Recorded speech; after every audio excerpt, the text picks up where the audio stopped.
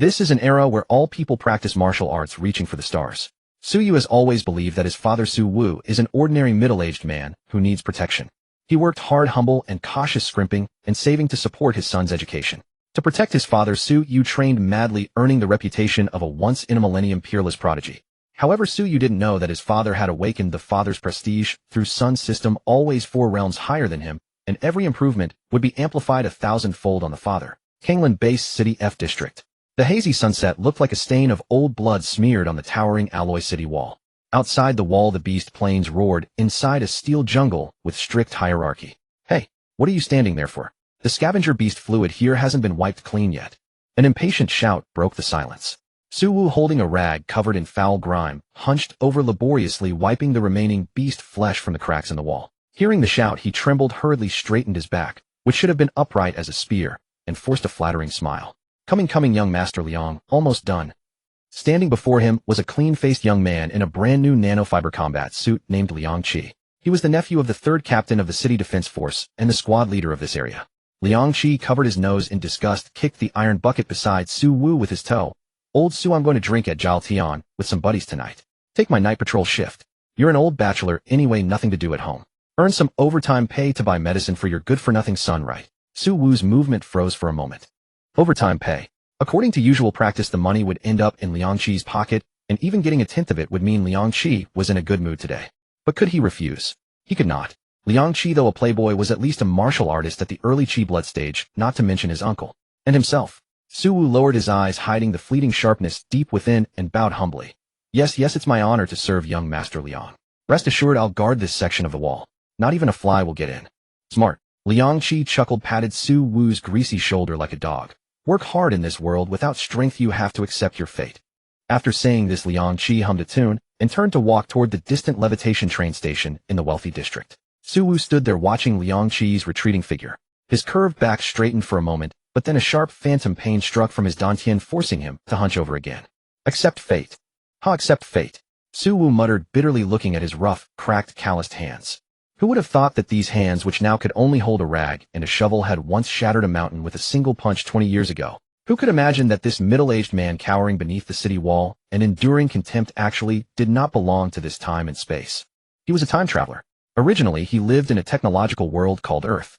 After transmigrating to this high martial parallel world, he had once been ambitious. With the tenacity of a traveler, he had cultivated to the revered Grandmaster realm in just 20 years. A Grandmaster. With a thought he could fly, and even a leaf or a flower could kill. If he were in present-day Kanglan Bay City, even the city lord would sweep the floor to welcome him as a guest of honor. But Su Wu turned his head to look at the vast starry sky, a deep pain flashing in his eyes. All the glory dissipated in the night 18 years ago. To protect that woman, he was casually slapped by a terrifying man from the depths of the stars, shattering his dantian and severing all his meridians. And those were the only 2 words that man said to him. From then on, the Grandmaster Su Wu fell, becoming a cripple at the late physical body stage. His wife was taken away, his newborn daughter was taken, leaving only him and his infant son, Su Yu, barely surviving in this cold world.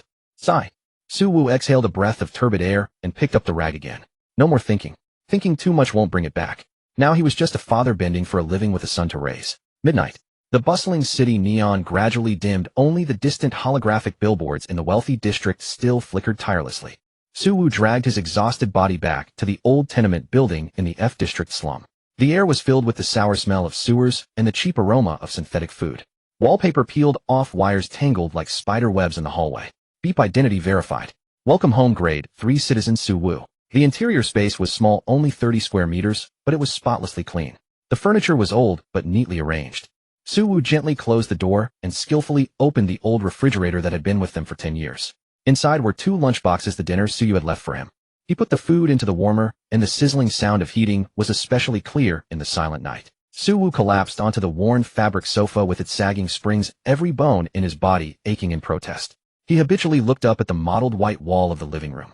That was the most luxurious part of the house. In the photo, a gentle, beautiful woman leaned against the young and handsome Su Wu, her eyes as soft as if they could melt eternal ice. That was his wife, Lin Wanner. She was also the noble woman with the blood of the Star God clan. Wanner, our son has grown up. Su Wu looked at the photo, a layer of moisture forming in his bloodshot eyes. That was his most relaxed moment of the day. Xiao Yu is very promising, stronger than I was back then. Although Su Yu did not fully inherit his mother's divine bloodline, he was already a rare talent among ordinary people. At 17, he had reached the peak of the physical body stage, only one step away from the chi blood stage. In this resource-poor slum, such an achievement was entirely due to the boy's relentless hard work day and night. As long as Xiao Yu can get into a key martial arts university, even if he can't become a grandmaster, reaching the innate stage will let him stand tall in this world. Su Wu was calculating in his mind that when he got his salary next month, he would definitely buy a low-level chi blood potion from the black market for his son to break through. Suddenly, click. The bedroom door opened. Su Wu quickly wiped the fatigue from his face, put on a cheerful expression, and turned around. Xiao Yu not asleep yet. Are you hun? Before he finished, his smile froze on his face. Beneath the dim lamplight, a slender, yet upright figure of a young man stood at the doorway. The boy bore a striking resemblance to him, though his features carried his mother's delicate grace. But at this moment, that originally fair face was mottled with bruises, blue and purple splotches everywhere. And there was even an unhealed gash near the corner of his left eye with purplish welts lingering on his lips. The school uniform he wore, one high school attire, had been torn to shreds, the cuffs stained with dirt and blood. Su Wu's hands suddenly clenched the armrest of the sofa, fingernails digging deep into the fabric, knuckles blanching white from the force. A long-forgotten surge of fury roiled within his chest, yet in an instant, it was forcibly suppressed by helplessness. What happened? Su Wu's voice was hoarse, trembling as he struggled to maintain control. Is it because of that incident again? Su Yu did not answer immediately. He limped his way to stand opposite Su Wu, head lowered like a child who had done something wrong. Yet those eyes of his shone with an unusual brightness, carrying a stubbornness far beyond his years. Dad, it doesn't hurt. Su Yu raised his head, forcing an ugly smile that tugged at the wound on his lip, making him wince and suck in a sharp breath. Who did this? Su Wu drew a deep breath and asked in a low, heavy voice. No one. Just a sparring session. Su Yu avoided his father's gaze, but his trembling fingers betrayed him. How could it possibly be a sparring session? Su Wu knew his son far too well. Although Su Yu wasn't among the top elite second-generation heirs at one high school, his combat ability was formidable. Ordinary students couldn't have touched him. Only the children of the powerful and wealthy could have beaten him like this, leaving him too afraid to fight back. Is it because of the martial arts college entrance exam registration fee? Su Wu suddenly asked, a note of bitterness threading through his voice. Su Yu's head snapped up, a flash of panic darting through his eyes. Then he clenched his jaw as though he had resolved himself to something. Dad, I'm not taking the martial arts exam anymore. The boy's voice was soft, yet it exploded like thunder within the cramped living room. What did you say? Su Wu shot to his feet, so abruptly that his vision went black for a moment. I said I'm not taking it. Su Yu raised his head, his eyes rimmed red, his voice cracking into a sob. That spot was mine to begin with. It's that Wang Tai. His family has money. They gave the dean 100,000, and he took my recommendation slot. He even brought people to corner me, saying if I dared go register, he would break my legs and send people to take away your job. The boy's tears finally spilled over. He clenched his fists so tightly that his nails pierced his palms. Dad, I've looked into everything. That Wang Tai's uncle is the vice commander of the City Defense Corps. We can't afford to provoke him. We really can't. And besides, the registration fee is 50,000. I know we don't have that kind of money at home. I'm done with it. Tomorrow I'll go haul bricks at the construction site. I'm at the peak of the body tempering realm. I have plenty of strength. I can earn quite a bit in a month. Slap. A crisp slap echoed through the room. Su Yu froze, clutching his face, staring at his father in disbelief. Su Wu's hand remained suspended in midair, trembling faintly. This was the first time in 18 years he had struck his son. That slap landed on his boy's face, but the pain was in his own heart, as though someone were carving away at his very flesh with a blade. Nonsense. Su Wu roared, veins bulging along his neck, his eyes bloodshot and crimson. I sent you to study and train martial arts, not to haul bricks. Don't worry yourself about money. Even if I have to sell my blood, sell my kidneys, I'll see you through. As for Wang Tai. Su Wu's voice suddenly dropped, tinged with a chill that made one's heart tremble. But as he gazed upon his son's wounded face, that coldness dissolved into boundless desolation. I'll figure something out. You just focus on your training. If the heavens fall, your father will hold them up. With those words, Su Wu seemed to have aged 10 years in an instant. He did not look at his son again. He turned and walked into the cramped bedroom, shutting the door heavily behind him. Leaning his back against the door, Su Wu slowly slid to the floor, his hands clutching his hair desperately. A profound sense of powerlessness washed over him like a rising tide. Figure something out. What could he possibly do? Go fight that vice commander to the death? With his current waste of a body tempering realm body, he would probably be riddled with bullets before he even got close. Go beg that dean. With no money and no influence, who would spare a glance for a worthless life like his? A soundless scream tore from Su Wu's throat, tears sliding down his weathered face. Grandmaster. To hell with being a grandmaster. Right now he didn't even have the right to seek justice for his son. Warner, I've let you down, and I've let Xiao Yu down. The night deepened. Su Wu lay on the bed, his body utterly exhausted, yet his mind writhed in agony. He had no idea how long it took before he finally drifted into a fitful sleep. In his dreams, he returned once more to that night of despair 18 years ago. Celestial warships blotted out the sky, and that man stood in the void like a deity, gazing down upon ants. An enormous palm of light descended from the heavens, crushing his bones, shattering his dignity, and crushing his entire life.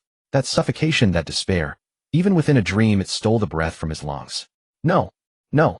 Suwoo thrashed within his nightmare, cold sweat soaking through his pillow. And deep within this nightmare of despair, within his long-shattered and withered dantian, a light, so faint it seemed on the verge of vanishing, began to flicker faintly in rhythm with the defiant breathing of the young man in the next room.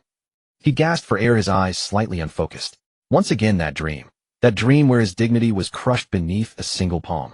Phew. Was that just an auditory hallucination? Suwoo massaged his throbbing temples, and was just about to smile bitterly at himself for being so desperate to grow stronger that he was going mad, when that cold mechanical voice exploded once more in the depths of his mind, clear as a tolling bell. System activation successful. Found offspring Suyu. Current offspring realm body, tempering realm, great perfection. According to the Father glorified through Son rule, the host's realm will always remain 4 major realms above the offspring. Host realm synchronizing. Host realm elevated to great Grandmaster, great perfection. At the same moment, a torrent of information cascaded like a waterfall across his vision. Offspring is practicing Reckless Bull Fist and has achieved minor success.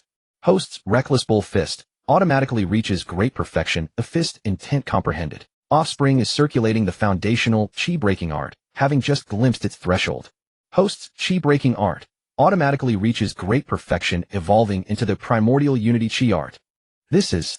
Suwoo's pupils contracted sharply. His entire body went rigid upon the bed. Before he could even register the thought, what on earth? An unprecedented, terrifying torrent of heat erupted without warning from his long-withered and shattered dantian. Boom. If Suwoo's body was previously a riverbed dried up for 18 years, then at this very moment, it was as if the heavenly river had breached its banks, a torrential flood sweeping through. Ugh. Suwoo clenched his teeth tightly, letting out a suppressed low growl from his throat. Pain. Yet this agonizing pain was accompanied by an exquisite sense of sheer ecstasy. He could clearly perceive that his dantian, shattered for 18 years, was reorganizing, healing, and expanding at a pace visible to the naked eye, transforming into a golden sea of chi in an instant. Next came the meridians. Under the washing torrent of golden energy, his once withered and clogged meridians experienced a spring renewal, instantly becoming broad and resilient, emitting crisp snapping sounds like a bowstring drawn to its limit. Physical reconstruction initiated. Suwoo's skin began to flush red, and foul-smelling black impurities were expelled from his pores. His bones crackled and his muscles reorganized. That sensation, brimming with destructive power, made even him, a former Grandmaster, tremble. 1 minute. In just a single minute, the violent energy gradually subsided, transforming into a gentle trickle that flowed through his limbs and bones. Sitting bare-chested in the darkness, Suwoo opened and closed his eyes, and a bolt of lightning-like brilliance flashed across his gaze, momentarily illuminating the dim bedroom, as bright as day. Is this really not a dream? Suwoo raised his hands, staring at his palms, which were once rough, calloused, and scarred. Now that layer of old skin had shed, replaced by a complexion as delicate as a newborn baby's, yet teeming with explosive power. He tried to gently clench his fist. Crack! The air in his palm was instantly compressed and detonated, emitting a crisp sonic pop. A cheat. Ha ha ha, my cheat. Suwoo laughed softly. As he laughed, however, his eyes welled with tears. 40 years. He had transcended into this world 40 years ago, and had been crippled for 18. Ordered around like a dog on the city walls, bowing and scraping, just to scrape together a few thousand credits to buy medicine for his son. He thought he would rot in the mud for the rest of his life, but to his surprise the heavens had finally opened their eyes. Just then a translucent panel, emitting a faint blue glow, abruptly materialized before his eyes. Host Suwoo. Found offspring Suyu. Offspring realm peak, physical realm. Host realm peak, great Grandmaster. Cultivation method, Hunyuan primordial chi art, consummate, evolved from chi shattering incantation. Martial techniques, wild bull fist, consummate fist, intent manifested, leaf treading movement technique, Grandmastery. Great Grandmaster. Suwoo stared at the words on the panel, his breathing growing rapid. In this high martial world, the hierarchy of martial arts was strict. Physical realm tempering the flesh, skin, and bones to achieve a strength of 1,000 caddies, the very cornerstone of martial arts. Chi and blood realm internal chi is nurtured within the body, nourishing the physical form and extending lifespan, granting the strength to lift heavy cauldrons. Xiantian realm bridging the connection between heaven and earth, allowing true chi to be projected externally. Striking from 100 paces, a practitioner here is considered a true expert. Grandmaster realm willpower manipulates physical matter, enabling flight and the ability to kill with a plucked leaf or flying flower. a truly privileged class. At his peak, Su Wu was merely at the mid-Grandmaster realm, but a great Grandmaster. That was an existence standing far above Grandmasters. Withstanding missiles with the physical body, transforming true chi into astral chi, a single person could guard an entire small base city. In the entire Kangland base city, the strongest figure on the surface was the city lord, and it was rumored that he had only just touched the threshold of the great Grandmaster realm. Yet now Su Wu only had to sit still on his bed to be one of the strongest combatants in this city. And this system's logic is simply too overbearing. Su Wu calmed his racing heart, his eyes flashing with brilliant light. My son is in the physical realm, and I directly jumped 4 tiers to become a great Grandmaster. Then if my son breaks through to the Chi and Blood realm. Physical realm, 1 4 Great Grandmaster 5. Chi and Blood realm, 2 4 Martial King realm 6. The Martial King realm. That was a legendary powerhouse of martial arts who could tread upon the void. As long as my son puts in just a tiny bit of effort, I can ascend on the spot. Su Wu swallowed hard, suddenly feeling that the idiom, hoping one's son becomes a dragon, had materialized in the most literal sense. This wasn't raising a son, this was clearly nurturing a super experience pack. Just as Su Wu was immersed in the joy of his newfound power, a suppressed low shout suddenly echoed from the room next door. Heh, huh. It was the sound of fists striking a low-quality punching bag. Su Wu's expression shifted. As a great Grandmaster, now his 5 senses were sharp to the absolute extreme. Even through the walls, he could clearly see the scene next door. In the cramped room, Su Yu wore only a pair of shorts, his body drenched in sweat. His bruised face was filled with stubbornness as he tirelessly practiced the most basic wild bull fist over and over again. Every punch aggravated his injuries, making him grimace in pain, yet he did not stop. The youth's eyes were written with sheer indignation. Wang Tai, I refuse to accept this. For Dad and for the registration fee, I must become stronger. I don't believe I can't beat you. Once I break through to the Chi and Blood realm, I can fight in the underground black market boxing matches and earn money. Su Yu muttered through gritted teeth as he threw another punch. Hearing these words in the next room, Su Wu's heart trembled violently. So this foolish boy was staying up in the dead of night, desperately trying to find a way to make money, even contemplating entering a death trap like the underground black market boxing ring.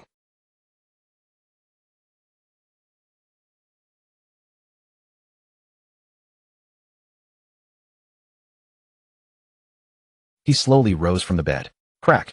Unable to withstand the sliver of great Grandmaster pressure, he unintentionally leaked the cheap floor tiles beneath his feet, instantly crumbled into fine dust. Su Wu looked down at the mess on the floor, took a deep breath, and instantly retracted his entire aura. The peerless, overbearing great Grandmaster vanished, replaced once more by what seemed to be just an ordinary middle-aged man. Yet only Su Wu himself knew that everything had changed. He walked to the window and gently pushed it open. The night breeze was slightly cool, rustling his somewhat disheveled hair. His gaze pierced through the layers of the night, looking toward the brightly lit, affluent district in the center of the city. Wang Tai, is it? Deputy Commander of the City Defense Army, is it? Su Wu pulled a cheap, half-smoked cigarette from his pocket and gently rubbed his fingers together. Sizz. Without a lighter, a wisp of golden astral chi emerged from his fingertip, instantly igniting the cigarette butt. He took a deep drag. Amidst the swirling smoke, his once cloudy eyes now shone as deep as the starry sky and as terrifying as the abyss. In the past, I bowed and scraped because I truly had nothing but a worthless life which I had to keep to raise my son. Su Wu exhaled a ring of smoke, watching it dissipate in the wind as a chilling arc curved at the corner of his mouth. Since someone wants to break my son's legs, then I shall crush his bones first. Su Wu casually flicked the cigarette, but out the window. That tiny spark traced a red line through the air. The moment it landed, it erupted with a terrifying burst of energy, silently melting a bottomless hole through the hard concrete ground. Time to sleep. Su Wu turned and lay back on the bed, his heart experiencing an unprecedented calm. When I wake up tomorrow morning, I'll first go in. Effortlessly clear up that bullshit deputy commander trouble for my son. That night, Kangland Bay City remained festive and peaceful as ever, with no one paying heed to the corner of the slums. At 5:30 in the morning, the slums of District F in Kangland Bay City remained shrouded in a thin gray mist. Su Wu sat before a dilapidated wooden table upon which lay a bowl of watery gruel, a small dish of pickled vegetables, and a few eggs. Su Yu kept his head lowered, mechanically stuffing food into his mouth. The swelling on his cheek from the previous night had subsided slightly, yet the dark bruises appeared all the more jarring in the morning light. Do not concern yourself with the registration for the martial arts exam. Keep your mind focused on your training at school. As for the rest, your father will handle it. Su Wu's voice was calm, yet it carried an undeniable resolute weight. Su Yu paused his chopsticks and looked up at his father. He could not help but feel that his father was somewhat different today. Those eyes, usually bloodshot and clouded from sleepless nights, were now as deep as an ancient, while rendering him completely unreadable. Yet assuming his father was merely offering comfort, he gave a soft murmur of assent, a trace of helpless determination flickering in the depths of his eyes. I am leaving. Suwoo rose and casually picked up his faded gray work jacket. The moment he stepped over the threshold, his spine was no longer hunched as it usually was. Though he did his utmost to restrain his aura as a Grandmaster, every inch of his muscle and every fragment of his bone exuded a steady mountain-like rhythm. Now he had two goals. First, to shield his son and ensure he could continue along the path of martial arts. Second, to utilize this reborn power to find his wife and daughter. At 6 o'clock, the commuter train let out a dull roar as it threaded through the crevices of the steel forest. The moment Suwoo stepped through the gates of the District F City Defense Administration, his sharp senses immediately detected an anomaly in the atmosphere. The air was thick with the scent of anxiety and unease. Normally at this hour, everyone would be busy handing over shifts or complaining about the cafeteria food. Today, however, numerous people gathered in the shadows in small groups, whispering to one another, their eyes filled with dread. Lao Su, you're finally here. A figure quickly emerged from the crowd. It was Lao Zhang, Suwoo's old comrade in the squad. His face, weathered by years of wind and sand, was now fraught with anxiety. Grabbing Suwoo, he pulled him into an empty corner and lowered his voice. Lao Su, something terrible has happened. Have you heard? Suwoo remained expressionless. What happened? Lao Zhang stamped his feet in frustration, spit flying from his mouth. Last night, right near the section of the wall we were guarding, a shadow cat beast slipped into the base city. That beast infiltrated the wealthy district and mauled the sole heir of a noble family to death. Word is he was a relative of some big shot in the inner city. The higher-ups are absolutely furious now, and they're going to turn the city defense force responsible for that defensive line completely upside down. You and I were on duty last night, and not a single brick fell from that wall. It shouldn't have anything to do with us, Suwoo replied calmly. My dear brother, do you still not understand? Lao Zhang slapped his thigh, his voice trembling. Liang Qi had you cover his shift last night, but on paper it was still his squad on duty. Now that a noble is dead, Liang Qi's uncle Liang Jianmin will definitely protect his nephew. If they shift the blame onto those of us without any backing, accusing us of dereliction of duty and concealing military intelligence, it's a death sentence. Before Lao Zhang could finish, a cold voice crackled over the speakers in the defense hall. All on-duty personnel of the 3rd Battalion report to the interrogation room immediately for investigation. Violators will be dealt with under military law. Scared out of his wits, Lao Zhang pulled at Suwoo to leave. Quick, Lao Su, we need to find a way to get our story straight. Suwoo gently brushed Lao Zhang's hand away, his gaze shifting toward the upper floors of the office building. You go ahead. I have my own matters to attend to. Hey, Lao Su, where are you going? That's the captain's office. Lao Zhang called out in a hushed, urgent tone behind him, but Suwoo did not even look back. Since the world had changed, he would no longer endure this thankless job. Inside the captain's office, the door was tightly shut, yet Suwoo's keen hearing could clearly capture the conversation within. He did not bother to knock, pushing the door open and walking straight in. With a creak, the two men inside the office whipped their heads around. The middle-aged man, Liang Jianmin, was leafing through the shift schedule with a grim expression. Meanwhile, Liang Qi cowered in his chair, his face pale. He had not even taken off his expensive nanocombat suit, and his collar still reeked of the alcohol from his carousing at Elysium the previous night. Seeing Suwoo barge in, Liang Jianmin's face darkened completely. He slammed his hand on the desk. Suwoo, who permitted you to enter? Get out and get back on duty. I am here to resign, Suwoo said, cutting straight to the point. There was not a shred of subservience in his tone, though instead, he looked at Liang Jianmin as an equal, which filled the latter with a sense of unease. Resign? Liang Jianmin froze for a moment, then laughed in sheer anger, a flash of malice crossing his eyes. Suwoo, do you think my department is a wet market? You think you can just come and go as you please? Last night, such a catastrophic event occurred in the defensive wall sector. A beast infiltrated, and a noble was killed. And you were precisely the one covering the shift last night. Upon hearing the word, resign, Liang Qi was initially panicked. But then, as if grasping at a life-saving straw, he leapt to his feet and pointed accusingly at Suwoo's nose, shouting, That's right, uncle. Even though I had Lao Su cover for me for a bit last night, I did so out of trust. It must be him. He must have intentionally let the beast into frame me, seeking revenge for my usual strictness with him. Suwoo, how ruthless of you. Just to ruin me, you actually disregarded the safety of the entire city's population. The more Liang Qi spoke, the more excited he became, to the point where he even convinced himself, a twisted sense of pleasure appearing on his face.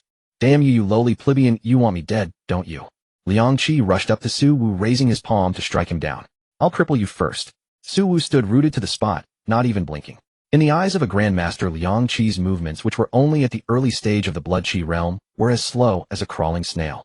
Just as Liang Qi's palm was about to make contact with Suwoo, a faint, almost imperceptible surge of inner force rippled out from Suwoo's body. Bang! Before Liang Qi could comprehend what had happened, he felt as though he had crashed into an invisible wall of reinforced concrete. He was sent flying backward, slamming heavily against the office filing cabinet, bringing a shower of documents cascading to the floor. You dare to strike back.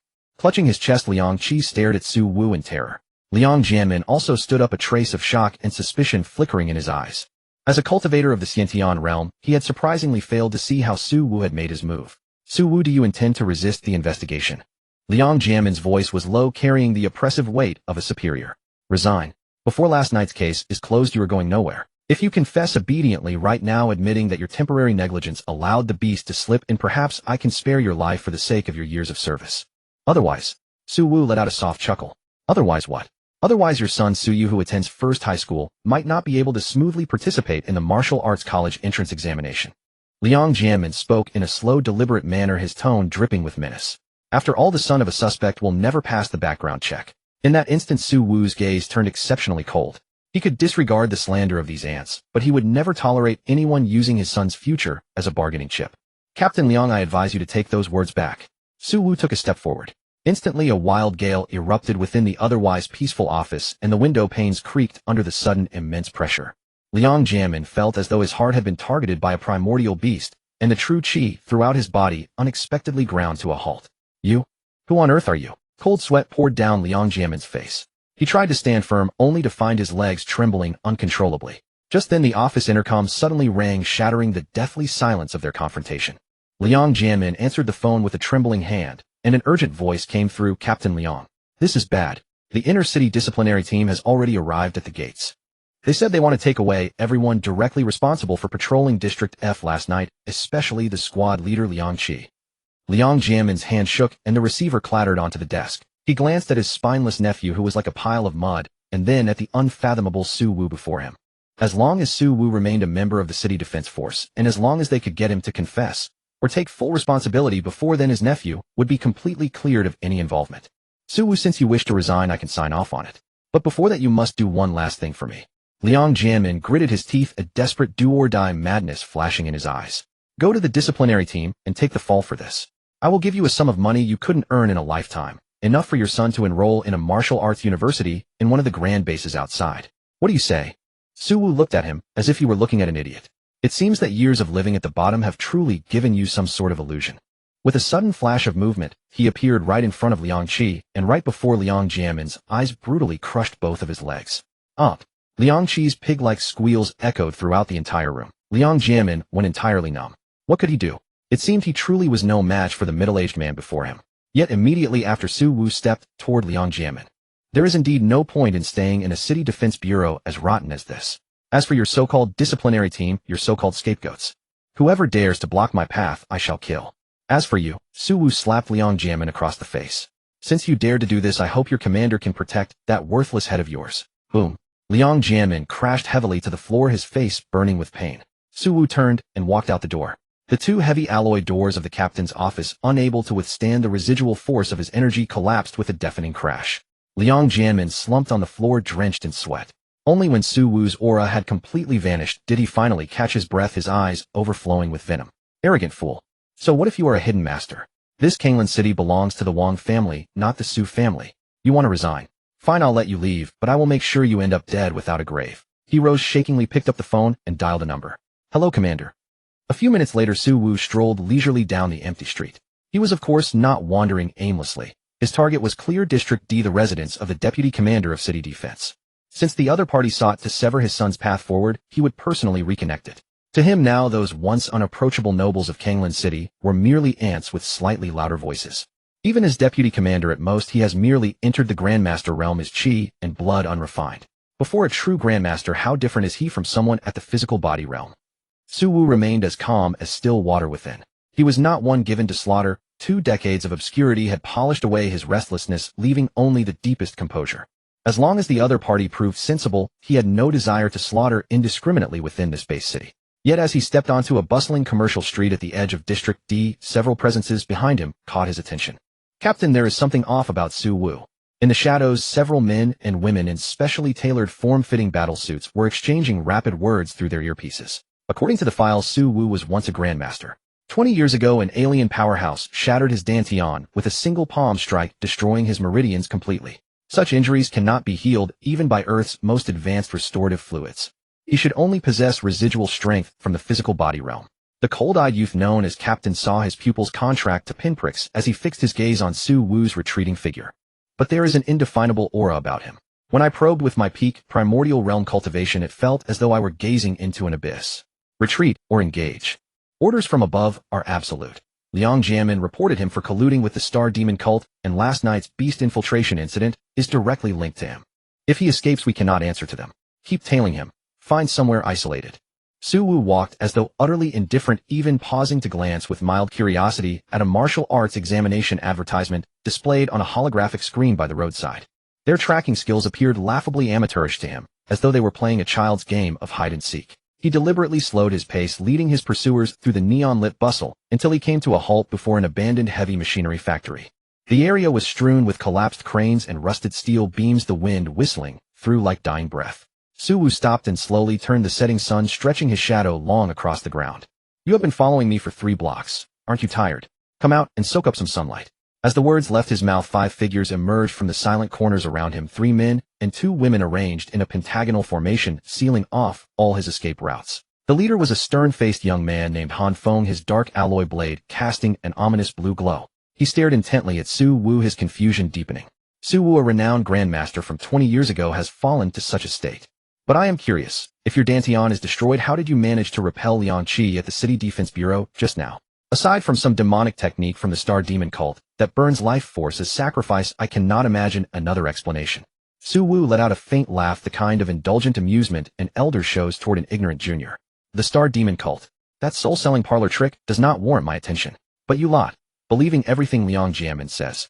Were your brains grown just to add height? Arrogant. One of the young women bristled, her eyebrows arching sharply. As the team scout, she was perhaps the most prideful among them. With a sharp cry, she moved like a bolt of cyan lightning, her twin daggers slicing through the air with a piercing whine aimed straight for Su Wu's eyes and throat. This strike carried the full force of a primordial realm expert. Su Wu stood motionless, not even raising a hand, and when the dagger tips came within an inch, his body shifted backward in an unnatural, almost spectral movement. In that instant, to the young woman's perception, Su Wu seemed to dissolve into weightless afterimages. No matter how fierce her blade aura proved, it could not lay hold of him. Demanding lives without evidence. Your methods remain as rotten as ever. Su Wu exhaled slowly, a coldness flashing through his eyes. Altogether, subdue him. Han Feng recognized what he was witnessing, a profoundly advanced technique of movement. He bellowed, drawing his blade as a stream of chi energy stretched several meters long, cleaving down through the air. At the same moment, the remaining team members unleashed their attacks, some punching with cannon-like force, others launching poison darts coated in anesthesia toxin. The combined assault of 5 primordial realm cultivators would have been formidable even against a Grandmaster. Yet Su Wu moved through the dense web of attacks as casually as a stroll through a courtyard. Whenever an attack drew near, he would simply shift his body slightly, or flick his finger, redirecting the mountain-like force with effortless grace. Bang, bang, bang. The attackers' strikes collided with one another and crashed into the abandoned machinery, sending sparks flying. Throughout the entire encounter, Su Wu kept one hand casually tucked in his pocket, his expression so composed it sent shivers down their spines. Enough. Han Feng abruptly sheathed his blade, drenched in sweat, halting everyone. His chest heaved as he stared at Su Wu, not with suspicion now, but with raw terror. He finally understood. Su Wu had not relied on any demonic arts at all. This was sheer martial superiority, a strike from a higher dimension. Had Su Wu truly been a cultivator of the Star Demon cult, those swift movements would have already snapped their necks. What realm exactly are you at? Han Feng's voice trembled. Su Wu stood with his hands clasped behind his back, his gaze sweeping past the young warriors toward the distant administrative buildings of District D, his tone carrying an aged resonance. The realm I have attained is not what matters. What matters is that evidence cannot be conjured from empty words. Liang Jianmin wants to use me as his scapegoat, and you wish to be the blade in his hand. Or has the one behind you grown so arrogant that he feels entitled to erase lives at will within this base city? If you can kill without reason, then what right do I lack? These words sent cold sweat cascading down Han Feng's back. Yet even as they spoke, Su Wu had already begun to move. His figure flickered once and vanished from sight. The patrol members felt a sudden chill at their necks before collapsing breathless and lifeless. At Kanglan No, one middle school, a campus thick with martial aura, Su Yu sat alone in the corner of the classroom, as though the noisy breaks were separated from him by a thick, transparent wall. He bowed his head, both hands tightly gripping that worn-edge copy of basic inner chi guidance, with only one thought occupying his mind: endure. As long as he could endure until the martial examination, as long as he could escape the slums, all humiliation would vanish with the wind. What happened to your face? A voice as clear as a warbling oriole sounded in his ear. Suyu's breath hitched. He did not need to look up to know who it was. Su Lele, the school beauty of No. 1 middle school. She wore a pale blue uniform skirt, her high ponytail, swaying gently, radiating an unmistakable spark of youth. I tripped while walking. Suyu's voice was low, deliberately creating distance. Su Lele's brows knitted tight, her pretty face hardening. Tripped? Who trips and leaves finger marks? Did Wang Tai send people to ambush you? Suyu remained silent, simply turning his back. That bastard. Does he think he can run wild just because his family has connections with the city defense force? Su Lele's chest heaved with anger. I'm going to confront him. I refuse to believe there's no justice in this school. Don't go. Suyu suddenly looked up, his eyes filled with alarm, and grabbed her wrist. Lele, don't go. He'll make my dad lose his job. My dad has worked there for 18 years. That job is his life. Looking at Suyu's face swollen and red with traces of dried blood, Su Lele felt a dull ache in her chest. She bit her lip, her eyes glistening red. So what if he loses his job? Are you just going to let him bully you endlessly? If worst comes to worst, I'll ask my dad. From now on, stay away from me. Suyu slowly released her wrist, his voice cold and utterly lifeless. Someone like me is not worthy of standing by your side. Suyu, you stubborn fool. Su Lele stamped her foot in frustration, tears swirling in her eyes, and turned to run back to her seat. All of this was witnessed by a boy with dyed yellow hair sitting in the front row. He let out a sinister cackle, his fingers darting across his phone screen as he sent a message. Brother Tai, that kid Suyu is hitting on Lele again, and he even held her hand. Martial arts room No. 2. Tucked away in a remote corner with only a few blind spots and surveillance. The moment Suyu stepped inside, the heavy alloy door slammed shut with a thunderous boom. 5 burly students had already encircled him. In the distance, the supervising instructor sat leisurely sipping tea. He glanced up, and upon recognizing Wang Tai at the head of the group, his expression remained impassive as he put on his earphones and turned away. You motherless bastard, you really never learn, do you? Wang Tai, clad in an expensive branded combat suit, cracked his knuckles with a series of sharp pops. He too had reached the peak of the flesh-body realm, but having been steeped in costly tonics since childhood, his chi and blood far surpassed that of ordinary students. I told you, get near Su Lele again, and I'll break your legs. Did you think my words were just idle wind? Slap. Without warning, Wang Tai's hand lashed out in a vicious blow across Suyu's face. Suyu's head snapped to the side, a briny surge of blood instantly flooding his mouth. He clenched his jaw fiercely, refusing to move. Damn it, those dead fish eyes of yours are driving me crazy. Wang Tai seized a fistful of Suyu's hair, a vicious grin twisting his lips. When I get back, I'll have my uncle issue a dismissal order for that good-for-nothing father of yours. And I'll have dereliction of duty stamped onto his record, so he spends the rest of his life rotting in prison. Dismissal. Prison. These 2 words pierced Suyu's taut nerves like venomous needles. That was his father. The man who had spent 18 humbling years beneath the city walls just to keep him alive. Don't lay a finger on my father. A guttural growl tore from Suyu's throat. So what if I do? You piece of trash, you can't even afford the registration fee, and you think you can fight me. Wang Tai sneered and swung another fist straight at Suyu's face. In that fleeting instant, Suyu felt an unprecedented surge of raging heat erupt from his once slumbering dantian. That heat flowed like a torrent dammed up for over a decade, bursting through its confines all at once. Boom. The surrounding air seemed to freeze momentarily. Deep within Suyu's pupils, a flash of golden light flickered.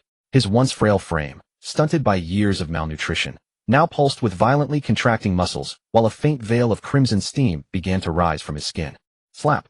A calloused hand firmly caught Wang Tai's charging fist. Wang Tai froze in disbelief, realizing his fist had sunk into something as immovable as primordial glacier. No matter how hard he strained, it would not budge an inch. Chi and blood.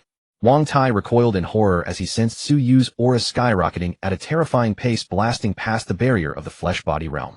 The crushing pressure made it impossible for him to draw breath. The Chi blood realm. That's impossible. I told you, don't touch my father. Suyu's voice had grown hoarse, resonating with an ancient bestial timbre. He stepped forward half a pace, his spine arcing like a great bow drawn to its limit, his waist and hips moving as one as he unleashed the most fundamental strike of the Mangyo fist. Roar. A muffled bellow of dragon and elephant echoed faintly through the air. Bang. Wang Tai's entire body hurtled through the air like a cannon-fired shell, slamming brutally into the reinforced wall in the distance. He never even had the chance to scream. His eyes rolled back, and he collapsed into a heap of lifeless flesh, his fate unknown. Brother Tai. How is this even possible? The remaining lackeys were scared out of their wits. Staring at the tangible vortex of energy swirling around Suyu, not one of them dared raise a fist. They scrambled to their feet and bolted for the door like frightened animals. The supervising instructor in the distance fumbled his teacup, which shattered into pieces the moment it slipped from his grasp. He frantically tore off his earphones and shrieked at Suyu, "What do you think you're doing? You're rebelling. Injure young Master Wang, and not even 10 of your lives would be enough to pay the price. Suyu stood at the center of the martial arts room, staring blankly at his own hands. In that moment he felt his body brimming with inexhaustible power, but as his reason returned, a profound terror crept into his heart. He had broken through. But he had crippled the vice commander's nephew. "Dad, I've gotten us into trouble," Suyu murmured to himself. Meanwhile, far away, in the distant district D, Su Wu's footsteps halted for the briefest moment. Ding. Detected offspring Suyu achieving breakthrough in combat, advancing to early Chi blood realm. Father Glory Sun System verdict: offspring's realm elevated. Host synchronized elevation. Current offspring realm Chi blood realm tier 2. Host realm Martial King realm tier 6 early stage. Boom. The golden chi and blood within Su Wu erupted in an instant. The cement beneath his feet silently fractured, thin fissures snaking outward for several meters. Suyu. Hundreds of miles away in District D, Su Wu's figure suddenly froze. Boom. Within Su Wu's eyes, the originally deep blackness was instantly consumed by a flash of purple gold.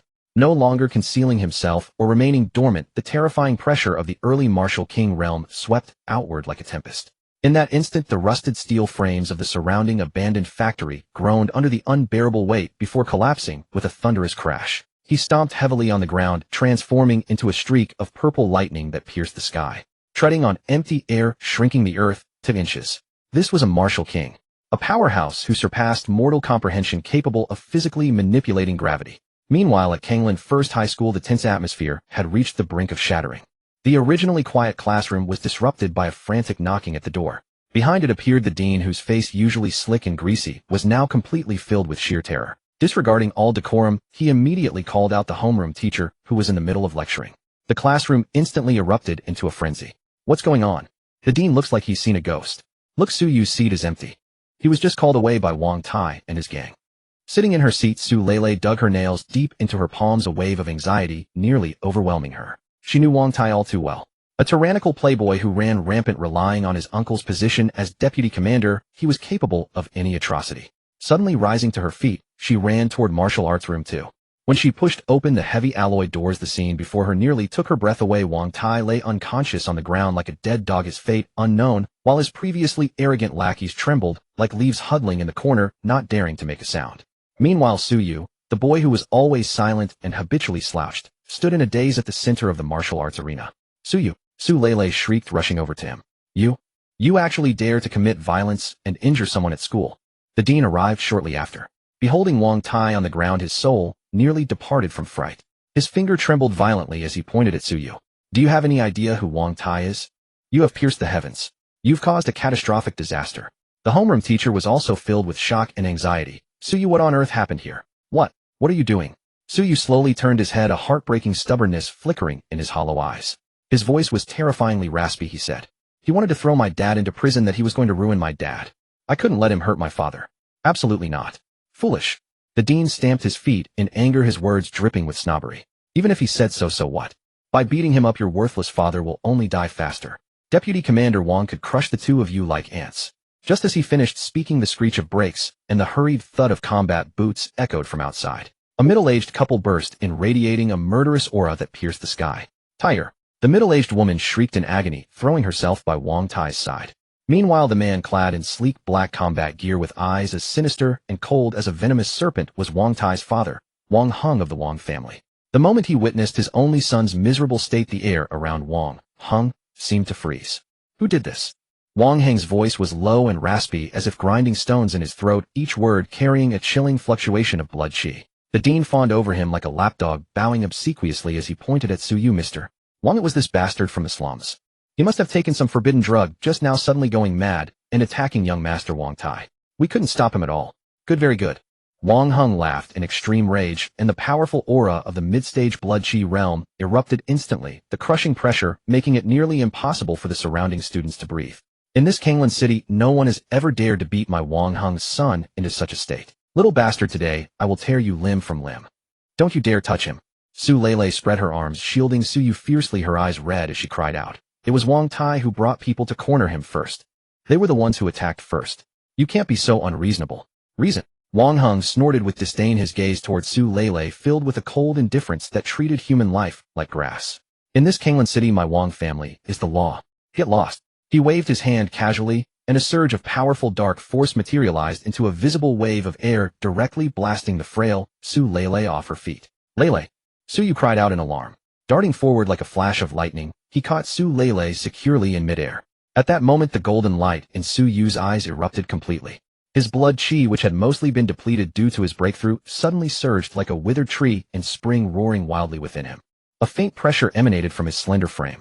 He gently set Su Lele down, slowly turned, and faced the mid-stage blood chi realm powerhouse. You want to target my father, and her too? Su Yu's voice became extraordinarily calm. So calm that it sent a shiver down one's spine. Foolish brat, kneel before me. Wang Heng bellowed. Like a fierce tiger descending a mountain, his right claw tore through the air with a deafening sonic boom, aiming straight for Su Yu's throat. With this strike, he harbored a lethal intent, completely disregarding the fact that his opponent was merely a student. The surrounding teachers closed their eyes in sheer terror. However, Su Yu's senses had entered a wondrous state. Wang Heng's lightning-fast movements now appeared riddled with openings in his eyes. Huh! Su Yu let out a low shout. Instead of blocking, his body dipped in an uncanny manner. Sliding almost flush against the ground, he evaded the lethal claw and instantly slipped into Wang Heng's lower stance. What? Wang Heng's pupils dilated as he sensed a fatal threat. The power of Su Yu's entire body erupted from the soles of his feet, surging up his spine and into his right palm. That palm glowed with a faint alternating gold and red hue. The burning of raw, peerlessly pure blood chi. Bang! The palm struck Wang Heng's lower abdomen with solid impact. A dull thud echoed throughout the martial arts room. It did not sound like flesh colliding, but rather like two 10,000-pound iron ingots smashing into each other. Wang Heng's vicious expression froze completely. He felt an overbearing, unreasonable force drill into his dantian, like a venomous dragon, instantly shattering his blood chi defense. Arg! This mid-stage blood chi realm powerhouse was sent flying backward like a tattered ragdoll, crashing through an entire row of testing equipment. He finally fell to one knee, spitting out a mouthful of blood mixed with visceral fragments. Deathly silence filled the room. The dean's mouth hung open, so wide it could fit a fist. How is this possible? Wang Heng clutched his abdomen, fear finally creeping into his eyes. He is clearly just a kid who has newly broken through. How could he possibly injure me? Su Yu panted heavily, the sweat on his skin evaporating into white mist under the high heat. Although he had repelled his opponent, this leapfrog challenge had pushed his body to its absolute limit. I'll kill you. Humiliated and enraged, Wang Heng actually drew a miniature, high-pressure, vibrating dagger from his vest. At this critical juncture, a thunderous boom erupted.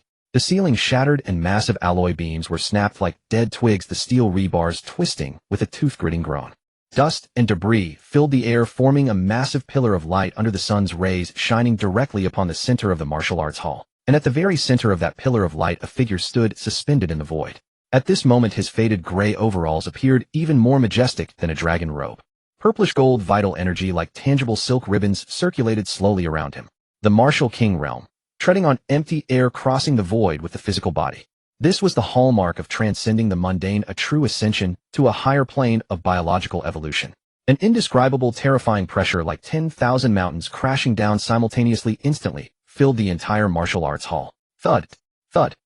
Except for Su Yu, who was enveloped in a gentle aura, everyone present, the dean, the homeroom teacher, and the students from moments ago, felt their knees buckle, kneeling down in unison.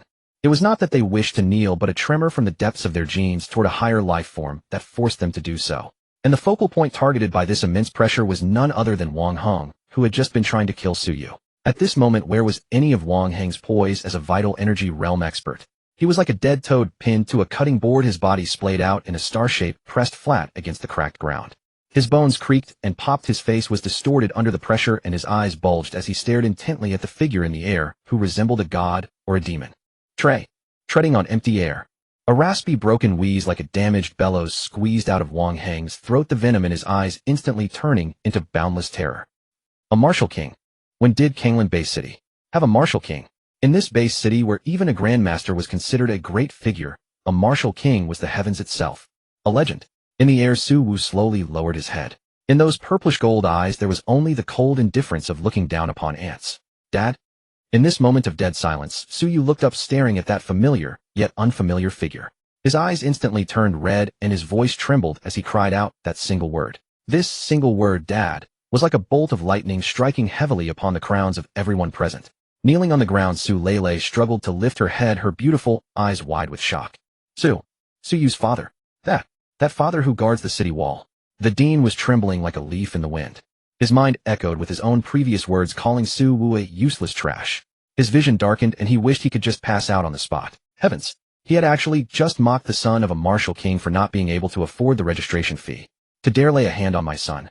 Su Wu's figure descended slowly, hovering 3 inches above the ground. He looked at Wang Hung on the ground, his tone so calm it chilled one to the bone. You all truly have courage. No. Senior. A misunderstanding. This is a misunderstanding. Sensing the tangible killing intent, Wang Heng's courage shattered, and he desperately begged for mercy. I didn't know he was your son. If I had known, I wouldn't have dared, even if given 10,000 times the courage. I am from the Wang family, and my brother-in-law is the deputy commander of the city defense. Please, for the sake of... Su Wu did not even bother to listen to his nonsense. He lightly raised his right foot, then brought it down in a seemingly effortless manner, like stubbing out a cigarette, but... Bang! There were no fancy moves nor any earth-shattering explosions. Only a sound like a watermelon being crushed by a heavy sledgehammer. Under Su Wu's foot, Wang Heng's head, along with his pleas for mercy, instantly exploded into a mist of blood. The headless corpse twitched twice before becoming completely still. Blood splattered onto the face of the middle-aged woman nearby, Wang Tai's mother. The warm metallic touch jolted her out of her stupor. Staring at her husband's headless corpse, the middle-aged woman collapsed instantly. Sinking to the ground, she scrambled backward on all fours, her expensive dress stained with filthy blood. You killed him. You actually killed him. Expressionless, Su Wu turned around, his blood-stained leather boots stepping on the shattered tiles, making crisp tapping sounds. Step by step, he walked toward the woman. You don't come any closer. The middle-aged woman's hair was disheveled, her makeup completely ruined. In her extreme terror, she tried to grasp at the last saving straw. My biological brother is Wang Meng. He is the deputy commander of the city defense army. You killed someone from the Wang family. My brother won't let you off. The city lord won't let you off either. She screamed at the top of her lungs, attempting to use this network of connections to dispel the shadow of death that loomed over her. However, Su Wu's footsteps did not pause for even half a second. Deputy commander of the city defense army. Is that supposed to be impressive? This rhetorical question was filled with ultimate disdain. Relying on your brother's influence, you condoned your son bullying classmates and committing outrages at school. Today is your retribution. As soon as he finished speaking, Su Wu slowly raised his right hand. Within his palm, purplish gold vital energy began to condense wildly, distorting the surrounding air with intense heat. No, stop. Feeling the suffocating grip of death, the middle-aged woman closed her eyes in despair and screamed. Right at this critical juncture. Stop. A furious roar echoed from afar, accompanied by a rapid rushing sound. Boom. The already precarious door of the martial arts hall was completely blown away by a massive force. A formidable figure clad in silver commander's battle armor charged in like a cannonball. The newcomer had a majestic countenance, his vital energy burning as hot as a furnace. It was none other than Wang Meng, the deputy commander of the city defense army, who had rushed over upon receiving the news. The moment he entered, he saw his brother-in-law's headless corpse and his sister pinned under Su Wu's hand. You bastard. Wang Meng's eyes nearly split with rage. Although he could not pierce through Su Wu's cultivation level, he subconsciously believed that in Kanglan Bay City, no one would dare kill someone right before his eyes. No matter who you are, to dare commit murder openly in a school and slaughter nobility, you are defying the laws of the entire Kanglan City. Wang Meng drew the alloy battle saber from his waist, pointing it directly at Su Wu. The pressure of the Grandmaster realm erupted, attempting to intimidate his opponent. Kneel and surrender immediately. Otherwise, Su Wu slowly turned his head, looking at this great figure, who had rushed here just to seek death. A trace of impatience flashed in his eyes. The law. Su Wu sneered. Where was the law when you bullied my son? Where was the law when you stole his quota? And now you talk to me about the law. Su Wu's figure suddenly vanished from where he stood. Wang Meng felt his vision blur. The man who was just 10 meters away had instantly appeared right in front of his nose. At this moment, that terrifying martial king aura, cold enough to freeze his very soul, erupted without reservation. You are. Wang Meng's pupils shrank to the size of needlepoints. He had no time to swing his battle saber, and the stiffness of his entire body told him a despairing truth, the sheer gap between them. In your next life, remember to keep your family in check.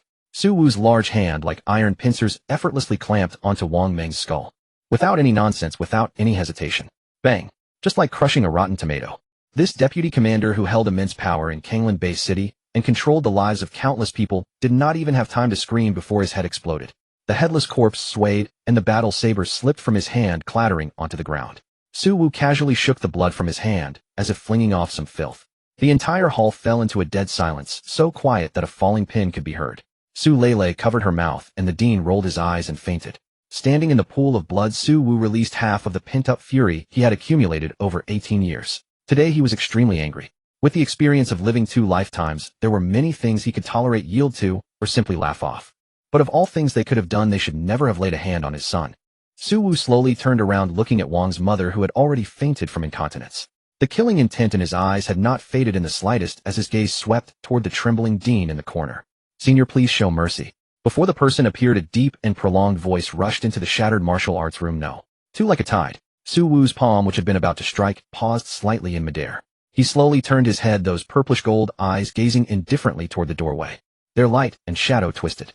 An elderly man in Tang-style attire, his beard and hair entirely white, emerged slowly from the dust. Though his steps appeared unsteady, each footfall reduced the broken stones beneath him to powder without a sound. A Grandmaster at the early stage, the highest authority in Kanglan Bay City, the city lord Pan Hong. In normal times, Pan Hong stood above all, gazing down upon mortals like a guardian deity of this steel jungle. Yet at this moment, a fine layer of cold sweat beaded on the old man's forehead. His once straight spine bowed slightly under the oppressive pressure emanating from Su Wu, adopting a posture of submission. "I am Pan Hong, city lord of Kanglan Base." Pan Hong stepped closer but halted 10 meters away, instinctively recognizing that boundary as the line of death.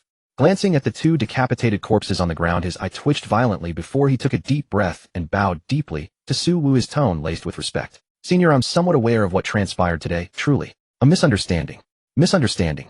A wry smile curved Su Wu's lips as he rolled the word around, dripping with sarcasm.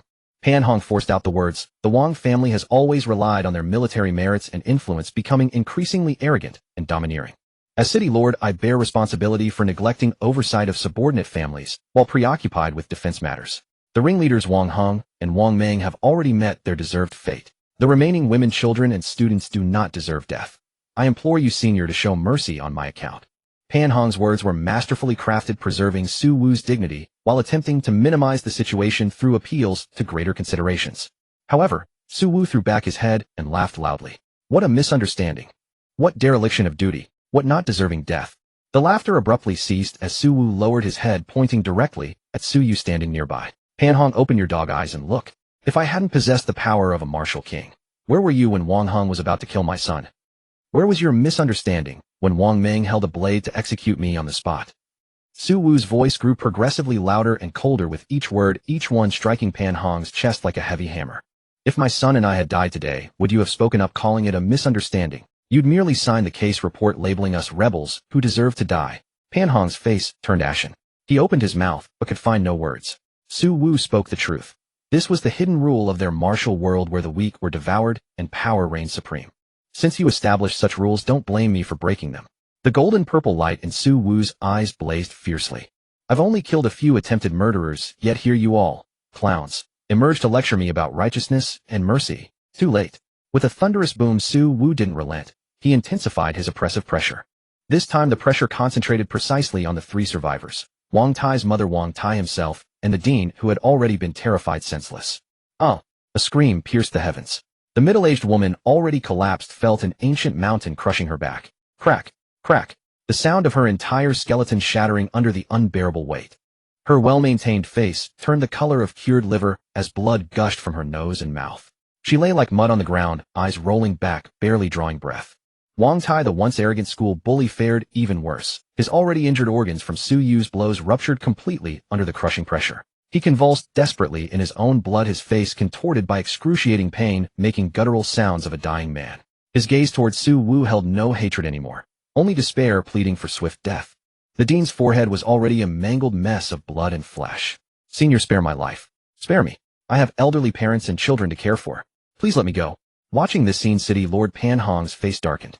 As a Grandmaster, he had never been so blatantly disregarded. Yet facing Su Wu's reckless purple gold chi, he dared not move. He understood clearly. The gap between a martial king and a Grandmaster was an abyss. If Su Wu truly wanted him dead, 2 moves would suffice. Pan Hong took a deep breath, suppressing his anger at the humiliation, his voice urgent and grave. "Senior, hold on. I don't intend to stop your vengeance, but this Wang family, they're not to be taken lightly." Pan Hong stepped forward, lowering his voice with a mixture of warning and entreaty. Though the Wang family is merely a household in Kanglan City, their main branch resides in the Jiangnan Mega Base City. It's said an ancestral elder holds a high position in the military with ties to certain ward god-level powerhouses.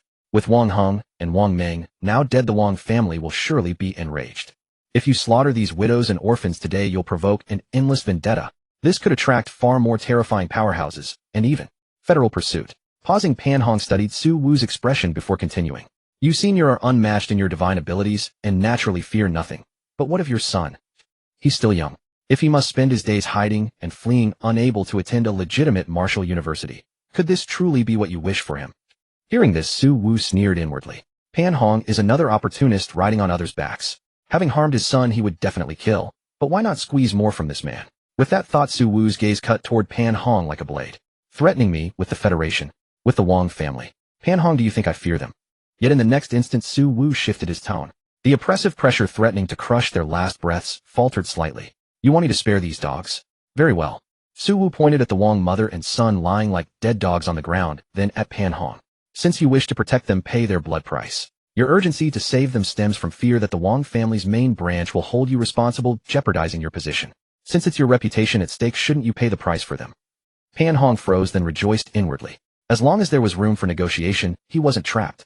Su Wu was powerful, yet clearly still rational. For a power like Su Wu, eliminating ants offered little satisfaction, but exchanging them for tangible resources would maximize his gain. Senior, rest assured. Pan Hong hurriedly replied, fearful Su Wu might withdraw.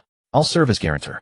Provide you with compensation that satisfies you, representing both the City Lord's mansion and the Wong family. 100 million Federation dollars, plus a standalone mansion in the Prime A district.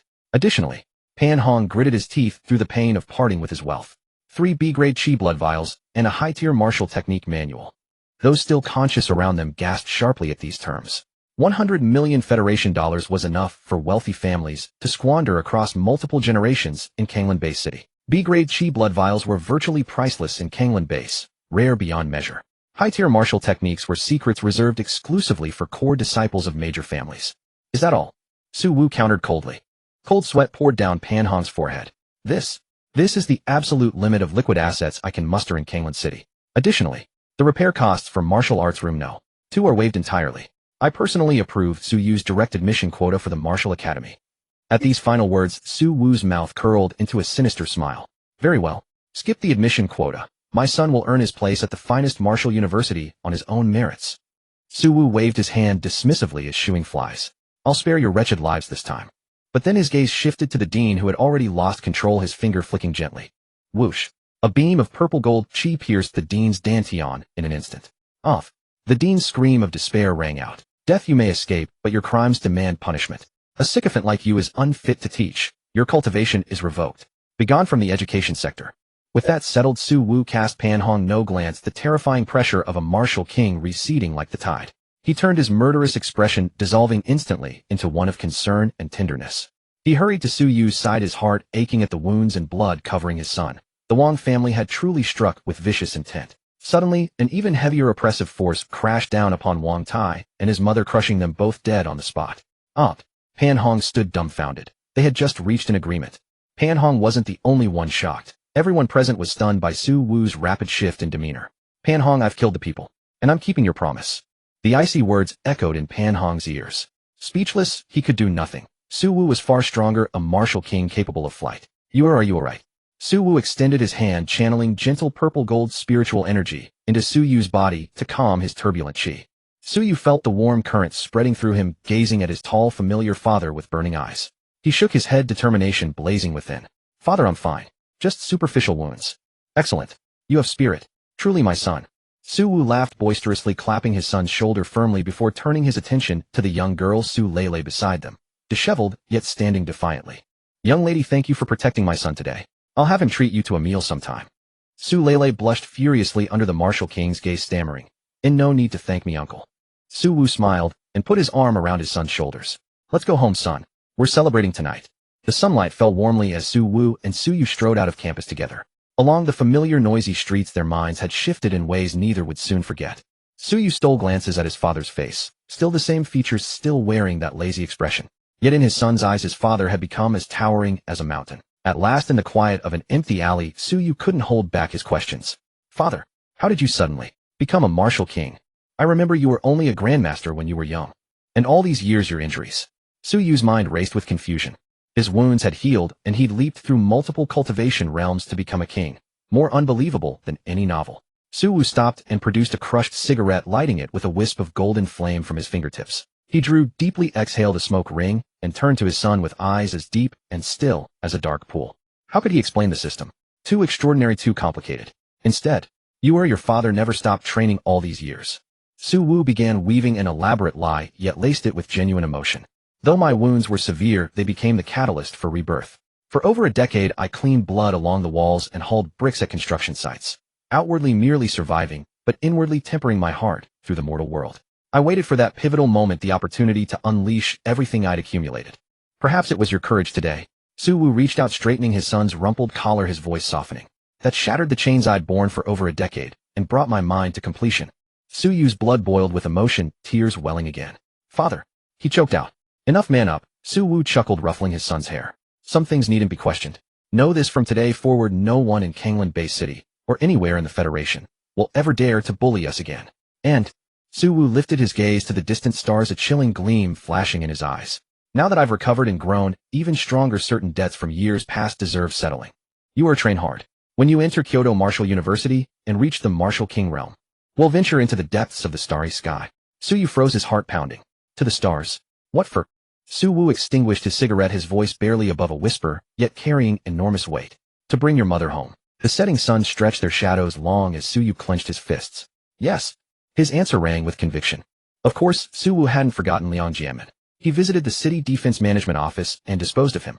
The next morning, the early sunlight no longer carried the sour, dusty odor of District F. Instead, it streamed unreservedly through the colossal floor-to-ceiling windows, spilling onto the marble floor that was as polished as a mirror. Kangland Base City District, a Yunding Manor. This was the core area of the entire base city, where land was worth its weight in gold, and its residents were either extremely wealthy or highly influential. At this moment, this topmost detached villa, numbered A001, had already welcomed its new owners. Su Wu had requested a 3-day leave of absence from school for Su Yu. After experiencing yesterday's events, the boy needed time to settle his thoughts and adapt to this earth-shatteringly new world. Dad, is this really our home? Su Yu stood in the center of the massive 200-square-meter living room, clutching a worn-out photo frame, looking somewhat anxious and out of place. Beneath his feet was a carpet woven from the pelt of some unidentified beast, and above him hung a crystal chandelier. Around him, the holographic smart home systems were automatically adjusting the indoor temperature and humidity. Compared to the drafty, peeling 30-square-meter tenement apartment they had lived in just yesterday, this was a difference as vast as the heavens and the earth. Silly boy, are you intimidated by just this? Su Wu, dressed in loose martial arts attire, was playing with the manor's keycard sent over by City Lord Pan Hong. He casually tossed the magnetic card, which symbolized the highest authority in District A, onto the coffee table and walked over with a smile. This is only the beginning. In the future, we will live in places 10 times, even 100 times larger than this, and perhaps even venture into the starry sky. Su Yu was momentarily stunned before nodding vigorously.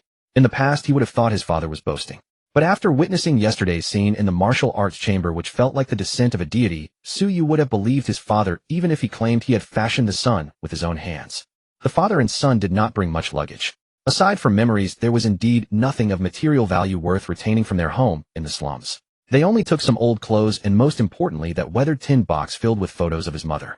After a busy morning, the father and son personally arranged those memory-laden photo frames in various corners of their new home.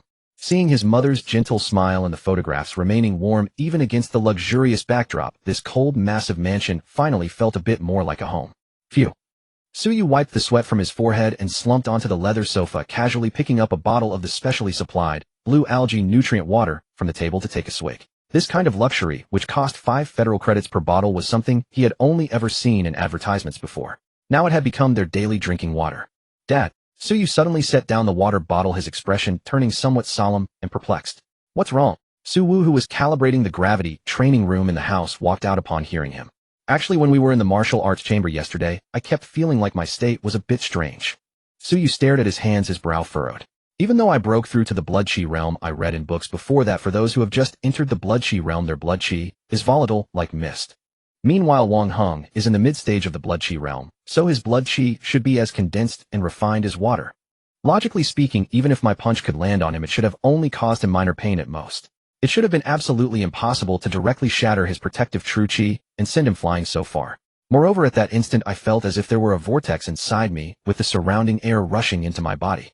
The more Su Yu spoke, the more bizarre it sounded to him. Oh. Hearing this, Su Wu's eyes narrowed slightly. In truth, he had also been wondering about this very matter. Although it was said that a fierce tiger does not father a dog, Su Yu's achievement yesterday was indeed far more than a simple, overrealm challenge. It was an explosive power that verged on absolute suppression. Come here and sit down. Focus your mind, calm your breath, and do not resist. Suwoo walked over to his son, his expression turning serious. Suyu obediently sat cross-legged on the carpet and closed his eyes. Suwoo extended his right hand, gently pressing it against his son's upper back. With a thought, a wisp of gentle, yet incomparably pure martial king-grade blood chi slowly flowed into Suyu's meridians. Under internal inspection, the scene inside Suyu's body was clearly projected into Suwoo's mind. Sigh. The moment he saw it clearly, Suwoo let out a sharp intake of breath in shock. For an ordinary warrior at the early stage of the blood chi realm, the blood chi in their body should resemble a trickling brook, sparse and sluggish. Yet the blood chi inside Suyu actually exhibited a dark red viscous state, as heavy as liquid mercury. While the overall quantity was indeed only at the early stage, its density and quality were simply more terrifying than those of the late stage of the blood chi realm. Broad meridians and bones faintly gleaming with a jade-like luster. How did this kid's foundation suddenly become so profound? Suwoo was filled with bewilderment. Just as he controlled that wisp of blood chi preparing to delve deeper into Suyu's dantian to investigate, a sudden mutation occurred. The clump of dark red blood chi that had been quietly residing in Suyu's dantian suddenly seemed to detect the intrusion of foreign energy and instantly came alive. Buzz. Suyu's dantian spun violently, transforming into a bottomless black vortex. What a... Suwoo's expression changed drastically. He felt the wisp of blood chi he had channeled being uncontrollably and frantically pulled and devoured by that vortex. This suction force even traveled up his palm, attempting to plunder his own body's blood chi. Not good. Suwoo reacted with lightning speed. His martial king realm cultivation erupted instantly, forcibly severing the connection with that wisp of blood chi as he withdrew his palm like a flash of lightning. Thud, thud, thud. Even so, the bizarre counterforce still made the unprepared Suwoo take half a step back. Meanwhile, Suyu shuddered all over and abruptly opened his eyes. Not only was he unhurt, but he felt a warm current course through his entire body at that very moment. The muscles that had been somewhat sore from moving houses recovered instantly, and the blood chi in his body even grew slightly stronger. Dad? What's wrong? Seeing his father retreat, Suyu was startled. Is there something wrong with my body? Suyu did not answer immediately, because at this moment deep within his mind the system notification that had been silent for a long time was ringing frantically like a clap of thunder. Ding. Qualitative change detected in the blood chi of your offspring, Suyu. Congratulations to the host. Offspring Suyu has successfully awakened the hidden physique, Chaos Physique. Chaos Physique, one of the supreme physiques between heaven and earth. Those possessing this physique have no attribute restrictions on their blood chi and can devour all energy in existence for their own use. Invincible within the same realm, crossing realms is as easy as drinking water. The initial density of blood chi is 10 times that of an ordinary person. Based on the rule of father's honor through son's success, when an offspring awakens a physique, the host will receive an advanced feedback reward. Congratulations to the host. You have obtained Supreme Chaos Physique. Boom. At this exact moment, Suwoo felt an earth-shattering explosion occur within his body. The purple-gold blood chi that originally flowed within him collapsed and contracted in an instant, ultimately transforming into an indescribable color, the color of chaos, a vast expanse of gray. If Suyu's Chaos Physique was like a powerful vacuum cleaner that could devour surrounding energy, then Suwoo's Supreme Chaos Physique was a black hole in the making. Suwoo clenched his fist, feeling the terrifying power that could control everything, his heart filled with sheer shock. This system was far too overbearing. Dad, are you okay? Suyu asked as he saw his father standing frozen on the spot. Suwoo took a deep breath, instantly concealing all his aura. Looking at his anxious son, a mysterious smile played on the corner of his lips, and he adopted a deep, solemn tone. What's there to panic about? Your dad is fine. I just discovered an extraordinary secret. A secret? Suyu was taken aback. The reason you felt that anomaly in your body just now is that you have awakened an extremely rare special physique. Standing with his hands behind his back, Suwoo began to explain with utmost seriousness. This physique grants you a blood chi density far exceeding that of ordinary people, and it allows you to absorb your enemy's blood chi during battle to restore yourself. This is precisely why you were able to send Wang Hung flying with a single punch. Suyu listened in dazed silence, and then a wave of immense ecstasy surged in his heart. A special physique, absorbing other people's power. The light in the young man's eyes was brighter than the sun outside the window. Heavens! Doesn't that mean I'm a once-in-a-million peerless genius? You could say that. Suwoo nodded with a smile, his eyes filled with doting affection. As long as you are willing to work hard, your future achievements will be limitless. Having received his father's confirmation, Suyu jumped up and down in excitement, brandishing his fists. Suddenly he stopped, turned around, and stared at Suwoo with burning eyes, his face brimming with youthful high spirits. Dad? Since I am a peerless genius, I've made a decision. A decision about what? Suwoo raised an eyebrow. Suyu took a deep breath and pointed to the vast sky outside the window. Within 5. No 3 years. I will surpass you. I will become a powerhouse even stronger than a martial king. When that time comes it'll be my turn to protect you, and I will take you into the starry sky to bring Mom back. Seeing his son's earnest and hot-blooded expression, Su-woo was momentarily stunned. Then he lowered his head, his shoulders twitching slightly as he tried to suppress a laugh. Surpass me, my silly son. For every step you take forward your dad automatically takes 4 steps forward, and I've even paved the road ahead into a highway for you. In this lifetime if you want to surpass me the only way is probably to wait until your dad is too old to move. Ahem. Su-woo coughed, dryly forcing down the smile on his lips. He walked over, patted Su-woo's shoulder, and encouraged him earnestly. Great. That's the spirit. Your dad will be waiting for that day. However, before you surpass me.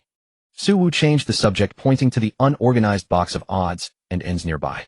First go clean your room. Whether you are a Grandmaster or a martial king, how can you sweep the world if you cannot even sweep a room? Get to work. Understood, father. Su-woo gave a comical military salute, and brimming with energy he snatched up the box and dashed toward his room. Watching his son's energetic back, the smile on Su-woo's face gradually softened before hardening into a look of determination. Since my son possesses such talent, I cannot let him remain in the greenhouse of a school. I must find some real whetstones for him. Afternoon sunlight streamed through the colossal floor-to-ceiling windows of Yunding Manor, spilling onto the floor. Wood just laid down his chopsticks, lounging on the genuine leather sofa, idly picking his teeth. Meanwhile, Su-woo busied himself tidying the dishes. Since moving into the grand villa in Area A, the boy hadn't quite adapted to this life of arranged comfort, always seeking some task to do, as if only that could make him feel secure. Ding-dong. The crisp musical doorbell broke the afternoon quiet. Su-woo raised an eyebrow, a hint of understanding flashing in his eyes. It seems Pan-hong, that old fox, is efficient after all. Su-woo rose and walked to the 3-meter-tall carved door, pressing the open button. Outside stood 2 men in black tailored suits. They were not ordinary couriers, but the city lord's most elite guards, each exuding the aura of innate realm warriors. Yet at this moment, these 2 formidable men who would normally stride about outside kept their breaths restrained before Su-woo. One of the black-clad men cupped in both hands a quaint rosewood box, his voice trembling slightly. This is what the city lord commanded us to deliver urgently. The city lord says this is the first batch of apologies. If you're not satisfied, he'll go rummaging through the storeroom again. Su-woo glanced calmly at the box. One glance was enough to make the 2 men feel their hairs stand on end, as if they were stared down by a primal beast. All right, keep the items. You tell Pan-hong that this matter is closed. Su-woo casually took the box as if it were takeout. Delivery man, Su-woo said. The 2 men, as if pardoned, bowed deeply to Su-woo, then hurried away from Yunding Manor. Su-woo closed the door, turned back to the living room, placing the box on the marble coffee table. Dad, who is it? Su-woo asked, wiping his hands as he approached, curious about the delicate wooden case. Delivery man. Su-woo said offhandedly, then flicked his finger to snap open the password lock on the box. Click. The box opened. A thick medicinal fragrance instantly filled the living room. Inside lay a bed of golden velvet with 3 slender test tubes, each about the thickness of a thumb, resting at the center. Within the tubes swirled a teal-green liquid like flowing jade, occasionally bubbling with tiny bubbles, as if teeming with life. Beside them lay a bound ancient manuscript, its cover bearing 3 bold characters, Pekong Dao. B-rank Vitality Elixir, by Hai Long Xian. Su-woo glanced at them and recognized their provenance. He had only seen such things in his youth. Pan-hong had indeed spared no expense this time. These 3 elixirs could fetch over 5 million federal coins apiece on the black market, priceless as they were. This is for you. Su-woo pushed the box toward his son. For me, eh? Su-woo asked, stunned, instinctively raising his hands. Dad, this is too precious. And you are now at the Wu King realm. Wouldn't it be better if you used these yourself? Silly boy. Su-woo forced a dry laugh, lifting one elixir to examine it in the light. At the Wu King realm, drinking this B-rank elixir is like sipping sugar water. It won't increase your cultivation by a fraction. But for you, this is a miraculous medicine that could transform you. He tucked the box into Su-woo's arms with unwavering determination. You are at the early stage of the Chi blood realm. Your foundation is solid, but you have just broken through. These 3 elixirs will steady your realm, perhaps even push you toward the mid-stage. And as for this volume, Pekong Dao, this is 100 times better than the ordinary Mang Nyo Quan I taught you before. Mang Nyo Quan trains strength. This Pekong Dao trains killing intent. In this world without a blade in hand, how can one protect oneself? Su-woo hugged the heavy box, the medicinal fragrance washing over him, his eyes reddening. He's no fool. He knows their value. This is not merely resources, it is a path to the heavens paved by his father. Dad, enough of that. Su-woo waved his hand, interrupting his son's sentiment. I've only given you 3 days off. For these 3 days you stay in the gravity chamber and digest these things completely. Yes, I understand. Su-woo took the box, turning toward the gravity training chamber on the basement level. The next 3 days would be hell and heaven for Su-woo. The gravity chamber's door was closed. Day 1. Suyu sat cross-legged on the specially forged alloy floor, gulping down the first azure dragon secretion. For ordinary martial artists, even at the late chi blood stage, such a potent elixir would need to be diluted with water and taken in 3 sips. But Suyu remembered his father's words about a special constitution, and with a single decision, he swallowed the entire vial. Boom. The liquid upon entering the throat instantly became molten lava surging through his limbs. Pain.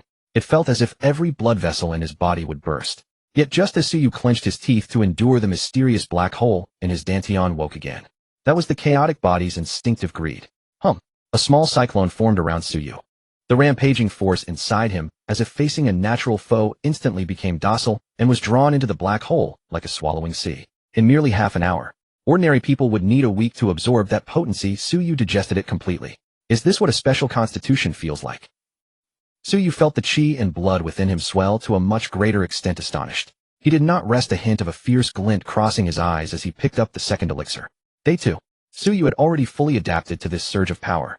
Bare-chested, he wielded a training alloy blade and swung madly under 2 times gravity. Pekong Dao emphasizes speed and ruthlessness. A single strike shatters all. At first his movements were crude, and several times he almost cut himself. Yet he showed no fatigue. 1 repetition to 1,000 times. Sweat rained down like rain, only to be vaporized by the scalding heat. Third day, dusk. In the basement training room, Suyu's eyes were bloodshot, but the aura around him had condensed to its peak. All 3 B-rank elixirs had been consumed. The chi blood within him surged like great rivers, roaring so powerfully that the sound seemed to spill from him like thunder. Give me. Break. Suyu roared, the blade in his hand slashing out. This strike had no fancy techniques, just pure speed and pure force. Whoosh. The air seemed to tear as a sharp, piercing whine cut through it. A visible pale white aura traced along the blade, leaving a half-inch white scratch on the alloy wall. Meanwhile, a gate within him roared open. In the living room on the first floor, Suwu lounged with his legs crossed, watching the holographic news broadcast, holding a cup of premium Da Hong Pao, utterly relaxed. Suddenly, ding. The system announced the offspring Suyu has trained diligently completely absorbed 3 B-rank elixirs and advanced to the mid-stage of the Chi Blood realm. Father for son system offspring's realm uplift confirmed. Host receives amplification feedback. Host realm syncing. Boom. Suwu's teacup trembled slightly, but the tea remained unmoved. Inside him, power surged once more. Wu King realm mid-stage. Ding. Detected. Suyu, after 1,000 swings with Pekong Dao, achieved a minor breakthrough, triggering a critical feedback. The host's Pekong Dao automatically evolved to the perfect realm. Congratulations, host. You have comprehended the Pekong Dao intent. Buzz. In an instant, an icy, fierce edge flashed from Su Wu's body and vanished. The leather sofa in the living room, untouched by any external force, suddenly bore countless fine cracks, as if cut by invisible blade chi. Su Wu slowly closed his eyes. A flood of insights on swordplay surged through his mind. What had been an ordinary manual, the Pekong Dao, now in his hands, seemed to have ripened after 100 years. He didn't even need to grip a blade. With a single thought, wherever his gaze fell, the air could become a blade. This sensation felt wonderful. Su Wu set the teacup down, savoring the surging power in his body, a self-satisfied smile curling at the corners of his lips. Your son is sweating it out downstairs while I sit upstairs drinking tea and leveling up. Is this what parenting feels like? It seems I'll have to source more high-end goods for Suyu in the future. Then the basement door opened. A sweaty yet invigorated Suyu charged upward, face lit with excitement. Dad, I broke through Chi Blood realm midstage. And I've also mastered Pekong Dao. Suwu toned down his cutting edge, returning to his gentle fatherly smile, turning to him with a look of approval. Oh, not bad, not bad. The next morning, a faint floral fragrance drifted through the air. At the dining table, Su Wu said nonchalantly, by the way, I've already spoken directly with the high-level administration of the school. Starting today, you only need to attend the morning theory classes and basic combat demonstrations. As for those time-wasting routine training sessions in the afternoon, you don't have to participate. Hearing this, Suyu was slightly taken aback. Not train at school. Then what am I supposed to do? Suwu wiped his mouth with a napkin, a trace of amusement flashing in his eyes. Go straight home after school, or I will send you a location pin. Your current body possesses the chaos physique. The school's childlike sparring sessions can no longer satisfy you. From now on in the afternoons, your old man will personally take charge and give you special training. Special training. Looking at his father's unfathomable smile, Suyu felt an inexplicable chill run down his spine. All right, I'll do as you say, Dad. He knew that his father was already a super powerhouse of the martial king realm.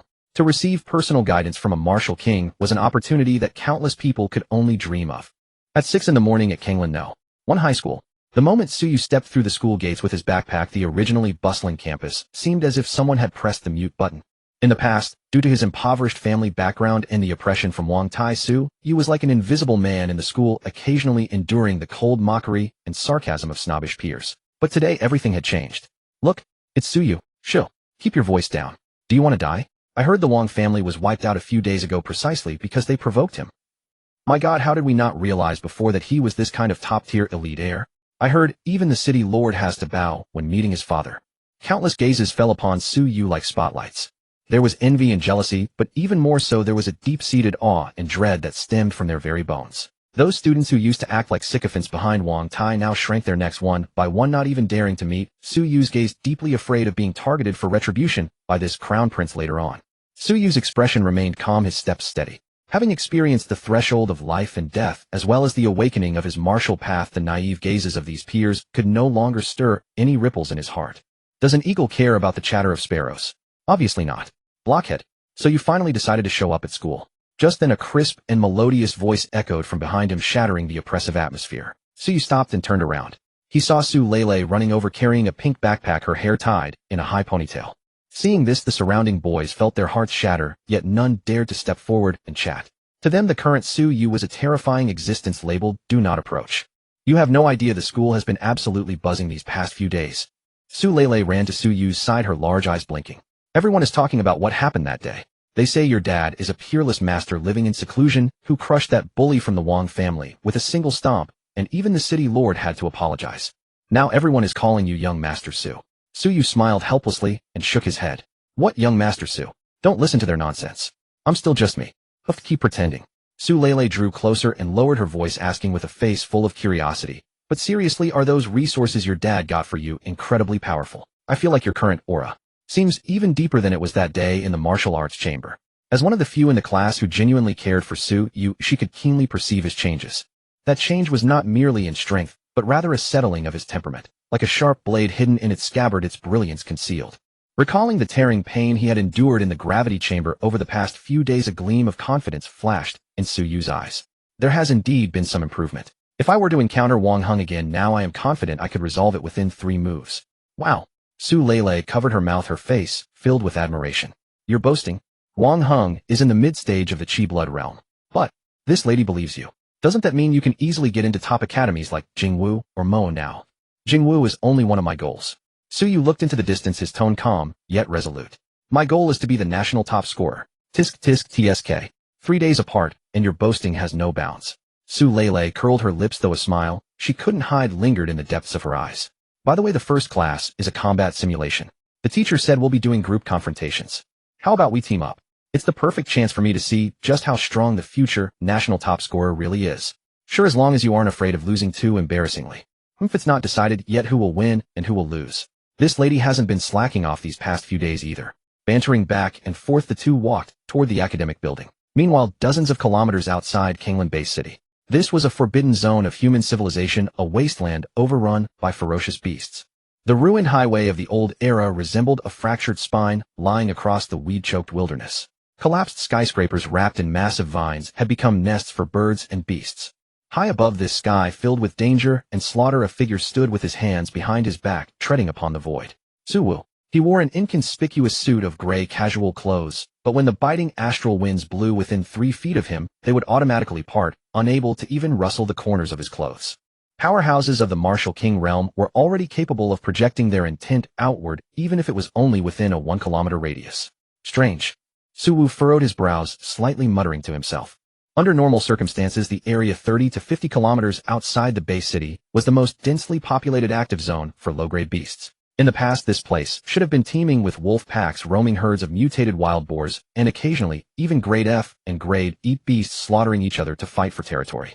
Although humanity had set foot in the starry cosmos, they did not adopt an extermination policy toward Earth's native ecology. On one hand, it was to preserve ecological diversity. On the other, more importantly, it was to use these beasts as natural whetstones to temper generation after generation of martial arts students. Yet now, Suwu looked out. The wilderness below was eerily quiet.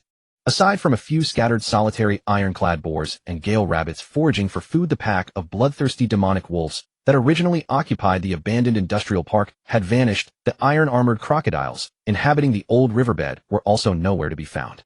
It's too quiet. Su Wu's figure slowly descended, landing on the top of a broken bridge. He could sense a faint, unsettling aura lingering in the air. That was not the scent left behind by ordinary beasts, but rather a more advanced, more organized pressure. Could a high-grade beast have passed through, scaring off all these low-grade creatures? Su Wu squatted down, examining a claw mark on the bridge deck. The claw mark was very fresh, likely left not long ago. Strangely, however, the direction of the marks was completely uniform. All the beasts were migrating in the same direction. That direction was north, away from Kangland Bay City, leading deeper into the wilderness forbidden zone, the Grand Canyon of Death. A large-scale beast migration, or some kind of gathering. A sharp light flashed in Su Wu's eyes. Having spent decades navigating this world, combined with the insights from his past life, he instinctively smelled a hint of conspiracy. Normally, beasts would only act this abnormally under two circumstances. First, an impending natural disaster, like an earthquake or tsunami. Second, a beast king, capable of commanding the hordes, had been born and was currently gathering forces. If it is the latter, then Kangland City is likely in for some turbulent times. Su Wu stood up, brushing the dust off his hands. He did not feel fear like ordinary people. His strength as a martial king gave him absolute confidence. His purpose in coming out this time was originally to find combat targets for Su Yu. Since they aren't here, I'll just have to head deeper. Su Wu turned his gaze toward the deep mountain forests in the north, which were shrouded in dark mist. I don't believe I can't catch a few decent sparring partners. Before his voice could fade, his figure vanished instantly, leaving behind only a trail of clouds shattered by a sonic boom. Whoosh. In the next second, he was already 10 miles away. His goal was clear: capture a few peak grade E or even early grade D beasts and throw them into the back hills of Yunding Villa, giving Su Yu a true taste of wilderness survival. As for the threat of a beast tide, if the sky fell, the tall would hold it up. Only when it truly threatened his son's life would it not be too late for him, Su Wu, to take action. The midday sun scorched the earth with ruthless intensity, yet within the A-District Cloud Summit estate, the climate control system maintained a perfectly comfortable 22 degrees indoors. Su Yu had returned home half an hour early. Upon stepping into the front garden, before he could even change his shoes, a muffled, yet feral roar pierced through the thick villa walls and faintly reached his ears. Roar. The sound was laced with savagery, bloodlust, and the violent clanking of metal chains, sending chills crawling across the scalp. Su Yu paused briefly, then realization dawned. This must be the special training his father had mentioned. He simply hadn't expected the commotion to be as deafening as if a zoo had been opened inside the house. Dad, what's that thing roaring on the back mountain? Su Yu walked into the kitchen and found Su Wu wearing an apron, skillfully preparing ingredients. He asked casually, "You're back?" Su Wu didn't turn around. His kitchen knife danced in his hands as he spoke in a flat tone. "Wash your hands and eat first. You'll need strength to take a beating. I mean to practice." Su Yu nodded and sat down at the dining table. Though a feast of exquisite dishes lay before him, he ate with an absent mind. Those intermittent beastly roars were like an invisible hand scratching at his restless heart. After all, as a student raised in a greenhouse, all his knowledge of fierce beasts came from holographic textbooks and videos. Facing one in the flesh was truly an unprecedented experience. Su Wu observed his son's distracted state and shook his head with a smile. "Enough, stop counting the grains of rice. Since you're so eager, forget the meal. We'll start early." With that, he casually removed his apron. Even the motion of wiping his hands seemed unhurried as he walked straight toward the back courtyard. Su Yu's eyes lit up. He hastily dropped his chopsticks and followed.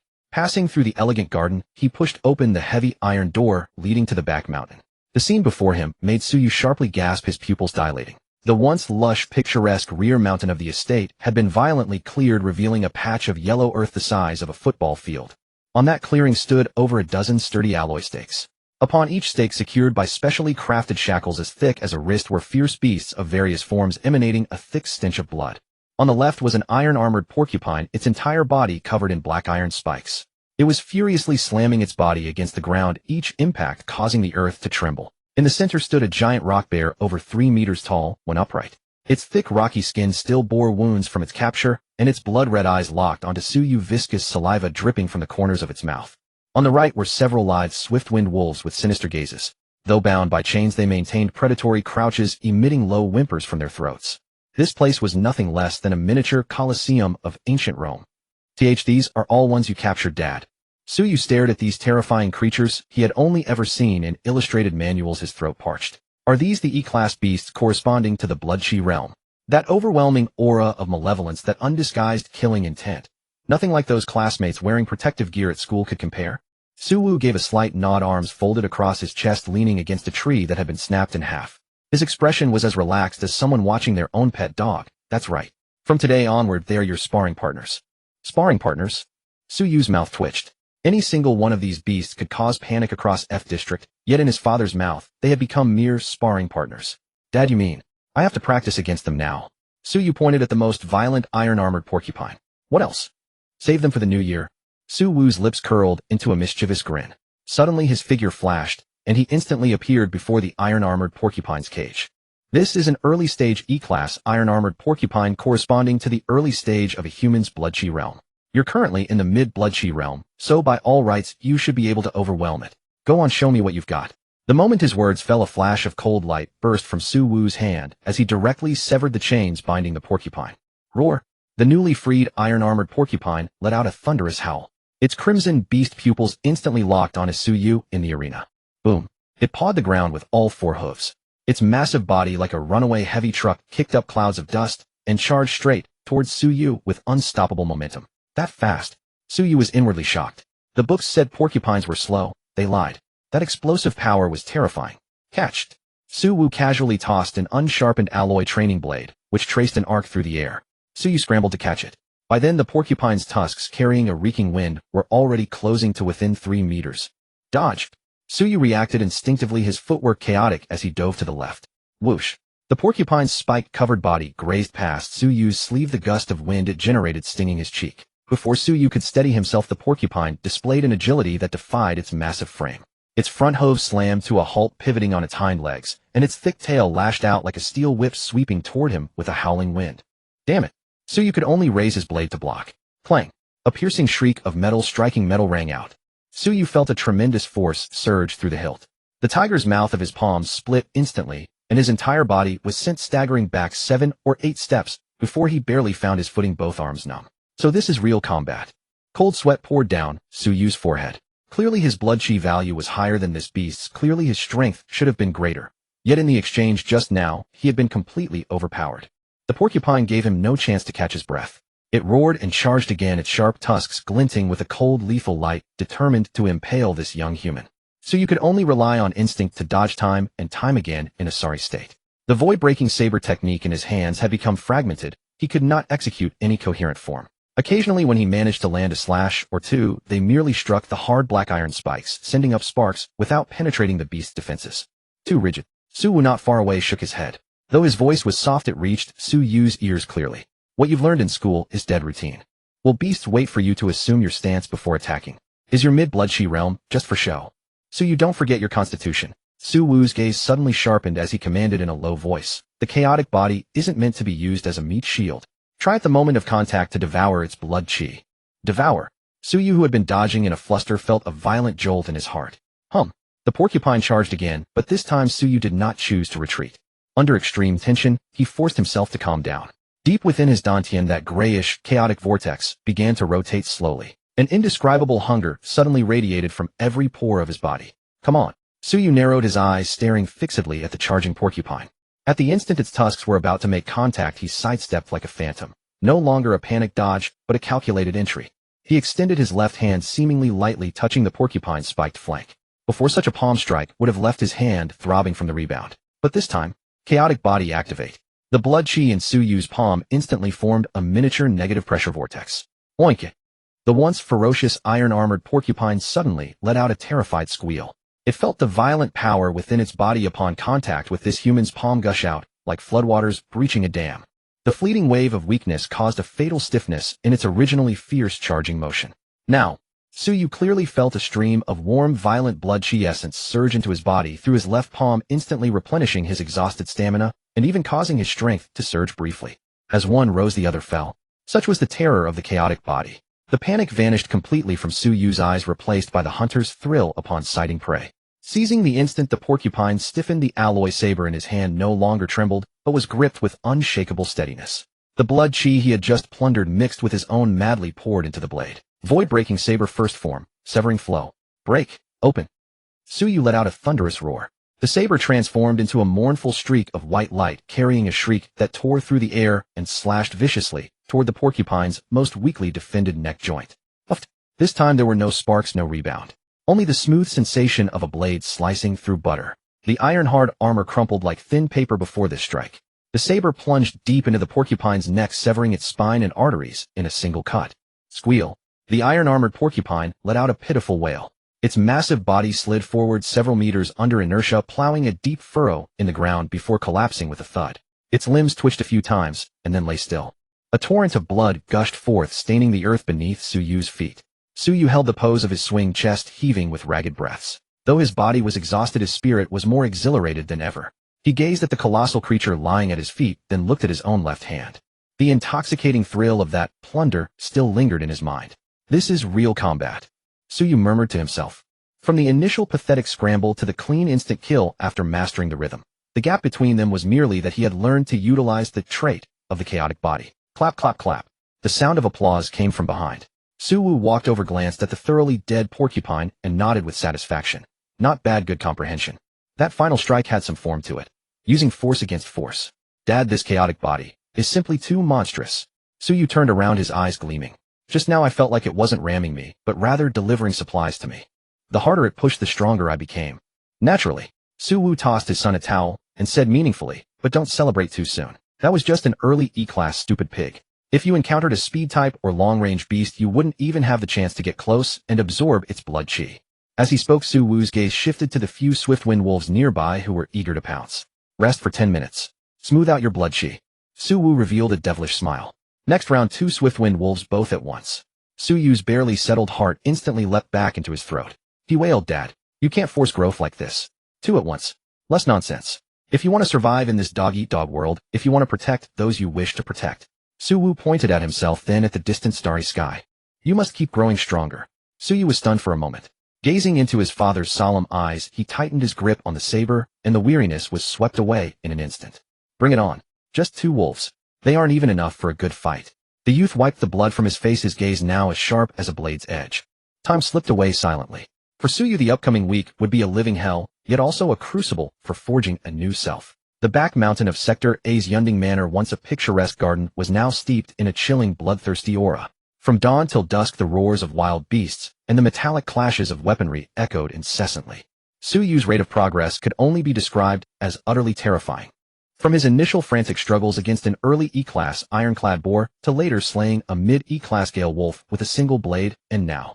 The setting sun, crimson like fresh blood, dyed the clearing of the back mountain in a deep scarlet. Pant. Pant. Stripped to the waist, Suyu's once pale skin now glowed with a healthy bronze hue. Though his muscle definition was not as exaggerated as a fitness instructor's, every fiber seemed packed with explosive power. His body was covered in scars of varying sizes, medals of his growth. Across from him, a ferocious beast with fur like burning crimson crouched on the ground, emitting a low, menacing growl from its throat. The scarlet flame demonic fox. This was a terrifying beast infinitely close to D-class. Not only did it possess astonishing speed, but its cunning slitted pupils even gleamed with a hint of human-like intelligence. Come. Gripping his nicked and battered alloy battle saber, Suyu's gaze was as cold as ice. After a week of hellish training, his scholarly air had completely vanished, replaced by a heart-stopping murderous aura. Whoosh. The scarlet flame demonic fox lunged. Instead of a direct charge, it kicked off powerfully with its hind legs, transforming into a streak of red lightning that left afterimages in the air. Utilizing the terrain, it bounded off tree trunks and boulders in rapid succession, its movements so elusive that it seemed as though 3 foxes were attacking simultaneously from different angles. So fast. Suyu's pupils contracted. This fox's speed was twice that of the previous gale wolf. A fierce gust of wind whipped against his face. A claw as sharp as a dagger appeared silently at the left side of Suyu's throat. Had this been a week ago, Suyu's throat would likely have been slit by now. But now, Suyu did not even turn his head. The chaotic vortex within his dantian spun violently. The flow of the surrounding air, the shifting temperature, and even the faint ripple of killing intent radiating from the scarlet fox were mapped out with crystalline clarity in his mind. He leaned his upper body backward at an incredibly bizarre angle. Swish! The razor-sharp claw grazed the tip of his nose, severing a few strands of hair. In this split second of life and death, Suyu did not retreat. Instead, he seized the fleeting moment of stiffness when the scarlet fox's old momentum had spent itself and its new strength had yet to gather. I've caught you. A cold smirk played on Suyu's lips. His backward-leaning body recoiled violently, as if coiled on a spring. Clenching his left hand into a claw, he did not strike directly, but instead clawed at the empty air toward the scarlet fox's underbelly. Buzz. An invisible black hole seemed to manifest in the air. The scarlet fox, which was about to change direction and flee suddenly, felt its vital energy and blood stagnate, causing its movements to inevitably falter by a fraction of a second. It let out a terrified shriek. Too late. Suyu bellowed the long saber in his right hand, already primed to strike. The vast ocean-like vital energy within his body surged into the blade in an instant, causing a faint golden luster to shimmer along its edge. Void-cleaving saber second style, army shatterer. This strike no longer pursued absolute speed, but rather absolute momentum. 1,000 armies broken by a single blade. Boom.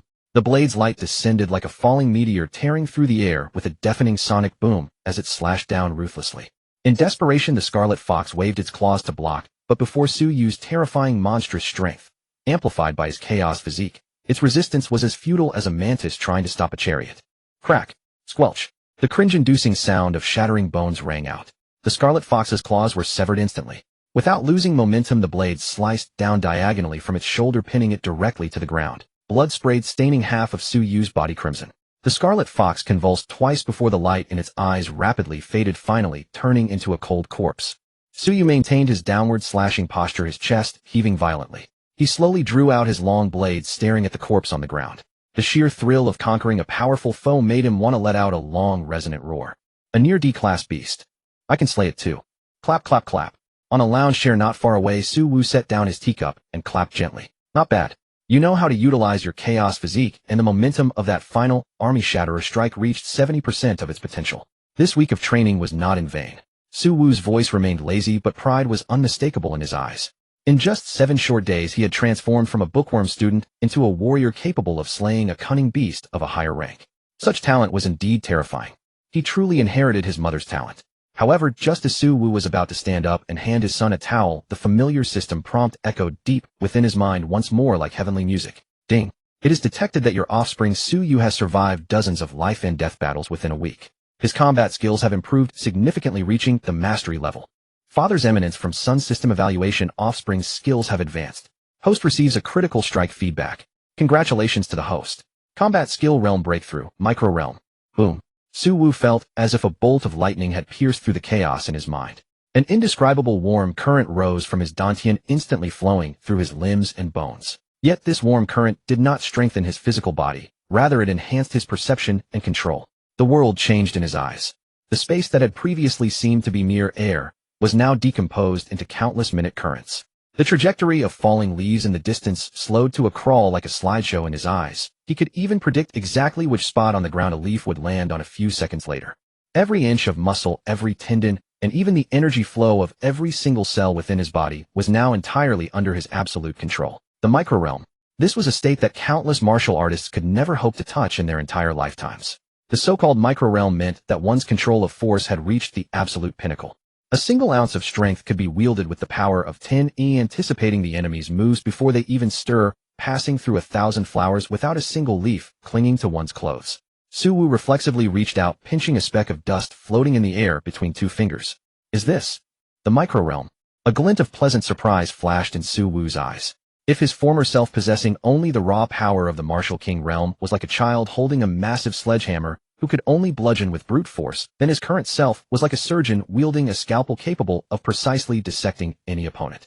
Dad, what's wrong? Suyu wiped the blood from his face. Noticing his father standing there in a daze, his fingers still frozen in a strange posture, he couldn't help but ask curiously. Suyu snapped out of it and gently flicked away the dust on his fingertips. It's nothing. Standing with his hands clasped behind his back, Suyu looked at his son, who was covered in a murderous aura, and smiled. I just feel deeply gratified that you are progressing so quickly. It seems I must put in some effort as well, otherwise I won't be able to keep you little monster in check in the future. Dad, don't be so modest. The stronger I get, the more I realize how vast the gap is between us. Suyu scratched his head. Even though he was now capable of slaying the Scarlet Fox in front of his father, he still felt as though he was facing an impossibly lofty mountain, whose peak was lost in the clouds. All right, cut the flattery. Suyu tossed over a bottle of recovery fluid. Drink it. Meanwhile, in the heart of Kanglan Bay City at the City Lord's Manor. The City Lord's office, usually majestic and solemn, was currently enveloped in a suffocatingly low atmospheric pressure. As the supreme ruler of Kanglan City, Grandmaster Pan Hong was currently standing beside the office desk, like an errant schoolboy, trembling with cold sweat drenching his forehead. Seated in his leather chair, which symbolized supreme authority, was a middle-aged man dressed in a white retro-style long robe. The man had feminine features and long, slender fingers, and he was unhurriedly playing with Pan Hong's most beloved jade paperweight. Special Commissioner of the Jiangnan Great Base, Lu Yun. Peak Martial King Realm. Your Excellency Commissioner, that is. Exactly how things transpired.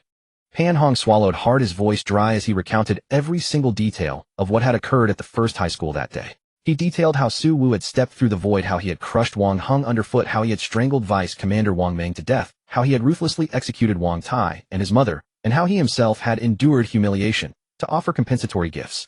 He dared not conceal a single word, nor did he dare to embellish. For he knew that this commissioner from the Jiangnan main city could crush him to death even more easily than Su Wu could. After listening to Pan Hong's report, Lu Yun's movements came to a halt. Crack. That priceless jade paperweight turned to fine powder in his hands, slipping through his fingers. Pan Hong's heart skipped a beat. Martial King. Lu Yun looked up, a glimmer of intrigue flashing in his narrow eyes as a playful smirk curved his lips. How intriguing. I never expected this godforsaken little Kanglan base to harbor a hidden dragon. Su Wu, is he that genius grandmaster who was crippled over a decade ago? It seems he has stumbled upon some extraordinary fortune. Not only did he recover from his injuries, but he also turned disaster into a blessing, breaking through to become a martial king. Lu Yun's voice was gentle, yet it carried a bone-chilling intent to kill. Your Excellency, Commissioner. Pan Hong probed cautiously. Su Wu is indeed somewhat bizarre, and he is fiercely protective of his own. The branch of the Wang family really kicked a steel plate this time. Do you think we should just let it slide, eh? Lu Yun cast a sidelong glance at Pan Hong, his gaze making Pan Hong feel as though he had fallen into an icy abyss. City Lord Pan, has your brain rusted from staying in this backwater place for too long? Lu Yun stood up and walked to the French windows overlooking the steel city below. His tone was as indifferent as water. As for those two useless trash, Wang Hung and Wang Meng, let them be dead. The main branch of the Wang family has plenty of such garbage from the side branches. Even if 10,000 of them died, it wouldn't cause a single pang of regret. But Lu Yun's tone shifted sharply. A terrifying pressure instantly filled the entire room, making Pan Hong's knees buckle, nearly forcing him to his knees. To beat a dog, one must answer to its master. It is one thing for Su Wu to kill, but his ultimate mistake was publicly humiliating the Wang family and flouting our authority. If the reputation of the Jiangnan Wang family can be trampled underfoot by a provincial martial king with impunity, how is the Wang family to rule over the hundreds of millions of citizens in Jiangnan? Lu Yun turned around, a cruel light flashing in his eyes as he looked at Pan Hong. Although the ancestor of the Wang family is in secluded cultivation, he has sent down his decree. Kanglan Base has no need for a martial king, especially a disobedient one. Hearing this, Pan Hong was utterly horrified. This was to be an unrelenting war of extermination. Then, when does the commissioner plan to strike? Pan Hong asked, trembling. No rush. Night draped like ink with stars hidden from view. In District A of Kanglan Bay City stood the Cloudvale estate. Huff, huff. Su Yu stood bare-chested, sweat tracing down the chiseled lines of his muscular frame. A faint grayish current of chi swirled around him, the uncanny manifestation of blood and chi pushed to their absolute limit. With every breath, the ambient spiritual energy in the air surged into him like moths drawn to flame, nourishing his meridians. A full day of brutal combat training had left him wounded from head to toe, yet it had also brought him within reach of the late-stage blood chi realm threshold. On the terrace above, Su Wu stood with his hands clasped behind his back, his gaze piercing through the tempered glass as he silently watched his son below. The night wind whipped against his loose training robes, snapping them with a rustling fury. This boy is even more relentless than I was in my day. A fond, gratified smile curved at the corner of Su Wu's lips.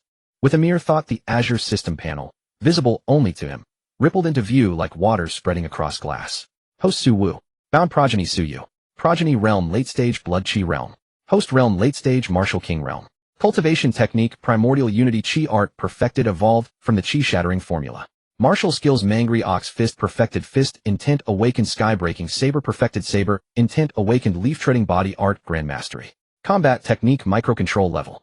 Gazing at this string of opulent data, a faint glimmer flickered in Su Wu's eyes. Late-stage martial king.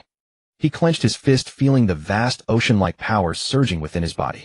In merely 1 week, buoyed by Su Yu's frenzied advancement, his own realm had rocketed from his initial entry into the martial king realm all the way to its late stage. Such power, if displayed in a small base city like Kanglan, would already make him an undisputed god.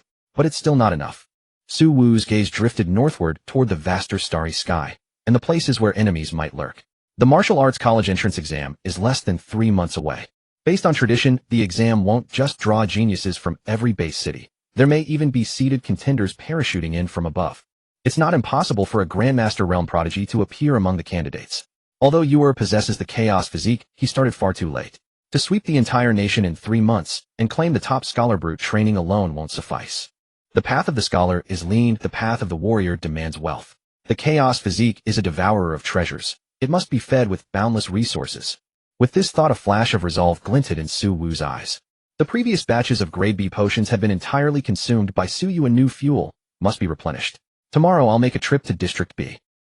The following morning, sunlight pierced through the clouds, rousing this steel leviathan from its slumber. Su Yu had left for school early, wolfing down 3 massive bowls of mutated beast meat porridge before his departure. Watching his son's vigorous retreating figure, Su Wu tidied himself, changed into an unassuming gray casual outfit, and stepped out the door. Kanglan Base City, District B. If District F was a slum and District A the pleasure garden of the elite, then District B served as the very economic heart of the entire base. Here, every inch of land was worth its weight in gold, and skyscrapers rose in dense formation.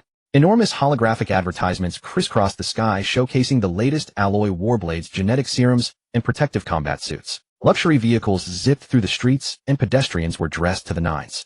Even the patrol units on the roadside bore equipment a full tier superior to those in District F. Su Wu ambled leisurely through the bustling street, hands tucked into his pockets. His plain gray ensemble seemed somewhat out of place among the silk-clad throng. But he paid it no heed. At his level of cultivation, externals were but floating clouds. Even draped in a burlap sack, he would still be a martial king. Jinbao Pavilion. Su Wu halted his steps and looked up at the magnificent, classically styled edifice ahead. It was a 4-story vermilion pavilion with upturned eaves, soaring ridge corners, and intricately carved beams and painted rafters. 2 stone lions sculpted from black gold rock crouched by the entrance, exuding majestic grandeur. On the massive plaque above, the 3 gilded characters of Jinbao Pavilion flowed with the bold, sweeping flourish of dragonborn calligraphy, revealing the establishment's staggering wealth and heritage. Jinbao Pavilion, one of the largest commercial chains in the Great Xia Federation. Its influence was said to span the entire human federation, with branches even scattered across the stars themselves. It boasted that, so long as you have the coin, even the eggs of starry beasts can be purchased here. This is the place. Su Wu gave a slight nod. He had come today to stock up. Only a grand establishment like this could satisfy the voracious appetite of the chaos physique. Stepping across the lofty threshold, a delicate fragrance of sandalwood greeted him instantly, severing him from the clamor of the outside world. The first-floor hall was spacious and bright, lined with hundreds of crystal display cases housing an array of basic-grade pills and mortal-tier weapons. The hall was teeming with people, mostly low-tier martial artists, haggling over prices. Su Wu's gaze swept across the room, and he shook his head. These items might be treasures to ordinary folk, but for Su Yu now, they contained too many impurities and offered too little efficacy. Let's go upstairs. Su Wu walked with practiced familiarity toward the mahogany staircase leading to the 2nd floor. He recalled that high-grade serums and rare materials were typically housed in the VIP areas on the 3rd floor and above. The 2nd floor was considerably quieter, its wares consisting of entry-tier weapons and grade C serums. Several attendants in cyan robes murmured among themselves behind the counters. Upon seeing Su Wu ascend, they cast him only a cursory glance, and finding his attire plain, none stepped forward to attend him. Su Wu paid them no mind and headed straight for the staircase leading to the 3rd floor. Just as his foot was about to touch the first step, "Stop!" A shrill, sharp-edged female voice suddenly rang out. Su Wu's stride paused, and he turned his head. A female attendant in a tightly fitted uniform, her makeup immaculate, strode briskly toward him. She scrutinized Su Wu from head to toe, her gaze lingering for 2 seconds on his somewhat worn athletic shoes, the contempt in her eyes utterly undisguised. "Excuse me, uncle." The attendant folded her arms across her chest, blocking the stairway, her chin tilted slightly upward. "Have you taken a wrong turn? That's the 3rd floor up there." "I know it's the 3rd floor," Su Wu replied calmly. "I'm here to purchase a few things." "Purchase things?" The attendant laughed mockingly, as if she had heard the most absurd joke. "Do you even know what they sell up there? Those are resources reserved for noble martial lords. A single pill costs tens of thousands of Federation credits." As she spoke, she extended a hand that nearly poked at Su Wu's nose. "And have you read the sign beside you clearly? The 3rd floor is the VIP area. Non-members are strictly prohibited. Do you have a membership card?" "Memberships?" Su Wu's brow furrowed slightly. He had visited Jinbao Pavilion countless times in his youth, though that was 20 years ago, but he had never heard of such a rule. Since when did Jinbao Pavilion institute such a regulation? The laws of Great Xia stipulate that commercial establishments, once open for business, may not impose arbitrary barriers. "When I came here before, I never heard of any membership requirement," Su Wu said flatly. "Before? Which dusty old almanac are you living in?" The attendant rolled her eyes, her tone growing even more caustic. "Country bumpkin, ever since our Kanglan branch got a new manager half a year ago, this rule has been in place. If you want to set foot on the 3rd floor, deposit 500,000 credits and sign up for a membership first. Judging by your shabby looks, selling you off wouldn't even fetch 50,000, would it? Now scram. Don't block the path of our distinguished guests. If you dirty the carpet, can you afford to pay for it?" The attendant spoke while disgustedly waving her hand as if shooing away a fly. Several customers on the second floor, drawn by the commotion, turned to watch with mocking amusement. Who was that guy, wearing that, and daring to storm the third floor? Probably some pauper trying to get a glimpse of the world up there. Haha, that new manager of Jinbao Pavilion is notorious for valuing money above all else. This uncle is in for it now. Listening to the surrounding chatter, Su Wu's once calm gaze gradually turned cold. He had no desire to cause trouble, but he detested being bitten by dogs even more. A rule set by the new manager. A glacial smile curled at the corner of Su Wu's mouth. What grand authority he wields. Shut your mouth. You old fool, how dare you speak ill of our manager. Enraged that Su Wu not only refused to leave, but dared to talk back, the attendant flew into a rage. In her daily life, she relied on the might of Jinbao Pavilion and looked down even upon ordinary squad captains. How could she tolerate the insolence of a pauper? Security. Where the hell is security? Throw this troublemaker out. The attendant shrieked, even reaching out her hand to shove Su Wu. However, just as her hand was about to touch the hem of Su Wu's clothing, smack! A crystalline razor-sharp slap echoed through the air, instantly plunging the entire second floor into a deathly silence. The female attendant, as though struck by a high-speed freight truck, was sent spinning 3 full revolutions through the air before crashing violently into a display case 5 meters away. Crash! Clatter! Glass shattered across the floor. The woman lay sprawled on the ground, half her face instantly swollen like a risen dough ball. 2 teeth mingled with blood, and saliva tumbled from her mouth, and her entire being was left dumbfounded. You dare hit me? She clutched her face, unleashing a pig-like squeal. Murder. Someone's causing trouble at Jinbao Pavilion. Su Wu stood in his original spot, slowly withdrawing his hand. He drew a handkerchief from his pocket and wiped his palm, his expression so indifferent it was as though he had merely swatted a mosquito to death. Annoying. Tell your manager to come crawling out here. I'd very much like to ask just who gave him the audacity to set such a rule. Who dares to run wild in my Jinbao Pavilion? Barely half a minute had passed before a rapid, furious roar echoed from upstairs. Immediately following, a series of heavy footsteps resounded. 7 or 8 burly men clad in black rushed down, led by a middle-aged man wearing a brocade robe and sporting a handlebar mustache. This man was none other than Zhao Datsai, the manager of the Kanglan branch of Jinbao Pavilion. Zhao Datsai's face was grim, the fury in his eyes nearly erupting. Having operated in the Kanglan base for over half a year with connections in both the underworld and high society, this was the very first time someone had dared to hit people on his turf. Manager, it's him. Seeing her backer arrive, the beaten female sales clerk immediately burst into a shower of tears, pointing at Su Wu as she shrieked, "This pauper doesn't even have a membership," but insisted on forcing his way to the 3rd floor. When I tried to stop him, he not only slandered our Jinbao Pavilion as a crooked shop, but he even hit me. Manager, you must bring me justice. Following her finger, Zhao Datsai looked over and saw a seemingly ordinary middle-aged man dressed in gray casual wear standing with his hands clasped behind his back, looking completely nonchalant. Good, very good. Zhao Datsai laughed out of sheer rage, a flash of ruthlessness crossing his eyes. In Kanglan base, no one has ever dared to touch Zhao Datsai's people. Old bastard, I don't care who you are, if you don't leave a hand behind today, don't even think about walking out of this door. Get him. Cripple him. Zhao Datsai waved his hand grandly. The 7 or 8 security guards behind him immediately closed in with sinister grins. These guards were all experts at the great perfection of the Qi blood realm, and their leader was even a retired mercenary who had just broken through to the Xiantian realm. Fool, keep your eyes open in your next life. The leading guard raised the iron bar in his hand, smashing it fiercely towards Su Wu's head. However, Su Wu did not even lift an eyebrow. Boom. An invisible yet utterly terrifying aura suddenly erupted with Su Wu at its center. No movements, no techniques. It was merely the release of his aura. Bang, bang, bang, bang. Those 7 or 8 menacing guards were like being smacked hard by an invisible giant hand, instantly flying backward at a speed even faster than they had charged. They crashed heavily against the walls and pillars, spitting blood, collapsing limply to the ground. Unable to even utter a cry of pain, they passed out instantly. What a... Zhao Datsai, who was just waiting to enjoy the show, froze mid-sneer. He stared at the scene in utter disbelief, his legs beginning to tremble uncontrollably, blasting away 7 or 8 experts in an instant. What level of strength was this? A Grandmaster? No. Even the city lord Pan Hong, who was a Grandmaster, couldn't have done this so effortlessly, without even a ripple of Qi blood fluctuation. How is this possible? Zhao Datsai's voice began to tremble, his arrogant bluster instantly cut in half. Su Wu slowly raised his head, his purple-gold eyes coldly locking onto Zhao Datsai. In the next instant, Su Wu's figure vanished into thin air. When he reappeared, he was already standing right in front of Zhao Datsai, nose to nose, less than 3 inches apart. Zhao Datsai's pupils shrank to the size of pinpricks. He hadn't even seen how Su Wu moved.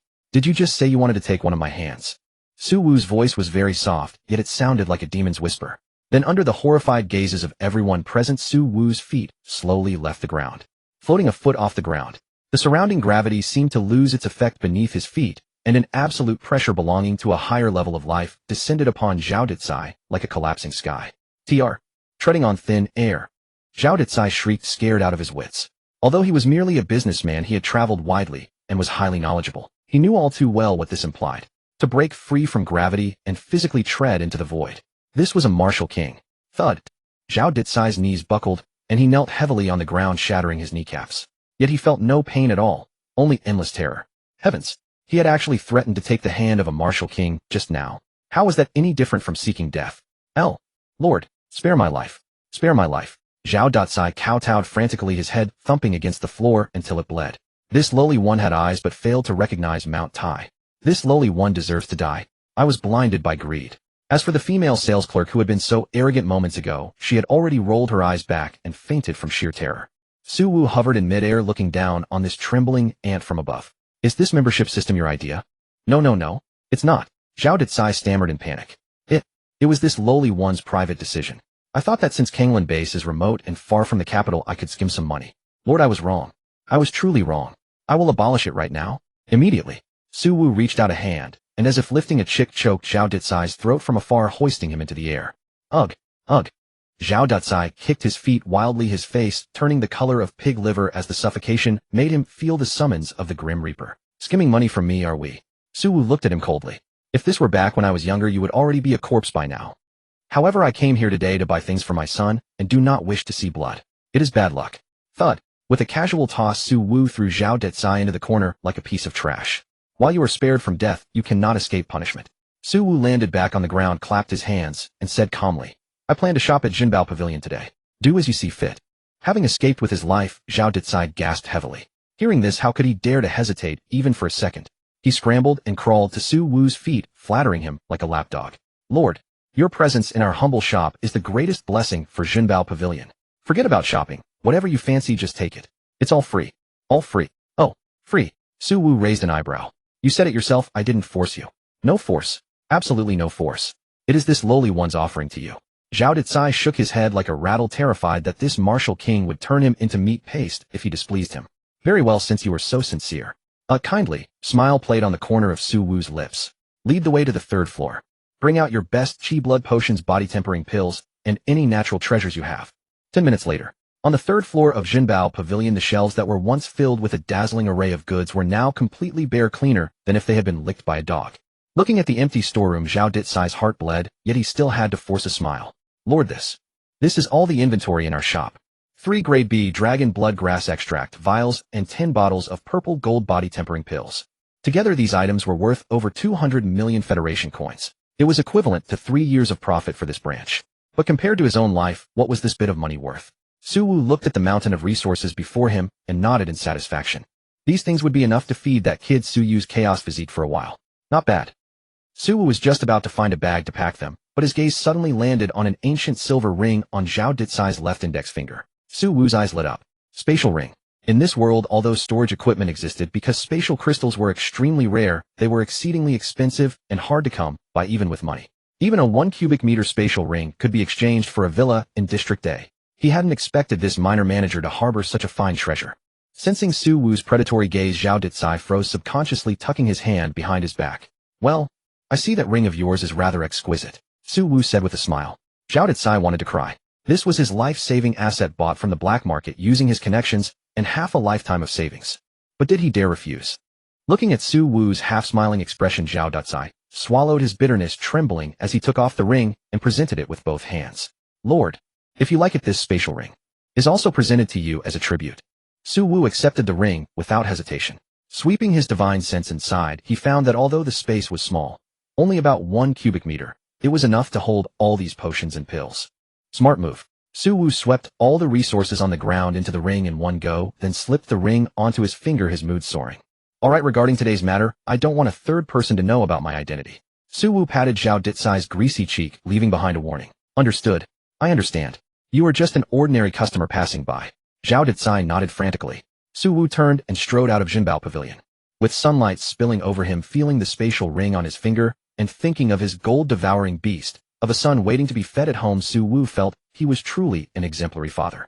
Behind him, Jinbao Pavilion was left in ruins.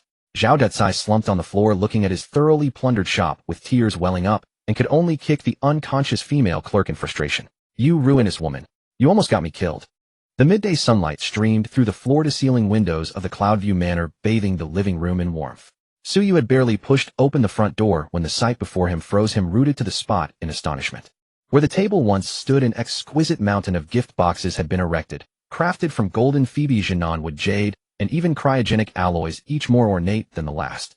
Behind that mountain of treasures, Su Wu lounged in the leather sofa with one leg crossed over the other, idly toying with a silver spatial ring he had casually acquired from the manager of the treasure pavilion.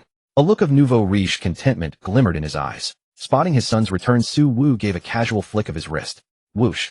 A sandalwood box sealed with his supreme grade label sliced through the air in a perfect arc, landing precisely at the doorway.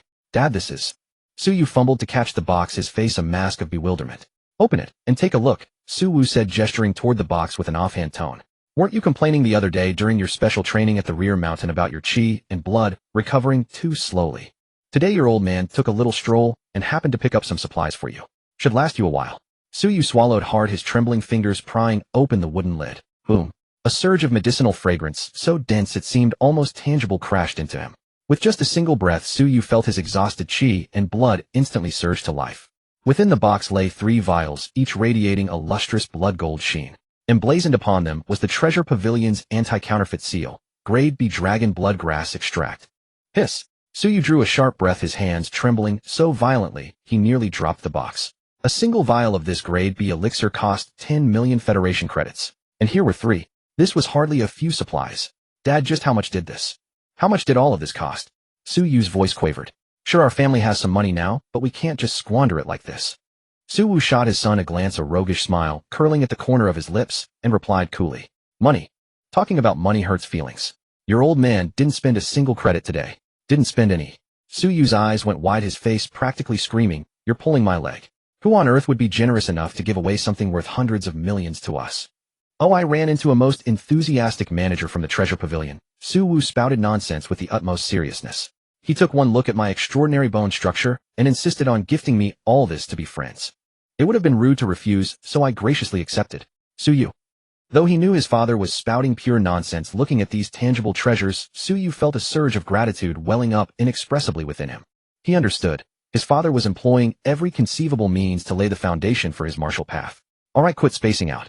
Su Wu rose to his feet, clapping a hand on his son's shoulder as his expression grew grave. There's less than 3 months until the martial arts college entrance examination. Since resources are plentiful, don't hold back on my account. Yes, mission guaranteed. Suyu clutched the box tightly, a fierce blaze burning in his eyes. Over the following days, the underground training chamber beneath Cloudview Manor became Suyu's sanctuary of solitary cultivation.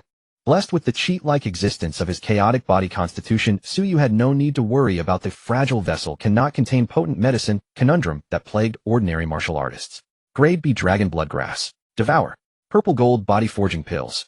Devour. High energy compressed beast meat. Devour. With torrents of resources poured in, and Su Wu's personal guidance on the essence of the sky-breaking blade and the ultimate force of the raging bull fist, Suyu's cultivation soared like a rocket taking flight. Day 5. The late peak of the Chi blood realm. Day 7. Boom. A muffled explosion rang out from the underground chamber. Suyu's chi and blood surged like coiling dragons, forming a tangible crimson armor around his body. Chi blood realm, great perfection. This was not merely an advancement in realm, but a qualitative leap. The current Suyu, measured purely by total chi and blood volume, had already surpassed ordinary martial artists who had just entered the innate realm. Another fresh morning dawned. Suyu headed off to school brimming with vigor. Su Wu, as was his custom, sat upon the second-floor balcony sipping tea. But today the teacup in his hand never quite made it to his lips. Something's off. Su Wu's brow furrowed tightly. As a martial king realm powerhouse, his perception of danger was exceptionally keen. Since dawn that morning, his left eye had been twitching incessantly, and an unshakable gloom weighed upon his heart. Just at that moment, whoosh, a rather disheveled figure stumbled and staggered into the perimeter of Cloudview Manor. Su Wu's gaze sharpened, and before the person even landed, he had already materialized before them. Pan Hong. The newcomer was none other than the Lord of Kanglan Base, Grandmaster Pan Hong. But in what state of dignity did Pan Hong arrive now? His hair hung in disarray, his face was deathly pale, and his tang suit was drenched in cold sweat. Say, senior. Quickly go save your son. Pan Hong, gasping for breath, seized Su Wu's arm and bellowed with all his might. That special envoy from Jiangnan Lu Yun. That madman. He's gone to intercept and kill Su Yu. Boom. The instant he heard the words, intercept and kill Su Yu, Su Wu's once calm eyes blazed crimson as blood. A killing intent, so terrifying it could shift the very heavens and earth, erupted from within him in an instant. Lu Yun. Su Wu ground out the name through clenched teeth, wasting not a single word. His entire form transformed into a streak of purple-gold light that vanished at the edge of the sky in an instant. The sonic boom triggered by such velocity shattered every pane of glass in the entire manor. Watching the direction in which Su Wu had departed, Pan Hong collapsed onto the ground, gulping in great breaths, his eyes filled with dread and inner turmoil. It's over. This is completely over. As lord of the city, he ought to have cooperated with the special envoy's operation. But he was a man with principles. And moreover, he knew full well the horror of Su Wu. That fool Lu Yun, over a personal grudge from over a decade ago, had actually chosen to strike at a child. Outside Kanglan No. One middle school, along a tree-lined path that one must pass through. Su Yu came to a halt. The path to school, usually bustling with life, was now terrifyingly silent. Even the birdsong and insect chirping had vanished. Since you've come, show yourself. Su Yu drew a deep breath, his hand slowly reaching for the alloy war blade strapped across his back. Quite the keen perception worthy indeed of that man's son. A cold, sinister voice abruptly rang out. From the shade of the trees ahead, a middle-aged man, wearing a flowing white, archaic robe, and bearing a delicate, effeminate face, slowly emerged. Lu Yun. He gazed upon Su Yu as though beholding a lamb awaiting slaughter, his eyes brimming with both cruelty and a perverse thrill. Who are you?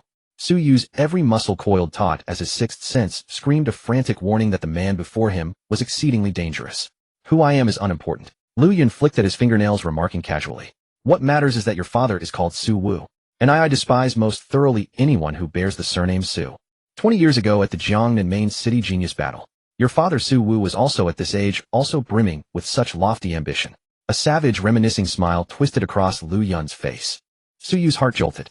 So this was a sworn enemy of his father from years past. The father's debt the son shall repay. Lu Yun advanced step by step, the aura irradiating from him, causing the surrounding leaves to wither and fall. Today I shall first destroy his hope. I want him to taste the agony of losing his dearest kin. Boom. Lu Yun raised his hand as a terrifying pressure belonging to the peak of the martial king realm threatened to erupt, but he suddenly paused. He gazed upon Su Yu's face, so strikingly reminiscent of Su Wu in his youth, and the twisted obsession within him made him change his mind. Killing him outright would be far too merciful. He had to prove himself, prove that he was stronger than Su Wu, even if only against Su Wu's son. Killing you I disdain, even using my martial king realm strength. Lu Yun sneered coldly as the aura about him began to plummet rapidly. Grandmaster. Innate. Chi blood realm. At last his cultivation stabilized precisely at the great perfection of the Chi blood realm. Back then Su Wu defeated me at the great perfection of the Chi blood realm. Today I shall use that very same realm to torment and slay you, little mongrel. I shall prove that Lu Yun stands invincible among peers. Wild light blazed in Lu Yun's eyes as he drew a flexible sword from his waist, the blade flickering like a venomous snake flicking its tongue. Boy, draw your blade. Let you die knowing why. Sensing the shift in the man's aura, Su Yu's once taut nerves eased ever so slightly, and in the next instant an unprecedented battle intent exploded within his gaze. A battle among peers. Su Yu tightened his grip upon his war blade as the chaotic vortex within him began to spin furiously, letting out a soundless roar. Were he a martial king, death would be certain. But if they fought at the same realm, I still have a chance. The tree-lined path outside Kanglan First High School had transformed into a battlefield of carnage. The air seemed to solidify, and even the wind fell silent beneath that terrifying killing intent. Whoosh! Lu Yun moved. Although he had suppressed his cultivation to the peak of Blood Chi realm, he remained a peak martial king with decades of martial arts experience. Every movement he made flowed naturally, completely devoid of any superfluous effort. The flexible sword in his hand coiled like a spirit snake poised to strike, carving eerie and treacherous arcs through the air as it lunged straight for Su Yu's throat.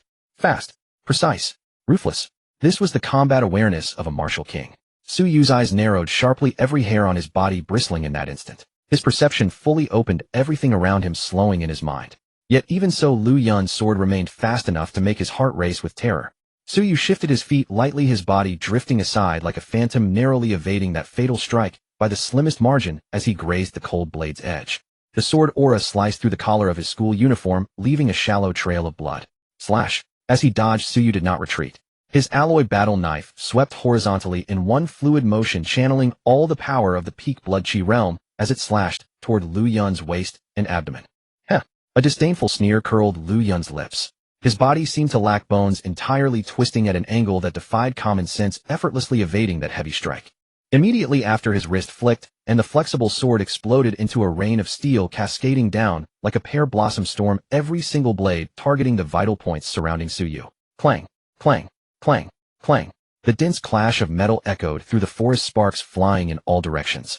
Suyu's expression grew extremely grave. He could only defend passively. Though his battle knife was fierce against Lu Yun's swordsmanship that flowed like mercury across the ground, it appeared clumsy and awkward. Damn it. Is this the foundation of a martial king? Suyu's arm went numb from the impact, his palms split open, blood streaming down the hilt. Although their strength was comparable, and even due to the chaos body, Suyu's blood chi proved more enduring. But on technique, he was comprehensively dominated. Lu Yun toyed with him as one might play with a rat. Every strike was non-lethal, yet each carved deep wounds reaching bone on Suyu's body. In just 10 exchanges, Suyu had become a bloody figure. What? Can't handle it already. Lu Yun laughed cruelly between strikes. It seems you're not as strong as I imagined. Old man, you're celebrating far too soon.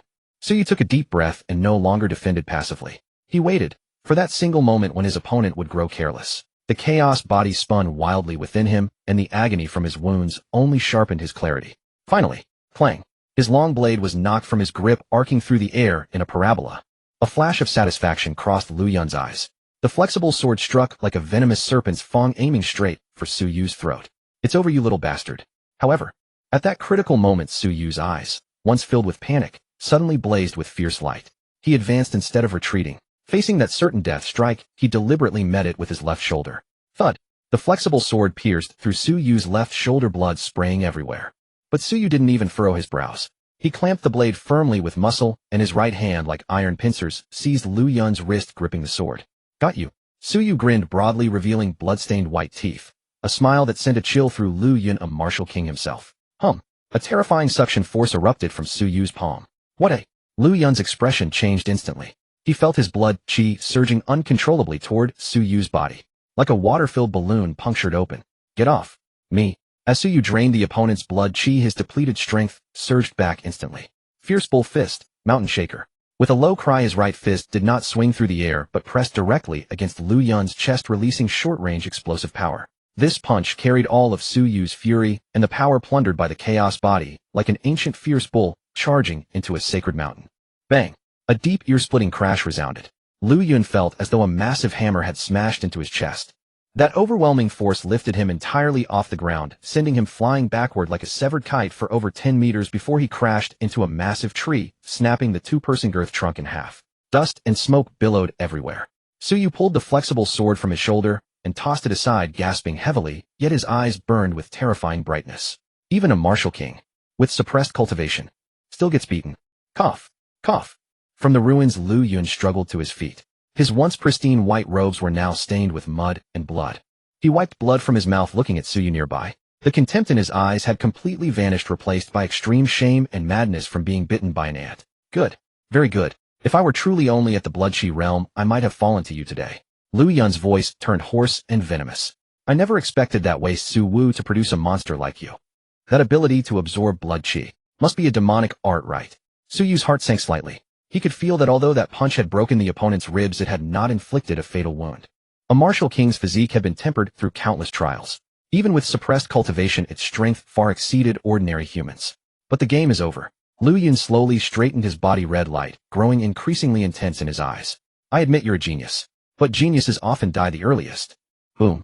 Before the words had even left his mouth, Lu Yun's aura suddenly turned frenzied. Though he had not released his cultivation suppression, he had activated a martial king-level explosive secret technique. This time his speed doubled compared to before. Whoosh. Suyu couldn't even catch his movements clearly. His vision blurred, and an extremely sharp gust of wind hit his face. Die! Before Suyu realized that Lu Yun had produced a dagger and thrust it straight for his heart. Too fast. Impossible to dodge in time. Am I really going to die here? The shadow of death overshadowed his heart, and a fierce reluctance surged within Suyu. No. I cannot die. Dad is still waiting for me to come home for dinner. I still need to travel to the starry sky to bring Mom back. My martial path has only just begun. Open. Under this extreme life and death pressure, Suyu let out a heart-rending roar. He suddenly bit through his tongue tip, spitting out a mouthful of essence blood. The chaotic vortex within his body seemed to sense his master's will beginning to spin wildly, even producing a substantive roaring sound. The stray blood chi in the surrounding air, along with the residual energy he had just absorbed from Lu Yun, was forcibly compressed and ignited at this moment. Crack! It was as if a shackle within Su Yu's body had been shattered. A surge of blood chi power welled up from deep within his dantian. Blood chi projection. Innate realm. A faint red aura erupted around Su Yu's body, actually managing to block Lu Yun's dagger for a moment. Host realm synchronization in progress. Congratulations to the host. Breaking through human limits, advancing to early martial emperor realm. Although Su Yu had broken through to the innate realm in the nick of time, managing to deflect what should have been a fatal blow, Lu Yun was after all a martial king at his peak. Though the surge of chi had slowed the dagger's descent, it still bit inch by inch into Su Yu's chest. Innate. You wretched little bastard. You shall not live. Killing intent blazed in Lu Yun's eyes as the blood chi within his body surged wildly. Begone. To death. Yet the instant the dagger's tip pierced Su Yu's skin. Get lost. A voice laden with infinite authority and fury erupted like thunder within Lu Yun's mind. The sound reached him not through his ears, but reverberated directly through his very soul. Lu Yun felt his mind go utterly blank as though it had been struck by a ferocious warhammer. The dagger in his hand was but a centimeter from Su Yu's heart, yet no matter how he strained he could drive it no further. The very space surrounding him had frozen solid. An invisible yet boundless force, vast as the ocean, instantly enveloped a radius of 1,000 meters. Before such power, even a peak martial king was as fragile as an ant. Psychic force. Lu Yun looked up in terror, struggling to turn his eyes. High above, a familiar figure strode through the void, descending toward them. It was not flight, it was teleportation. One heartbeat he lingered on the distant horizon, the next he stood before Su Yu. Su Wu. At this moment, not the slightest fluctuation of blood chi emanated from his body, yet the mere fact of his presence caused the surrounding space to warp faintly. Lay a finger on my son. Su Wu extended one hand and gently clasped the wrist clutching the dagger. Crack. The crisp sound of shattering bone echoed through the air. Lu Yun's wrist was crushed to powder, and the dagger clattered to the ground. Arg! A shriek tore from Lu Yun's throat, but was severed abruptly in the next instant.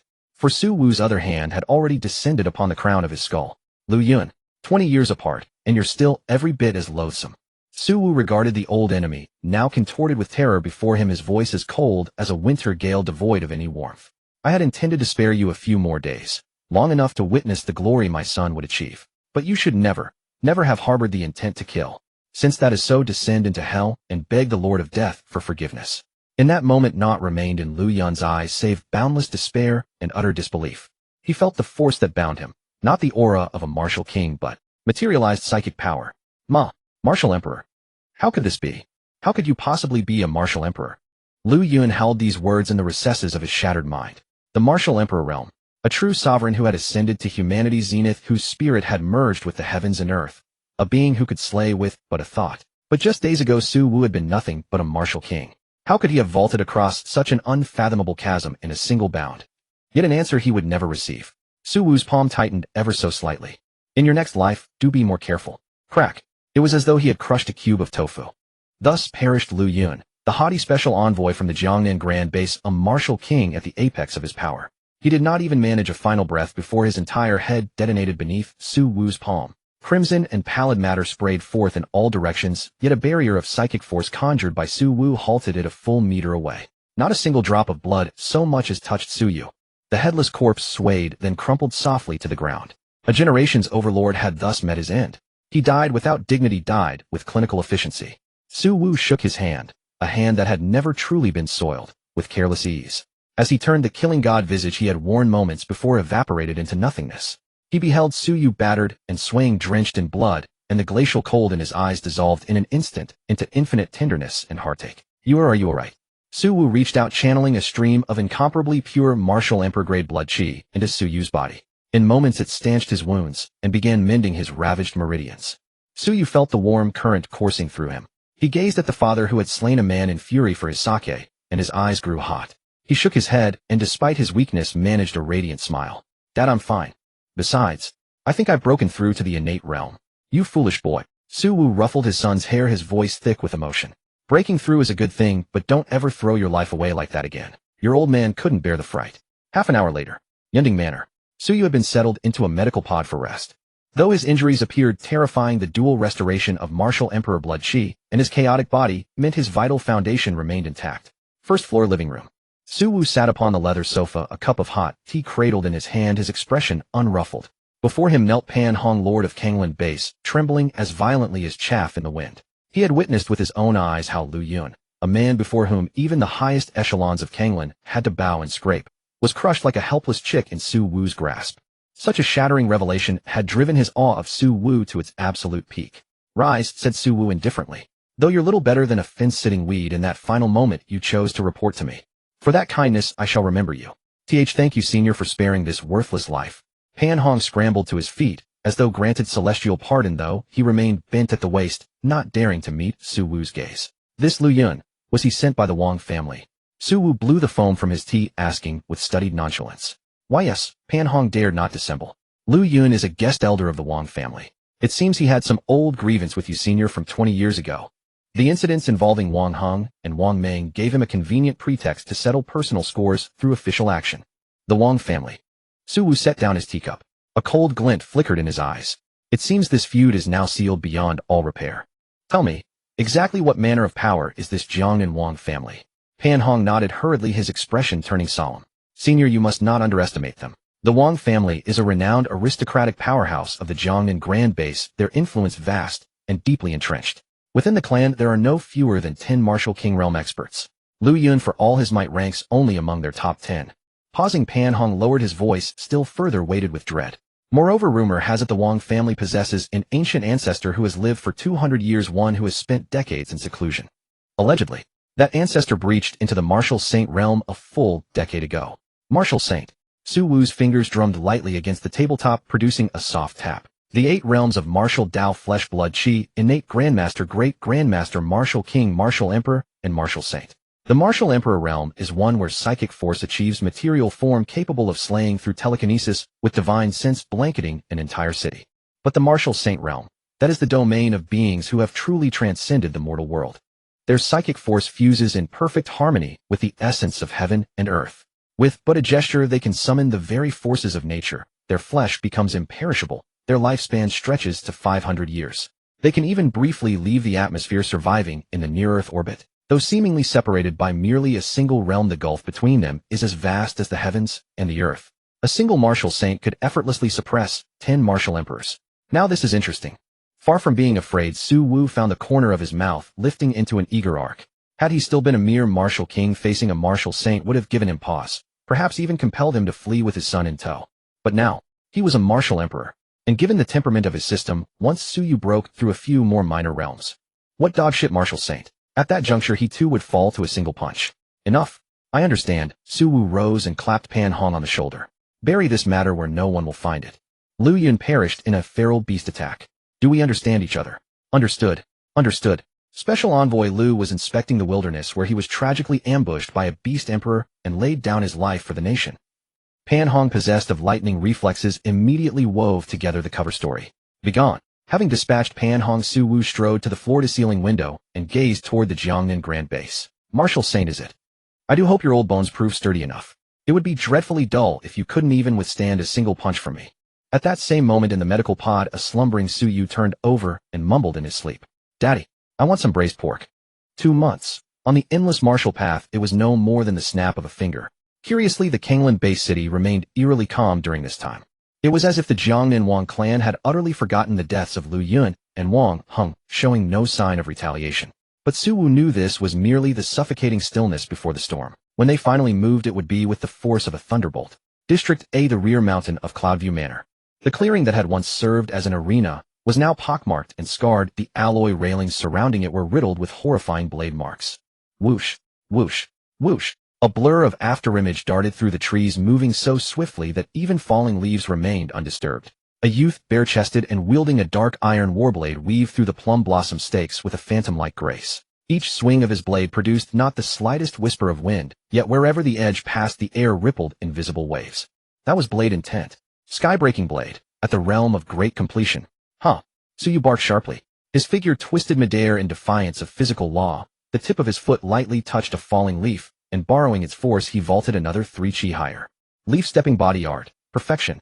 Slash. A single blade descended, and a 3-meter boulder before him split cleanly into the cut, as smooth as a mirror. Sheathing the blade, landing, exhaling.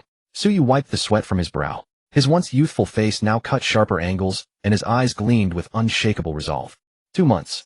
Under the avalanche of resources and the brutal tutelage of Su Wu, his emperor-tier private coach, Su Yu's cultivation had rocketed to the late stage of the innate realm.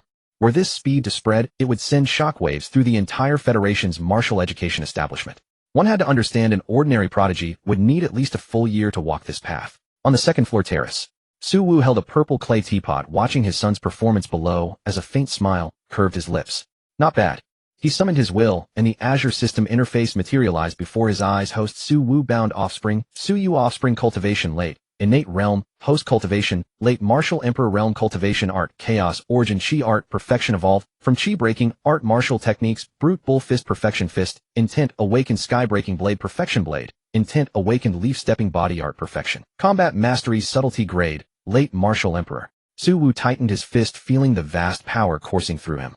Now even without invoking his chi and blood, his spiritual sense alone was enough to effortlessly annihilate any martial emperor of the same rank. As for that so-called Wang clan patriarch, the martial saint, Su Wu narrowed his eyes, a flash of battle intent kindling in their depths. Just then, buzz, the manners alert system chimed softly. A sweep of Su Wu's divine sense revealed City Lord Pan Hong standing at the main gate, anxious yet too hesitant to ring the bell, pacing restlessly in place. That old fox is here again. Su Wu's figure flickered and vanished from the terrace. Inside the living room, Pan Hong cradled a cup of hot tea, perching nervously on the edge of the sofa, his expression a mixture of unease and urgency. Over these 2 months, he had become a regular at Cloudview Manor. Caught between Su Wu and the Wang clan, the punching bag now walked on eggshells with every passing day. But he was clever, having already offended the Wang clan. His only option was to cling desperately to Su Wu's coattails. Senior, enough, spare me the pleasantries. Su Wu waved his hand and settled into the seat of honor. This is about the aberrant beasts outside the base, isn't it? Your insight is truly remarkable, Senior. Pan Hong gave a bitter smile, drew a meticulously detailed electronic map from his coat, and projected it onto the coffee table. Over these 2 months, the beasts surrounding the base have grown increasingly erratic. High-ranked beasts that should have remained deep in the mountains have been appearing at the outer perimeter, even ambushing several mercenary squads. In half a month, the Martial Arts College entrance examination will be held. This time, examinees from not only our city, but several neighboring satellite cities will be converging at Kanglan.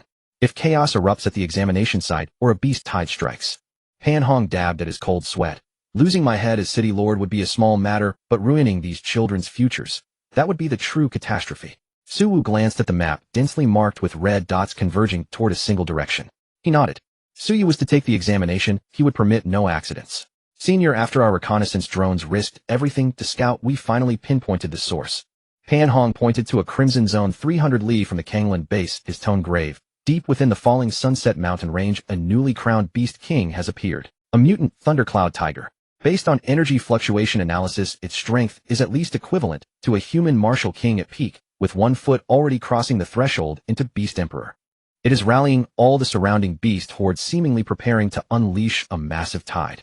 A mutant thundercloud tiger HM. Su Wu stroked his chin. A peak martial king beast would indeed spell annihilation for the current Kanglan base. But in his eyes, it was little more than a matter of a single slap. Understood. Leave it to me. Su Wu rose, taking the map with an unhurried expression. Yes. Thank you, Senior. Thank you, Senior. Pan Hong was overjoyed, the weight in his heart finally lifting. After departing Kanglan base, Su Wu stepped into the void, streaking across the high sky in a white trail of compressed air, heading straight for the falling Sunset Mountain range. The falling Sunset Mountain range earned its name from the crimson miasma that perpetually shrouded it. Beautiful as the evening glow, yet lethal all the same. Here mountains rose upon mountains, ancient trees towered toward the heavens, each one 100 meters tall, their canopies blotting out the sun, a natural paradise for aberrant beasts. The moment he entered the mountains, Su Wu sensed something amiss. The outer reaches were terrifyingly still, not even a bird's cry broke the silence. Yet the deeper he ventured, the heavier the restless feral aura in the air grew. So this is the intimidation of a beast king. Su Wu hovered above the canopy as his formidable spiritual sense unfurled like a tide, instantly blanketing 100 li in every direction. Soon he locked onto the location Pan Hong had described. Su Wu's brow suddenly furrowed. In the feedback of his spiritual perception, that valley indeed emanated an overwhelmingly violent, thunderous aura. Without question, the mutant thundercloud tiger. But beside that thunderous aura, there lurked another chi and blood fluctuation. This chi and blood fluctuation was extraordinarily well hidden. Had Su Wu not reached the martial emperor realm and possessed subtlety-grade perception, he would never have detected it at all. Though subtle, its sheer volume and quality reached a staggering magnitude. This chi and blood. Su Wu's pupils contracted. It's more than 10 times stronger than the peak martial king thundercloud tiger. Even comparable to me at present. Human chi and blood rivaling late martial emperor. Could there be an adult beast emperor hidden in these mountains? Su Wu instantly went on high alert. If it was an adult beast emperor today, would likely be a brutal battle. Within a vast circular valley. At the center of the valley stood a massive blue-gray resting ox stone. Beside it crouched a terrifying beast the size of a cargo truck. Its body was sheathed in blue-purple striped fur, each hair standing erect like steel needles with crackling arcs of electricity dancing across its form. With every breath, 2 streams of searing thunder fire shot from its nostrils, scorching the ground beneath to charred black. The mutant thundercloud tiger. The very culprit that had kept Pan Hong awake at night. Crouching around the thundercloud tiger were 4 peak-grade sea iron armor crocodiles serving as guards. Such a formation truly befit a local overlord. Yet Su Wu's gaze did not linger on the thundercloud tiger for even a single second. He stared fixedly at an unremarkable corner behind the thundercloud tiger. There a small mound had been piled high with various spiritual fruits and rare ores.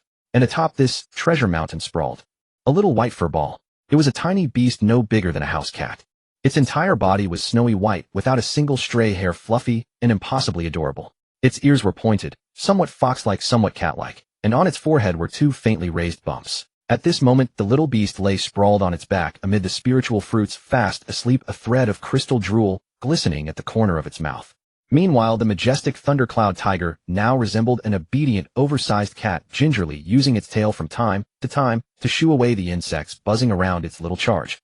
This, Su Wu hid behind an ancient tree 100 meters away, his mind thrown into tumultuous waves. That terrifying chi and blood rivaling a martial emperor was emanating from none other than this sleeping little furball. The thundercloud tiger isn't the beast king. Su Wu realized in an instant, it's merely a nursemaid. This little beast is the true ancestor. This was absolutely no ordinary mutant beast. An atavistic bloodline, or a descendant of an ancient divine beast. Just as Su Wu observed, the thundercloud tiger seemed to sense something.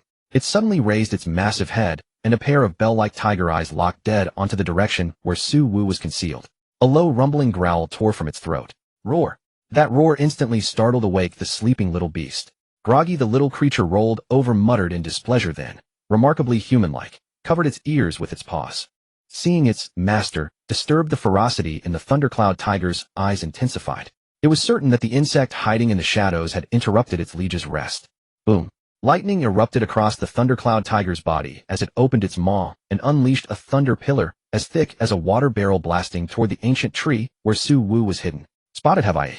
Su Wu snorted coldly. Since he was exposed, there was no need to keep hiding. You beast seeking death. Su Wu stepped forward, his figure vanishing from where he stood in an instant. The terrifying thunder pillar shattered the ancient tree, yet failed to graze even the hem of his garments. The next instant, Su Wu had already appeared above the valley. Facing the peak martial king thundercloud tiger, Su Wu didn't even raise his hand, only fixed it with a single look. Buzz! An invisible spiritual blade sliced through the void. The thundercloud tiger, which had been about to pounce, suddenly froze. Upon its iron-hard skull, a thin line of blood appeared without warning. Squelch! The enormous tiger head slid clean off, blood gushing forth like a fountain. One strike, instant kill. The 4 iron armor crocodiles beside it were likewise struck by the residual spiritual storm, their internal organs shattered, dying on the spot. The entire valley fell silent in an instant. All that remained was the little fur ball, just now awake and rubbing its eyes, staring blankly at its fallen nursemaid and guards. Squeak! The small white beast stared blankly at the corpse on the ground, then looked up at Su Wu, who was suspended in midair. Its round bead-like eyes instantly shifted from confusion to extreme vigilance and rage. Roar! It suddenly stood up. Its body, originally only the size of a palm, unexpectedly expanded by a whole circle in an instant. The white fur all over its body stood on end, resembling a bristling hedgehog. Boom! A terrifying surge of blood, chi characteristic of a martial emperor, erupted unreservedly from within its body. What powerful blood chi! A sharp glint flashed intensely across Su Wu's eyes. Could this little creature actually contend with him by virtue of its aura alone? Human, how dare you kill my underling?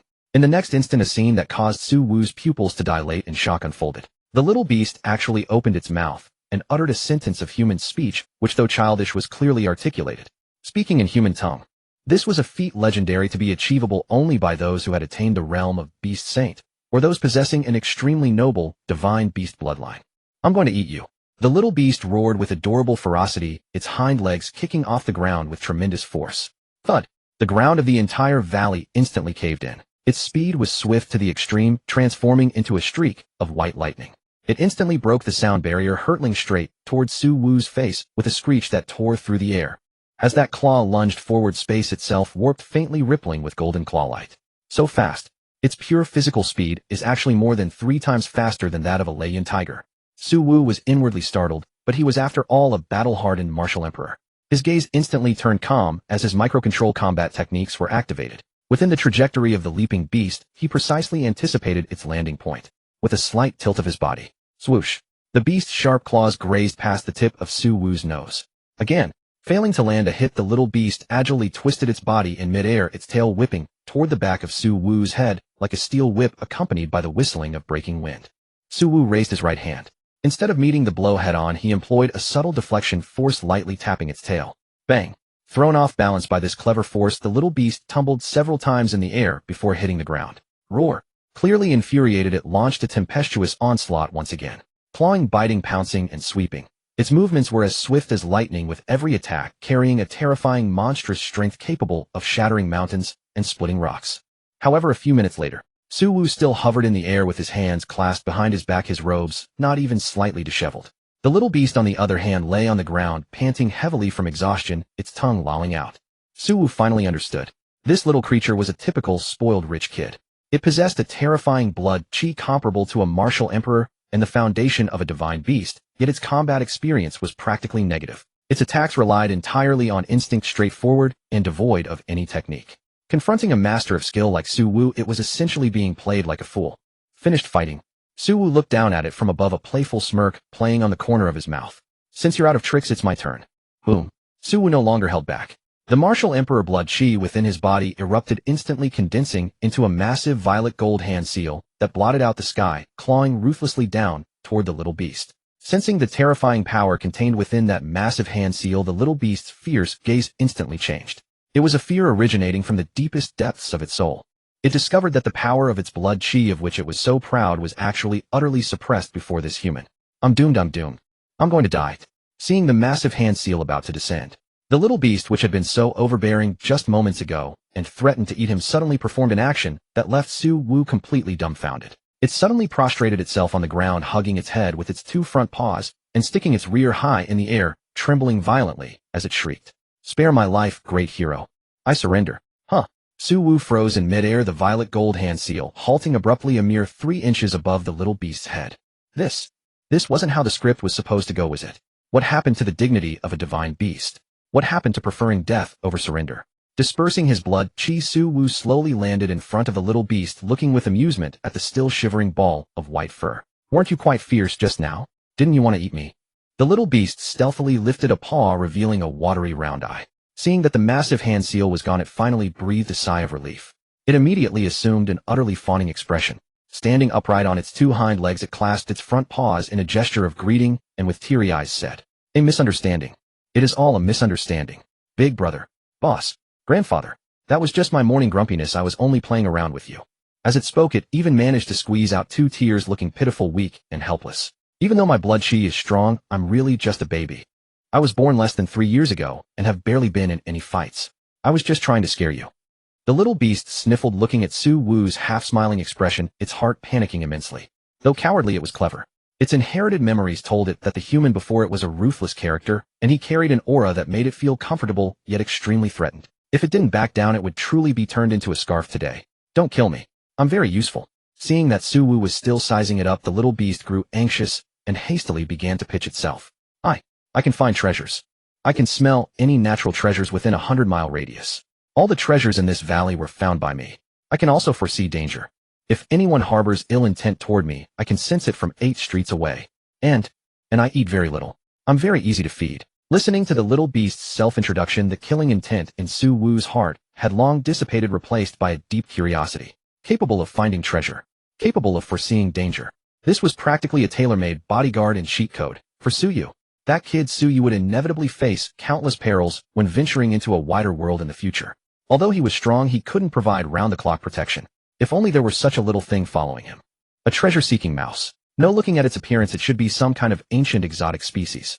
Su Wu calculated in his mind, yet his face remained as cold as frost. Words alone are no proof. Su Wu's blood chi surged once more as he made a move to strike. How do I know you're not deceiving me? What if I take you back and you bite me while I'm asleep? I wouldn't dare, I wouldn't dare. The little beast shuddered all over in fright, its white fur bristling as it waved its paws frantically. I swear a solemn oath. Swearing is useless. Su Wu crouched down and extended a finger. A drop of violet gold essence blood condensed at his fingertip wrapped in the spiritual imprint of a martial emperor. If you want to live, sign this. This is a master-servant contract. Once signed, your life and death will depend entirely on my single thought. If you dare to harbor betrayal, not only will you perish, but your soul will also be annihilated. Su Wu's voice sounded like a demon's. This was a secret technique he had come across while reading books over the past 2 months. He hadn't expected it to actually come in handy. Looking at the drop of essence blood, a flicker of struggle flashed in the little beast's eyes. It was a noble divine beast. How could it become a human's pet? But it glanced at the cold corpse of the Leyun tiger nearby, then at Su Wu's icy eyes. Sob. A beast under another's roof has no choice but to bow its head. The little beast pouted aggrievedly, ultimately succumbing to its instinct for survival. It stuck out its tiny pink tongue and gave the drop of essence blood a light lick. Buzz. An ancient rune flashed briefly across the foreheads of both the man and the beast. The contract was sealed. Su Wu instantly felt a faint connection established within his consciousness. As long as he willed it, he could control the little beast's life and death at any moment through this link. Phew. Su Wu stood up in satisfaction, grabbing the little beast by the scruff of its neck and lifting it up to his eye level. From this day forth, you're with me, since you're so white and look like a ball. Su Wu pondered for a moment, displaying his extremely casual talent for naming. I'll call you Xiaobai. The little beast's limbs hung limply, its eyes vacant, as if it had lost all hope in its beastly life. Xiaobai. What a tacky name. Yet harboring anger, but not daring to speak out, it could only utter a weak meow. By the way, Su Wu suddenly recalled something, pointing at the pile of spiritual fruits and ores nearby. Did you find all of these? MHM. Xiaobai nodded repeatedly. They're all good things. A gift from Master upon our first meeting.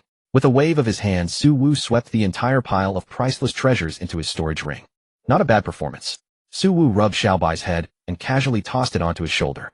Lying on Su Wu's broad shoulder, Xiaobai felt a profound sense of security, and its originally anxious heart gradually settled down. This human, though a bit fierce following him, didn't seem too bad after all. At least it didn't have to catch Leyun tigers to act as its babysitter anymore. The man and the beast transformed into a streak of light, disappearing into the horizon of the Luoxiao mountain range. With the Beast King's control broken, the ferocious beasts in the mountains returned to normal. At the Hentang Manor in District A of Kanglan Base, Su Wu's figure appeared silently at the entrance. At this moment, City Lord Pan Hong, who was usually occupied with myriad daily matters, was still waiting at the gates.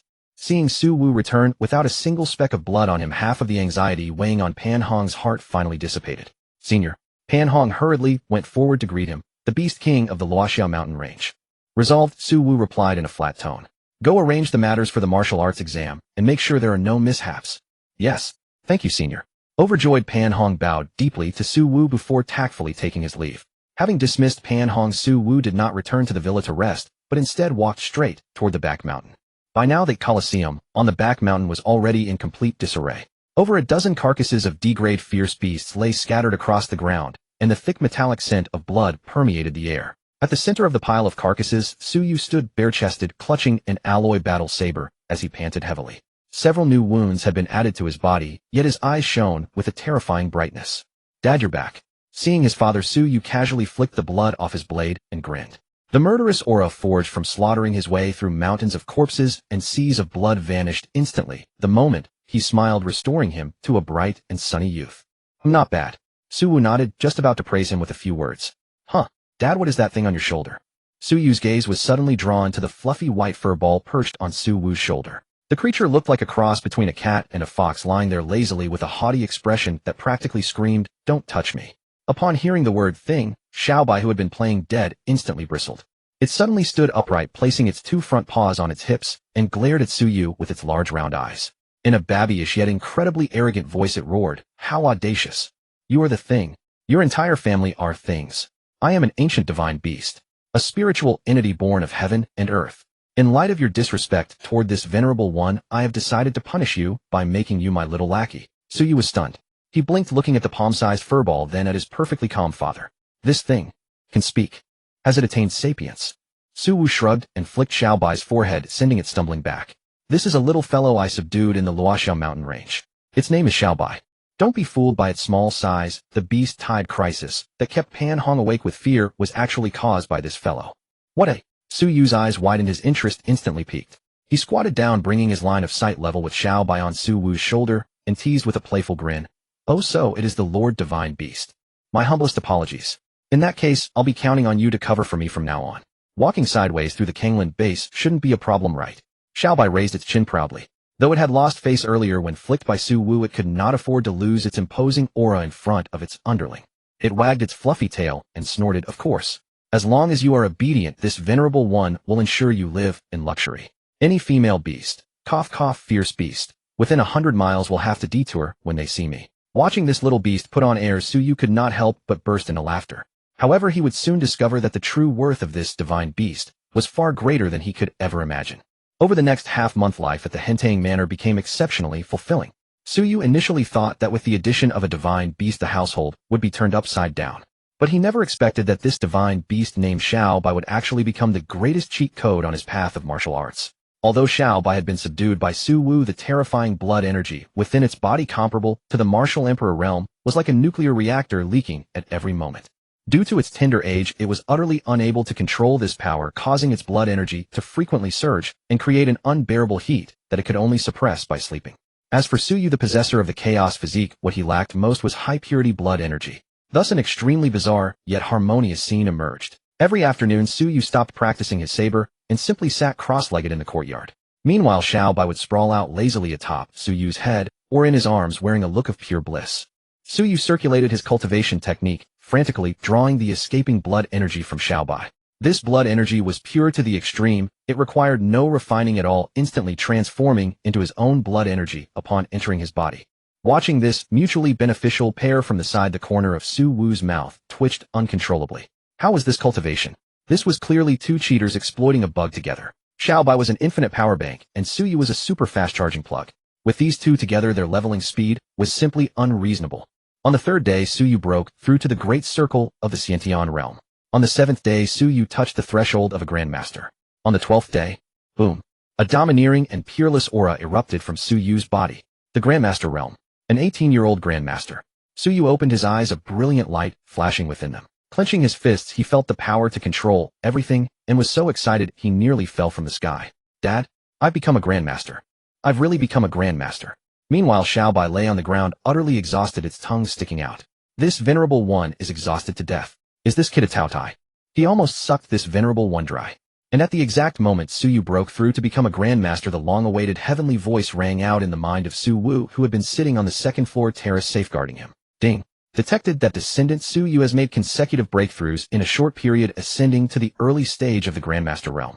Father thrives on son's success, system determination. Descendant has crossed a major realm. Host receives feedback. Host realm synchronizing. Congratulations, host. Ascended to the early stage of the martial saint realm. Rumble. At this moment, not only the Hentang Manor but the sky over the entire Kangland base city changed color. The originally clear sky was suddenly filled with gathering auspicious clouds, and a purple mist stretched 3,000 miles from the east. A vast, majestic, and indescribable aura centered on Su Wu instantly blanketed the entire city. Every martial artist in the city, whether cultivating or sleeping, discovered to their horror that the blood energy within their bodies was uncontrollably bowing in worship toward district. On the terrace, Su Wu slowly opened his eyes. The martial saint realm. This was no longer merely physical strength, but the oneness of spirit with heaven and earth. Now he was already able to slightly manipulate the primordial chi of heaven and earth. The so-called primordial chi of heaven and earth was spiritual energy born alongside the universe, often associated with various forces powerful and mysterious. Human cultivation begins with refining blood energy to reach the martial emperor realm and obtain powerful spiritual force. Ultimately, the spirit merges with heaven and earth, all for the sole purpose of manipulating the primordial chi of heaven and earth. This feeling. Su Wu took a deep breath. Even having lived 2 lifetimes, he could not help but feel his heart surge with excitement at this moment. A martial saint. This was truly standing at the pinnacle of this planet. A lifespan of 500 years, an immortal physical body, and even the ability to traverse outer space with the naked flesh. He looked down at his silly son, who was still ecstatic over his breakthrough to the Grandmaster realm, and a doting smile curled at the corner of his lips. An 18-year-old Grandmaster is indeed a monstrous genius. But your father is a martial saint. Su Wu withdrew the vast phenomenon filling the sky, reverting to a seemingly ordinary middle-aged man. He leapt down from the second floor, landing lightly in front of Su Yu. Tomorrow is the martial arts college entrance exam. Su Wu looked up at the stars in the night sky, his tone becoming deep and profound. You're present. Su Yu's expression turned solemn. Just do your best in this martial arts exam. Your personal safety is of the utmost importance, Su Wu said earnestly. Not to mention the fierce beast, the greatest danger in this martial arts college entrance exam would likely still be other humans. I understand, Dad. I will be careful tomorrow, Suyu replied casually. Understand? You don't know a damn thing. Suwu gave Suyu a hard flick on the forehead in annoyance. The crisp snap startled Xiaobai, who was nearby nibbling on a chicken drumstick. Ouch. Dad, what are you doing? Suyu clutched his head with a look of grievance. I am already a grandmaster, yet I still get hit on the head. Where is my dignity supposed to go? Hitting you is to make you remember, Suwu said solemnly, crossing his legs. Don't think that just because you've become a grandmaster you are invincible in this world.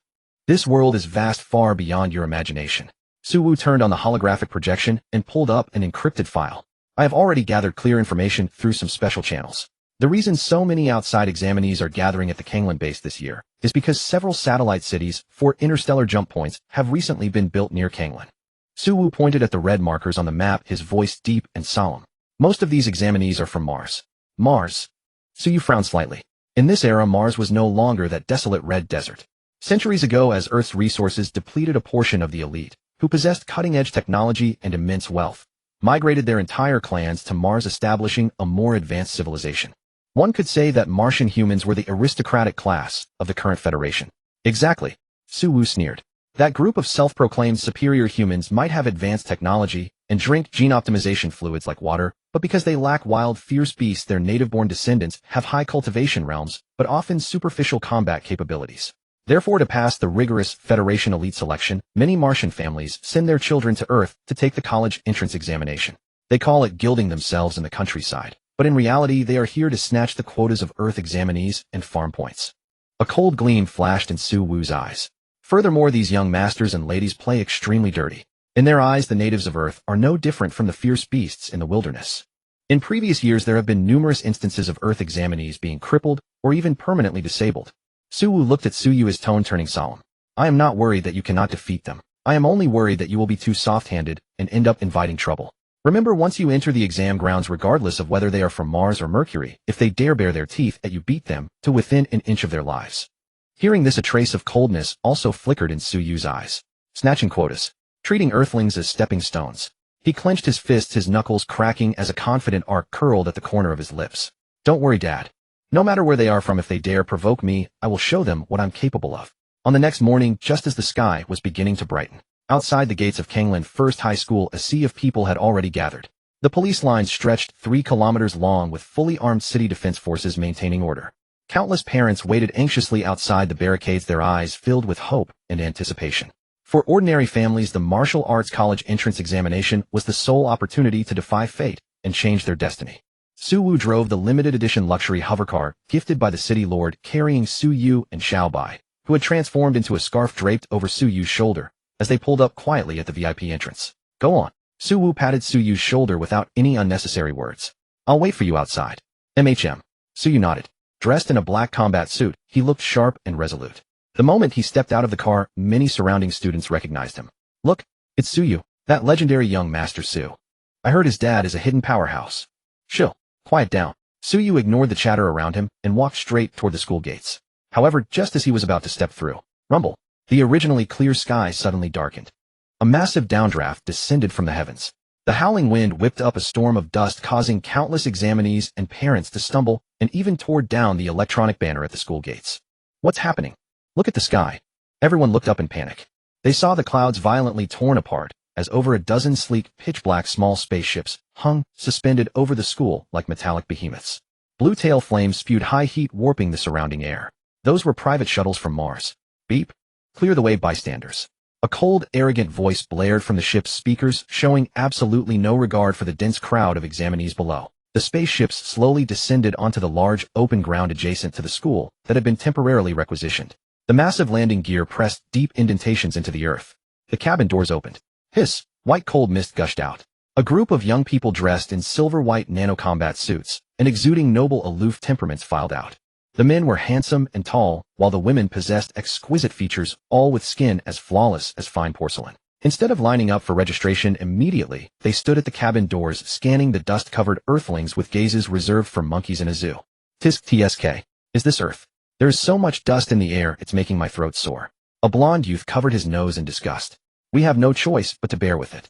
Who told the old man at home to insist on me coming here to claim the provincial top scorer title? Another red-haired girl played with the laser dagger in her hand, her eyes contemptuous. But looking at this bunch of mediocrities, even their so-called geniuses are only at the early stage of the Xiantian realm. How boring. Standing outside the crowd, Su Wu narrowed his eyes slightly, his divine sense instantly sweeping over the group. What a grand display, Su Wu sneered inwardly. There were about 50 people in this group. Shockingly, nearly a third of them had aura fluctuations that reached the Grandmaster realm.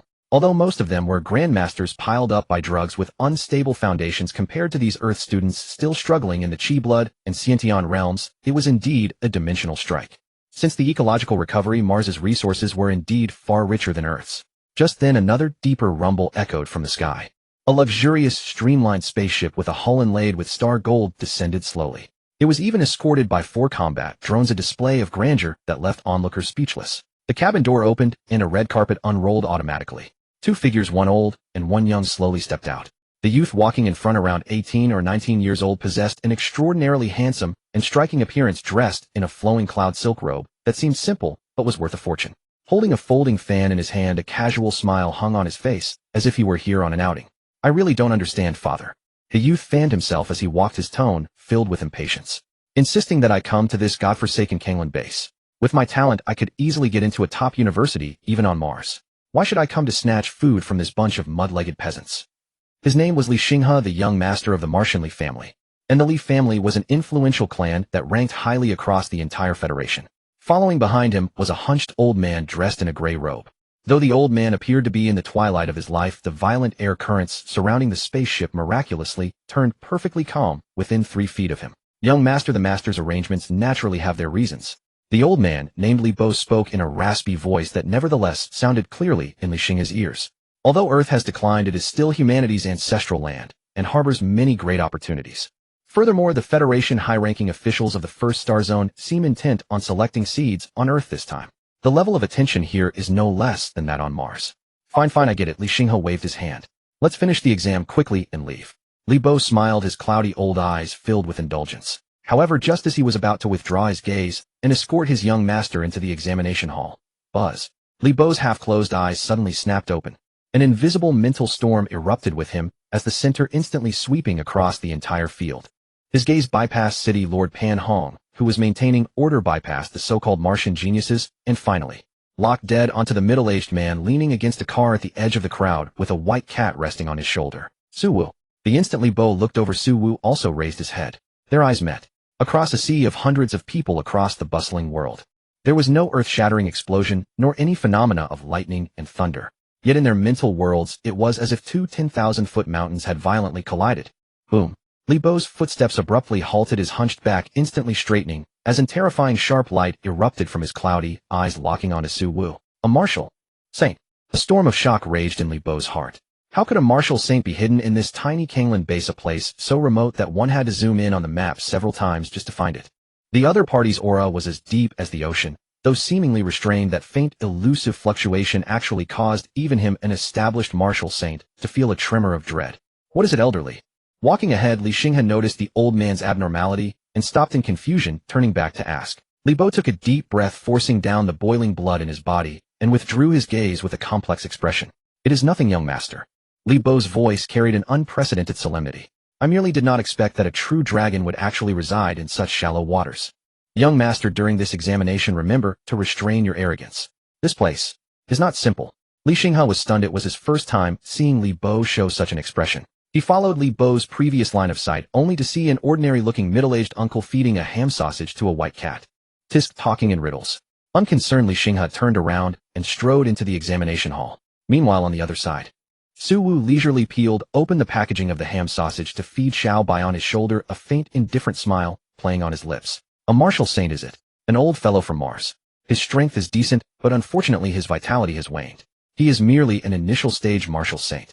Su Wu brushed the crumbs off his hands, his gaze shifting to Su Yu's receding figure inside the examination hall. The morning sun was somewhat glaring. As a crisp bell chimed, the school gates, which had been tightly shut for 2 hours, slowly opened. The examinees surged out like a tidal wave, their clamor instantly shattering the morning's solemn gravity.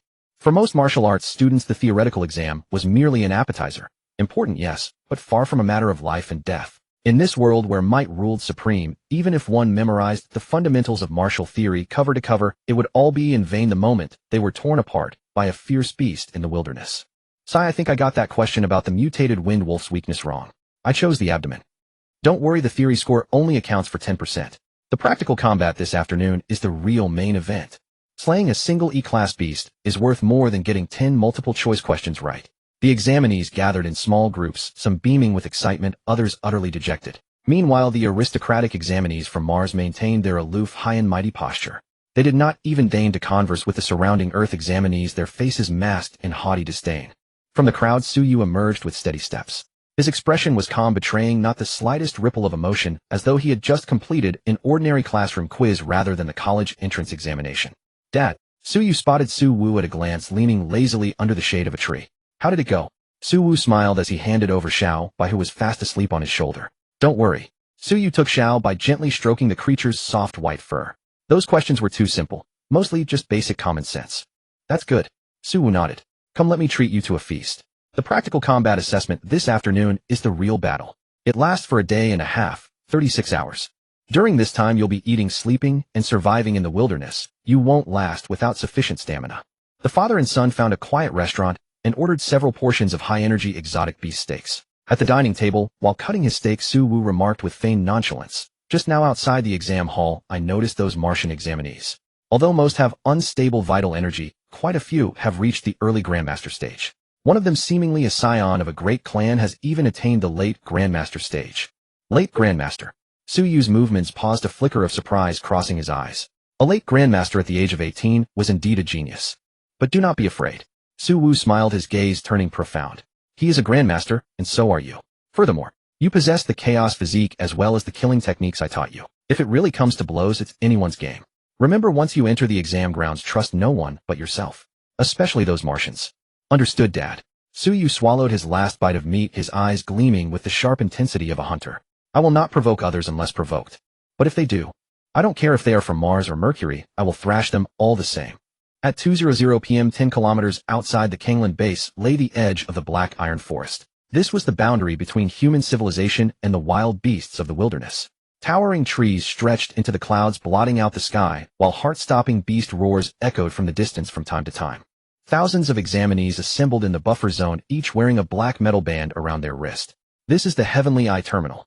Standing on the high platform, the head instructor's voice boomed like a resonant bell. It not only records your vital signs and kill points, but also features a built-in micro-camera and an emergency distress signal transmitter. In the event of an overwhelming danger, press the red button, and an instructor will arrive immediately. But remember, requesting help is deemed a forfeiture. Simultaneously, thousands of fist-sized silver spheres, the Heavenly Eye drones, ascended into the air like a swarm of bees hovering above the head of every examinee. These Heavenly Eyes were the crystallization of Federation technology, equipped with all-terrain tracking, thermal imaging analysis, and combat capability evaluation. They would transmit every movement, every breath, and even the frequency of the examinee's vital energy fluctuations back to the command center in real time. Meanwhile, atop the towering alloy walls of the Kangland base, within a spacious, brightly lit, and highly futuristic main command room, a massive holographic screen occupied an entire wall, split into thousands of smaller displays that broadcasted the live situations of the exam grounds in real time. Around the round table in the center of the room sat 5 individuals. Aside from the Kangland City Lord Pan Hong, there were 3 middle-aged men in Federation uniforms, as well as an elder from the Martian Li family, Uncle Li. City Lord Pan, the quality of this year's examinees seems quite impressive. The speaker was a genial, slightly plump middle-aged man. He was one of the inspectors dispatched by the Federation, Zhang Yi, an early martial emperor.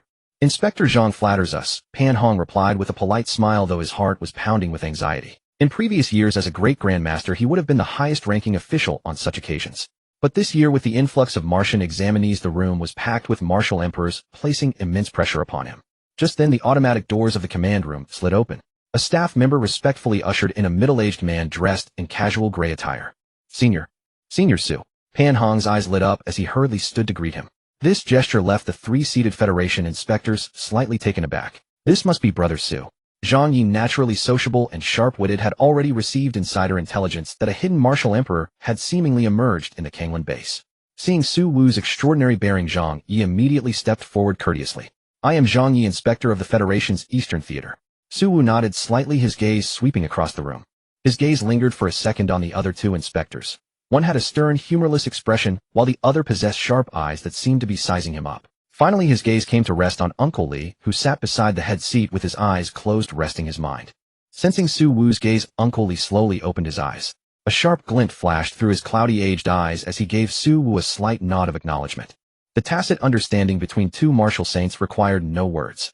"Greetings everyone," Su Wu said calmly, taking an empty seat with a poised, dignified demeanor. "Haha, come brother Su, let me introduce you." Zhang Yi warmly acted as the intermediary. "This is Inspector Du, and this is Inspector Lee. And this gentleman." Zhang Yi pointed toward Uncle Lee, his tone becoming exceptionally respectful. "This is Senior Lee, an elder of the Martian Lee family. He has traveled to the Kanglan base specifically to evaluate the talents of this generation." The Martian Lee family. Su Wu raised an eyebrow, slightly feigning ignorance. "I have heard much of you. I did not expect the Lee family to pay such close attention to Earth's assessment." Uncle Lee chuckled, his voice raspy, yet carrying an unquestionable authority. "Not at all. I am merely here at the behest of the family head to observe the performance of these juniors. On the other hand, Mr. Su, I hear your son is also an examinee this year. A tiger does not father a dog. This old man is highly anticipating his performance." Though seemingly polite, the words carried a hidden edge. Su Wu smiled faintly, taking a sip from his teacup. "It is merely child's play, incomparable to the prodigy of the Lee family. I only hope your young master shows some mercy and doesn't reduce my worthless son to tears." "Haha, Mr. Su, you jest." A strange look flashed in Uncle Lee's eyes. This Su Wu was incredibly composed in the presence of a martial saint, like himself, even subtly carrying himself as an equal. "Very well, time is up."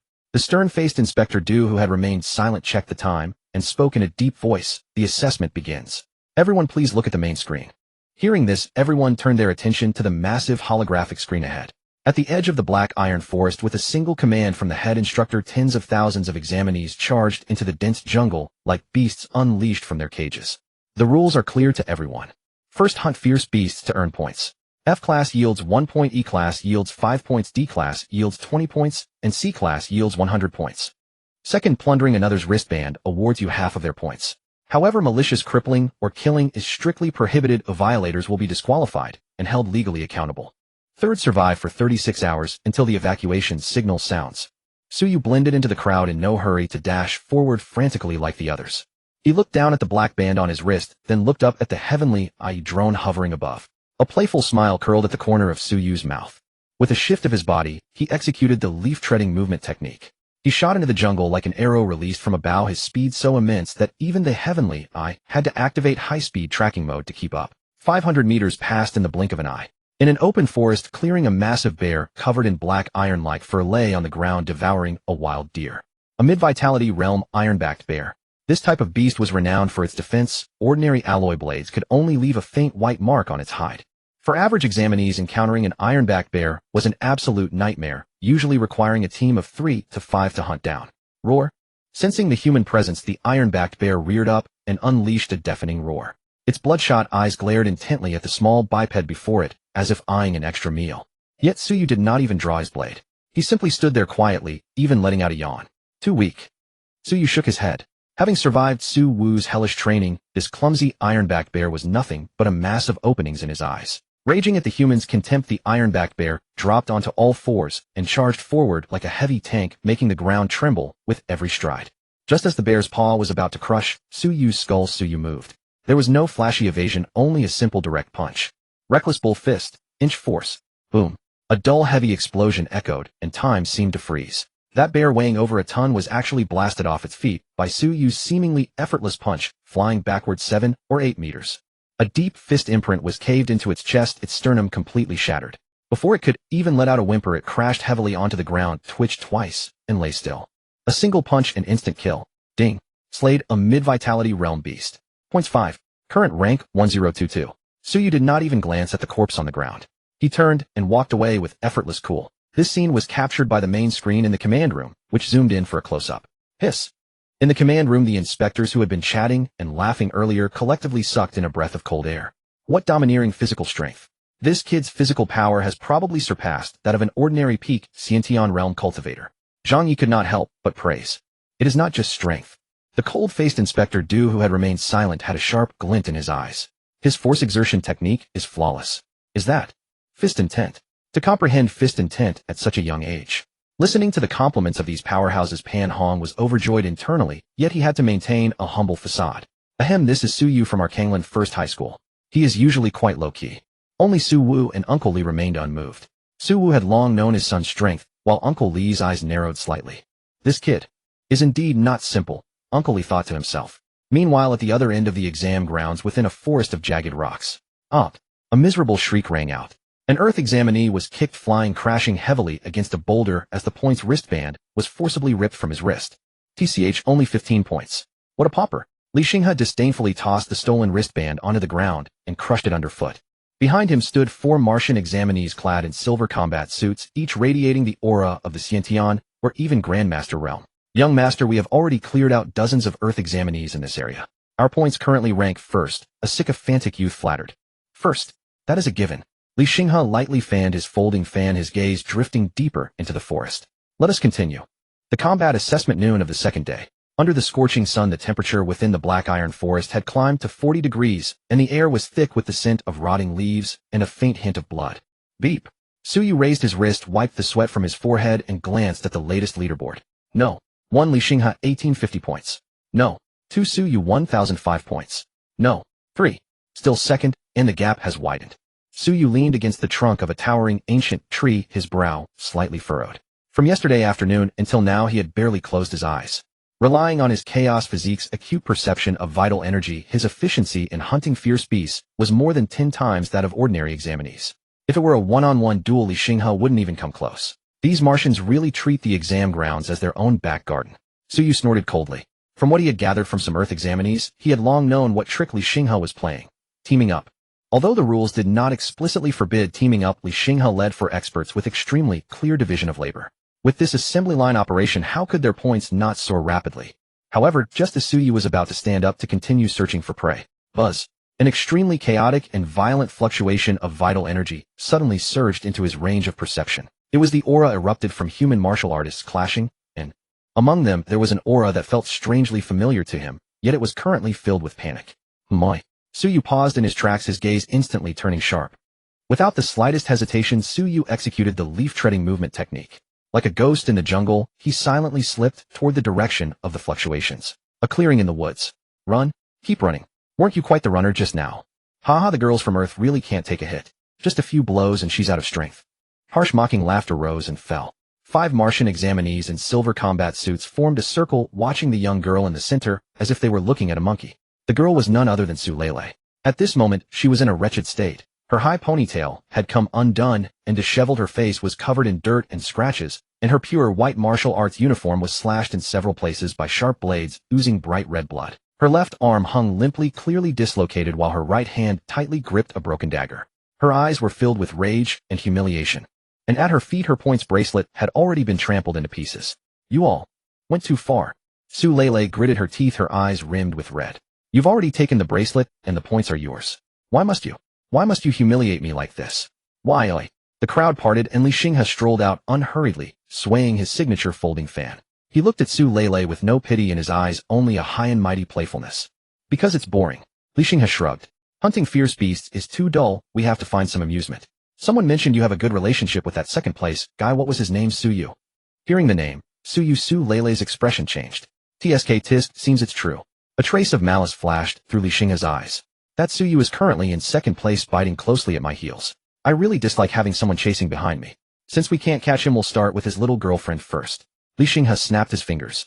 A lackey at the stage of innate great perfection beside him immediately stepped forward with a sinister grin, slapping an alloy staff against his palm with a tapping sound. Hee, little sister, don't blame your big brother for being heavy-handed. Su Lele closed her eyes in despair. Whoosh. Just as the staff was about to strike Su Lele, a sharp piercing sound of tearing wind suddenly erupted. No one could see clearly what had happened, they only felt a blur before their eyes as a dark shadow like a fired cannonball instantly crashed into the encirclement. Bang! The Martian examinee holding the staff could not even let out a scream before he was struck like by a speeding train. His ribcage collapsed, and he flew backward over 10 meters, crashing heavily into the bushes, his fate unknown. As the dust settled, a tall, slender figure stood shielding Su Lele. The youth was bare-chested, his muscle lines sharply defined, and his entire body radiated a suffocating violent aura. His gaze was as cold as 10,000-year ice, staring fixedly at the group of Martian examinees. Su Yu. Su Lele opened her eyes, looking at the familiar back, and tears instantly burst forth. You? How did you get here? There are so many of them. Run quickly. Run. Su Yu turned his head, glancing at Su Lele's dislocated arm and the wounds on her face. The rage in his heart instantly incinerated his sanity. He reached out, gently wiping away the dirt from Su Leilei's face, his voice tender, yet harboring endless killing intent. Since you were bullied, why didn't you press the distress button? I wanted to go to college with you. Su Leilei choked out. Silly girl. Su Yu turned around to face Li Xinghe and the others, slowly drawing the alloy combat saber from his back. Oh. Seeing the sudden appearance of Su Yu, Li Xinghe not only showed no panic, but instead folded his fan, an excited gleam appearing in his eyes. Su Yu, I've been waiting for you for a long time. I thought we wouldn't meet until later, but I didn't expect you to deliver yourself right to my door. He glanced at his subordinate, who had been blasted away by Su Yu's single punch, raising an eyebrow slightly. Instantly defeating an innate great perfection cultivator with one punch. Not bad. It seems you indeed have some skill, and didn't just farm points purely by luck. However, Li Xinghe shifted his tone, his aura suddenly erupting. Do you think that by yourself you can turn the tables? Boom. Late-stage Grandmaster realm. A powerful wave of vital energy swept out from Li Xinghe. The fallen leaves around them were swept up by the shockwave, shattering in midair. At the same time, the other three Martian examinees behind him also assumed combat stances. 3 early-stage Grandmasters. Inside the command room. Seeing this scene, several federal inspectors sat up straight. This is trouble. Zhang Yi furrowed his brows. Li Xinghe is in the late-stage Grandmaster realm, and he is well equipped. Although Su Yu is also a Grandmaster, he is only at the early stage. Plus with 3 other helpers. This is practically a dead end. Elderly sat in his chair, teacup in hand, with a faint smile playing on his lips as he cast a seemingly casual glance at Su Wu beside him. Mr. Su, it seems your son is a bit impulsive. Playing the hero to save the beauty is fine, but one must act within their capabilities. If he presses the distress button now, there might still be time. Su Wu remained expressionless, merely staring quietly at the large screen, his fingers lightly tapping the tabletop. Seniorly worries too much. In this world there are some fights that must be fought, even if it means ending up battered and bloodied. On the battlefield. Ganging up on one with numbers, what kind of skill is that? You beasts. Su Yu coldly spat out these words without any idle chatter, and his foot slammed violently against the ground. Boom. The ground exploded and his entire figure transformed into a streak of flowing light, charging headlong toward those 3 early-stage Grandmaster small fries. Arrogance. Seeking death. The 3 men flew into a rage, brandishing their weapons and rushing forward to meet him. However, they had underestimated Su Yu. Scram. Su Yu let out a low shout, and his mastery-level combat techniques were displayed in their full splendor at this moment. Amid the encirclement of the 3, his figure fluttered like a butterfly weaving through flowers, every dodge landing at precisely the right moment, each one a hair's breadth from harm. Mang Ok's fist tremor. Seizing an opening, he drove a fist into the back of one Mars examinee's blade. The terrifying shock force traveled along the blade, instantly splitting open the opponent's tiger's mouth, the web between thumb and forefinger. Immediately after, a whipping leg swept sideways, sending the second man flying. The third had barely attempted a sneak strike when Su Yu pivoted with a back-turning elbow smash that crashed brutally into his face, shattering his nose bridge and sending him screaming to the ground. Su Yu had been honed on the edge of life and death, whereas these young masters from Mars, despite their lofty realms, lacked true ferocity. Wastes. Li Xinghe's face darkened as he cursed. He had not expected Su Yu to end the fight so quickly. It seems this young master must take matters into his own hands. Li Xinghe ceased his observation. As his foot moved, the specially crafted combat boots at his feet spouted a faint stream of air, propelling his speed to instantly double. Seeking death. A layer of blue energy gauntlets enveloped his fists as they tore towards Su Yu's face, carrying a piercing sonic boom. First-tier ancient martial art, Starfall Fist. The might of this single strike was more than 10 times stronger than the small fries from before. Su Yu's pupils contracted sharply. There was no dodging, no avoiding. Come. The blood and chi throughout his body surged, and the fist intent of Mang Ok's fist gathered in his right hand as he clashed head-on, blasting forward. Bang! A thunderous explosion rang out as shockwaves churned. Su Yu felt only a tremendous force surging up along his arm, his very bones groaning in protest. His entire being was blasted backward 5 or 6 steps, each footfall gouging a deep crater into the ground. Yet Li Xinghe had retreated merely half a step. Late-stage Grandmaster. Truly formidable. Su Yu shook his numb arm, his expression grave. Suppressed in realm, coupled with the opponent's clearly superior gauntlet weaponry brute forcing the contest, meant he would only suffer. How does it feel? Li Xinghe smugly raised his fist. What do you have to fight me with? That broken blade of yours. Again, Li Xinghe, riding his momentum, refused to show mercy. His figure closed in like a phantom as his offensive cascaded down like a raging storm. Su Yu drew his battle blade to parry. Clang, clang, clang. Sparks flew in all directions. Li Xinghe's fists were hard as diamond. Every strike that landed on the blade sent Su Yu's blood and chi churning. A flash of vicious ruthlessness gleamed in Li Xinghe's eyes. Catching the instant when Su Yu's old force had yet to renew, he gathered his strength and drove a fist into the midsection of the battle blade. Crack! The alloy battle blade that had accompanied Su Yu for so long, unable to endure any longer the frenzied bombardment of a late-stage Grandmaster, let out a mournful wail and snapped cleanly in two. Su Yu, look out! Su Lele cried out in alarm, her face ashen. Inside the command chamber, the smile on Uncle Lee's lips deepened. Victory is decided. On the battlefield, Su Yu stared at the broken blade in his hands as Li Xinghe's fist crashed into his chest. His entire body hurtled backward, slamming heavily into the ground. A thin trickle of blood seeped from the corner of his mouth. Cough, cough. Su Yu struggled to his feet, his chest burning with searing pain. Pathetic. Li Xinghe approached step by step, his face written with the arrogance of a victor. Weaponless and beneath me in realm. What else can you possibly do? Su Yu wiped the blood from the corner of his mouth, his head lowered so that no one could see his expression. Only he himself knew that he was smiling. You're right. In a straight contest of force, I truly cannot match you. Su Yu slowly raised his head, and those eyes had somehow transformed into a murky gray chaotic hue. But, who told you I only have a blade? Li Xinghe's brow furrowed as an inexplicable sense of unease rose within him. Mystical tricks. It's over. Li Xinghe would not allow the night to grow long and fraught with complications. He gathered the blood and chi throughout his entire body. This was his strongest strike, sworn to blast straight through Su Yu's chest. Whoosh! The fist wind howled, arriving in the blink of an eye. And then in that single instant, Su Yu neither dodged nor blocked. He actually spread his arms wide, and in a posture of embrace welcomed Li Xinghe's fist head-on. Seeking death, Li Xinghe rejoiced.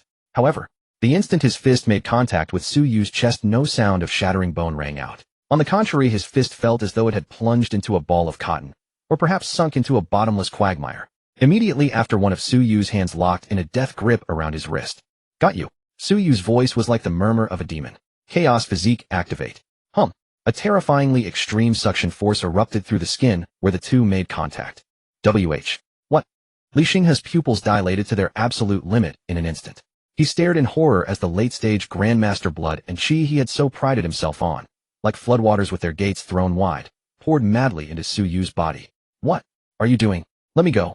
Li Xinghe struggled desperately to break free, but the harder he fought, the faster his blood and chi drained away. In barely 2 seconds, that once ruddy face of his had turned deathly pale, and his legs began to give way beneath him. And looking now at Su Yu, his once somewhat faltering aura had at this moment flared like a fire fed with oil, soaring explosively in an instant. Wounds healing, blood and chi brimming, even harboring faint signs of breaking through to mid-stage Grandmaster. So this is the blood and chi of a Mars genius. Not bad. Fierce light blazed from Su Yu's eyes as he savored the explosive power coursing within him. Having a good time earlier, were you? Now, it's my turn. Su Yu released Li Xinghe's wrist. At this point, Li Xinghe was so drained of strength that he could barely stand. Returning this to you. Su Yu let out a low roar, his right fist clenched tight. Contained within was not merely his own strength, but the blood and chi he had just plundered from Li Xinghe layered atop it. This punch held no fancy techniques, only absolute brutal violence. Bam! A thunderous explosion rang out, louder than any collision that had come before. Su Yu's fist crashed heavily into Li Xinghe's chest. That priceless nanocombat suit exploded instantly, and the protective blood and chi shattered like paper. Pooh! Li Xinghe's eyes bulged grotesquely, and a fountain of blood 2 meters high spurted from his mouth. His entire body, like a kicked football, hurtled backward more than 30 meters, smashing through 3 great trees in succession, before finally coming to a halt. He collapsed to the ground like a puddle of rotting mud, his chest caved inward. Only his breath escaped, though none entered. The arrogance in his eyes had long since vanished into smoke, leaving behind only a fathomless terror and bewilderment. He had lost to a lowly earthling. The entire arena fell deathly silent. Those few Mars examinees who had just struggled to their feet upon witnessing this scene went weak in the legs from fright and dropped back to their knees. Inside the command chamber, the teacup in Uncle Lee's hand was crushed to fragments with a sharp crack as he shot to his feet, his complexion iron blue. What kind of technique is this? Su Wu remained seated in his chair, unhurriedly blowing across the foam of his tea, the corners of his lips curling into a faint mocking arc. Senior Lee, do calm yourself. Children squabbling. It's perfectly normal for them to have a few trump cards. On the battlefield, Su Yu gasped for breath in great gulps, steadying the surging blood and chi within him. He walked up to Li Xinghe, looking down from above at this once supremely arrogant genius. You've lost. Su Yu bent down and roughly tore off the score-accumulating bracelet from Li Xinghe's wrist. And the rest of you? Su Yu turned his head to look at those Mars examinees, trembling in fear. Hand it over yourselves, or do I have to do it for you? A few minutes later, the number of bracelets in Su Yu's hands had grown to more than 20. He transferred all of these points into his own account. Beep. The leaderboard refreshed. No. 1 Su Yu 3250 points. No. 2. A staggering lead by an entire tier. Suyu tossed aside those discarded bracelets, turned, and walked over to Su Lele, and drew from his bosom a vial of grade C healing solution, which he handed to her. Can you still walk? Su Lele stared blankly at the youth before her who resembled a war god, a flush of red blooming across her cheeks, as she nodded heavily. Yes. Then let's go. Suyu picked up the broken blade from the ground, slung it across his back, and walked toward the outside of the forest. The dying sun bled crimson across the sky, staining the vast black iron forest beyond Kanglan Base in a mournful, resplendent shade of tangerine. As the last ember of twilight sank beneath the horizon, the grueling 36-hour combat assessment finally drew to its close. Assessment concluded. All examinees cease combat immediately and proceed to the nearest rally point for extraction. The instructor's command echoed through the sky-eye communication system. Upon hearing the announcement, the exhausted examinees collapsed to the ground one after another, with visible relief, gasping for breath, in great heaving gulps. Some leaped and cheered euphoric to have survived, others buried their faces in their hands, and wept their courage shattered by the monstrous beasts. Still others supported one another, limping their way back with wounds that would leave lasting scars. Upon the grand alloy thoroughfare leading to Kanglan Base, an extended convoy rolled steadily forward. At the very front of the procession, Suyu bore his battle blade upon his back, fractured, yet still lethally keen, his expression serene and untroubled. At his side, Su Lele, though wounded, had been hastily bandaged, and now chattered away with unrestrained excitement, her eyes dancing with irrepressible delight. Suyu, do you have any idea? Su Lele waved her uninjured hand through the air, her gaze glittering with admiration. 3,250 points. That is the highest record in the entire history of Kanglan Base. And it isn't even close. It's a landslide. The second-place scorer barely cracked 1,000, not even a fraction of your total. Suyu offered a faint smile, betraying little triumph. For one blessed with the chaotic body and a martial emperor for a father, crushing these mere peers felt almost unfairly disproportionate. His gaze had already transcended this modest testing ground. It stretched toward vaster horizons, toward the boundless starry heavens. Nevertheless, it seems certain individuals are rather unwilling to accept the outcome. Suyu's keen perception detected a venomous, hateful stare boring into his back. He did not turn around. Instead, he swept a sidelong glance toward the rear of the convoy. There Li Xinghe's nanocombat suit hung in tattered shreds. That once handsome, arrogant face was now swollen beyond recognition, puffed up like a pig's head. His eyes seethed with bitter resentment as they fixed unwaveringly upon the figure ahead. Now that they had departed the examination grounds, Suyu doubted the other would dare strike openly under the stringent laws of the base city. By the time they returned to Kanglan Base, the city had already begun to glitter beneath the first evening lamps. As an annual celebration of the highest order, the base plaza was already inundated with a sea of humanity. Enormous holographic displays scrolled continuously through the final rankings of the examinees, each name drawing forth either thunderous cheers or crestfallen sighs. Look, the first place is out. Suyu. It's our Suyu from No. 1 middle school. Heavens above, 3,250 points. Surely there must be some error in this data. In previous years, the champion of Kanglan Base would have been ecstatic to reach 800 points. The instant Suyu and Su Lele stepped into the plaza, the atmosphere ignited into pure pandemonium. Those classmates who had seldom exchanged so much as a word with Suyu now surged forward with fervent enthusiasm. Brother Yu, you're absolutely legendary. A towering youth pounded Suyu's shoulder with enough force to rattle his bones, his face flushed crimson with excitement. From now on, you're my own brother. When you rise to greatness, don't forget your humble comrade. Suyu, would you do me the honor of an autograph? My little sister absolutely idolizes you. Confronted by this sudden, overwhelming adoration, Suyu, though somewhat discomfited, could only respond with practiced courtesy. Just luck, nothing more than luck. Li Xinghe, who had just entered the plaza, beheld this rabble of Earth natives rejoicing over Suyu. Puffed. Already suffering from internal injuries, Li Xinghe was so consumed by rage that his chi and blood surged wildly, and he nearly coughed up another mouthful of old blood. Young master, are you all right? His lackey at once rushed forward to support him. Get away from me. Li Xinghe shoved his attendant aside with violent force, his bloodshot eyes locked with murderous fixation upon the figure being worshipped like a god. Who was he? He was the young lord of the Li clan of Mars, a favored son of heaven itself. Yet here in this backwater town, he had been publicly humiliated by some mud-footed peasant, his points plundered for all to witness, reduced to the empire's greatest laughingstock. Suyu. Li Xinghe howled within the confines of his heart, his fingernails digging so deeply into his palms that blood trickled down in rivulets. We're leaving. He could not endure another second. Cloaked in utter humiliation, he slunk into his luxurious hover vehicle amid countless mocking gazes, retreating into ignominious defeat. In the heart of the base city, atop the most exclusive luxury hotel reserved for distinguished guests. Crack! An exquisite crystal goblet was hurled viciously against the floor, and crimson wine spread across the marble surface like pooling blood.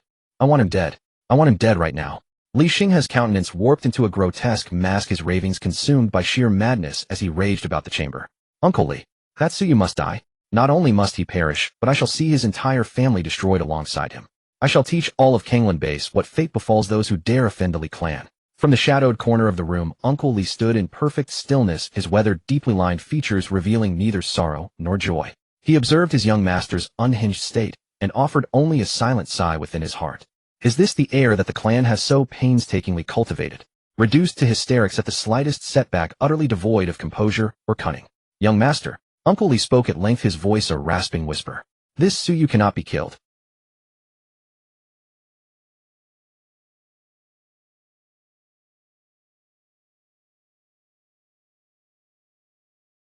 In this forsaken place, who could possibly stand in your way?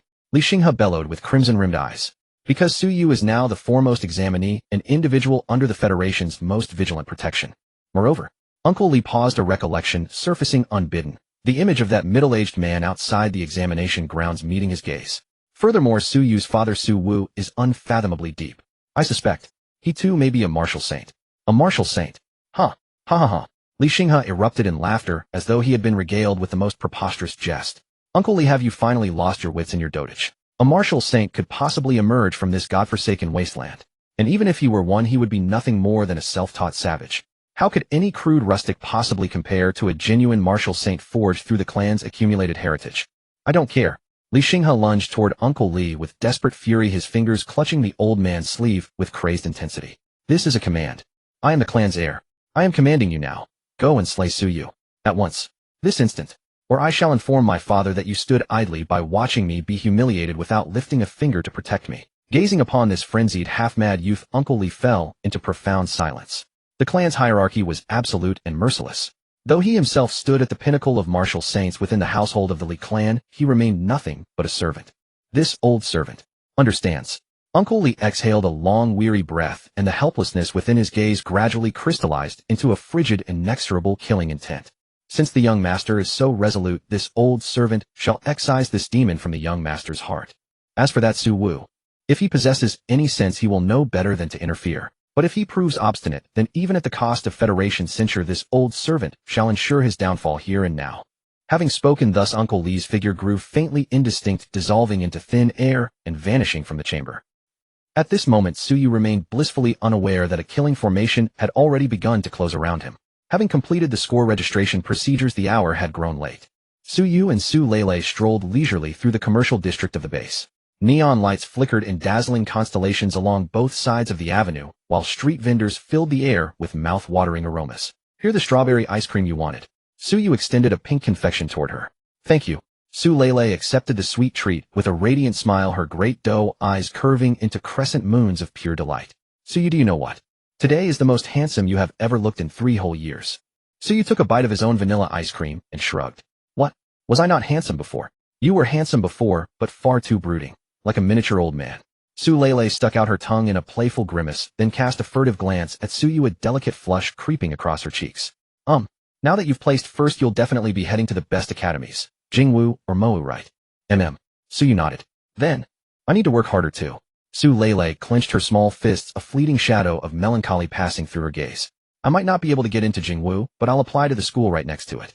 That way, we can still see each other often, can't we? The maiden's heart, much like the summer night's breeze, carried within it both a feverish warmth and a tender, untainted innocence. Suyu halted his steps and regarded the girl who had stood silently beside him through all his trials. Though his heart was devoted wholly to the martial path, he was no fool oblivious to sentiment. Of course. Suyu reached out and gently ruffled Su Lele's hair. When the time comes, I'll look after you. Anyone who dares bully you will be sent flying, just like I did today.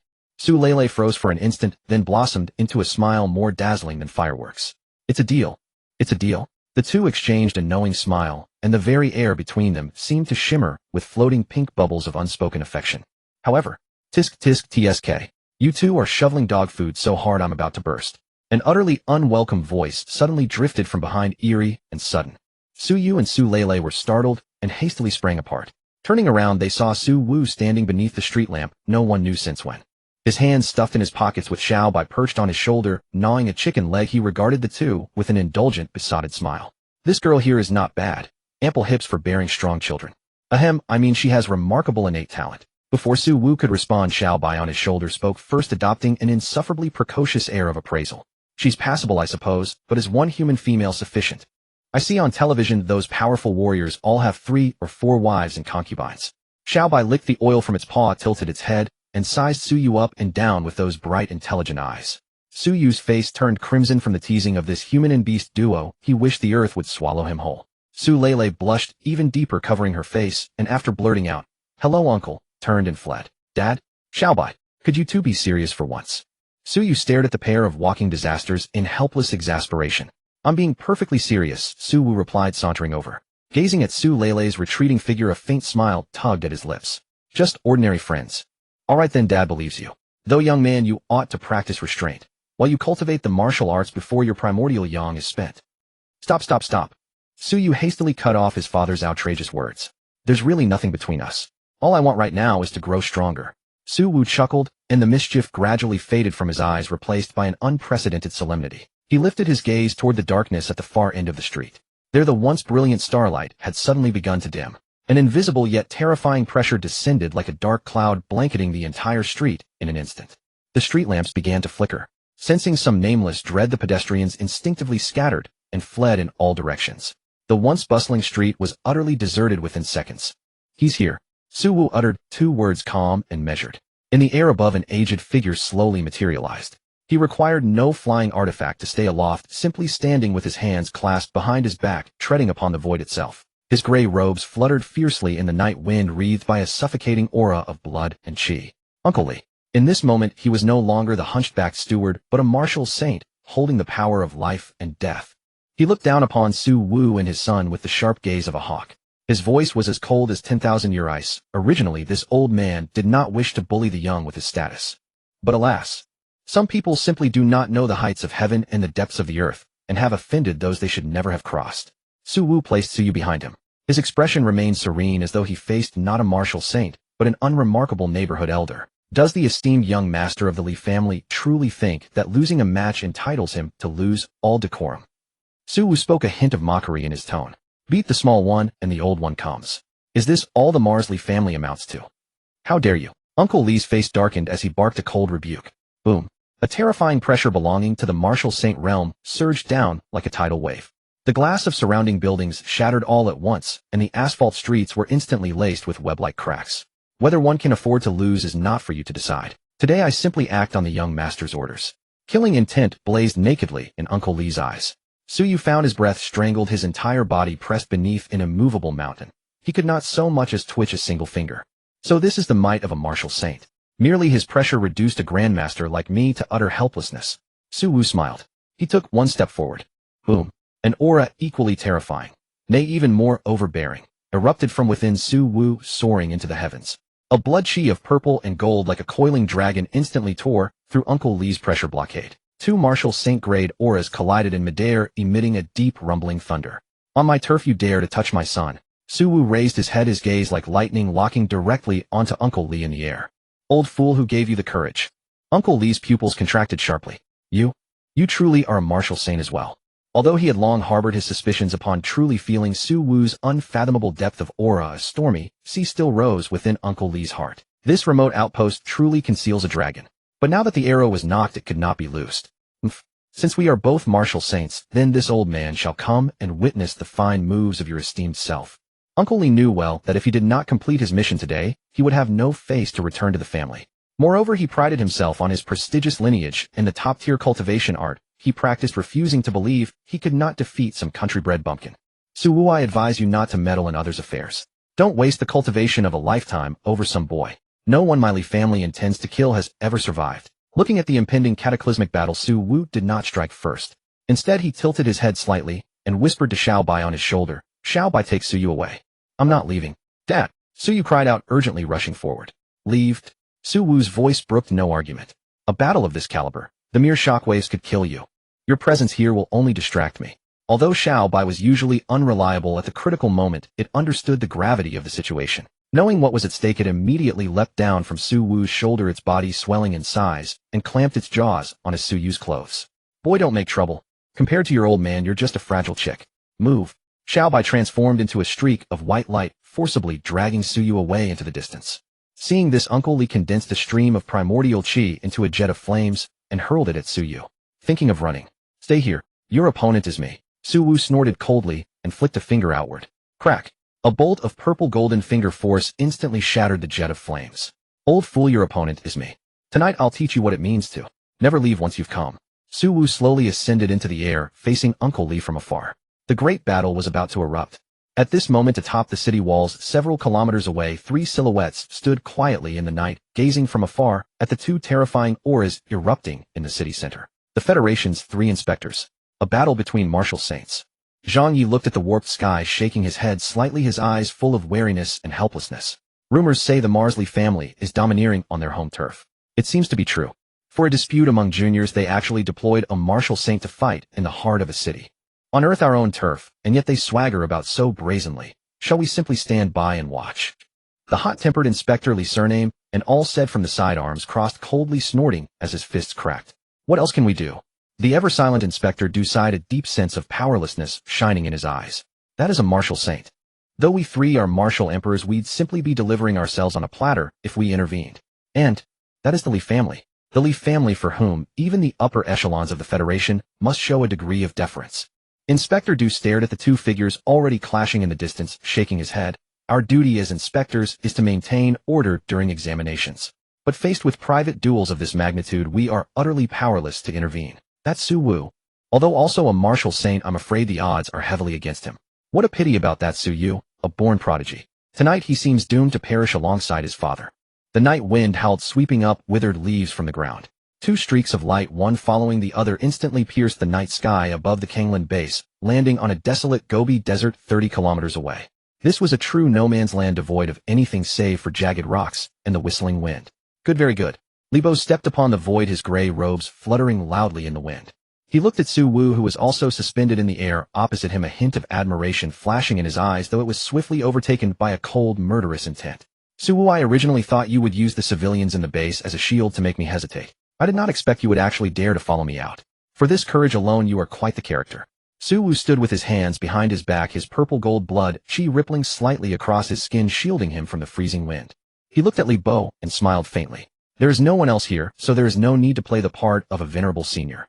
Li Bo, you lured me out because you wanted to kill me and then my son, just so you could return and report to your useless young master, didn't you? Coincidentally, I also wished to test just how capable an orthodox martial saint from the Li family of Mars truly is. Arrogant. Li Bo's face darkened, and frost instantly covered his wrinkled countenance. Though I am merely an initial stage martial saint, I cultivate the Li family's ultimate technique, the Li Hua mystic art, which can summon the ethereal flame of heaven and earth to incinerate all creation. How can my strength be compared to a rogue like you who crawled out of some earthly ravine? Today I shall make you understand what true heritage is, and what true orthodoxy is. Boom. Before his words could fade, Li Bo's aura erupted violently. The origin energy of heaven and earth within a 10-mile radius converged frantically upon him, as if summoned by their sovereign. The originally pitch-black night sky was illuminated into an eerie crimson red. Raging flames manifested out of thin air, swirling wildly around Li Bo, making him look like a flame demon stepping out of molten lava. Go! Li Bo thrust his withered palm forward. Roar! Endless flames instantly coalesced in midair into a 100-meter-long crimson fire dragon. The fire dragon was lifelike, its scales vivid, carrying a heat capable of boiling seas and a suffocating pressure as it clawed and bared its fangs, lunging towards Su Wu. Wherever the fire dragon passed, the air was instantly incinerated, producing a grating, sizzling sound, while the Gobi desert below was directly reduced to flowing lava. This was a martial saint. Harnessing the power of heaven and earth, a single strike could destroy cities and shatter lands. Facing the terrifying fire dragon rushing toward him, Su Wu's expression did not betray the slightest panic. The sky-spanning flames were reflected in his pupils, yet a dead calm serenity lay deep within his eyes. Flashy but useless. Su Wu did not channel the origin energy of heaven and earth. He merely parted his feet slightly in the void. With a sudden shake of his spine, every muscle in his body began to operate in perfect synergy like a precision instrument. His blood chi surged and compressed. Wild bull fist, true intent, mountain collapse. Su Wu did not dodge, instead he threw an unadorned punch directly at the massive dragon head. This punch possessed no dazzling light effects nor any earth-shattering fluctuations of origin energy. There was only pure ultimate power of blood chi. Bang! The moment his fist collided with the fire dragon, time seemed to freeze for a second. Immediately after, rumble! A terrifying shockwave erupted from the point of impact, spreading frantically in all directions. The overbearing 100-meter fire dragon was like a balloon punctured by a steel needle shattering inch by inch starting from its head. Before Su Wu's incomparably domineering fist intent, the sky-spanning flames were forcefully shattered into countless tiny sparks dissipating into the night wind. The powerful residual impact swept forward unabated, crashing directly into the Gobi Desert below and blasting open a giant crater dozens of meters in diameter, sending dust billowing into the sky. What a... Li Bo's pupils dilated in absolute disbelief. Without using the origin energy of heaven and earth, shattering my fire dragon purely with physical strength. How is this possible? In the common knowledge of the martial world, the reason martial saints were powerful was their ability to borrow the power of heaven and earth. No matter how strong a physical body was, it had its limits. How could it contend with the vastness of heaven and earth? But he did not know that Su Wu was not just a martial saint, but a martial saint possessing the supreme chaos physique. His physical strength was originally more than 10 times that of others in the same realm. Is this your so-called orthodoxy? Su Wu stepped out from the shower of sparks, not even the corner of his robe scorched. He clapped his hands, a trace of disappointment in his tone. If this is all the heat you can muster, it is far from enough. Impudent brat, do not be so arrogant. Li Bo was thoroughly enraged by Su Wu's contempt, and his hands rapidly formed hand seals. Even more violent origin energy of heaven and earth gathered, forming a massive flame vortex over 100 meters in diameter behind him. The vortex spun at high speed, emitting a sharp whistling sound. The terrifying suction it generated even pulled massive rocks from the ground into the sky, instantly melting them into lava. Devour him! Li Bo shouted fiercely, and the massive flame vortex rolled towards Su Wu like an apocalyptic storm. Facing this even more violent strike, Su Wu finally slowly drew the ordinary alloy saber at his waist. The blade was like water gleaming with a cold, sharp light.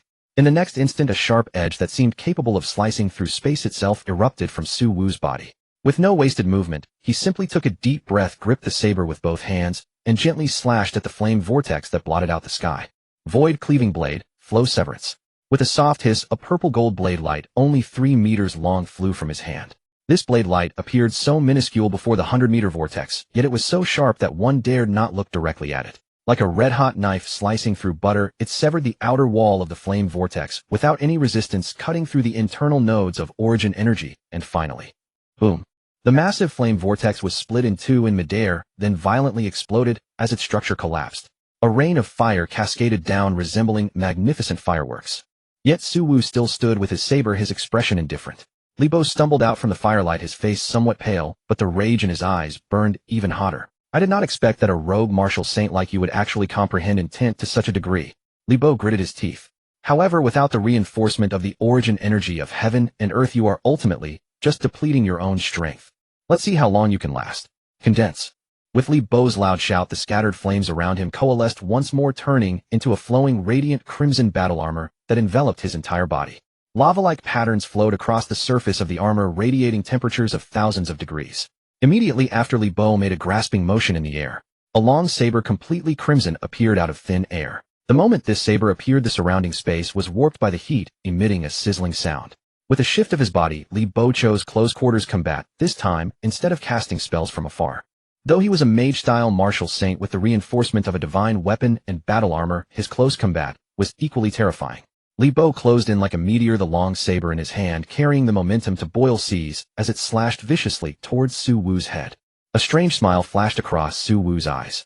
He flicked his wrist, and the ordinary alloy saber in his hand rose to meet the attack. Clang! As the two blades clashed, a deafening metallic roar erupted. Amid the flying sparks, Li Bo felt a bizarre force travel down his blade. It was not a direct countershock force, but an extremely tricky rotational force that actually deflected 70% of his strike's momentum. How is this possible? Li Bo was greatly shocked. What he held was a first-rank ancient martial weapon. By all rights, the scrap metal in Su Wu's hand should have been severed and melted the instant they made contact. Yet, though Su Wu's saber was heated to a glowing red, it showed no signs of breaking. For at the moment of impact, Su Wu's wrist had vibrated thousands of times at a frequency imperceptible to the naked eye. Combat technique, subtle realm. Utilizing high-frequency vibrations and ingenious deflection techniques, he dispersed the terrifying impact throughout his entire body, even channeling it into the surrounding air. Refusing to believe it, Li Bo swung his blade frantically. Clang, clang, clang, clang.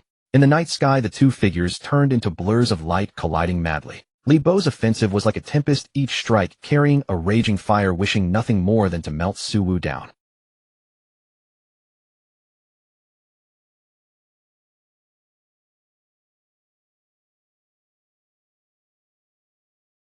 After over 100 exchanges, Li Bo grew increasingly alarmed and impatient. He discovered that Su Wu was like a bottomless black hole. No matter how he erupted, the opponent could effortlessly parry every blow. Furthermore, under Su Wu's subtle realm control, the ordinary iron saber in his hand actually withstood the onslaught of an ancient martial weapon.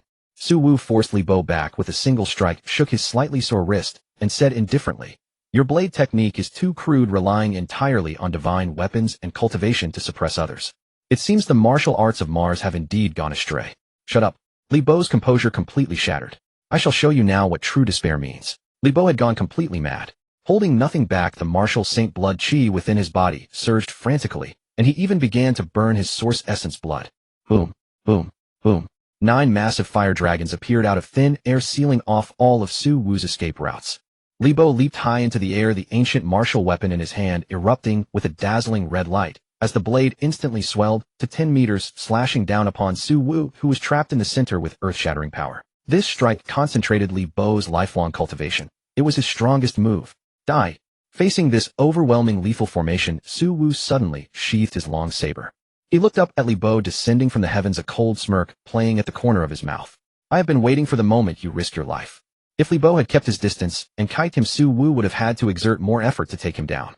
But now the opponent had actually delivered all of his blood chi and origin energy right to his face.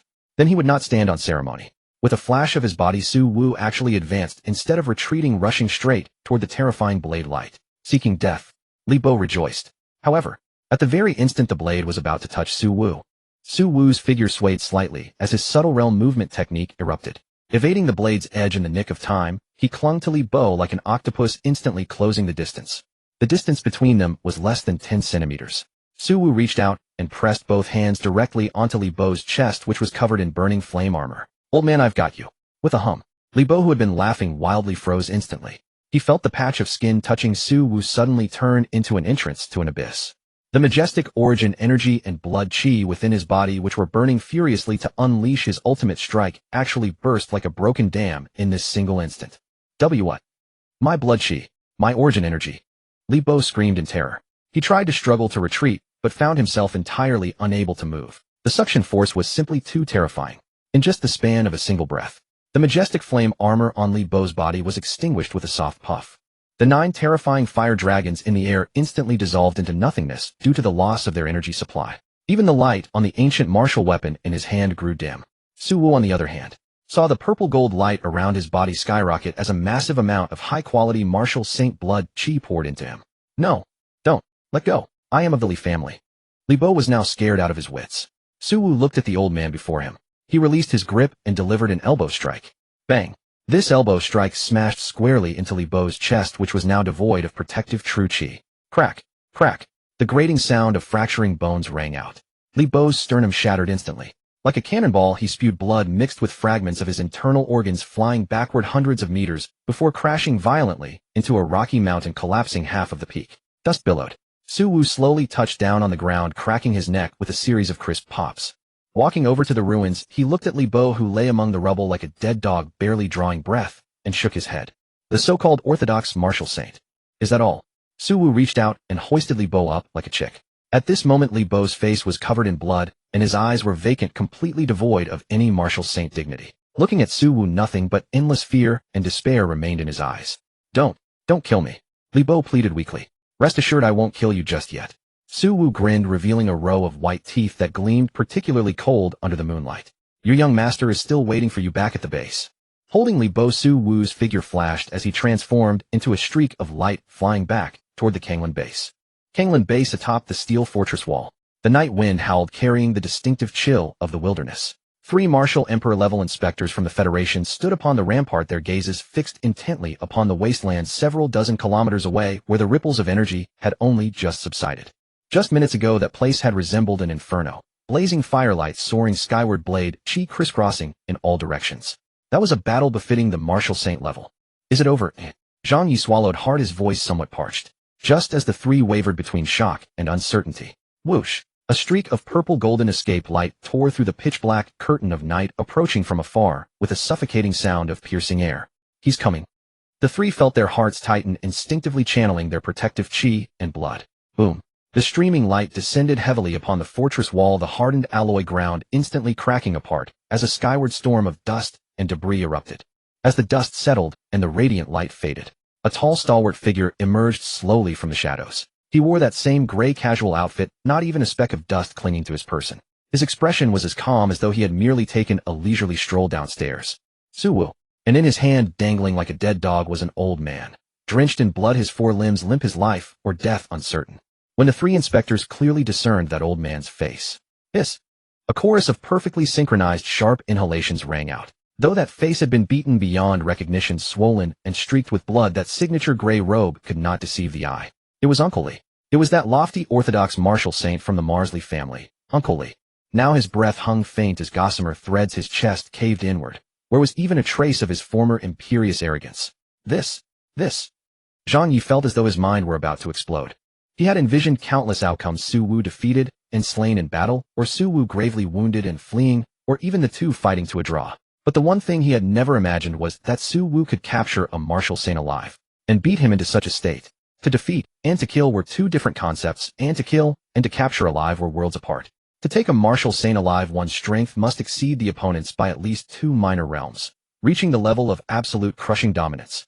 Could it be that this Suwu is a mid-tier or even high-tier martial saint? Heavens! What manner of dragon lies hidden within these shallow waters of Kanglan Base? Suwu casually shifted the unconscious Uncle Lee to his other hand, his gaze sweeping indifferently over the 3 Federation officials before him who had been scared senseless. What are you gawking at?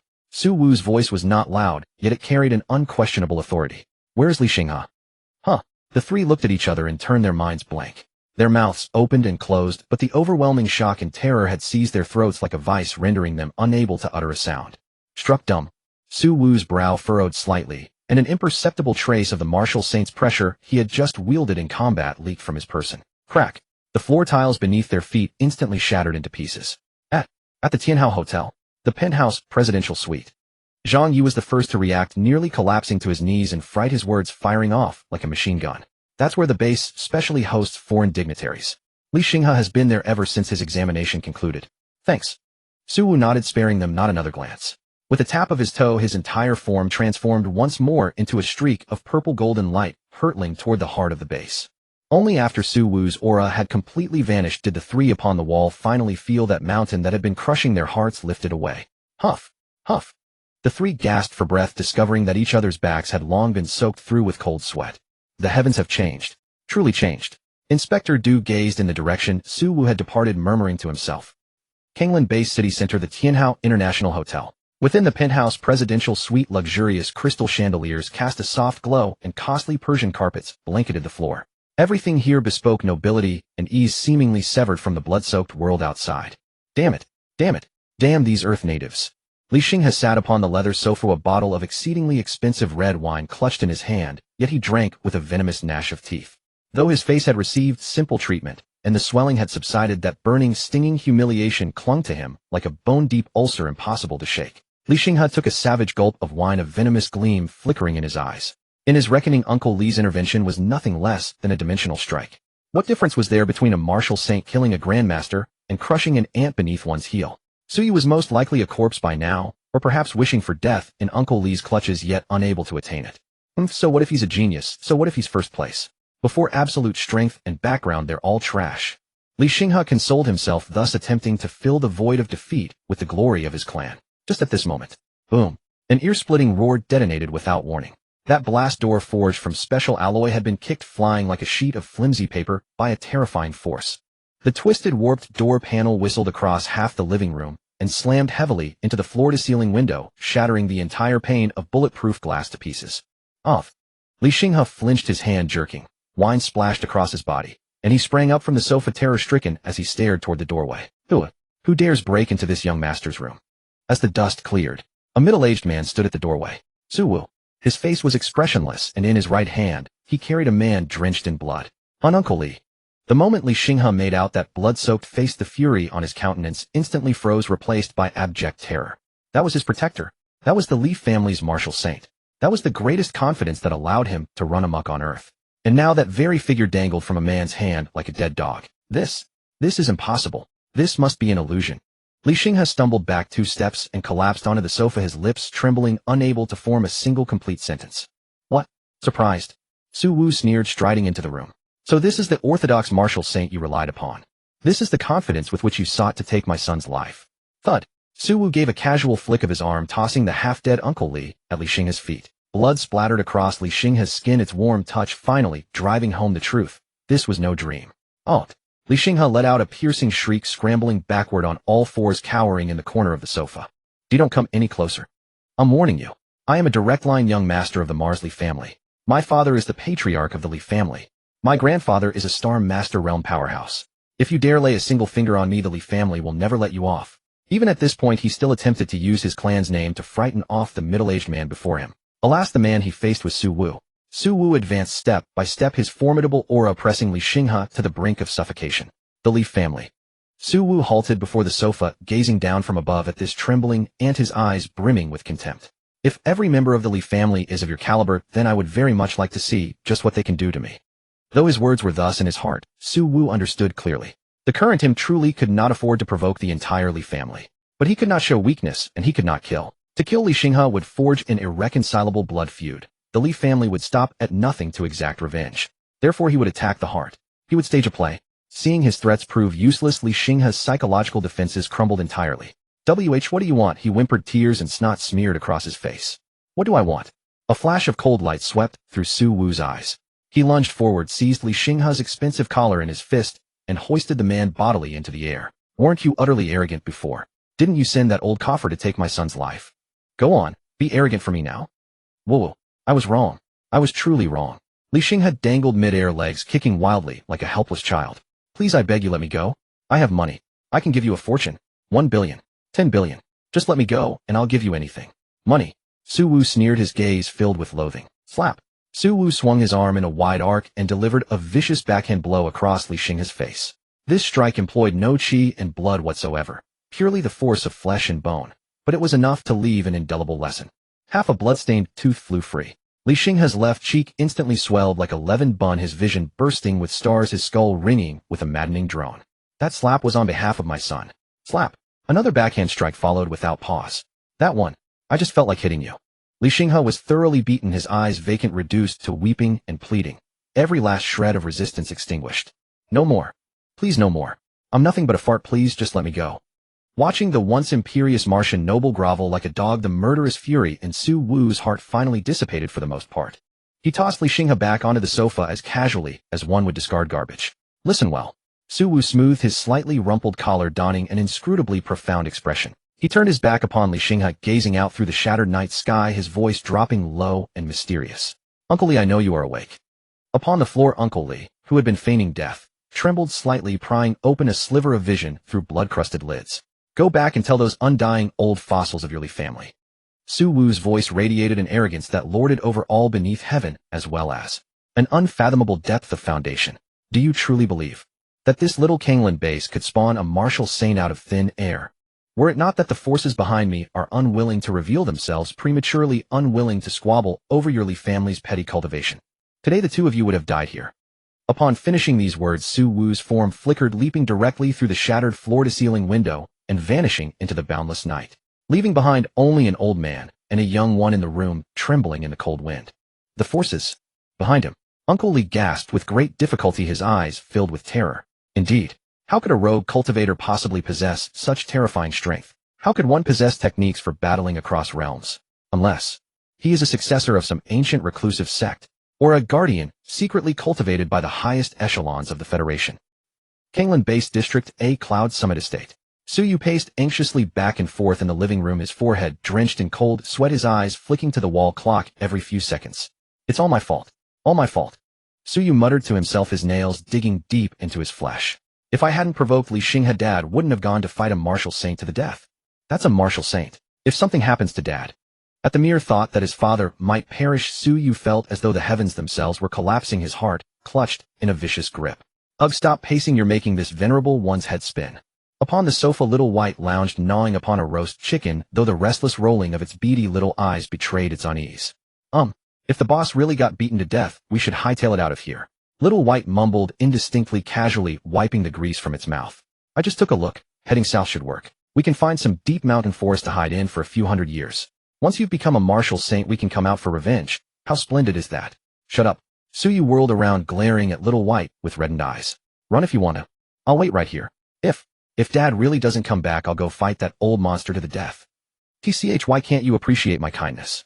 This venerable one is simply making a strategic retreat. Little White shrank, its neck, voice fading. In truth, it was panicked too. If that long-term meal ticket were to kick the bucket. Just as the youth and beast were drowning in despair. Whoosh. A familiar sound of piercing air rang out.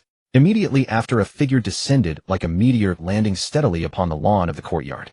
Suyu and Little White rushed to the floor-to-ceiling window. There, bathed in moonlight, Suwu stood with his hands tucked into his pockets, his expression light, smiling warmly at the two of them inside. Not a single wound marred his person, nor was his clothing even rumpled. Daddy! Suyu cried out in elation, dashing out to embrace his father. At this moment, the poise of a Grandmaster, the dignity of the powerful, all were flung to the winds. He was nothing but a child worrying over his father. Dad, are you alright? What about that old man? Are you hurt? Suyu patted Suwu up and down, his voice choked. Silly child. A warm current surged through Suwu's heart. He let his son cling to him and smiled as he ruffled Suyu's hair. Who do you think your old man is?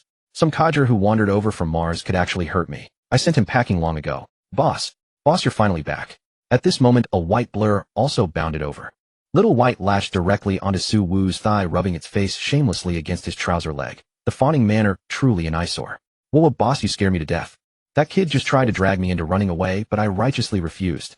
I told him that with the boss's divine prowess, some measly martial saint is nothing but flatulence. I swore on my life to wait here for the boss's triumphant return. Little White spoke thus while secretly shooting glances at Suyu. Suyu. He'd seen shameless folk, but never one this shameless. Suwu watched the scene with amusement and gently kicked Little White. That's enough, quit the act. Judging by your cowardly look, you were probably planning escape routes just now, weren't you? Even being seen through brought Little White no embarrassment. It took the opportunity to roll on the ground, acting cute. That was all about preserving the revolutionary seeds after all. Suwu shook his head, his gaze softening as it settled on Suyu. The matter has been resolved for now. The Lee family shouldn't dare come looking for trouble again anytime soon. However, Suwu's tone shifted, becoming solemn. I can only intimidate them for a moment. Once they come to their senses or finish investigating my background, an even greater storm will descend. Therefore, we cannot stop. We must seize every moment to grow stronger. Suwu clapped Suyu on the shoulder. Mars, the Yang Grand Base. This was one of the largest settlements established by humanity on Mars, as well as the core stronghold of the Lee family, a renowned and formidable consortium within the Federation. Unlike Earth's vibrant azure and vitality, the Martian sky presented an oppressive dark crimson hue. A colossal energy shield enveloped the entire city. At the very center of the city, a floating palace crafted entirely from black astral gold exuded a suffocating majestic pressure. The ancestral land of the Lee family, the Astral Hall. Within the Grand Hall, the atmosphere had frozen to a chilling ice point. Seated upon a throne carved from a meteorite core was an elder clad in a purple gold robe, the head of the Lee family, Li Yuan. Sixth stage of the Star Master realm. He was a terrifying existence, fully capable of traversing the starry cosmos with his bare physical body and destroying a small satellite with a single strike. At this moment, Li Yuan's expression was so dark and gloomy that it seemed water could drip from it. Below the dais, the two rows of high-ranking Lee family members stood as silent as cicadas in winter, not even daring to breathe, heavily terrified of invoking the patriarch's wrath. In the center of the hall, the once insufferably arrogant martial Saint Li Bo was now kneeling prostrate on the ground, his aura withered to the absolute extreme. Patriarch, this is how everything transpired. Li Bo's voice trembled, filled with shame. That's Su Wu. He did not utilize any worldly essence energy at all. Relying solely on raw physical strength and bizarre techniques, he defeated this old servant. Bang! Li Yuan slammed his hand down on the armrest of the throne. The incomparably hard astral gold armrest instantly disintegrated into fine powder. He did not utilize worldly essence energy. Li Yuan slowly stood up, and a terrifying pressure, as if originating from an ancient beast, instantly swept through the hall. Relying solely on his physical body, he was able to suppress a legitimate martial saint like you who wields a first-tier ancient martial weapon. And in a tiny, insignificant place like Kanglan, a dangerous cold light flickered in Li Yuan's eyes. Someone come. Following Li Yuan's thunderous shout, the shadows in the corner of the hall suddenly began to squirm.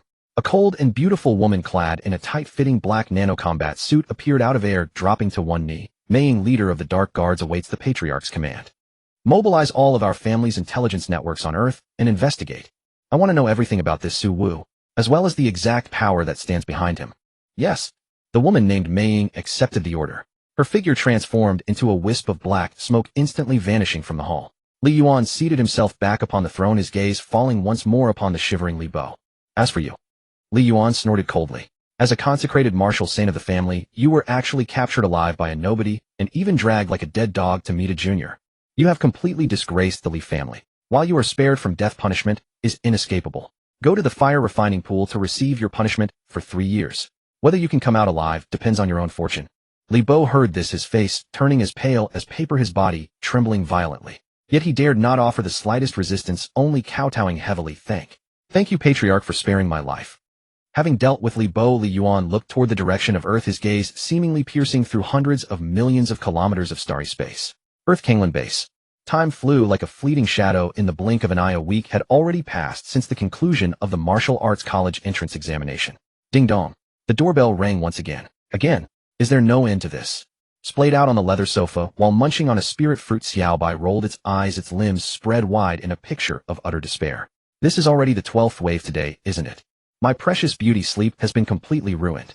Suyu, who was practicing the Hunyuan Wenqi art in the living room, also sighed helplessly. He opened his eyes and tidied his clothes. There's no helping it, this is the price of fame, Suyu said with a bitter smile. Ever since his combat recording was released, his astronomical score of 3250 points and various highlights of him instantly killing opponents of higher realms had immediately taken the entire Federation's academic circle by storm. The admissions offices of various universities were like sharks, scenting blood, frantically crowding into the Yunding Villa. The day before yesterday, the vice president of Jiangnan Martial Arts University had personally visited, promising Suyu the treatment of a core disciple and a martial emperor as his personal mentor. However, Suyu's own father was already a martial saint, so why would he care about a martial emperor? Thus, Jiangnan Martial Arts University was tearfully eliminated. Yesterday, it was the first military academy of the Western War Zone, offering the enticing condition of the rank of major. Just like that, Suyu had rejected invitations from over a dozen first-rate universities within a single week. The ones coming this time are different. Su Wu's voice drifted down from the second floor. Dressed in loose loungewear and holding a purple clay teapot in his hand, he leisurely walked down the stairs, his gaze piercing through the front door as if he had already seen through everything. 2 A-class interstellar shuttles. Those are vehicles only top-tier institutions are entitled to possess. Su Wu walked over to the main sofa, sat down, and a faint smile tugged at the corner of his lips. Jingdu Martial Arts University and Modu Martial Arts University. The 2 giants of the Huaxia martial arts world have finally lost their patience. The main door opened. Both parties stepped into the living room of Yunding Villa almost simultaneously. On the left was a middle-aged man dressed in a black Zhongshan suit. He possessed a stalwart build and a square face. Every step he took was as steady as a mountain, and a faint aura of iron-blooded slaughter emanated from him. The director of the Jingdu Martial Arts University Admissions Office, Lei Zhen, a peak martial emperor. On the right was a young woman wearing a white professional skirt suit and gold-rimmed glasses. She was exquisitely beautiful with a cold demeanor, but her gaze was as sharp as a blade, and a faint fluctuation of spiritual telekinesis swirled around her. The leader of the Modu Martial Arts University Special Recruitment Team, Lin Qingru, a peak martial emperor and a spiritual telekinesis to boot. These 2 were prominent figures who in any small base city would require the city lord to kneel and welcome them. Yet at this moment, the instant they entered, their gazes bypassed Suyu in unison and locked onto the middle-aged man sipping tea on the sofa. Moi. Both Lei Zhen and Lin Qingru felt a sudden jolt in their hearts. They were both peak martial emperors possessing extremely powerful perception. But in their perception, the man named Su Wu before them was like an ordinary middle-aged neighbor devoid of any vital energy or blood fluctuations. But when their eyes met Su Wu's, they felt a sense of insignificance, as if facing the vast starry cosmos. Unfathomable. The 2 exchanged a glance and instantly cast aside their arrogance as executives of top-tier institutions, their expressions turning respectful. Junior Lei Zhen greets Senior. Junior Lin Qingru greets Senior. Both cupped their fists in salute. Su Wu nodded slightly, casually pointing to the opposite sofa. Please sit. Since you have come for you, let's get straight to the point. I do not like beating around the bush. Lei Zhen and Lin Qingru sat down, their gazes finally landing on the nearby Su Yu. With just a single glance, an astonishing brilliance erupted in both of their eyes. His vital energy was like a dragon, restrained yet potent. What a fine talent. He is simply a piece of perfect, unpolished jade. Lei Zhen rejoiced wildly in his heart. The data claimed he was a Grandmaster, but seeing him in person, this quality of vital energy was even more terrifying than that of an average mid-stage Grandmaster. Ahem. Lei Zhen spoke first, his voice resonant and booming. Student Suyu, I am from Jingdu Martial Arts University. You are likely familiar with our institution's philosophy. We place the utmost emphasis on practical combat and a solid foundation. Saying this, he extended 3 fingers. First, upon enrollment, you will immediately receive sequence status. All cultivation resources will be provided free of charge, with absolutely no upper limit. Second, we offer a supreme cultivation technique that paves a direct path to the Star Master realm, the 8 Desolations, and 6 Directions art. Additionally, you will be allowed to select 2 martial skills. Third, one of our deans at Jingdu Martial Arts University, a formidable powerhouse of the 3rd stage Star Master realm, will personally take you as his closed-door disciple. The moment these words were spoken, a hush fell over the entire living room. Suyu's heart could not help but quicken its pace. A Star Master realm powerhouse as his master.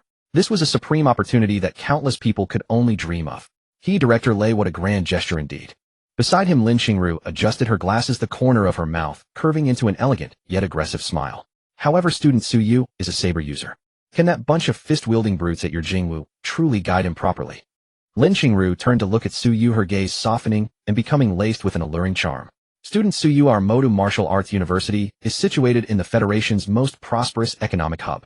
Whether in terms of global perspective or resource circulation, we are far superior to an outdated institution like Jingwu. Our conditions are as follows. First, an equivalent tier of resource supply and a Star Master level mentor are standard benefits, so I will not dwell on them. Second, and most critically, a glint of sharp light flashed across Lin Qingru's eyes as she played her trump card. Our Modu Martial Arts University controls the entrance to a newly discovered starry ruins within the solar system. As long as you join us, the university promises to grant you an opportunity to enter the ruins to seek ancient martial inheritances before your sophomore year. Ancient ruins? Suyu was momentarily taken aback.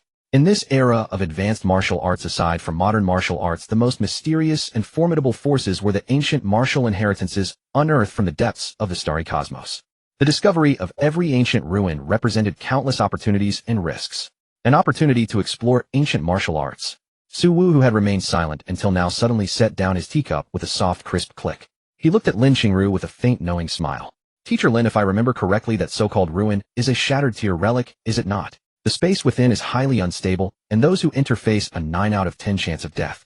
Are you trying to use my son as a pathfinder, or do you truly wish to nurture him? The moment these words were spoken, Lin Qingru's expression changed instantly. She had never expected that a hermit powerhouse from such a remote base would actually be privy to such highly classified information. In truth, Su Wu had not remained in the Kanglan base for the entire week. Leveraging his formidable strength as a martial saint, he had traveled between various bases and had naturally gathered some highly useful intelligence. Senior, you misunderstand. Lin Qingru began to explain. That is enough. Su Wu waved his hand, cutting her off, and turned his gaze to Lei Jun beside her. Director Lei, since Modu Martial Arts University wishes to gamble on luck, what about you? Do you have anything more substantial? Su Wu's fingers lightly tapped the tabletop, his gaze deep and profound. For instance, directly offering a ready-made ancient martial weapon. Hearing this, Lei Jun's pupils contracted sharply. He took a deep, lingering look at Su Wu, a tempest of shock rising within his heart. This man was far too knowledgeable about the industry. With just a single sentence, he had struck directly at the heart of the matter. Exploring ancient ruins was merely an empty promise. Not only perilous, but also entirely dependent on luck. However, a ready-made ancient martial weapon was a solid, tangible resource.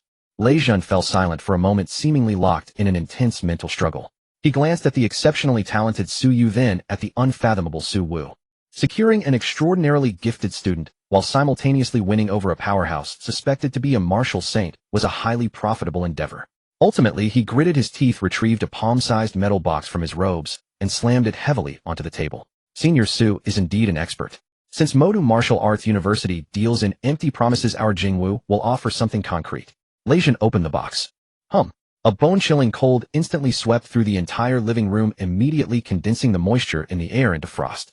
Inside the box, a throwing dagger only the size of a regular dagger lay quietly, completely translucent, like moonlight. This is... Su Yu's eyes locked onto it, his chaos body actually vibrating with a trace of intense longing. A first-tier ancient martial divine weapon, the cold moon blade. Lei Jun's voice carried a trace of heartache, but it was dominated by absolute determination. We excavated this from a relic on Mars. Although it is only first tier, it is forged from star core fragments, making it indestructible. It also comes with the dual attributes of armor penetration and freezing. Most importantly, it is a telekinetic weapon. Once student Suyu reaches the martial emperor realm in the future and awakens his spiritual telekinesis, he will be able to wield it. As long as student Suyu signs, this blade is yours right now. Beside them, Lin Qingru opened her mouth to speak, only to realize she could not produce any bargaining chip that could possibly rival it. Although Modu Martial Arts University was wealthy, an ancient martial divine weapon of this caliber belonged to their strategic reserves. As a mere leader of the admissions team, she simply lacked the authority to mobilize such resources. Since Jingwu has shown such sincerity, Lin Xingru sighed and stood up. She bowed slightly to Su Wu and Su Yu, her tone laced with deep regret. Then this junior will not embarrass herself further. Student Su Yu, I wish you a brilliant future at Jingwu. Having said that, she departed without the slightest hesitation, turning and walking away. In the living room, only Lei Zhan remained staring at Su Yu with an expectant gaze. Daddy. Su Yu looked toward his father, his eyes filled with inquiry. Su Wu looked at the cold moon blade and nodded in satisfaction. Before departing, Lei Zhan was in high spirits, and a rare satisfied smile emerged on his usually solemn square-jawed face. He retrieved a pitch-black metal bracelet from his robes, its surface flowing with a faint ethereal glow, and solemnly placed it into Su Yu's hands. This is an intelligent terminal exclusive to students of Jingwu. It is not only a symbol of your identity, but also the key that unlocks our institution's vast resource database. Lei Zhan instructed in a solemn tone. The encrypted data package for the 8 Desolations and 6 Directions art is already pre-installed. As for those 2 additional martial skills, you can log into the Scripture Pavilion through the bracelet to make your selection right now. Once selected, the holographic projection and cultivation secrets of the manual will be transmitted directly to your bracelet. Su Yu accepted the bracelet. He buckled it onto his wrist. With a soft chime, a pale blue holographic screen instantly unfurled before his eyes, and countless complex and profound options cascaded down like a waterfall. Su Yu, welcome to Jingwu. Leaving these words behind, Lei Zhan patted Su Yu's shoulder, then turned and strode away. He boarded his spaceship, which transformed into a beam of light and vanished into the horizon. Night draped low across the sky, a tapestry of countless stars twinkling overhead. In District A of Kanglan Bay City, atop the luxurious Cloudtop Manor. After finishing dinner, Su Yu sat cross-legged on a leather sofa, his expression intent as he scrolled through the holographic display projected from his wrist. It was the exclusive martial arts archive of the Jingwu University of the capital. Nearby, Su Wu held a remote control in his hand, appearing to watch the evening news with casual indifference. In truth, his peripheral gaze remained fixed on his son, his heart itching with impatience. Brat, hurry up and make your choice. If you don't pick one, how am I supposed to freeload off of this? Su Wu urged silently in his heart. Dad, the heritage of Jingwu is truly profound. Su Yu's fingers glided across the light screen, his eyes dazzled by the bewildering array of martial techniques, each one making his decision all the more difficult. There are over 1,000 saber arts above the high tier alone. Any single one of them could drive the Grandmasters outside to fight each other to the death. Naturally, Su Wu sipped his tea with practiced composure, putting on a show of nonchalance. Jingwu is, after all, the foremost academy of the Federation. Without a few trump cards up its sleeve, how could it command such respect? Nevertheless, greed leads only to indigestion. Choose the one that suits you best. Su Yu nodded, his gaze finally locking onto a martial art named Three Fire Thunder Saber. Three Fire Thunder Saber, 2nd tier, superior grade. Su Yu recited the description in a soft voice.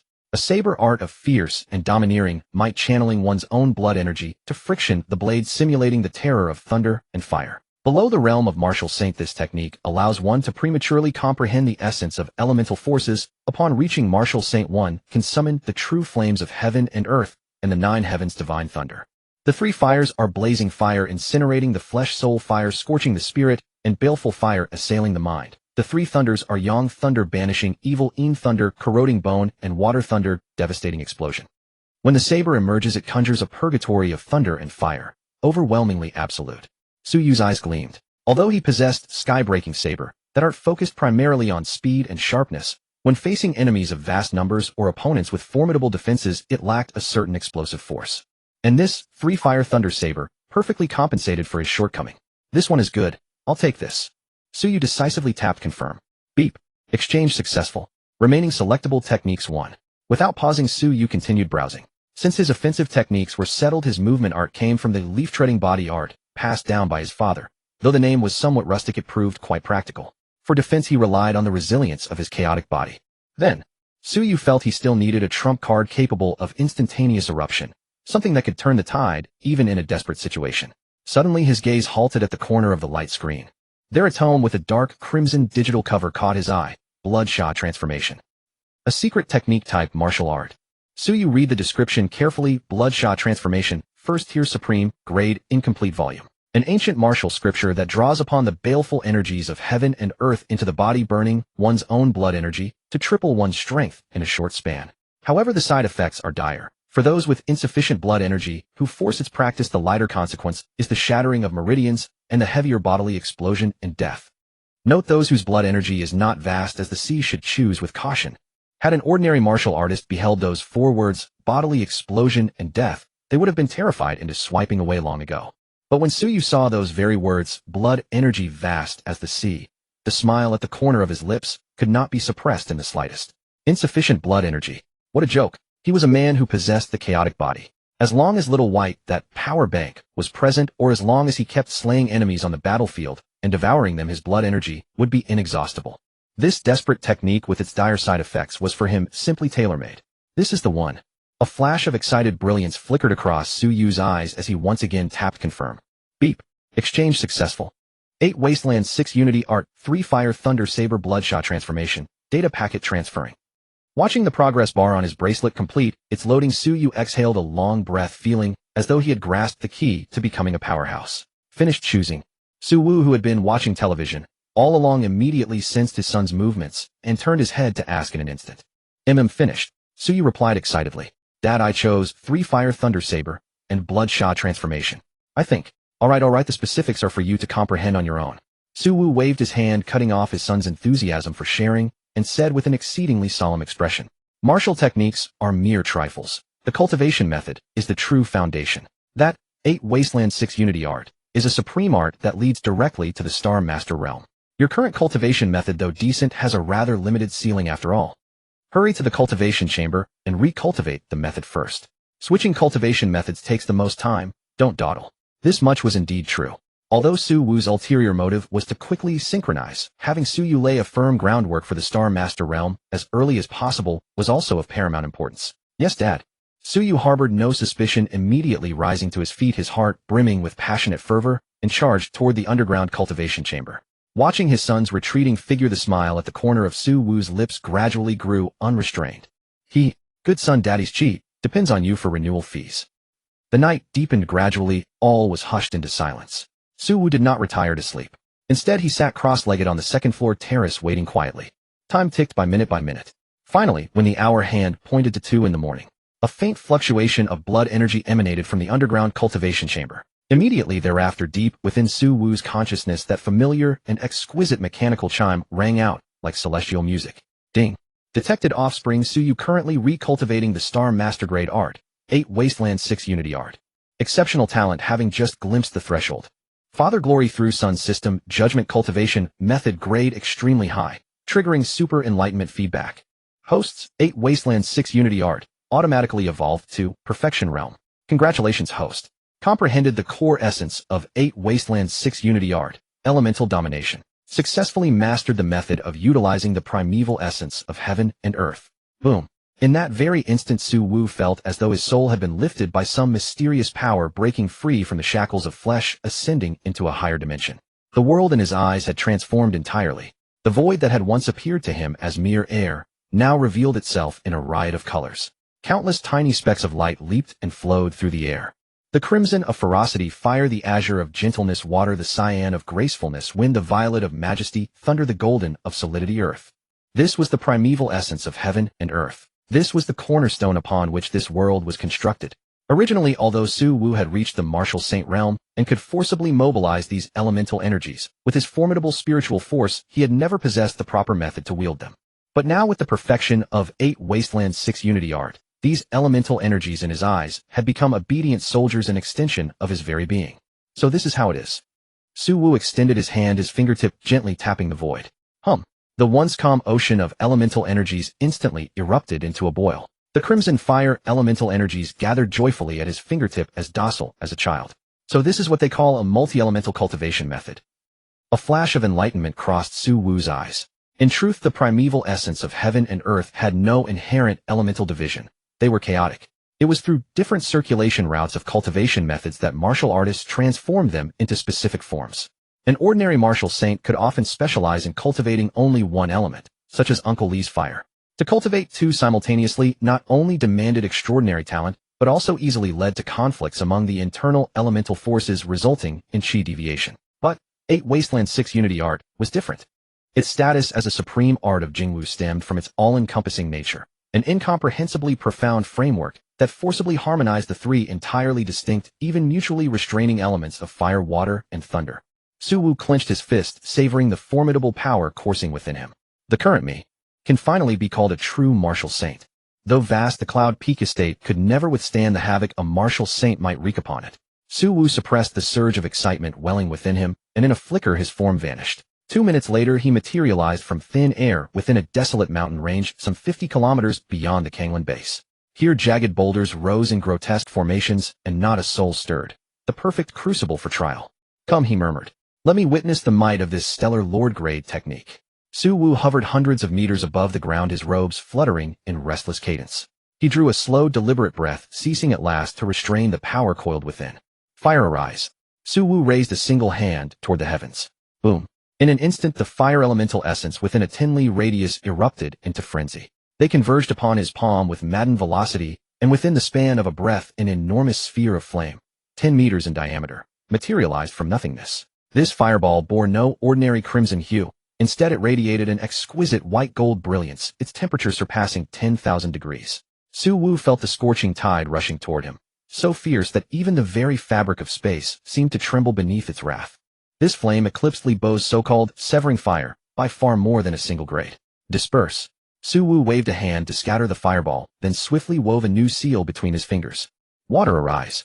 Whoosh. Though the wasteland was parched, the sound of surging tides suddenly echoed through the air. Countless blue water elements gathered, coalescing beneath his feet into a deep blue water dragon stretching 100 meters in length. This was no ordinary water. Each droplet weighed heavy as quicksilver. The 1 yuan heavy water. A single drop could shatter stone, a river of it could crush a mountain range into dust. Thunder arise. A flash of violet light kindled in Su Wu's eyes. Crack. The previously clear heavens suddenly churned with black clouds, and a bolt of violet lightning, thick as a water barrel, descended from the firmament, landing precisely within his waiting palm. Yet he suffered no injury from the lightning strike. Rather, he seemed to grasp a violet lash in his hand, arcs of electricity dancing along his fingertips, radiating an aura of pure annihilation. Fire, water, thunder. Su Wu observed the three forces swirling around him, his eyes alight with exhilaration. Now what if I were to fuse them as one? It was a madman's notion. By conventional martial theory, water and fire meeting must explode, thunder and fire meeting must collapse. Yet the essence of the 8 wastes 6 harmonies art lay precisely in that single word, unification. Water, thunder, fire incantation. Arise. This was a secret technique recorded within the 8 wastes 6 harmonies art. Su Wu's expression grew solemn as his hands wove before his chest in a blur of motion, swift beyond the eye's ability to discern, leaving only afterimages in their wake. With each movement, the 3 elemental essences of heaven and earth began their slow convergence toward his chest. At the instant the 3 energies touched, they erupted into a violently unstable tremor. Yield to me. Fuse. Su Wu growled in a low roar. Drawing upon his mastery at the perfection stage, he forcibly kneaded and merged these 3 berserk currents of power into one. Several seconds passed. All extraordinary phenomena ceased.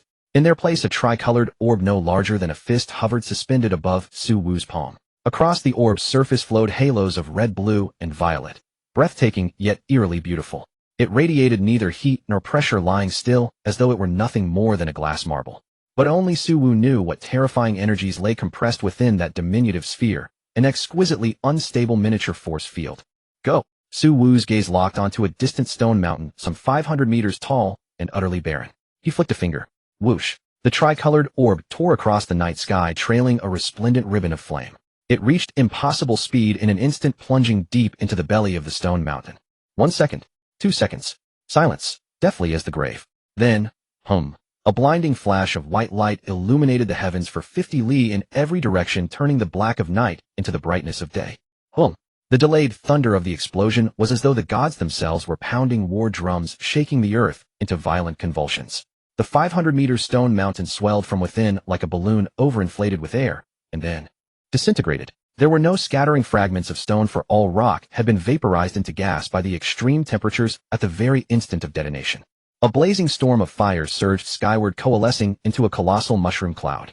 Next came the berserk network of lightning, carbonizing every living creature within reach. Finally, the crushing shockwave of heavy water pressure scraped the earth flat for a full kilometer around, lowering the ground by 3 meters. Fire-consumed lightning destroyed, heavy water crushed. Threefold devastation, ceaseless and relentless. After a long while, the dust and smoke at last dispersed. Su Wu hovered in the air, gazing down upon the colossal crater, kilometers across and fathomlessly deep, with rivers of lava still flowing and arcs of electricity still leaping along its bottom. He could not help but swallow hard. This The power might be a touch excessive now. That mountain was gone. Not even ash remained. Such destructive capability had already far surpassed the full force strike of an ordinary martial saint. Suwu even suspected that were one of those so-called stellar Lord Realm powerhouses to come and take this blow head-on, they would be flayed alive for their trouble. And this is merely an orb I casually kneaded together. If I were to channel my full power and condense but a single... Suwu shuddered involuntarily. That image was too magnificent to contemplate. The 8 Wastes 6 Harmonies art truly lives up to its name as the supreme technique leading to the stellar Lord Realm. This Water Thunder Fire incantation shall hereafter be my signature trump card. Suwu nodded in satisfaction and dispersed the aura radiating from his form. With a flicker of motion, he vanished into the wilderness. All that remained was that colossal crater still steaming with heat, destined to become yet another unsolved mystery beyond the borders of Kanglan Base. Meanwhile, in the Grand Wang family mansion of the Jiangnan Great Base, within the resplendent council hall, glimmering with gold and jade, an oppressive atmosphere hung heavy, stifling as a shroud. The current Wang family patriarch Wang Jun sat rigid upon the master seat of intricately carved padok wood. His brow was furrowed so deeply it formed the character River, his eyes webbed with crimson veins. His fingers drummed absently against the armrest, betraying the extreme agitation that consumed him. At that moment, a gorgeously attired middle-aged beauty bearing a cup of ginseng tea approached him with cautious steps. She had studied his countenance for some time before she could no longer contain herself. Master Patron Liu Yun departed for Kanglan Base some days past. By all reason, handling such a trivial matter should have brought him back long ago. Yet not a whisper of news has reached us, and even communications have been severed. This concubine fears. Might he have met with some misfortune there? Smack! Before she could finish, Wang Jun lashed out with a violent sweep of his arm, sending the priceless teacup crashing to the floor. Scalding tea splashed across the ground. Begone! Womanish folly! Wang Jun sprang to his feet, jabbing a finger at the woman's nose as he bellowed. Liu Yun stands at the very pinnacle of martial king. What mishap could possibly befall him in some backwater wasteland? Do you think I am not vexed enough as it is? Those mad dogs of the Liang family have been pressing us relentlessly on the western city's alchemy market. They've already devoured 3 of our core shops. The clan's business is already a house of fire. And yet you choose this moment to plague me with Liu Yun's so-called trivial errand. Get out of my sight. Time flew by like a fleeting shadow. In the blink of an eye, nearly a month had passed since the end of the martial exam. Deep beneath the manor inside the cultivation chamber, rumble. A dull roll of thunder echoed within the enclosed space, and the air was thick with a suffocating stench of blood and scorched flesh.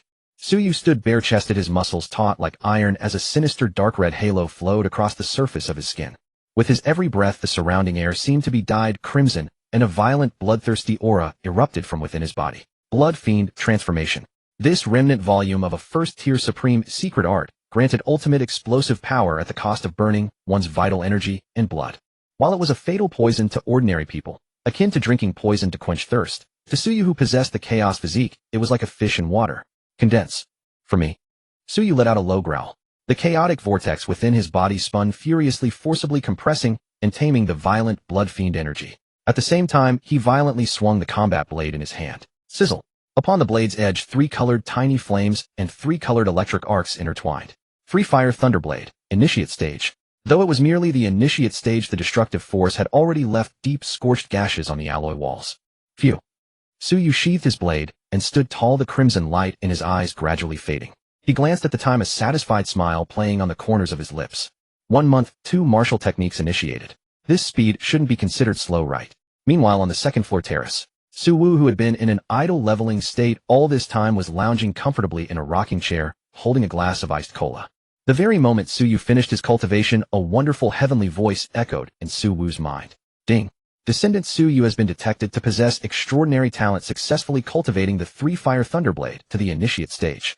The Father's Rise through Son's Glory system has determined triggered a 100-fold comprehension critical hit. Congratulations to the host. 3 Fire Thunderblade has automatically evolved to the consummate realm. The host has successfully mastered the power of the 3 fires: Blazing Fire, Soul Fire, Fiend Fire, and the 3 thunders: Yang Thunder, Een Thunder, Water Thunder. Moreover, as early as 10 days ago, Su Wu's Blood Fiend transformation had already automatically evolved to the consummate realm. Boom. An indescribable, terrifying aura erupted from within Su Wu, but his micro-level control locked it tightly within a 3-foot radius around his body. With a thought, he summoned the system panel. Host Su Wu. Bound Descendant Suyu. Descendant Realm Midstage Grandmaster Realm. Host Realm Midstage Martial Saint Realm. Cultivation Method 8 Desolations 6 Directions Art Consummate 3 Attributes. Martial techniques: 3 Fire Thunder Blade Consummate Blood Fiend Transformation Consummate Vigorous Bull Fist Consummate Fist Intent Formed Void Cleaving Blade Consummate Blade Intent Formed Leaf Treading Movement Technique Consummate Combat Skill Micro Level Mid-Stage Martial Saint. Suwoo clenched his fist, feeling the power within his body that seemed capable of crushing stars. At the realm of a martial saint, the gap between each minor stage was as vast as heaven and earth. Yet the current Suwoo possessed the supreme chaos physique, held consummate level cultivation methods and martial techniques, and commanded the cultivation of a mid-stage martial saint. Even a peak martial saint might not be a match for him. Suwoo slowly stood up, his gaze turning deep and amused. And it seems a little mouse has been watching this place for quite some time. Behind a dark cloud 1,000 meters up in the sky outside the Yunding Manor, a graceful figure almost completely blended into the night hovered in the void. She wore a black nano-stealth suit, appearing like a formless shadow. The leader of the Li family's secret guards, Mei, peak martial saint realm. She was the sharpest blade in the hands of family head Li Yuan and the most secretive trump card of the Li family. Coming to Earth this time, she had only one mission: to investigate Suwoo's background and confirm if he had the backing of any hidden world power. If he did, she would hold her ground; if not, kill without mercy. Strange. Through her high-tech tactical visor, Mei stared intently at the manor below. According to our intel, this Suwoo only broke through to martial saint a month ago. But why did I feel a palpitation-inducing ripple from him just a moment ago? As a peak martial saint, her intuition had never failed her.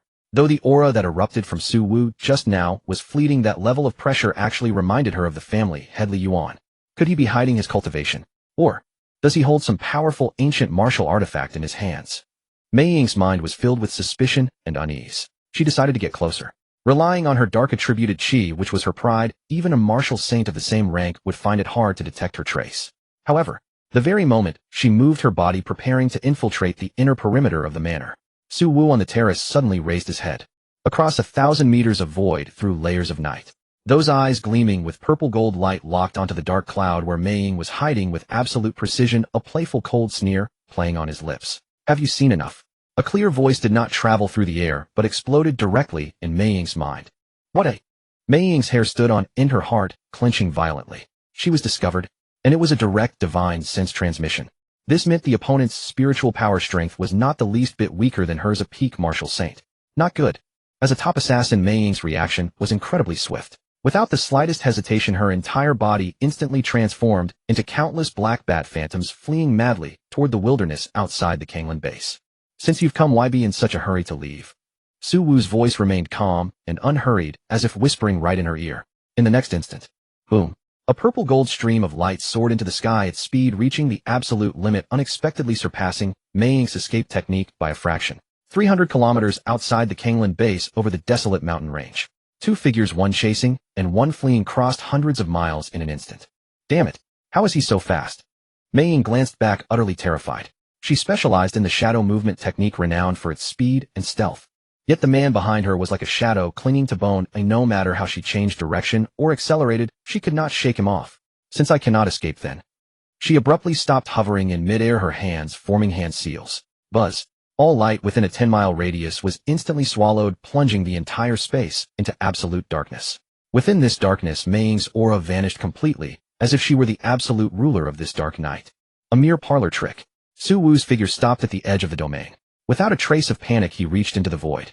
A common alloy long blade appeared in his hand. Though the blade was made of ordinary iron, the moment Suwoo gripped it, it ceased to be ordinary. I've just comprehended a new move. I'll use you to test my blade. Suwoo took a deep breath. The 8 Desolations 6 Directions art within his body circulated furiously, and the profound mysteries of the consummate level 3 Fire Thunder Blade erupted in full force. Sizzle. Upon that ordinary alloy long blade, 3 distinctly different flames instantly ignited. The crimson blazing fire which burned the physical body, the deep blue soul fire which scorched the soul, and the black fiend fire which triggered inner demons. Simultaneously, 3 types of lightning coiled around it.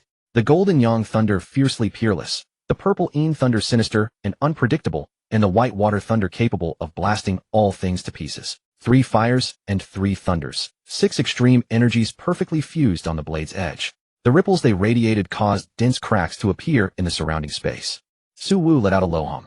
Gripping the blade with both hands, he casually slashed toward the endless darkness. Slash!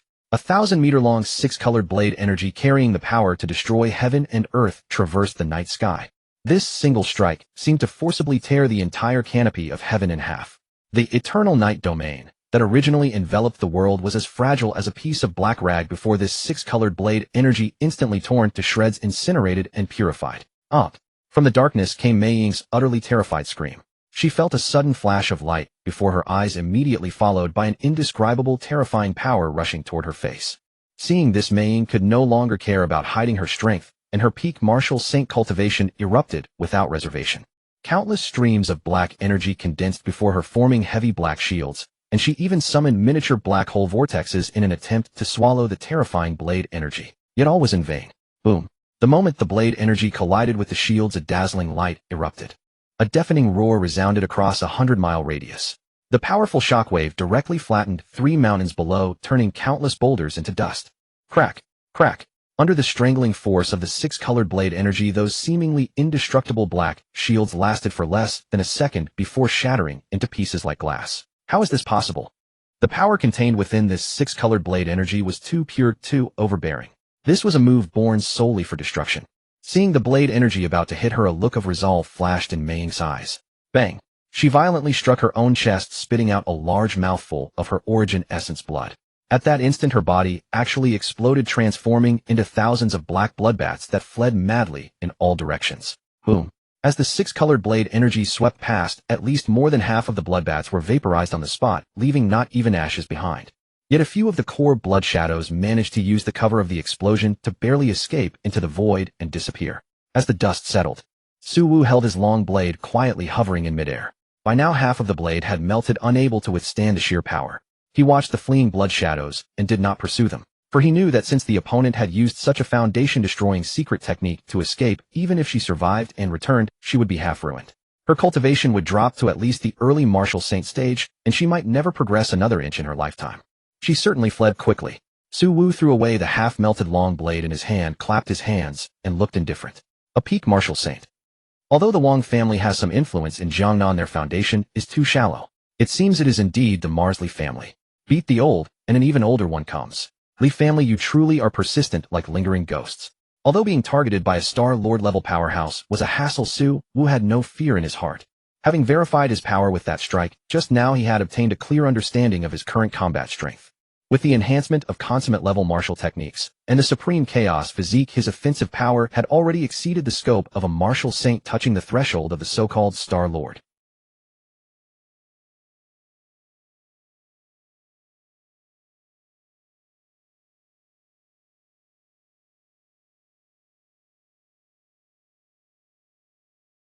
In addition to the resources delivered by Pan Hong, he had even made a stealthy trip to the black market. Leveraging his formidable martial saint-level prowess, he forcibly obtained several exceedingly rare natural treasures, such as the star orchid, capable of cleansing tendons and marrow, and the soul infant fruit, which could fortify one's spiritual power. Supported by such an immense accumulation of premium resources combined with the terrifying digestive capabilities of his chaos physique, Su Yu's cultivation soared at an astonishing pace. Late-stage Grandmaster. Grandmaster consummation. Half-step Great Grandmaster. Finally the day arrived. Within the underground premium cultivation chamber, Su Yu, sitting cross-legged upon a meditation mat, slowly exhaled a breath of turbid qi. This breath shot out like a white rainbow, incredibly carving a small pit into the alloy floor. At this moment, a faint golden halo enveloped his entire body. It was the harbinger of his vital energy and blood reaching their absolute zenith, on the verge of liquefying and undergoing a qualitative metamorphosis. Before him lay an exquisitely crafted jade box. Resting quietly inside the box was a crimson elixir, its surface flowing with patterns resembling molten magma, the boundary-breaking pill. This pill had been commissioned by Su Wu at an immense cost, custom refined by an alchemy grandmaster in the Kanglan base. It could boost the success rate of breaking through to the Great Grandmaster realm by 50% entirely without side effects. Now is the time. Su Yu's gaze sharpened. Without a shred of hesitation, he tilted his head back and swallowed the boundary-breaking pill. Boom. The elixir dissolved the moment it touched his tongue, instantly transforming into an incredibly violent torrent of heat that surged through his limbs and bones like an enraged dragon. Break.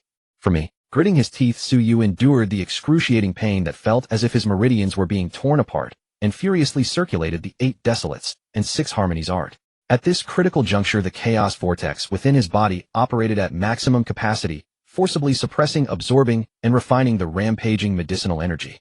Crack. It felt as though something had shattered deep within him. It was the shackle of human limitations. Buzz.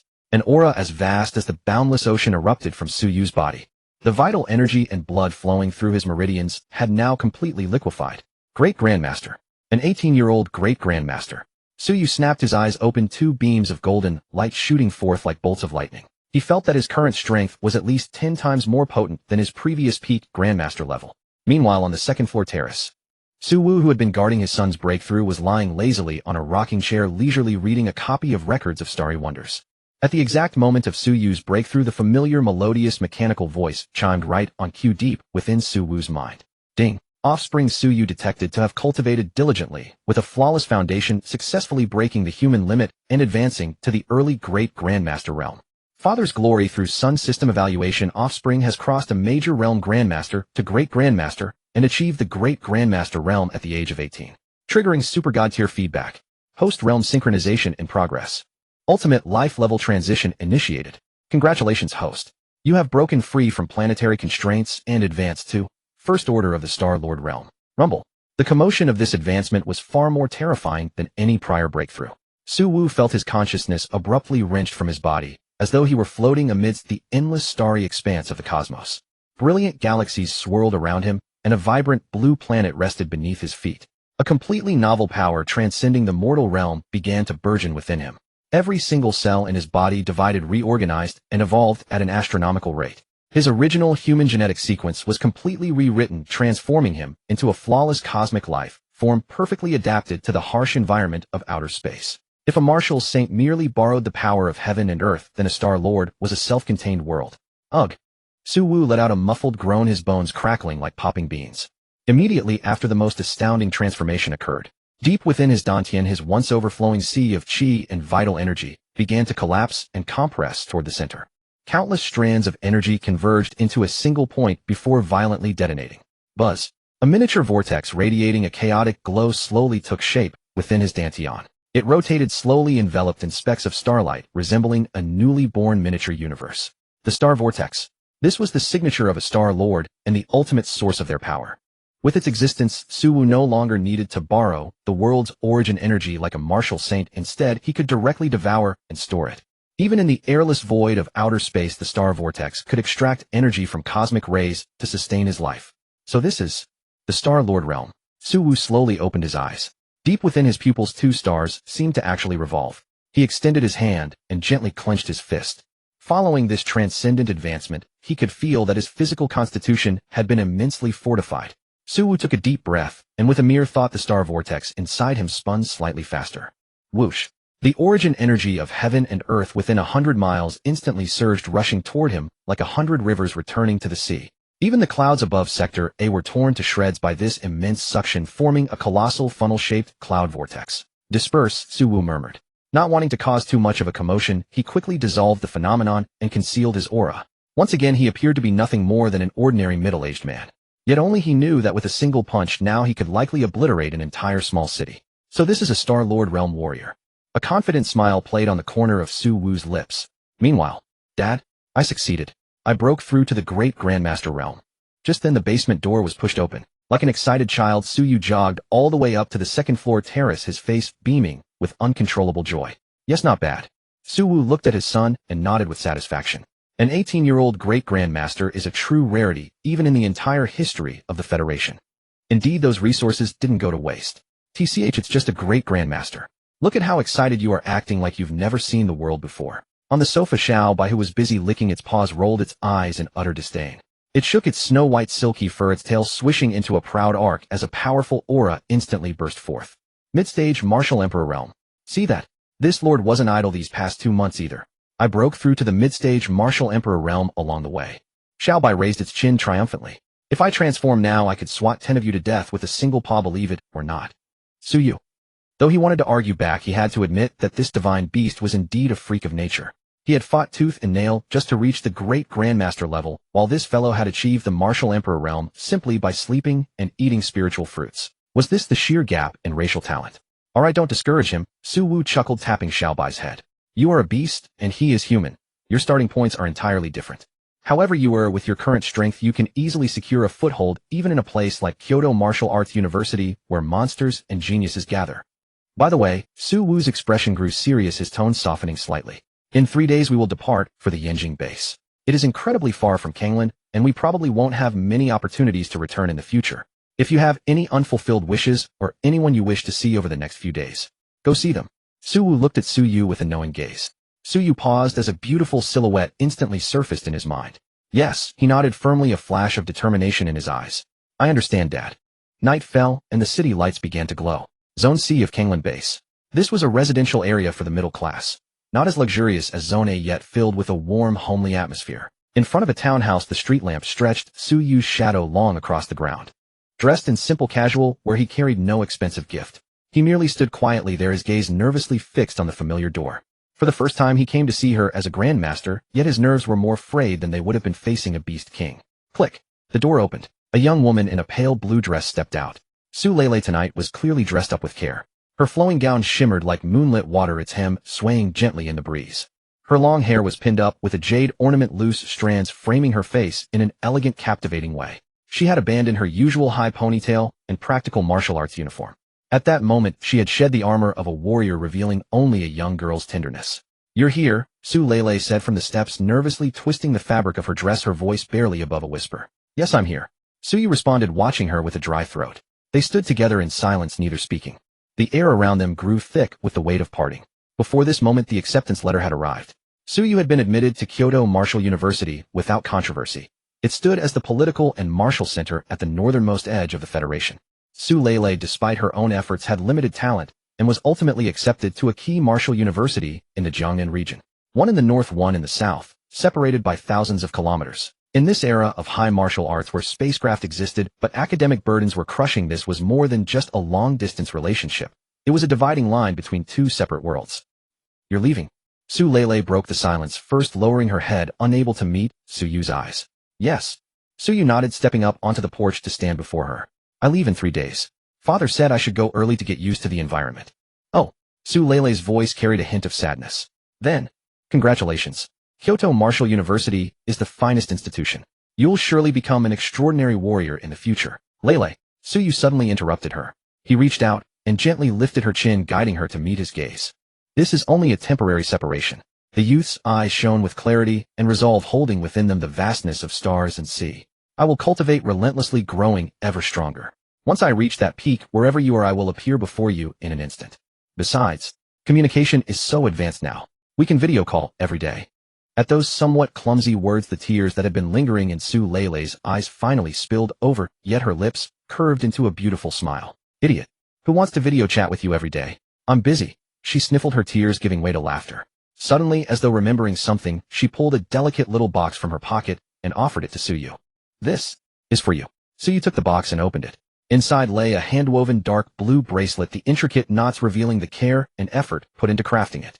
At the center of the bracelet hung a small jade pendant engraved with the graceful character Lo. This is a piece knot I wove myself, Su Lele said, blushing. The elders say wearing it can ward off misfortune. You're traveling all the way to the capital. I hope it brings you good fortune. Suyu looked at the bracelet, warmth flooding through him. It was worthless. Barely a fraction of what he'd spend on a single C-grade nutrient solution. But in it was more precious than any Earth-rank divine weapon or heavenly material. Thank you. Suyu solemnly fastened the bracelet to his left wrist, right over his pulsing vein. I'll wear it always. As if you're always by my side. At those words, Su Lele's face flushed crimson like a ripe apple. She suddenly rose on her tiptoes. Before Suyu could react, a kiss as light as a feather landed on his cheek. This, too, is a gift for you. With that, the girl fled like a startled fawn, darting inside and slamming the door shut with a bang. Only Suyu remained standing in the wind, touching the kissed spot on his cheek and grinning foolishly. By the time he returned to Yunding Manor, it was well past midnight. Suwu stood on the second-floor terrace watching his son return with a silly grin and faint red marks on his face, and shook his head in exasperation. This kid, is that all it takes? He got kissed, is that such a big deal? Back in my day. Suwu's words caught in his throat. He remembered 20 years prior, on another night brilliant with stars.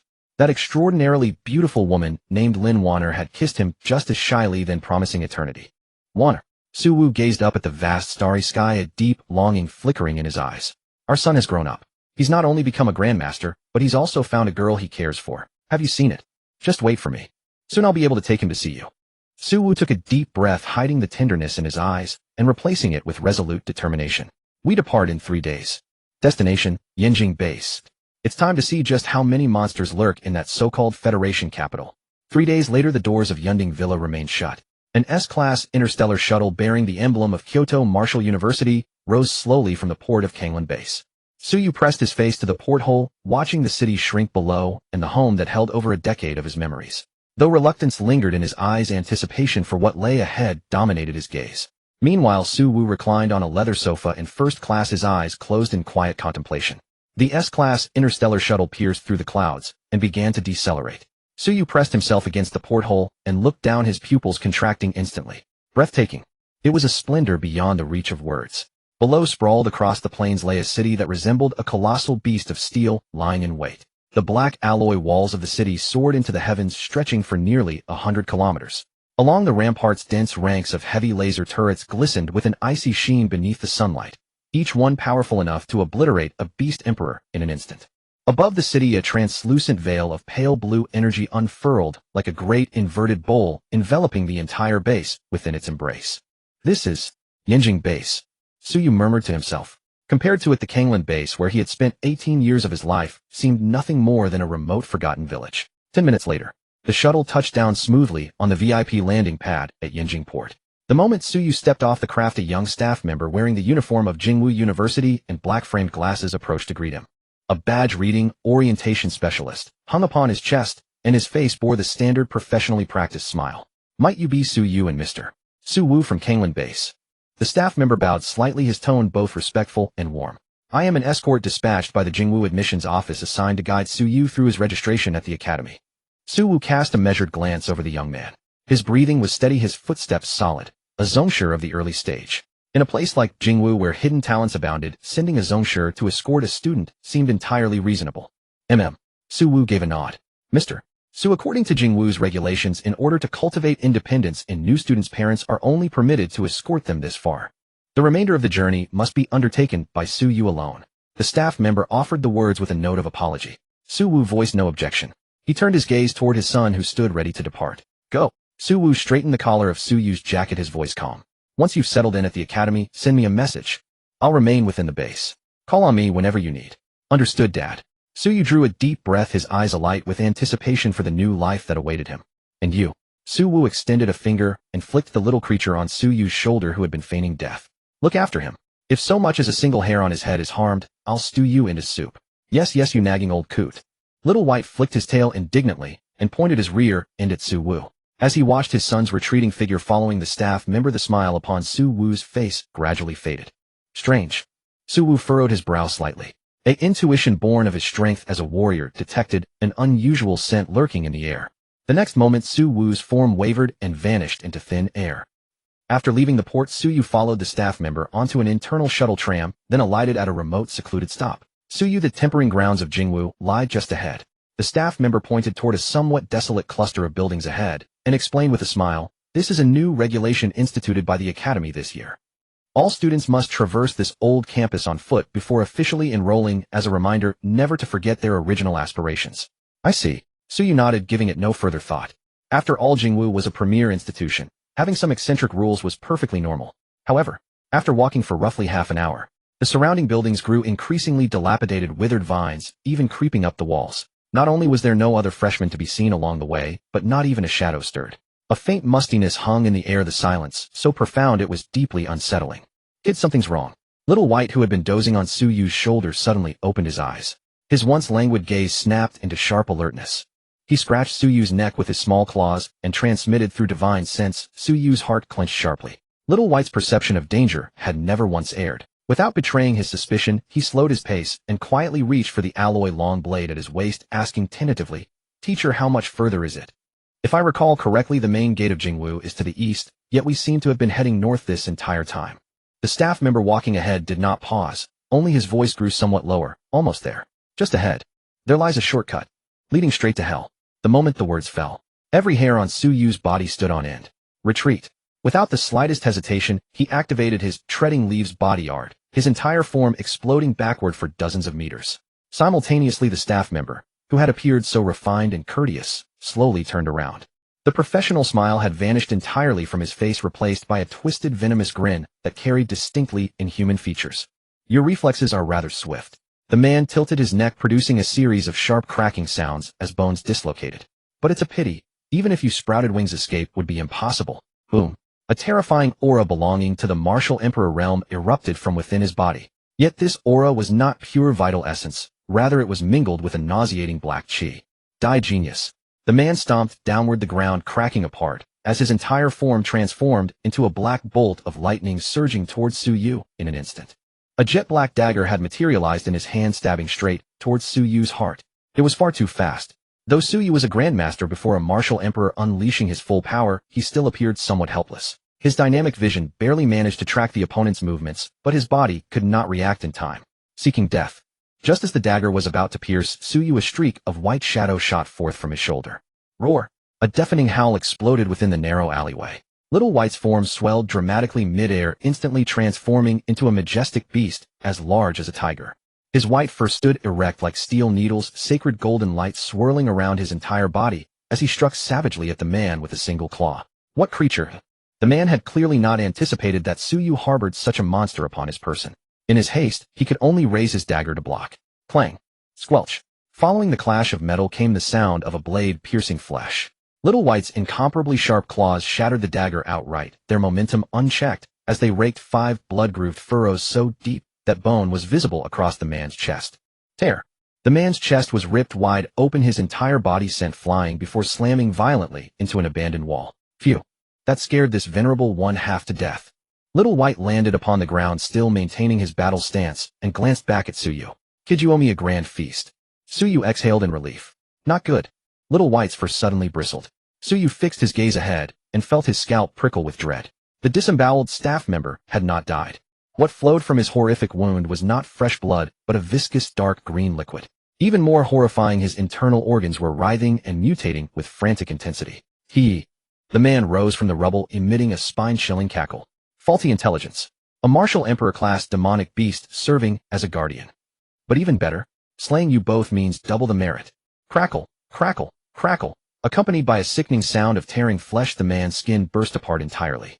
Countless tentacles covered in suckers and barbs erupted from within his body, while his skull split open, transforming into a maw bristling with razor-sharp fangs. In mere seconds, he was no longer human. He had become a terrifying monstrosity that was half man, half beast. And as the transformation completed, the aura emanating from his body began to surge wildly, breaking through the limits of the martial emperor realm and reaching the martial saint realm. Star Demon Sect. A demon fiend. Su Yu had studied this in high school and recognized the creature's origin at a single glance. This was the signature technique of that notorious anti-human cult, the Star Demon Sect. They fused the genetic material of humanity with that of astral beasts, creating these killing machines that were neither man nor ghost. Run! Without a moment's hesitation, Little White sank its teeth into Su Yu's clothes and spun around to flee. A martial emperor battling a martial saint. That was nothing short of seeking death. Do you truly believe you can escape? The monster let out a piercing shriek. The dozen or so tentacles on its back instantly surged to 100 meters in length, descending like an inescapable net from the heavens to seal off every avenue of retreat. It's over. Su Yu gazed up at the sky, obscuring tentacles, a wave of despair rising within his heart. Was he truly going to perish here, having only just arrived in the capital city, never even setting foot through the academy's gates? At the critical moment when those slime-coated tentacles were about to crush man and beast alike into a pulp of mangled flesh, time itself seemed to freeze. An indescribable majestic pressure descended upon this abandoned district without the slightest warning. The surrounding space instantly solidified. Those wildly thrashing tentacles hung rigidly in midair as though a pause button had been pressed, stiff and motionless, their tips stopping less than 10 centimeters from Su Yu's nose. Hua! The monster's eyes darted about in terror as it discovered it could not so much as twitch a single finger. The demonic energy within its body was suppressed with absolute force, as though it had encountered its natural nemesis. A figure materialized soundlessly before Su Yu and Little White. He was dressed in simple casual clothes, hands tucked into his pockets, his expression utterly indifferent. Yet standing there, he seemed to hold up the very sky itself. Daddy. Boss. You've finally come. Little White had also shrunk back to the size of a fuzzy ball, darting with a whoosh into Su Wu's arms, trembling all over. Su Wu gently patted his son on the shoulder, then turned around, his gaze falling upon the grotesque monster with an expression as cold as ice. Star Demon Cult. Su Wu's voice betrayed neither anger nor joy, yet the temperature of the surrounding air plummeted to its freezing point in an instant. In broad daylight on the territory of Jingwu Academy, you dare to intercept and slay new students. How remarkably bold of you. A Star Lord. Impossible. The monster let out a garbled, guttural roar, sensing within Suwu a threat of absolute annihilation. Suwu offered no reply. He simply raised his right hand slowly, then closed it into a fist in the empty air. 8 wastelands, 6 heavens, art, primordial heavy water prison. Splash. The water molecules in the air instantly converged, coalescing into a colossal deep blue hand of flowing water. This crystalline translucent hand radiated a translucence like fine jade, yet carried a weight of 1,000 jun. It seized the demon being at the martial saint realm in an unbreakable grip. Aired. The monster let out a blood-curdling scream. Its immensely resilient tentacles snapped inch by inch under the crushing pressure of the water. The moment the dark green blood seeped forth, it was purified and evaporated. Speak. Who sent you? How many accomplices do you have? Suwu's gaze was sharp as a blade. The monster had been crushed until every bone in its body shattered, yet a twisted, deranged smile crept across its face. So what if you kill me? The Holy Church's plan has already been set in motion. It's not just him. All of them shall perish. Before the words had faded, its body suddenly began to swell violently, and a black core within its chest commenced emitting a blinding crimson radiance. Attempting self-destruction. Suwu let out a cold snort. Had this been a martial saint of old facing the self-detonation of a demon being of equal rank, he might well have chosen to retreat 3 steps out of prudence. But the man he was now was a Star Lord. Before me you do not even possess the right to die. Suwu's palm clenched tight in a sudden vicious grip. A muffled leaden thud echoed through the air. The self-detonation's energy, catastrophic enough to level half a city block, was forcibly compressed by Suwu into the confines of his palm. The terrifying explosion erupted within the water prison, yet not so much as a single droplet splashed outward. That once invincible martial saint-rank demon being was thus reduced to nothing more than a puddle of dark green pulped flesh. Plop! Suwu casually dispersed the water prison, and a black crystal tumbled to the ground. That was the demon being's core, its sole remnant. Dad. Suyu stepped forward, his gaze lingering on the crystal on the ground, his heart still palpitating with lingering dread. What exactly is? Half an hour later. Capital Martial University Office of the Admissions Director.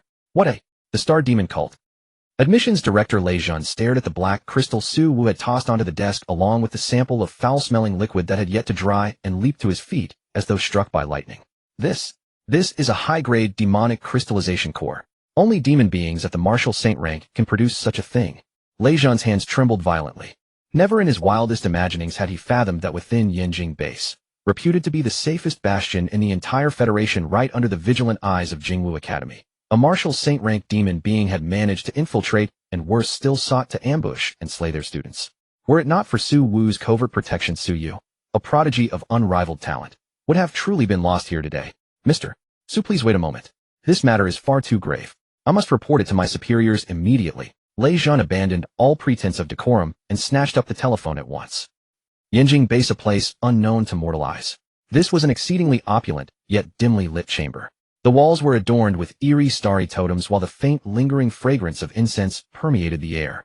A man attired in a dark crimson velvet suit lounged languidly against the broad back of a high-backed chair.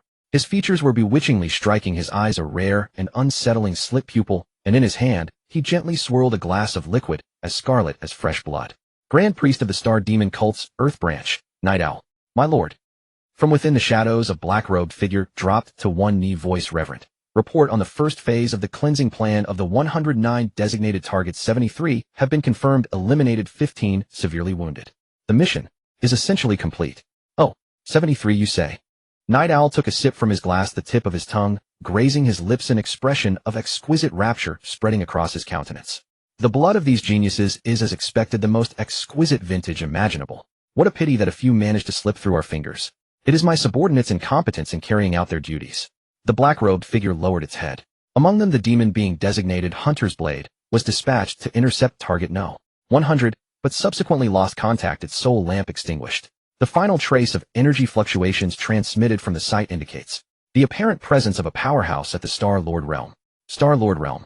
The hand swirling the wine glass paused almost imperceptibly, and a flicker of surprise crossed Night Owl's narrow, elongated eyes. How delightfully intriguing. It appears that among this batch of new students, there is someone with rather considerable backing. A Star-Lord rank powerhouse serving as a bodyguard. Yet he displayed no particular fear, rather the smile playing upon his lips only deepened. No matter. A single Star-Lord cannot alter the grand design of things. Night Owl rose to his feet and strode toward the colossal starry totem, spreading his arms wide, as though to embrace the entirety of the cosmos. The tide of destiny has already turned. The fall of these 73 geniuses is merely the prologue. The seeds of terror have been sown. Soon this planet, and indeed the entire solar system, shall become the pasture of our holy church. Time flowed silently, like sand slipping through one's fingers. In the blink of an eye, 2 full months had passed. During this time, Su Wu had invested all to forge a flawless great Grandmaster foundation for his son. Jingdu Martial Arts University, the top floor of the administration building. Since the people of the Star Demon sect could precisely obtain our freshman roster, and even know Su Yu's exact route this indicates. The speaker was an elderly man with snow-white hair and beard dressed in a Zhongshan suit. His face was lean and haggard, yet his eyes were as deep as an abyss. Vice-Chancellor of Jingdu Martial Arts University, Su Liang, 5th Order Star Lord. Su Liang lightly tapped his fingers on the desk, his voice bone-chillingly cold. We have a mole among us, and this mole's rank is not low. Standing to the side, Lei Jun, the director of the admissions office, was breaking out in a cold sweat. As the person directly responsible for this recruitment, he was undeniably to blame for such a massive blunder that resulted in the deaths of 73 geniuses. Please rest assured, Chancellor Su, Lei Jun said through gritted teeth. I will make the arrangements immediately. Until this matter is thoroughly investigated, everyone who has come into contact with the freshmen's archives will be isolated and interrogated. Su Liang narrowed his eyes slightly and waved his hand. You don't need to worry about this matter anymore. I will have someone else take over. Go and appease the surviving students and their parents. Do not let panic spread. Yes, sir. Lei Jun responded hastily, feeling as if he had been granted a grand amnesty, and quickly retreated. As Lei Jun left, the office door slowly slid shut. Su Liang turned around, his gaze passing over the desk to look at the leather sofa area on the other side. 2 people sat there. Su Yu sat upright with a calm expression. Meanwhile, Su Wu sat with his legs crossed, playing with the black crystal that had dropped from the demon in his hand, his face filled with impatience and indifference. Your Jingdu Martial Arts University claims to be the premier institution of the Federation, a supposedly absolute safe zone. Su Wu casually tossed the black crystal onto the coffee table with a sharp clack. His voice carried an undisguised mockery. And the result? Before the freshmen even entered the school gates, more than half of them were ambushed and killed. If I didn't have some tricks up my sleeve, my son would probably have been slain by that monster by now.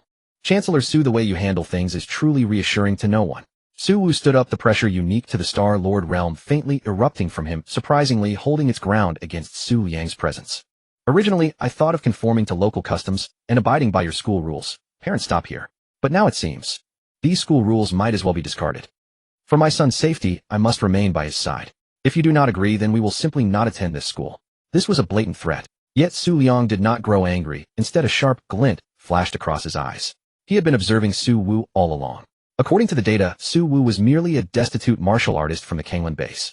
But looking at him now, how was this a destitute martial artist? He was clearly a hidden dragon crossing the river. First Order Star Lord. Furthermore, his aura was condensed, and his foundation was profound. Even when facing a 5th Order Star Lord like himself, he showed not a shred of cowardice. This meant that the opponent absolutely held trump cards capable of threatening him. Mr. Su, you overstate things. A warm, genial smile appeared on Su Liang's face, instantly dissolving the tense atmosphere. This matter was indeed a negligence on our part at Jingwu, which startled student Su Yu. I completely understand Mr. Su's deep love for his son. Su Liang took out a gold-embossed document that had been prepared beforehand from his drawer and slid it towards Su Wu. This is the letter of appointment I have just signed, Su Liang said with a smile, in view of Mr. Su's strength and his contribution to handling this crisis. On behalf of Jingdu Martial Arts University, I sincerely invite Mr. Su to become an honorary guest advisor of our school. Honorary guest advisor. Su Wu raised an eyebrow and picked up the document to scan it. Exactly, Su Liang explained. This position is not within our official staff structure. There are no mandatory tasks, nor is there a requirement to clock in. However, it grants extremely high privileges. You may freely enter and exit all areas of the campus except for the forbidden grounds, enjoy professor-level treatment, and you can apply to reside in the campus's expert villa district. This way, Mr. Su can look after student Su Yu at any time, while also cultivating himself in the blessed land of Jingwu. What does Mr. Su think? This was an incredibly brilliant open scheme. On one hand, it gave Su Wu a graceful way out, satisfying his need to protect his son, and on the other hand, incorporating Su Wu into the Jingwu system allowed them to win over a Star Lord powerhouse, while facilitating surveillance. After all, a Star Lord of unknown origin wandering around Yanjing was bound to be a potential hazard. Looking at the letter of appointment, a playful curve hooked the corner of Su Wu's mouth. He naturally knew what this old fox was plotting, but he did not care. Deal. Su Wu picked up the pen and signed his name. Half an hour later, a black commercial hovercar passed through multiple checkpoints and drove into the core area of Jingdu Martial Arts University, the residential district. Unlike the high-rise student dormitories outside, this was a villa cluster nestled against the mountains and overlooking the water. Shaded by green trees and rich in spiritual energy, the quiet environment seemed like a paradise cut off from the world. Senior student Tsuyui have arrived. The young man guiding them parked the car in front of a detached villa numbered 186 and respectfully opened the car door. This is the exclusive residence for expert-level mentors. Chancellor Su has specially approved the allocation of this vacant Villa 186 to the two of you.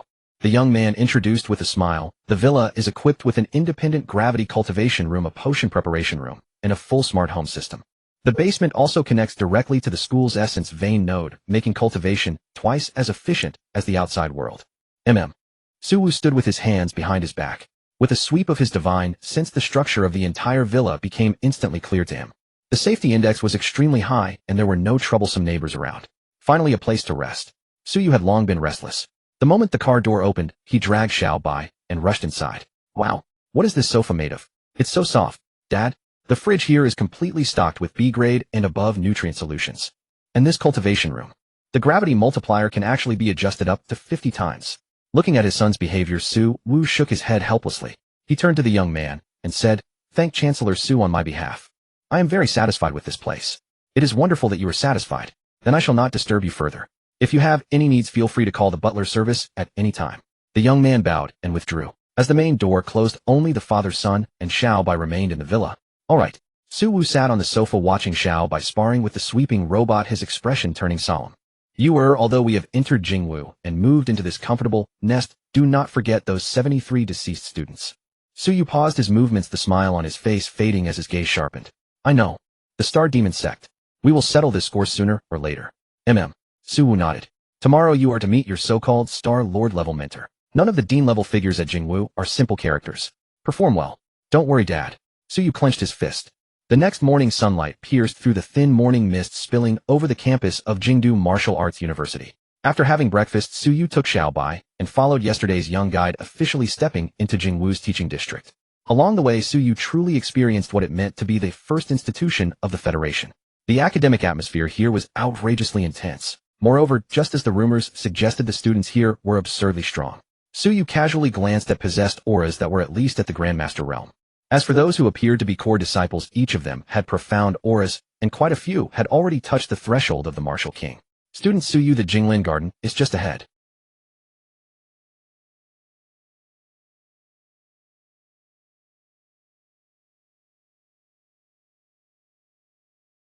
The Dean prefers quiet, and his temper is, well, rather unique. I won't go in with you. Take care of yourself. With that, the guide vanished in the blink of an eye, as if fleeing for his life. A unique temper. Suyu scratched his head and looked at Xiao Bai on his shoulder. I have a bad feeling about this. What is there to fear? With this seat here, any demons or monsters will have to kneel. Xiao Bai curled his lip disdainfully. Suyu took a deep breath, straightened his clothes, and stepped into the bamboo forest. After winding along a quiet cobblestone path, the view suddenly opened up before his eyes. An ancient, somewhat weather-beaten courtyard house came into view. Hanging above the doorframe was a precarious wooden plaque inscribed with 3 bold characters, Jinglin Yuan. Yet those 3 characters were penned in a wild, sweeping calligraphy, radiating an untamed boldness, as if they might burst free from the plaque at any moment. Suyu pushed open the wooden door, which emitted a soft creak. The courtyard's furnishings were simple, to put it mildly, barely more than crude. A water well, an ancient locust tree, and a few speckled hens pecking at grain. Beneath the old locust tree sat a lacquer-peeling rattan chair. Perched upon it was a wizened little old man dressed in oversized shorts and a white tank top, wearing flip-flops. He was sprawled without a care in the world, a palm leaf fan in one hand, and a copy of Playboy draped over his face, snoring loudly. His snores rattled the air, and drool pooled at the corner of his mouth. So this was the Star Master level principal. Suyu's lip twitched, wondering if he'd knocked on the wrong door. Junior Suyu pays his respects to Principal Hong. Suyu called out tentatively. No response. The snoring continued uninterrupted. Junior Suyu is here to report. Suyu raised his voice. Still nothing. That old man's playing possum. Xiao Bai had lost patience. It despised arrogance above all else. From Suyu's shoulder it leaped down as a streak of white light, landing squarely on the old man's belly, claws ready to tug at his sparse whiskers. Hey, old man, time to get up and receive your guest. But then, just as Xiao Bai's claws were about to graze those whiskers, the seemingly comatose old man's eyes snapped open. Those eyes held not a trace of sleepiness. Instead, they sparkled with the cunning glint of a mischievous child. Oh, where did this little wild cat come from? Pretty feisty, aren't you? The old man's hands moved with the speed of teleportation. Snap! Before Su Yu could even process what happened, the once arrogant Xiao Bai found itself seized by the scruff of its neck in a single grip, dangling in the air like a chick. "Let me go, you stinky old man." Xiao Bai struggled desperately, all four paws flailing wildly. "It can talk." The old man chuckled, revealing a mouthful of yellowed teeth. "You dare pluck this old man's whiskers? Is this your greeting gift?" Smack! The old man responded without hesitation, delivering a backhand slap to Xiao Bai's fluffy rear end. The force was perfectly controlled, enough to hurt, but nowhere near causing injury. "Olaf!" Xiao Bai let out a shrill wail, tears spraying from its eyes. In all its long life, no one had ever dared to slap its bottom. "Yield or not?" The old man struck again. "Not yielding." "Fine, I yield. Grandpa, have mercy." A wise warrior knew when to yield. Xiao Bai instantly capitulated, both paws clutching its swollen backside, looking as wronged as any child. Su Yu watched from the side, dumbfounded, wanting to laugh, but daring not to. "All right, little one, scram and go play over there." "Su Yu, right." The old man picked at his toes and said nonchalantly, "You've got a decent look about you, Junior."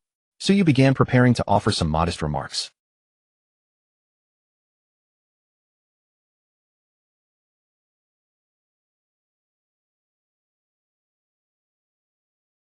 "Don't bother me with that formal stuff." The old man waved his hand and pointed at the alloy longsword at Su Yu's waist. "You practice swordsmanship. Come, draw your blade." The old man stood up, reaching only 5.5 feet. "Attack me. Use the sword. Let me see what you've got." "Yes." Su Yu's eyes narrowed, his demeanor instantly becoming solemn. He understood. This was both a test and a display of dominance. If he didn't show real skill now, life under this unruly principal would be anything but comfortable. Principal Hong, forgive the impropriety. Boom. The chi and blood energy of early Grandmaster stage erupted without reservation. Su Yu drew the long sword from his waist. Three-flamed thunderblade opening stance. Though he had not yet reached the perfection level his father had achieved through his father's teachings, Su Yu had mastered the core essence of the technique. Zzz, the blade trembled. While the distinct tricolored thunder fire had not yet manifested, a scorching and ferocious aura already clung to the edge. Slash. Su Yu's voice was low as his figure flashed forward like lightning, crossing 10 meters in a single stride. The longsword descended with the force of splitting mountains and sundering stone, aimed directly at the old man's head. This strike was fast, precise, and ruthless, carrying an indistinct, yet palpable blade intent. My! A flicker of surprise passed through the old man's eyes. Faced with this heavy, overwhelming blow, he made no attempt to dodge, or even move his feet. He simply extended 2 withered fingers. Think! A clear metallic ring echoed. Su Yu's longsword, capable of cleaving through tanks, was caught between 2 fingers by the old man with effortless ease. Not an inch of movement. Solid power. For early Grandmaster stage, that kind of strength suggests you possess an unusual constitution. The old man commented, then gave his wrist a subtle flick. A gentle yet irresistible force traveled along the blade. Su Yu felt a sharp sting in his palm, his body forced backward 3 steps against his will. Again, Su Yu's competitive fire ignited. Void-piercing blade, chaotic dance. If he could not match strength, he would overwhelm with speed. Swish, swish, swish. Su Yu's figure dissolved into afterimages, slashing wildly around the old man. 100 strikes per second, each blade aimed at a vital point the old man could not afford to ignore. Yet the old man moved as casually as if strolling through his own backyard. One hand tucked behind his back, the other swatted and deflected at will. Pat, brush, tap, press. Every movement precisely disrupted Su Yu's offensive rhythm. 3 minutes later. Enough. The old man suddenly spoke softly, a single finger stopping mere inches from Su Yu's forehead. Su Yu's entire body froze, cold sweat breaking out instantly. Had that finger connected, his skull would have been crushed. Su Yu retracted his blade and stepped back, breathing heavily, his eyes brimming with admiration. "I concede. Your mastery is peerless, principal. Save the flattery." The old man withdrew his hand and slumped back into his rattan chair, though the approval in his eyes was impossible to conceal. "Not bad, truly not bad." The old man picked up his palm leaf fan and fanned himself, murmuring in admiration. "I never expected your blade fundamentals to be so rock solid. They actually surpass mine at your age. You qualify as a blade genius." Su Yu scratched his head with a bashful smile. "You flatter me, principal. I merely practice diligently. From this day forward you shall be my disciple." "Yes, master." Su Yu performed a respectful bowing gesture. "Enough with the ceremony. Go fetch that pretentious white fur ball over there." Time slipped by fleeting horse, and 2 months had passed in the blink of an eye. Since entering under Hong Tianyang's tutelage, Su Yu's life had become remarkably and dull. Each dawn, as the first rays of sunlight pierced the purple bamboo grove, he stood outside Jinglin Garden's training ground, ready for practice. There were no high-tech aids, no dazzling holographic projections. Only wooden blades polished bright by time and leaves scattered across the ground. A blade is not an extension of the arm. That is the nonsense of amateurs. Hong Tianyang remained as untidy as ever, dressed in baggy shorts, holding a purple clay teapot, whose age was anyone's guess sipping tea as he watched Suyu sweat on the training ground. The blade is your will, your soul, the only scepter in this damned world that can make your reasoning understood. In the first few days, Suyu didn't understand. He possessed blade techniques taught by his father and believed his swordplay had reached a masterful level. Until one day Hong Tianyang simply used a withered branch to topple the alloy battle blade from his hand. That moment Suyu understood what it means that intent precedes the blade. In these days Hong Tianyang often boasted as well. 30 years ago, I was the same age as you. Hong Tianyang lay in a rattan chair, eyes drifting toward the distant east, his tone a mix of reminiscence and bravado. Back then I was proud and reckless. I went alone with my blade, crossing the seas to the Yinghuagua that revered blade arts. Those people over there are somewhat interesting. They were utterly fanatic, pushing blade arts to the extreme as killing techniques. Iato Nitten Ichiryu swallow return. There were so many variations. Suyu paused his movements, listening quietly. I stayed there for 3 years. In the first year I challenged their dojos, 100-man slash, cutting from Kyushu Island to Hokkaido and breaking 800 samurai swords. Back then they called me Chinaman Demon. Hong Tianyang's lips curled into a cold smile. In the second year their blade saint couldn't stay silent any longer. That was a half-step Star Sovereign elder, an old monster who invited me to a duel on the summit of Fuji Mountain. That day heavy snow sealed the mountain. That battle lasted 3 days and 3 nights. His blade was fast enough to cut through snowflakes. But my blade was heavy enough to crush mountains. In the end I understood a single blade. With one strike I split his snow country domain. Since then in the Yinghuag was martial world, hearing the name Hong Tianyang meant bowing 3 feet. Listening to his master's tale, Suyu seemed to glimpse the snow-laden Fuji mountain summit, where a lone figure and blade could subdue a nation with unmatched flair. Kid, do you know why I tell you all this? Hong Tianyang looked at Suyu. Suyu paused a moment, probing. Master, are you telling me that practical combat yields true knowledge? Nonsense. Hong Tianyang rolled his eyes. I want to tell you that I am incredibly awesome. In the next 2 months, under Hong Tianyang's guidance, Suyu began to weave his emotions and will into the blade. Meanwhile, Jingwu, as the Federation's premier university, boasted resources that were terrifying in their abundance. With the status of a sequenced student plus the various top-tier pills secretly provided by Su Wu, Suyu's cultivation rose like a rocket. Within him, the Grandmaster-grade vitality and vigor were being compressed and refined. Finally, as the first snow of winter fell, boom, a mighty aura surged into the skies at Jinglin Gardens, scattering the garden's snow. Grandmaster midstage. Suyu stood in the snow wielding a wooden blade. Although he had not yet fully condensed his own blade intent, he had touched the threshold. Villa 186. The outside snow and wind could not penetrate this temperature-controlled mansion. Su Wu lounged on a soft leather sofa, a tablet in hand, browsing the latest intelligence about Xingma cult. Those 2 months Xingma cult seemed to have vanished into thin air. The insider trader hidden within Jingwu was like a fish in the sea, no news. The calm before the storm. Su Wu rubbed his brow. He knew the other side would not rest until completely eradicated, if not eliminated. Suyu might be in danger again. At that moment a series of dense prompts suddenly sounded in his mind. Ding. Heir Suyu's talents are extraordinary. Under the guidance of a renowned master, he has grasped the embryonic blade intent and promoted to Grandmaster midstage. Father Privilege System judged the heir has achieved a major breakthrough in martial will. Host realm syncing. Comprehension syncing. Congratulations, host. Cultivation broke through to Star Sovereign 5th rank. Congratulations, host.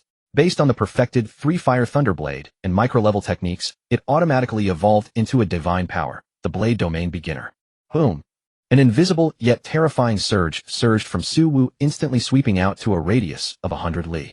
But Su Wu controlled this surge impeccably, causing no damage to the material world, instead acting directly on the realm of rules. Su Wu opened his eyes wide. In that moment his pupils vanished, replaced by 2 boundless seas of blades. Star Sovereign 5th rank. Su Wu slowly raised his hand, gazing at his slender fingers. If Star Sovereign 1st rank is merely possessing one's star spin and being able to rough output vitality through thought, then the 5th rank is the pinnacle of refined control over that power. The star spin inside him expanded tenfold, burning like a true star in his dantian. The surging vital energy was enough to sustain months of high-intensity battles without exhaustion. But what surprised Su Wu most was the newly awakened divine power, Blade Domain. Blade Domain, after a warrior attains enlightenment, not only can he use it himself, but he can externalize it into a domain. Within the domain, I am the blade, and the blade is me. All things can become blades, and within the domain the enemy's weapons will be suppressed and my own attacks increased tenfold. Su Wu's mind moved. Centering on the villa, the space within a kilometer's radius twisted into a strange distortion. If a Star Sovereign grade expert were to enter this range, he would be terrified to discover that every speck of dust in the air seemed to morph into the sharpest blade. Even the sound of the wind turned into the blade's edge, cutting through skin. Rise. Su Wu tapped gently at the fruit plate on the tea table. Shing. The stainless steel fruit knife originally used to cut fruit instantly transformed into a streak of light disintegrating in the air into countless fine metal powder. And these powders under the blessing of Blade Domain each contain the power to pierce a martial saint's protective aura and vitality. This was not mere control, it endowed lifeless objects with the property of a blade. Such a powerful divine ability. A spark of excitement flickered in Su Wu's eyes. With this Blade Domain plus my perfected 3-fire Thunderblade, if I were to face a 6-rank Star Sovereign now, I might not need to unleash my trump cards, be evenly matched, and perhaps even slay him. This is not blind confidence.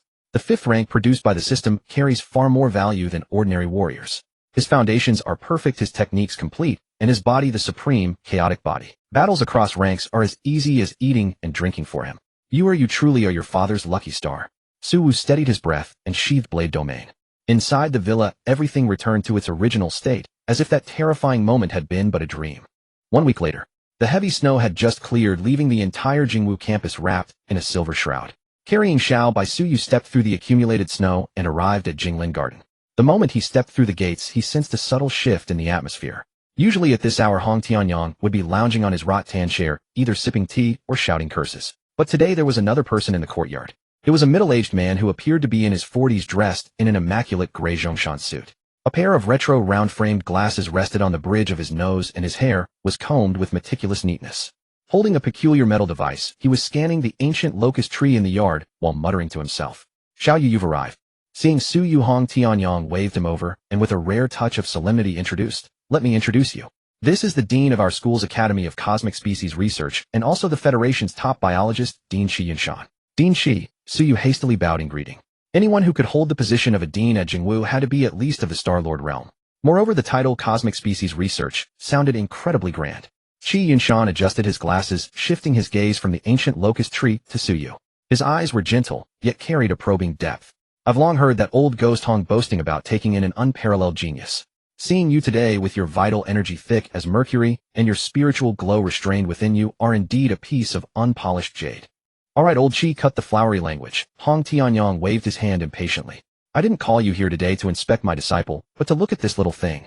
With that, Hong Tianyang pointed to Xiao Bai, who was currently curled into a tight ball on Su Yu's shoulder to keep warm. Oh. Shi Yunshan's gaze instantly locked onto Xiao Bai.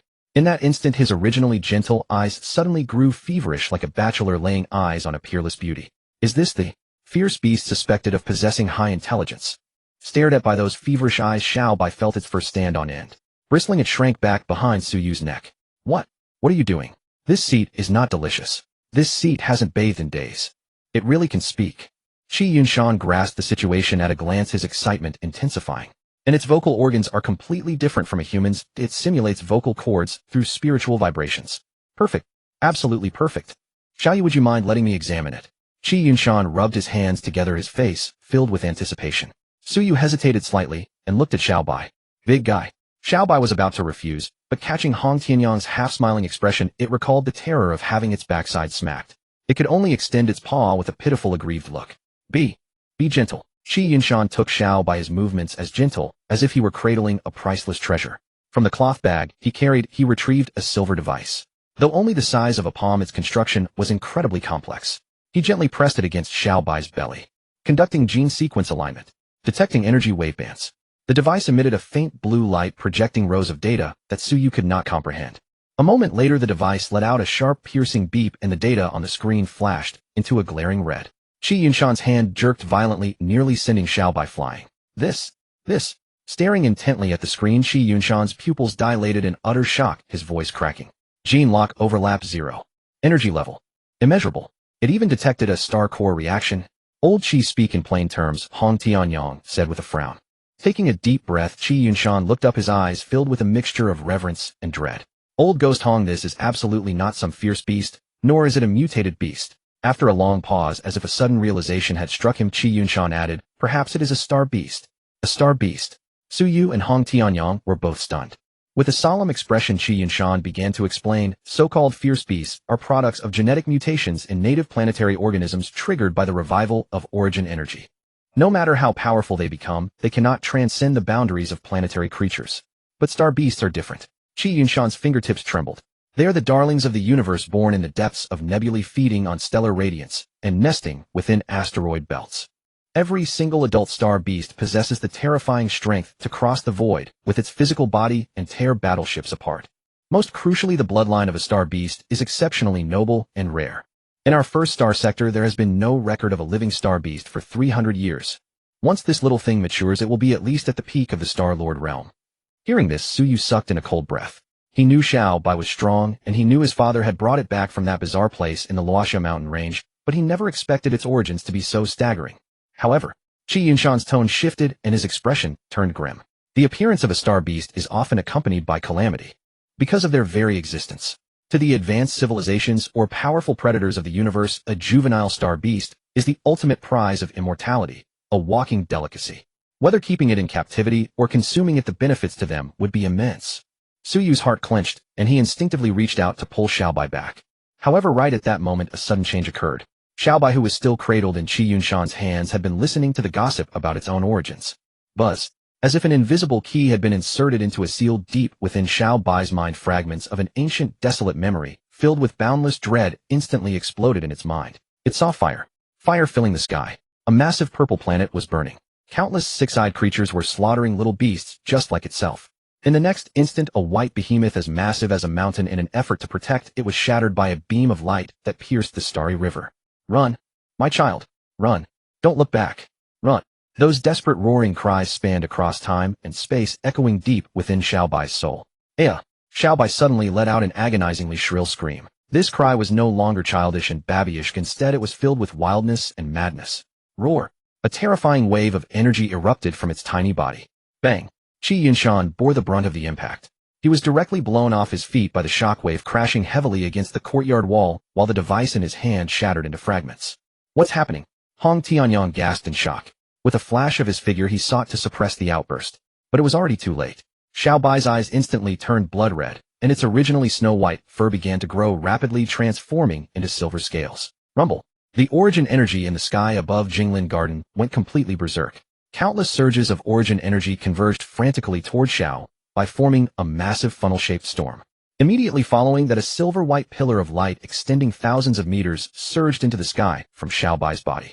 It pierced straight through the heavens, penetrating the protective shield of the Yanjing base.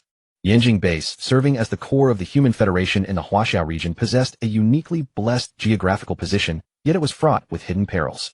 Hundreds of kilometers to the west lay the Taihang Mountains, towering like the spine of a colossal dragon across the vast land of North China. Once a scenic landmark of the old era, it had now become a forbidden zone for humanity and a paradise for fierce beasts. Deep within the mountain range, towering ancient trees rose through a perpetual shroud of mist. Tens of thousands of high-ranking fierce beasts dwelled here, among which no fewer than 1,000 beast sages had reached the martial sage level.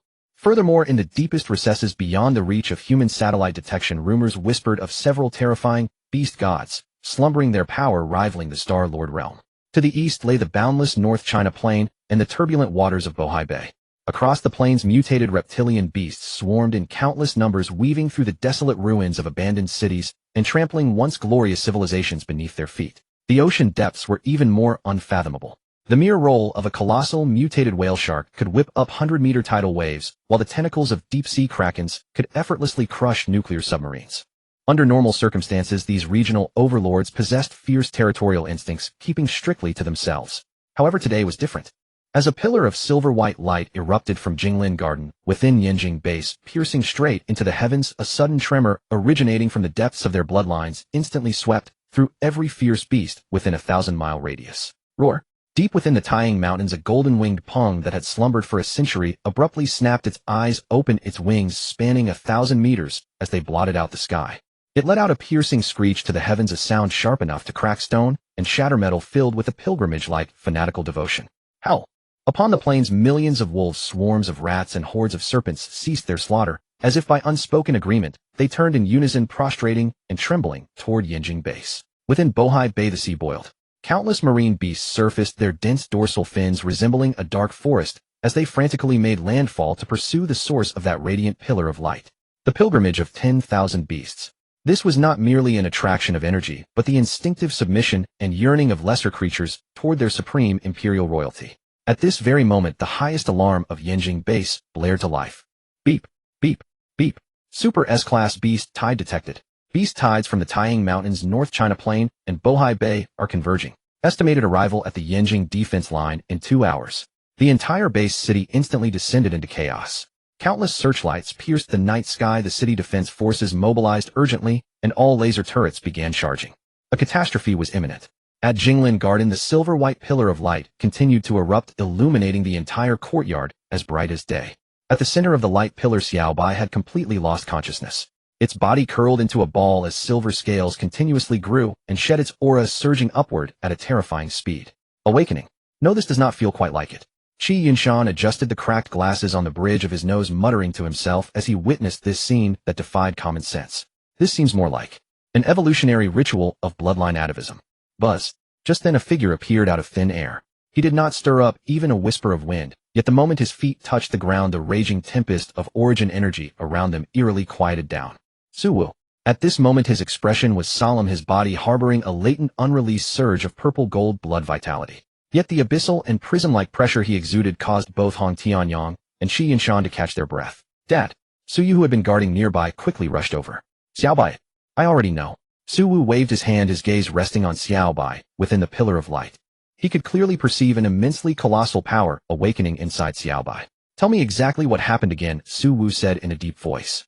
Suyu rapidly recounted the entire sequence of events, Qi Yunshan testing the bloodline, Xiaobai suddenly losing control, and the emission of the signal. After listening, Suwu turned his head and cast a deep glance at Qi Yunshan. This single look sent a shiver down the spine of Qi Yunshan, a biologist of the Star Lord realm, as though he were being targeted by an ancient primordial beast. This little creature's current state is highly peculiar, it won't stop anytime soon. And Qi Yunshan looked up at the sky. The commotion it has caused is simply too massive.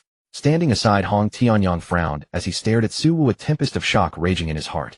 Is this Suyu's father? The First Order Star Lord that fellow spoke of? What a joke. As a veteran Star Lord, Hong Tianyang's instincts were incredibly sharp.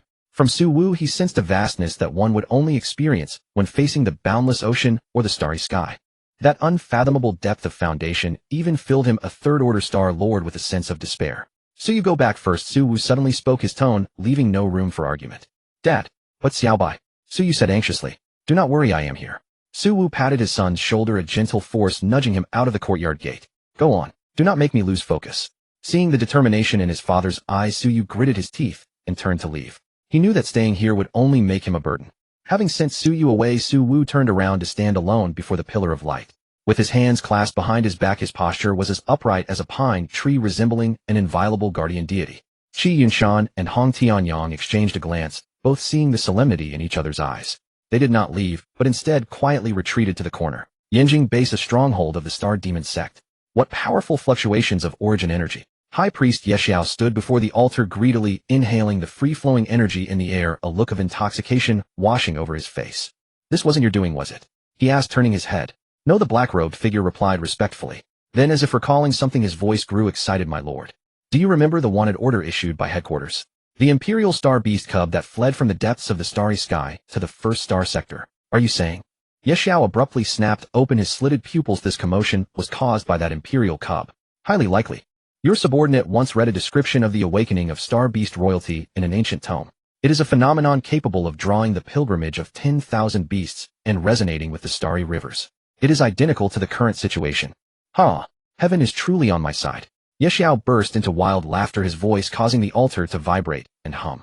An Imperial Star Beast. If we can capture it and offer it as a sacrifice to the demon god, it would be another monumental achievement. Half an hour later, in the skies above Jinglin Garden, the clouds and winds suddenly shifted.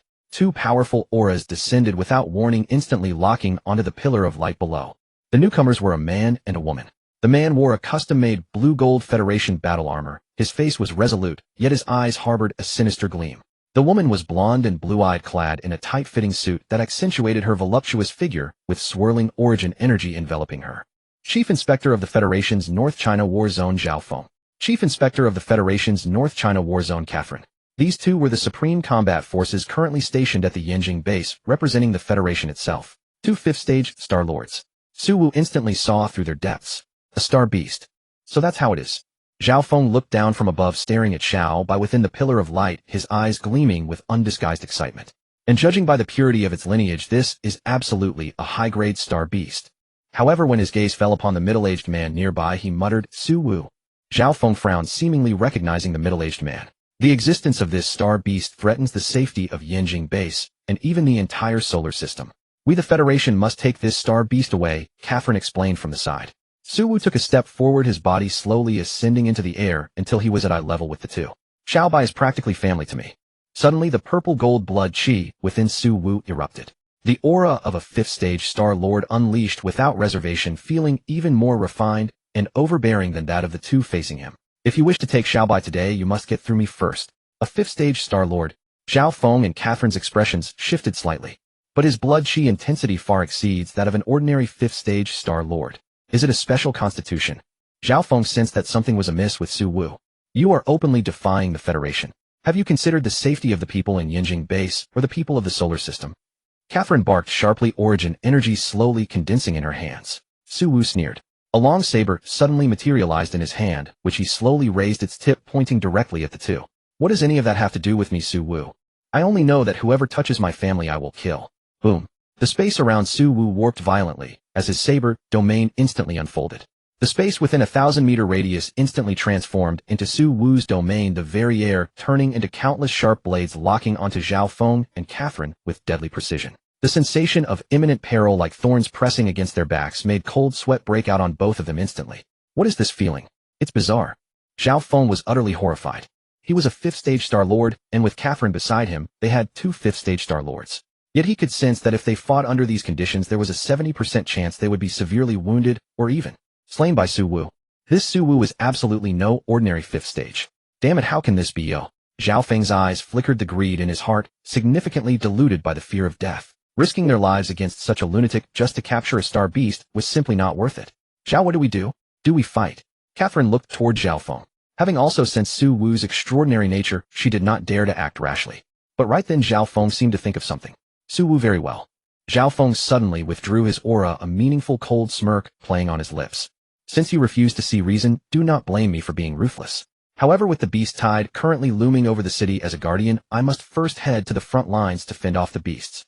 I have no time to waste on internal strife with you here. With that he turned to Catherine. Let's go. But Catherine hesitated. Go. Zhao Feng smiled at Catherine. Trust me. Catherine nodded. The two transformed into streaks of light, swiftly flying away from Jinglin Garden toward the city walls. They left. Below, Hong Tianyang and Qi Yunshan were both dumbfounded. They had never expected that those two usually high and mighty Federation inspectors would actually be intimidated by just a few words from Su Wu. Only Su Wu, watching their retreating figures, felt the chill in his eyes deepen. He knew very well that they would not let this matter slide. After leaving Jinglin Garden, Zhao Feng did not head to the front lines at the city walls. Hovering in midair, he opened the encrypted communicator on his wrist and dialed an interstellar long-distance video call. A holographic projection unfurled, and the figure of a majestic elderly man appeared on the light screen. It was none other than the head of the Li family of Mars, Li Yuan. Inspector Zhao, instead of enjoying your time on Earth, you contact this old man. What is your business? Li Yuan sat on the main seat, his expression somewhat displeased. Su Wu's recent affairs had been giving him quite a headache. Patriarchally, I have some news for you. A venomous smile played on Zhao Feng's lips. That Su Wu you have been so desperate to eliminate. I just saw him a moment ago. Oh, Li Yuan raised an eyebrow. That first-stage Star-Lord warrior. In truth, the Li family had already discovered over a month ago that Su Wu had no other backing, and his words back then were highly likely just a bluff. However, because Su Wu had suddenly become an honorary guest elder of the Kyoto Martial Arts University, they had been left in a difficult position. First stage. Hey, your intelligence is outdated. Zhao Feng sneered. Just moments ago he unleashed the power of a fifth-stage Star-Lord. Even I almost suffered at his hands. What, a fifth stage? Li Yuan suddenly stood up, the composure on his face vanishing instantly. Impossible. He only broke through a few months ago. How could he possibly break through 4 stages in such a short time? Even a seed couldn't possibly possess such speed. Yet that is the reality. Zhao Feng said in a low, eerie voice. This youth has monstrous talent. He must harbor a grand secret. Furthermore, as you know, he holds a grudge against your Li family. Now that he is at the 5th stage, do you think that once he reaches the 6th or 7th stage, he won't march straight to Mars and slaughter your entire Li family? These words struck Li Yuan's weakness with pinpoint accuracy. Fear, a terror of unknown potential, instantly gripped Li Yuan's heart. Only a few months. Rising 4 stages. Such growth speed was simply monstrous. If they did not crush him now, what if he held a grudge? The Li family would surely perish. What do you want me to do? Li Yuan's voice grew raspy and filled with murderous intent. It's simple. Zhao Feng pointed toward the Yanjing base below. Currently Yanjing is facing a beast tide and all is in chaos. Su Wu is trapped in Jinglin Garden unable to escape because he is protecting an awakening star beast. This is the prime opportunity to kill him. As a Federation Guardian, it is inconvenient for me to strike him directly. But if it is your family, then it has nothing to do with me. When the time comes you can even claim to have made a contribution to the Federation. Li Yuan fell silent. This was a blatant attempt to kill with a borrowed knife. Yet he had no choice. Very well. A look of decisive ruthlessness flashed in Li Yuan's eyes. Since he seeks death, this old man shall grant it to him. The communication ended. Zhao Feng watched the light screen fade, the grin on his face becoming increasingly grotesque. Su Wu, oh Su Wu, trying to contend with me. You are still far too green. Once you are dead, that star beast will still be mine. Catherine hovered beside Zhao Feng, a flicker of hesitation crossing her gaze before resolve swiftly overtook it. Though doubts lingered in her heart regarding Zhao Feng's plan, her position as a federal inspector coupled with her longing for a high-tier star beast and the generous reward the Federation might bestow compelled her to fall silent and offer her cooperation. She understood well that should this operation succeed, her standing within the Federation would grow ever more unassailable, perhaps even allowing her to touch that elusive, long-coveted higher realm. Meanwhile, beyond the atmosphere of Earth, a starship, its hull obsidian black emblazoned with a blood-red stellar insignia, tore through the clouds at near-light velocity. Upon the bridge an air of grim solemnity prevailed. Patriarch Lu. Li Yuan sat poised at the seat of command, idly turning two lustrous jade walnuts between his fingers. Though he appeared composed, the cold, murderous intent smoldering in the depths of his eyes could not be concealed. That whelp Su Wu has not only insulted my grandson and crippled our clan elder, but now dares to defy the Federation openly for the sake of a mere beast. If this boy is not removed, where shall the dignity of the Li clan find purchase? Seated to the left, Patriarch, he was a gaunt old man with a vicious gleam in his eyes. He cradled in his palm a bronze cube emanating an eerie fluctuation and laughed darkly. Brotherly, set your mind at ease. Ever since our forebears migrated to Mars, our three houses have been forged of iron. How many trials have we weathered shoulder to shoulder? Su Wu may possess some unorthodox tricks, but he is after all but one lone soul. And we. Patriarch Yi's gaze swept across the assembly, his tones swelling with arrogance. 3-star lords of the 6th rank, 6-star lords of the 5th. Such a force would suffice even to hunt a 7th-rank star lord. To slay some unorthodox vagabond is tantamount to slaughtering a chicken with a blade meant for oxen. To the right, Patriarch Lu, burly of frame, his entire being radiating a frigid chill, grinned savagely. Precisely. I hear that boy harbors a grand secret, one that allows him to shatter through 4 realms in mere moments. Once he is slain, and we extract his soul to seize his memories, that secret shall belong to our 3 houses. Li Yuan inclined his head slightly, the glint of greed flashing briefly through his eyes. In that case, let us conclude this swiftly. Although Inspector Zhao provides cover for us within the Federation, that old fox Jingwu is no fool either. We have but 10 minutes. Make haste and end this.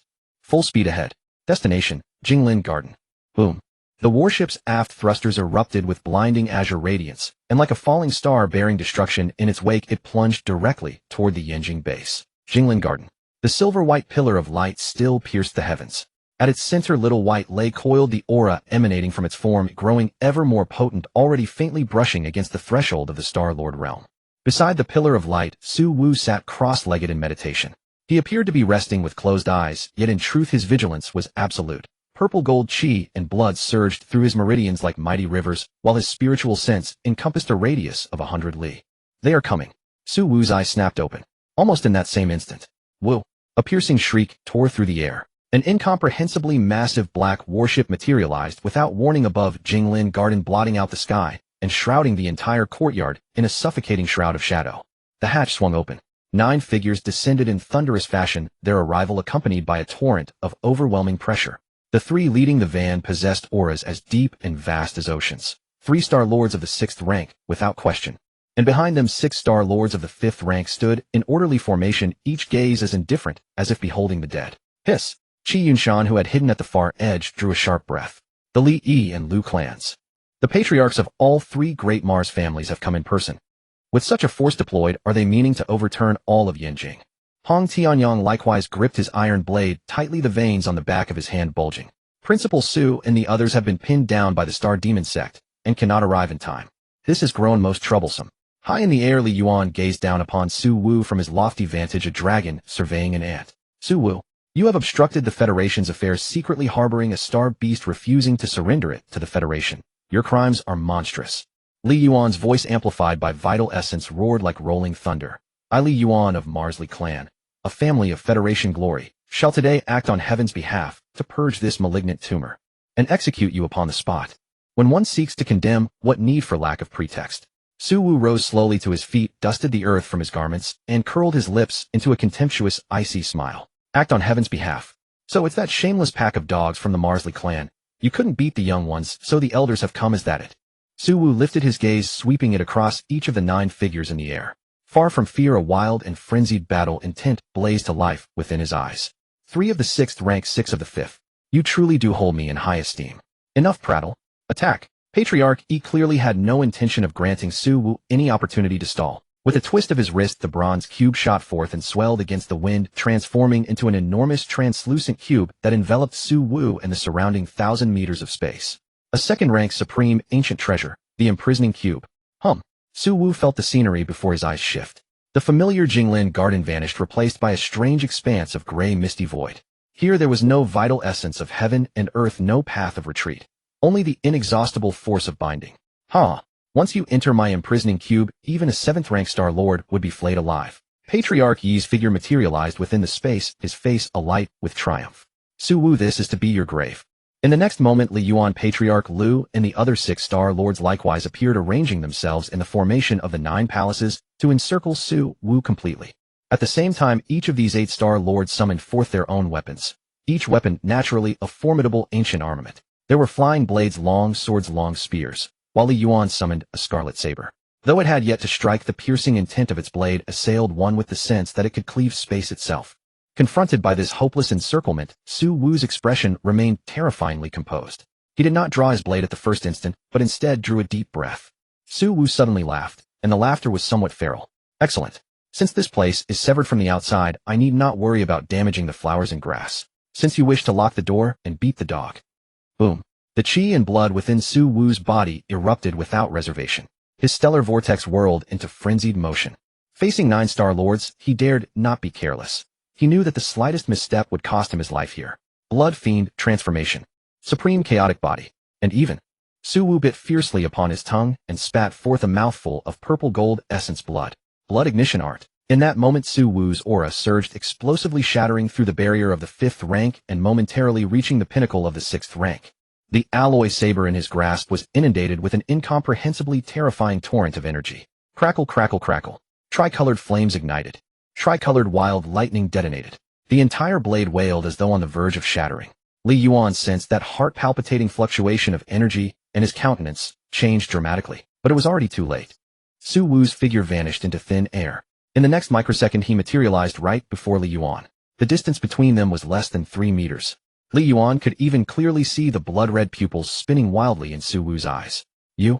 No. Li Yuan shrieked in horror, desperately trying to raise his saber to parry.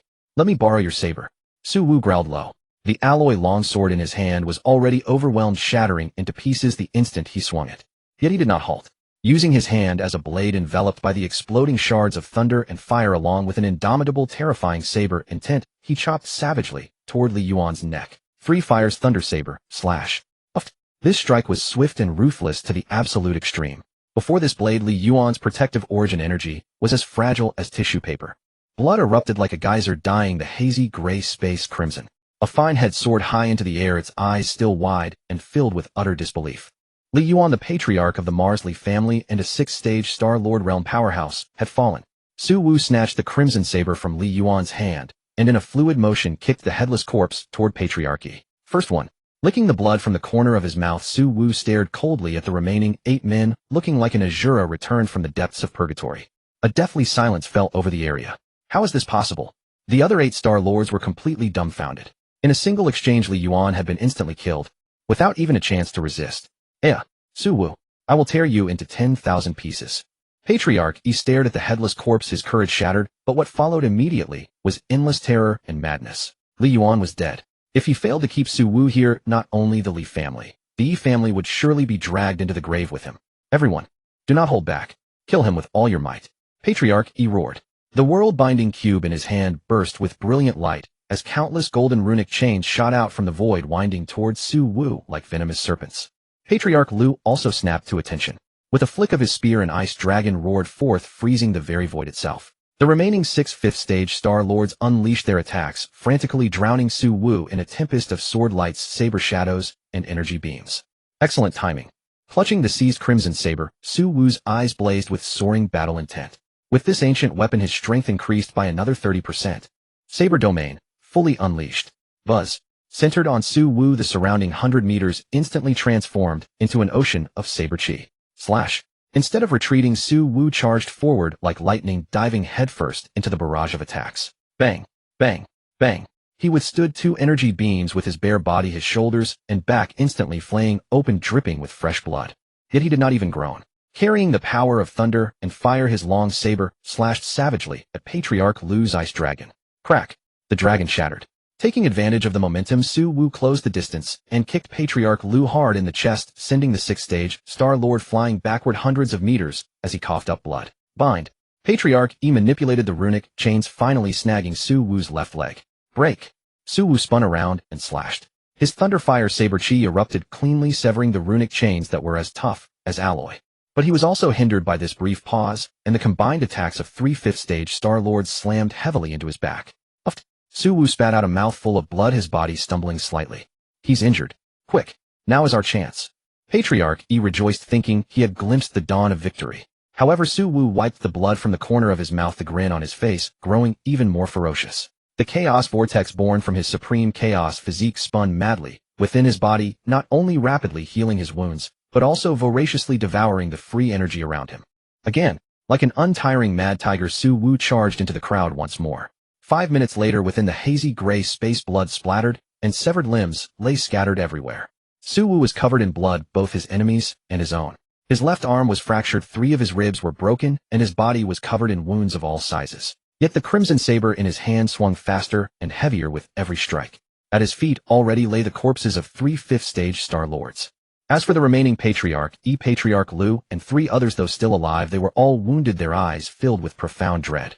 What kind of monster was this? Why was his vitality seemingly infinite?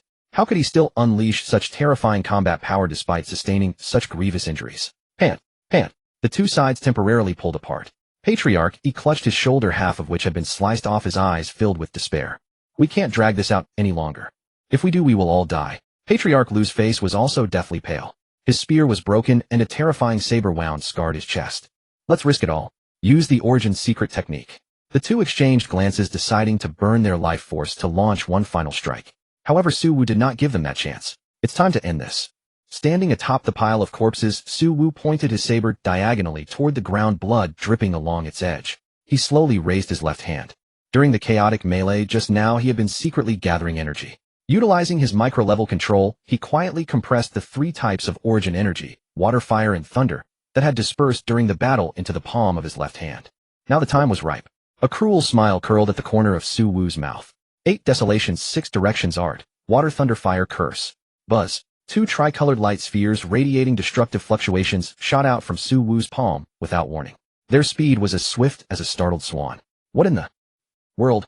Patriarch E and Patriarch Lu were just about to cast their secret technique when they saw those 2 beautiful yet lethal spheres of light already right in front of their faces. A chilling dread of death instantly froze their souls. No. Rumble. The 2 spheres of light detonated simultaneously. Within this confined space of the world-binding cube, the power of the explosion was multiplied manifold. The scorching extreme fire, the violent destructive thunder, and the heavy impact of heavy water instantly intertwined into a storm of annihilation, swallowing Patriarch E, Patriarch Lu, and the remaining 3 5th stage Star-Lords whole. Ea! The screams lasted for less than a second before being drowned out by the thunderous blast. Crack! Crack! Even the Earth-grade magic treasure, the world-binding cube, renowned for being indestructible, could no longer withstand the terrifying internal explosion. Its surface cracked all over before it finally shattered with a resounding crash. The space rings and ancient weapons of these Star-Lords were naturally pocketed by Su Wu. Outside in the sky above Jinglin Garden, the massive translucent cube suddenly exploded. Amidst the shower of debris, a figure drenched in blood slowly walked out, clutching a long saber. Behind him, 9 mutilated, charred corpses plunged downward like falling stones. Su Wu stood in the void like a blood-soaked god of war. One man, one blade. He had successfully slain 9 Star-Lords. How is this possible? Qi Yunshan's voice was hoarse as he stared blankly at the blood-drenched figure high in the sky, his mind completely going blank. Those were 9 whole Star-Lords. Among them was Li Yuan, the head of the Martian Li family, a long-renowned 6th-rank Star-Lord. The head of the Yi family had even deployed an ancient spatial treasure. Such a terrifyingly luxurious lineup had actually been completely annihilated by Su Wu alone in a mere dozen minutes. What a monster, Shi Yinshan murmured to himself, feeling as though his lifetime of martial arts common sense had been utterly ground into the dirt by Su Wu. Phew. Hong Tianyang took a deep breath of the freezing air, forcibly suppressing the tempestuous waves crashing in his heart. No matter what, that man in the sky who resembled a god of slaughter was his precious disciple's biological father. Now that his disciple's father had won, the heavy stone weighing on his heart finally lifted. Yet high in the air, Su Wu showed no signs of lowering his guard. Clutching the plundered crimson blade, he remained suspended in the sky. Terrifying bone-deep gashes covered his chest, back, and left arm, with fresh blood dripping continuously from the hem of his clothes. But in the next second, a scene that made one's scalp tingle unfolded. Within Su Wu's body, his heavily depleted purple-gold vital energy and blood suddenly surged frantically like boiling lava. As the supreme chaos physique activated, the stray energy scattered between heaven and earth, and even the residual essence of the 9 deceased star lords that had not yet fully dispersed was forcibly dragged into his body by a domineering suction force. Visibly to the naked eye, countless tiny buds of new flesh began to sprout along the edges of Su Wu's torn and lacerated wounds. His fractured bones clicked and snapped back into place, while his mangled flesh healed, scabbed, and shed at a speed that defied all biological common sense. Within the span of a mere 3 breaths apart from his tattered clothing, those fatal wounds, which would have left an ordinary Star Lord bedridden for over half a year, had miraculously restored to their original state. Even his pale complexion regained a healthy, ruddy glow. This was the terrifying power of the supreme chaos physique. As long as he was not killed instantly, he was an indefatigable, unkillable monster. Cowards hiding in the shadows. Su Wu raised his head slightly, his cold eyes locking onto a specific spot in the void as he pointed his blade from afar. Since you are already here, get the hell out and accept your death like those 9 useless trash just did. Why hide yourself away? As soon as these words were uttered, another clap of thunder seemed to explode in the hearts of Hong Tianyang and Shi Yinshan below. There was actually someone else in the shadows. The two of them were considered highly experienced powerhouses, yet even with their spiritual senses fully unleashed, they could not detect the slightest breath of another living presence in the vicinity.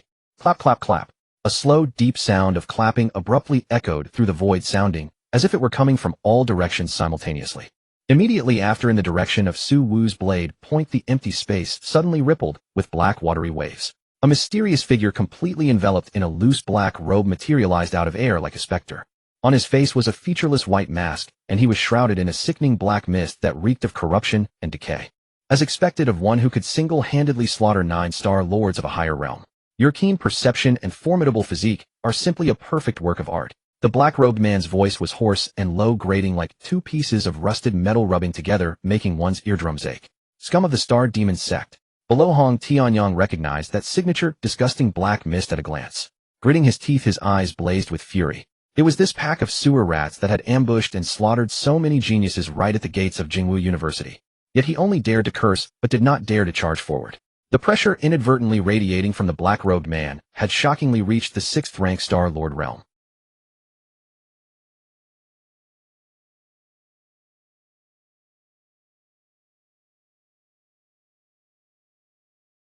The black-robed man shook his head slightly, a bizarre look of pity seeming to manifest on his featureless mask as he sighed. What a pity, what a pity. For such a spectacular power to perish here on this tiny earth would be an absolute waste of heaven's gift. The black-robed man slowly opened his arms, his tone filled with fanatical enticement. Su Wu embraced the holy sect. With your talent, if you accept the grace and baptism of the great fiend god, breaking the shackles of this starry sky and ascending to the Star King realm will only be a matter of time. By then you will stand alongside the gods. Are you willing? The grace of a fiend god. Su Wu spoke as if he had heard the greatest joke in the world, his gaze utterly disdainful. What kind of low-life creature hiding in the dark dares to call itself a god? If you want me to be your dog, you'll have to ask the blade in my hand first. Before his voice even faded, killing intent had already arrived. Refusing a polite offer only to accept punishment. Then become nourishment for the holy sect. The black-robed man snorted coldly, violently thrusting his hands forward. Boom. The eerie black chi surrounding him instantly erupted, like a volcano condensing into hundreds of pitch-black spears in midair within the blink of an eye. These spears were not made of physical metal but compressed from the purest malice and demonic chi, with the wails of countless aggrieved souls faintly echoing from their tips. Go! Swoosh! The sky full of black spears rained down like a dense torrential storm, shrieking as they tore through space, blotting out the sky to pierce towards Su Wu. A sharp light flashed in Su Wu's eyes as his spiritual sense instantly locked onto the spears. He naturally would not underestimate an attack from a 6th-rank Star Lord. However, the moment the first black spear closed within a 3-meter radius of him, Suwu felt his mind suddenly grow heavy. It was not a physical strike, but an extremely evil, twisted intent that forced its way deep into his soul, along his perception, like countless freezing steel needles. The spears formed from black chi actually carried a spiritual pollution that bypassed physical defenses. At this exact instant, Suwu's thoughts seemed to have been paused. Illusions of mountains of corpses and seas of blood flashed before his eyes, and an uncontrollable surge of irritability, despair, and even self-destructive impulses welled up in his heart. Jia. Once hit by my abyssal soul pierce, even a 7th-rank Star-Lord soul would be instantly polluted and assimilated, turning them into a walking corpse that knows nothing but slaughter. The black-robed man let out a triumphant, sinister laugh. If it were an ordinary Star-Lord, they might indeed have been pierced by 10,000 spears during that single second of paralysis. But he was Suwu. Get out. A world-shaking roar seemed to resound within Suwu's sea of consciousness. The supreme chaos physique. Facing this external spiritual pollution, the chaos vortex within Suwu's body required no conscious control. It instinctively erupted to protect its master. The evil malice capable of driving any ordinary person insane was instantly shredded and devoured the moment it touched the chaos source, disappearing like a stone dropped into a black hole, without even a ripple. After a pause of merely a single microsecond, Suwu's eyes regained their clarity. Suwu let out a cold snort, advancing instead of retreating. Stepping upon the void like a bolt of purple gold lightning, he charged straight into the dense forest of black spears. The crimson long saber in his hand erupted with a blinding radiance. 3-colored fire and 3-colored lightning interwoven flawlessly upon the blade. Suwu brandished his blade like the wind, devoid of any flashy flourishes, exhibiting only absolute speed and power. The fierce blade light transformed into an impenetrable web of thunder and fire. The black spears, which would contaminate anything they touched, were instantly cleaved into wisps of black smoke and completely vaporized by the supreme yang energy upon contact with the thunderfire blade light. At this sight, even the faceless mask of the black-robed man seemed to contort. He had originally believed that by relying on the bizarre methods of the Star Demon sect, he could easily deal with Suwu, who had just survived a fierce battle. He never expected the opponent to possess such a perfect countermeasure. How could it be broken so easily? His shocked words were still caught in his throat. A terrifying blade light spanning dozens of meters, enveloped in heaven-burning thunder and fire, had already shattered the last few spears at an incredible speed, slashing fiercely toward his face. Even before the blade light arrived, the scorching heat and violent aura of destruction had already caused the black mist surrounding the black-robed man to dissipate on a massive scale. His scalp tingling with dread, the black-robed man desperately dodged to the side at the critical moment. The blade light grazed past his shoulder. Although he had evaded the fatal blow, the sharp blade chi still effortlessly tore through his protective black mist, slicing off his wide sleeve along with a large chunk of flesh, leaving the wound scorched to charcoal by the thunder and fire. Up. The black-robed man let out a muffled groan. Do you think you can escape? Suwu gave him no room to breathe. The moment his strike missed, Suwu's figure forcefully pivoted in midair like a phantom, pressing forward once more.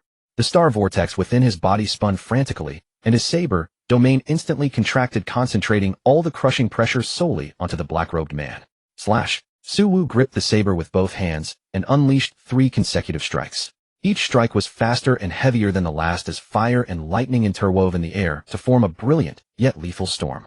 Driven into a corner, the black-robed man dared not be careless. His hands rapidly formed hand seals before his chest as he chanted obscure and incomprehensible incantations. Endless black chi surged from his body, condensing before him into a massive, heavy black shield, standing 10 meters tall. Countless agonizingly contorted human faces surfaced on the shield, emitting hair-raising shrieks, as if it were forged from tens of thousands of resentful souls. As the first strike landed, the black shield trembled violently. The faces on its surface shrieked in agony as a massive crack tore through half of the shield. A powerful shockwave of energy swept in all directions like a tsunami. Under the sweep of this aftermath, the Jinglin garden below was completely reduced to ruins. Hold on. Hold it for me. The black-robed man frantically squeezed the primordial chi from his body, attempting to repair the shield. With such pathetic strength, you dared to play the opportunist. Killing intent erupted from Suwu's eyes. Break. The second and third strikes stacked together, transforming into a world-rending blade glow that slammed heavily onto the crack. The shield of size, which was said to be able to withstand even a 7th-stage Star-Lord for a moment, was blown apart under Suwu's unreasonable brute force crushing. Suffering from the backlash, the black-robed man spat out a large mouthful of black blood. His mask fell off, revealing a withered skeleton-like face. His eyes were filled with terror. He could not comprehend how someone who was only a 5th-stage Star-Lord and who had just fought 9 Star-Lords could still possess such terrifying offensive power. He desperately retreated, raising his hands once more to summon more black chi to block the advance. However, Su Wu was even faster. The space rippled slightly, and Su Wu's figure, as if teleporting, instantly crossed dozens of meters to appear right in front of the black-robed man. Go to hell, and meet your demon god. Su Wu raised his crimson long saber high. Atop the blade, thunder and flames roared as he locked onto the crown of the black-robed man's head and slashed down fiercely. The black-robed man's eyes widened in horror, his pupils reflecting the rapidly expanding thunderfire blade light. He had absolutely no time to react. My lord, save me. In the final half-second of life and death, the black-robed man let out a desperate roar. The instant he cried out, my lord, time seemed to slow down to a crawl at this very moment. Just as Su Wu's blade was less than 3 inches from the black-robed man's head, and the scorching wind from the blade had already singed his hair, a sudden change occurred. Accompanied by a sickening sound of tearing flesh, the black-robed man's chest unexpectedly burst open from the inside out, revealing a massive bloody hole. Without warning, there were no internal organs inside the bloody hole, only an abyss-like pitch-black vortex. Immediately after, a slender pale left hand with a bizarre flame of pure black burning at its fingertips abruptly thrust out from the bloody hole. This hand appeared far too abruptly, as if using the black-robed man's body as a fleshy gate to cross the void. Yi Xiao, the high priest of the Star Demon sect, descending through a host. Yi Xiao paid no attention to his dying subordinate who had served as a disposable portal. His eerily beautiful face emerged from the bloody hole, his narrow vertical pupils flashing with cruel amusement. At the exact moment Su Wu's blade cleaved the black-robed man, Yi Xiao's figure, like a shadow clinging to bone, instantly closed in on Su Wu's blind spot. It was too fast, too bizarre. What a... Su Wu's pupils instantly contracted to the size of pinpricks. Despite all his calculations, he never expected the opponent to possess such an evil secret technique that used a living person as a spatial springboard. Moreover, the aura emanating from that pale left hand was a terrifying pressure that far exceeded the 6th stage, even surpassing ordinary Star Lords. 9th stage, Star Lord realm. Impressive. Unfortunately, you must die. Yi Xiao said, a cruel smile playing on the corner of his lips. His left hand burning with terrifying black flames, and carrying an absolute deathly silence capable of annihilating all matter and soul, shot out like a venomous snake, aiming straight for Su Wu's temple. If this blow landed, let alone a 5th stage Star Lord's physical body, even a 9th stage Star Lord like himself would have his brain instantly incinerated, resulting in complete death. The distance was too close, less than half a meter. Su Wu had just unleashed a full-strength strike, his old momentum spent, and his new energy not yet gathered. Even with his micro-level control and near-teleportation movement techniques, he could not possibly evade this well-planned absolute ambush from a 9th stage Star Lord. The shadow of death for the first time loomed so clearly over Su Wu's heart. Am I really going to meet my end here? At the crucial hairbreadth moment, within the Jinglin garden, amidst the ruins below, the silver-white pillar of light that had stood quietly soaring into the heavens suddenly began to boil violently, as if possessed of its own conscious will. At the very center of the pillar of light, an invisible eye seemed to snap open. Immediately after, from within that massive silver-white main pillar, which spanned dozens of meters in diameter, a silver tributary only as thick as an arm forcibly split off. Yet its brilliance was 1,000 times more blinding. This tributary whipped fiercely toward Yi Xiao, who was positioned beside Su Wu, traveling with an eerie speed that defied the velocity of light.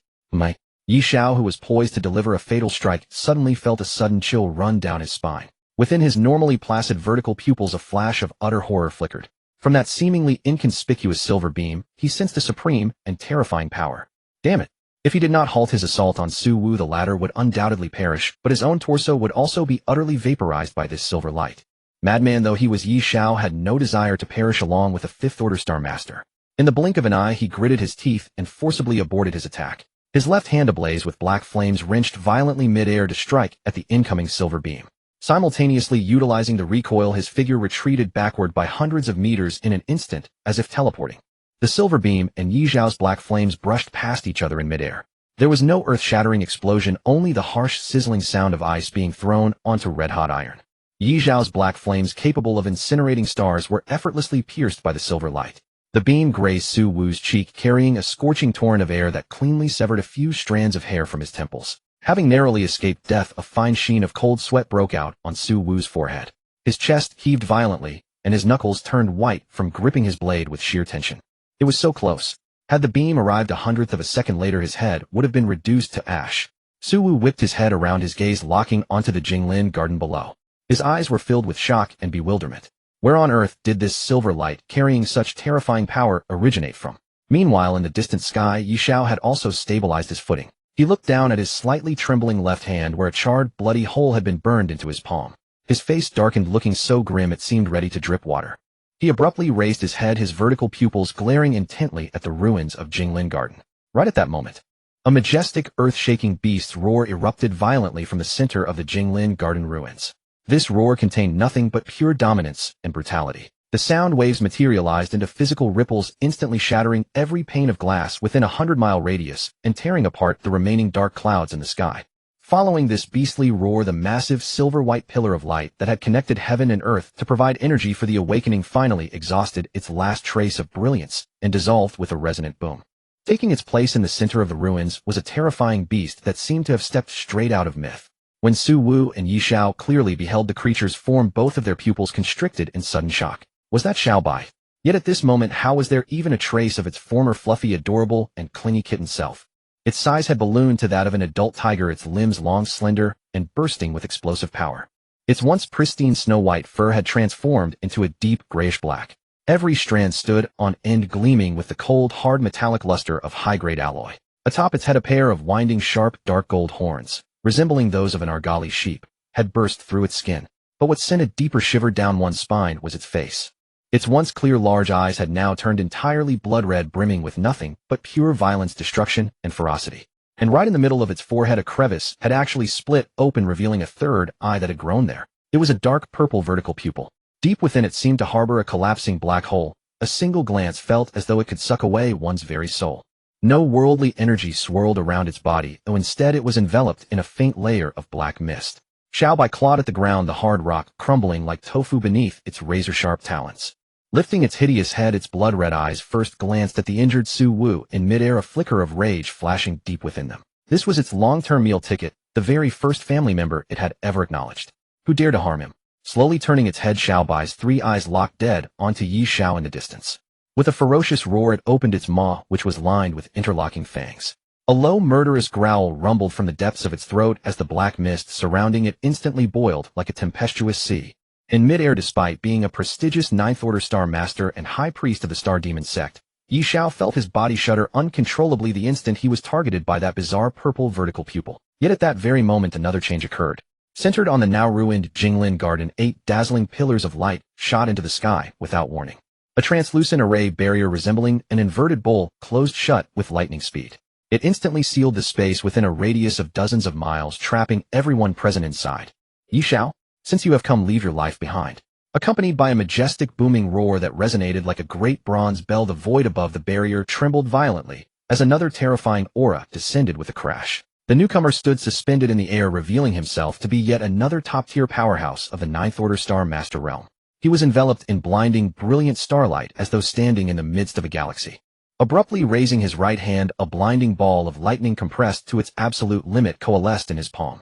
Bearing an all-destroying ruinous force, he hurled it fiercely toward Yi Xiao in midair. Faced with a fatal strike from a foe of equal caliber, Yi Xiao's face fell. With no time to think, he hastily summoned layers of black shields in front of him to block the attack. With a thunderous boom, the sphere of light crashed down violently, dispersing the black energy. Although Yi Xiao managed to block the blow, the massive impact sent him stumbling backward repeatedly, throwing his internal vital energy and blood into turmoil. Yet what filled him with even greater despair was that below, the newly awakened Xiao Bai was hurtling toward him at breakneck speed. Yet not a trace of fear showed on Yi Xiao's eerie face. Instead, an extreme burst of madness and ruthlessness flashed across his eyes. Ha! Under this desperate plight, Yi Xiao actually made a move that sent a chill down everyone's spine. Suddenly raising his pale right hand, he curled his fingers into a claw, and without warning plunged it directly and savagely into his own left chest. A sickening sound of tearing flesh rang out. To the shock of everyone watching, Yi Xiao forcibly ripped open his chest cavity and tore out his own violently beating heart, which was covered in black demonic runes. Farewell. A massive amount of black blood spilled from the corners of Yi Xiao's mouth as he wore an exceptionally eerie, deathly smile. With a dull bang, Yi Xiao did not hesitate in the slightest to crush his own heart with his bare hand. Black, demonic blood mixed with shredded flesh exploded in midair, transforming into an eerie mist of blood. As his heart shattered, Yi Xiao's overbearing pressure as a Ninth Order Star Master instantly receded like the ebbing tide. The light in his eyes faded entirely, his body devoid of all life, as it fell straight down toward the ruins below. Yi Xiao's mangled corpse crashed heavily into the ruins of Jinglin Garden, kicking up scorched earth and dark blood. In midair, Ignoring Yi Zhao's corpse, Su Wu dove down from the sky, like a flash of lightning landing steadily beside Xiao Bai. At this moment, although the monstrous regenerative power of his supreme chaos physique had healed most of his fatal wounds, Su Wu maintained an absolute combat stance, his cold sharp eyes locked onto the Ninth Order Star Lord, who had just intervened high in the sky. Beside him, Xiao Bai was also staring intently at the man. The grayish-black scales covering its body stood on end. The third vertical eye on its forehead glowing with a dim purple light locked onto the visitor in mid-air as a low thunderous growl rumbled from the depths of its throat. The monstrous murderous aura emanating from the man and the beast at this moment was something even a Ninth Order Star Lord would never dare to underestimate. Brother Su, hold your hand. We are on the same side. In this tense explosive standoff, two anxious sounds of breaking air echoed from the distant horizon. Qi Yunshan and Hong Tianyang transformed into two beams of light, landing somewhat disheveled at the edge of the ruins. The world-shattering shockwaves of the previous clash had nearly engulfed them. To save their lives, the two academy deans had no choice but to temporarily retreat from the central area of Jinglin Garden.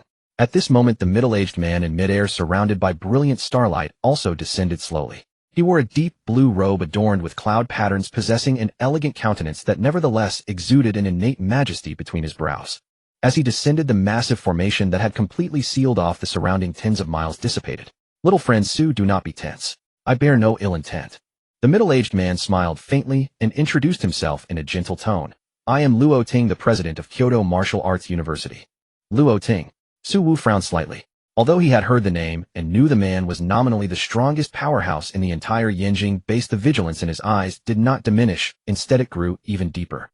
He sized Luo Ting up, sneering in his heart.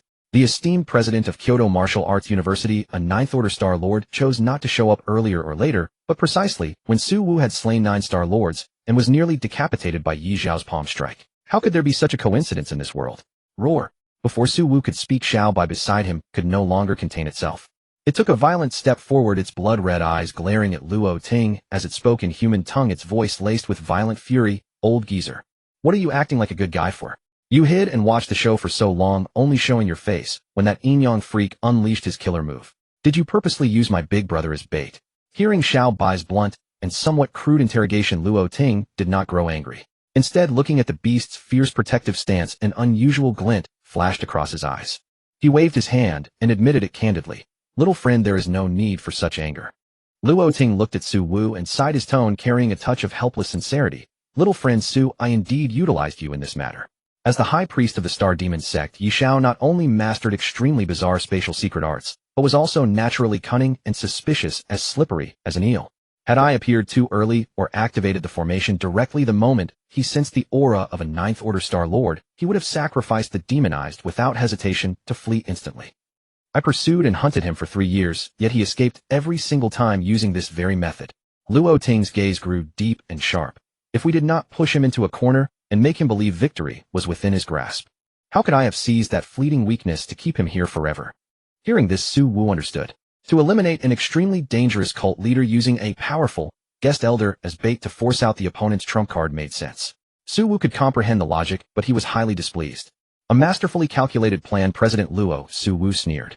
The atmosphere grew tense once more. Looking at the unyielding Su Wu, Luo Ting did not get angry. Instead, his admiration grew. This was the first time in his life he had ever seen a Fifth Order Star Lord maintain such a dominant posture in front of a Ninth Order Star Lord. Naturally, I will not let little friend Su suffer this fright in vain. Luo Ting smiled faintly, seemingly prepared. With a flick of his wrist, he retrieved an exquisite jade bottle radiating a gentle luster from his storage space and pushed it gently forward. Supported by vital energy, the jade bottle drifted slowly towards Su Wu. The moment the jade bottle appeared, a rich fragrance, almost tangible, diffused through the air, even soothing the violent energy raging in the surrounding atmosphere. I have been observing student Su Yu for some time now. His talent is unprecedented. Luo Ting looked at Su Wu, his tone turning solemn. Inside this bottle is a Tiger Ascension blood chi pill. This pill was refined from the heart blood of a Star Lord level astral flame tiger deep within Jupiter, supplemented by 99 spiritual herbs.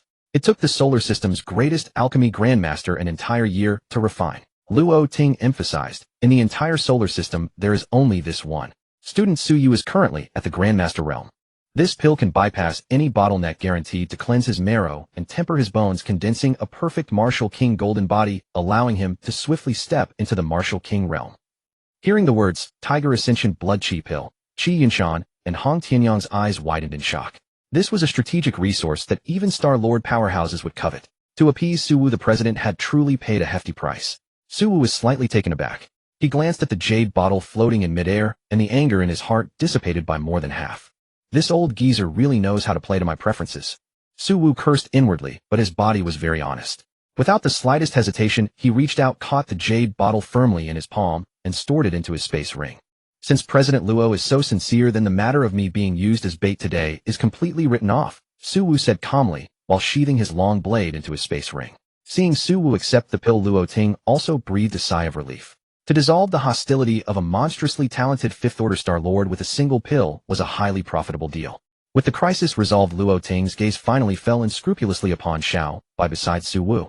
Looking at that purple vertical eye, and sensing the pure pressure belonging to a cosmic royal clan, a look of undisguised longing flashed across his eyes. An astral beast.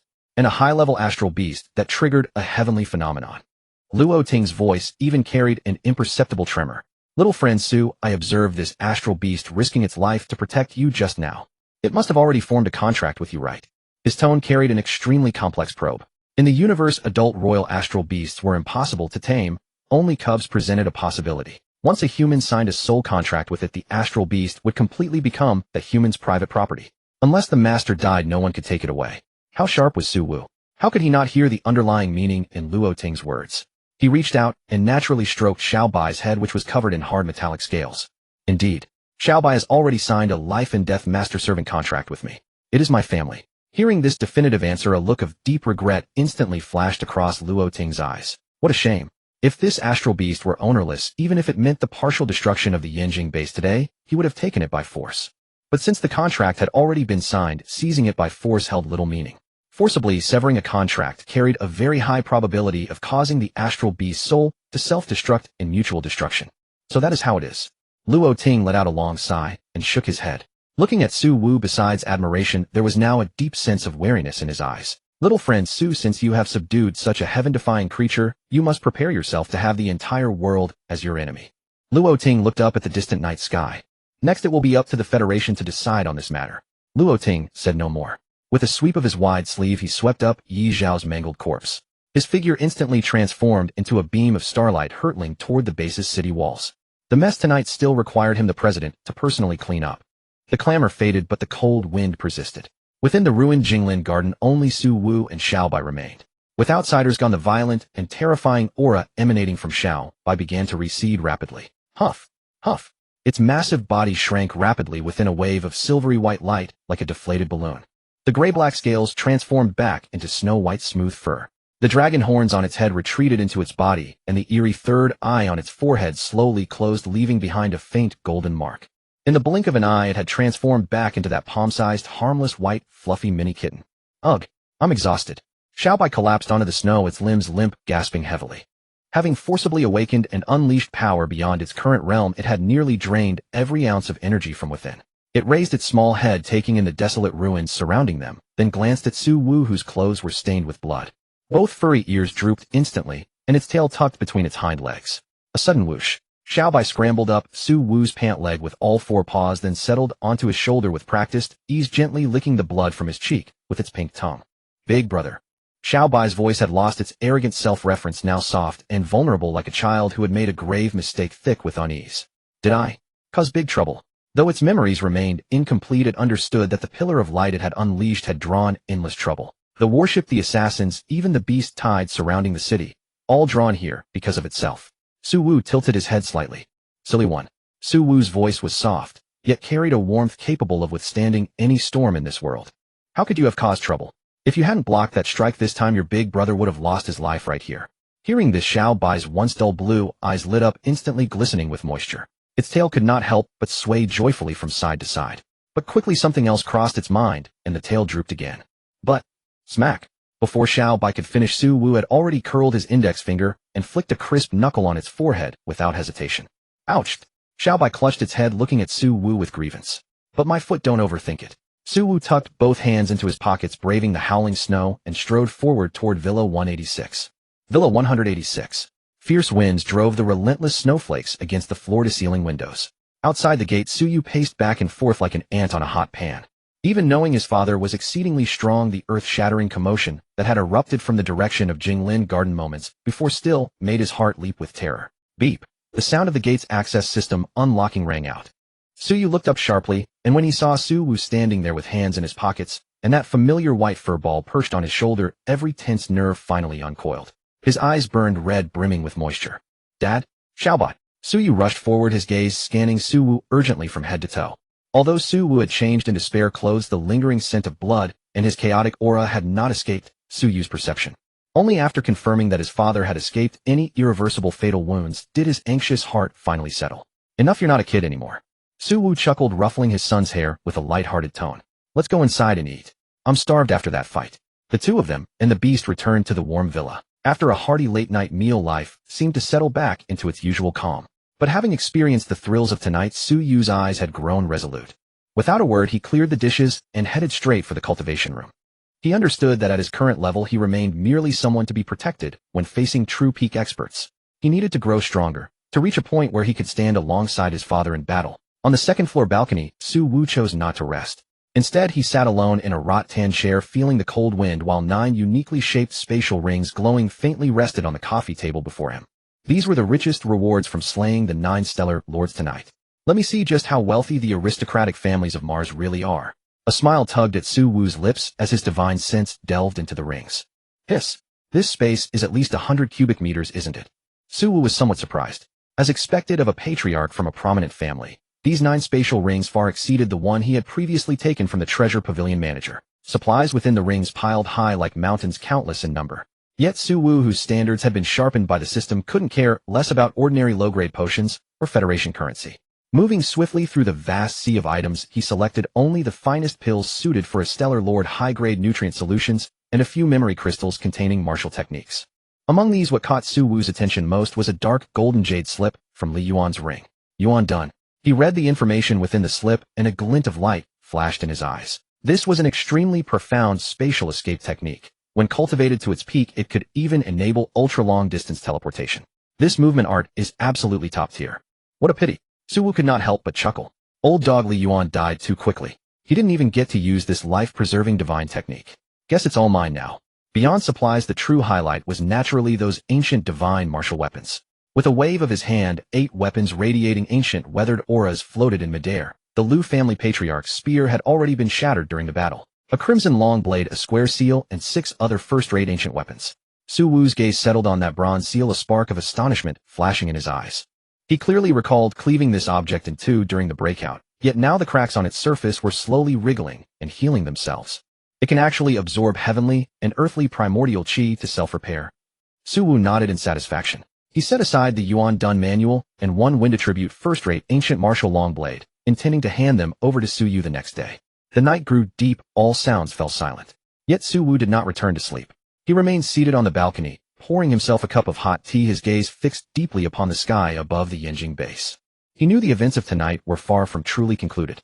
The pillar of light from the stellar beasts awakening the fall of the 9 stellar lords, the grand priest of the star demon cult. A cascade of world-shaking incidents that the Federation could not possibly ignore. Luo Ting, though principal of the Yanjing Martial Academy, could not represent the entire Federation. The one who truly wielded the power of life and death across the solar system should be arriving soon. As expected, the very instant the clock hand crossed past 3 in the early morning. There was no sound of tearing air, nor any upheaval of the world's vital essence. An overwhelming, pure, and terrifying pressure descended without warning upon the skies above Villa No. 186. This aura was more than 10 times more ferocious than that of Principal Luo Ting, who had appeared earlier. Under the shroud of this aura, the surrounding space seemed utterly frozen, and even the falling snowflakes were suspended midair. A Star King. Suwu's pupils constricted sharply, and the hand gripping his teacup tightened ever so slightly. He watched as the space high above rippled like water. A young man who appeared to be only 18 or 19 years old with extraordinarily handsome features stepped slowly from the void with his hands clasped behind his back. And behind him 2 figures remained suspended. None other than the Federation's Inspector Zhao Feng and Catherine, who had earlier attempted to kill by borrowed blade above the tranquil forest garden. Yet at this moment, these 2 insufferably arrogant Fifth-Order Star Lords appeared, as though bound tightly by invisible chains hanging helplessly in midair. Their faces were grotesquely contorted, their eyes brimming with despair and terror.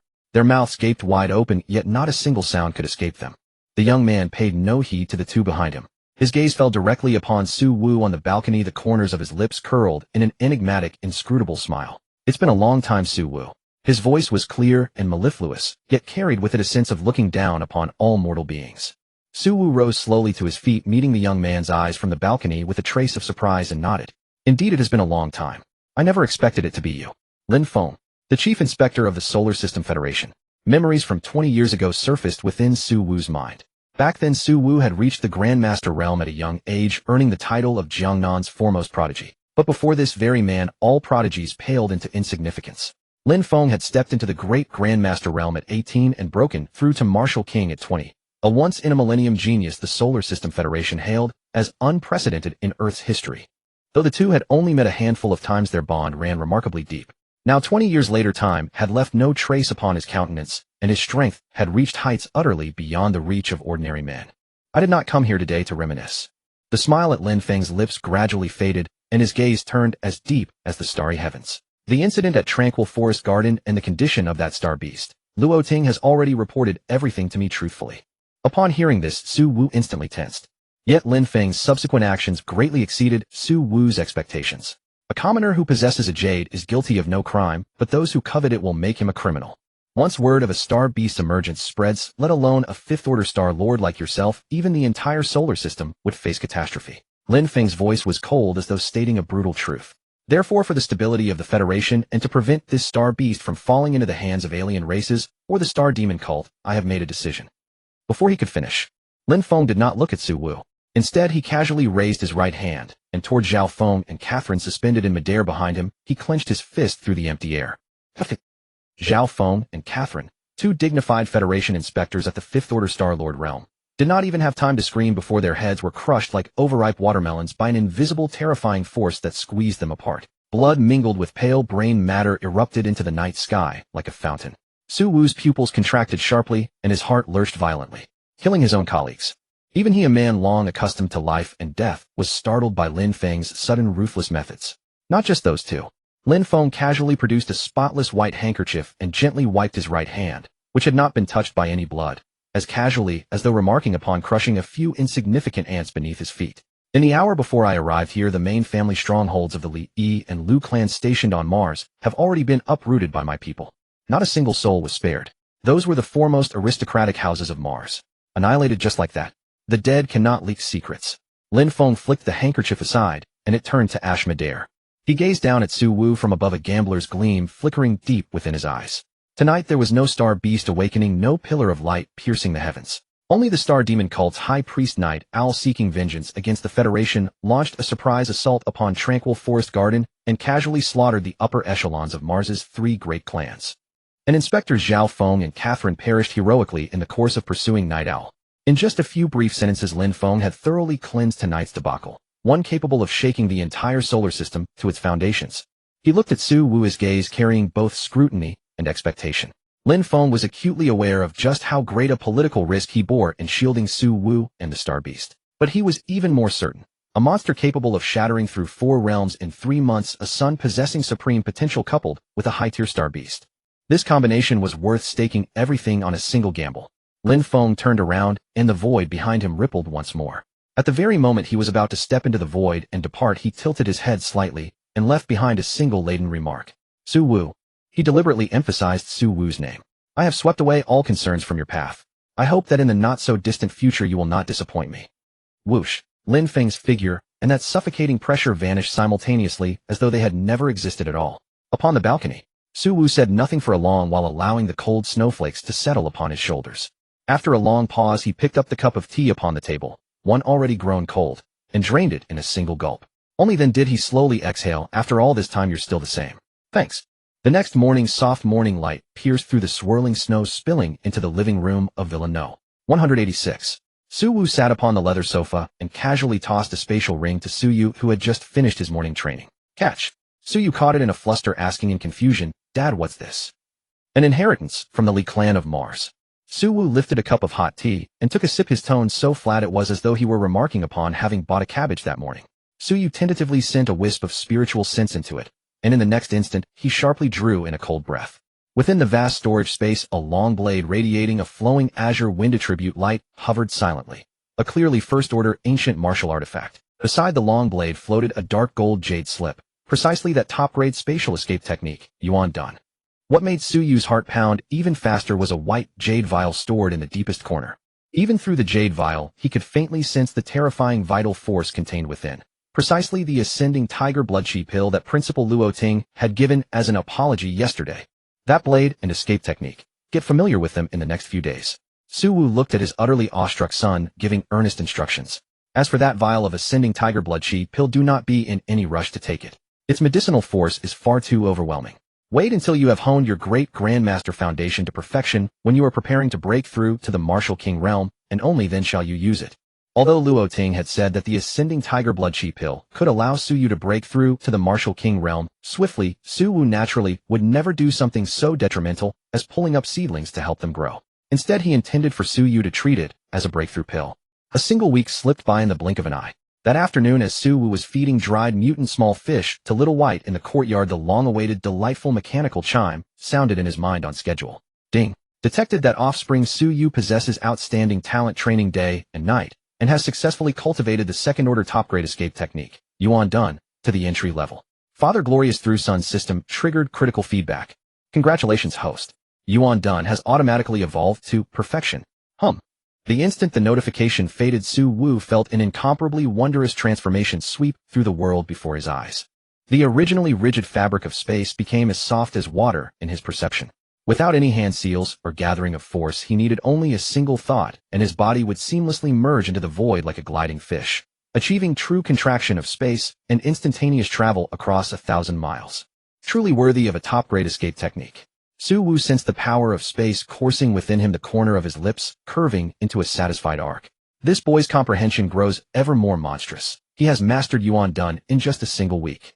With Chief Inspector Lin Feng's covert, cleanup, and intimidation in the background, the star demon cult's influence within the solar system seemed to have been entirely uprooted, vanishing without a trace. And the annihilation of Mars's 3 great clans caused all potential enemies to sheath their fangs.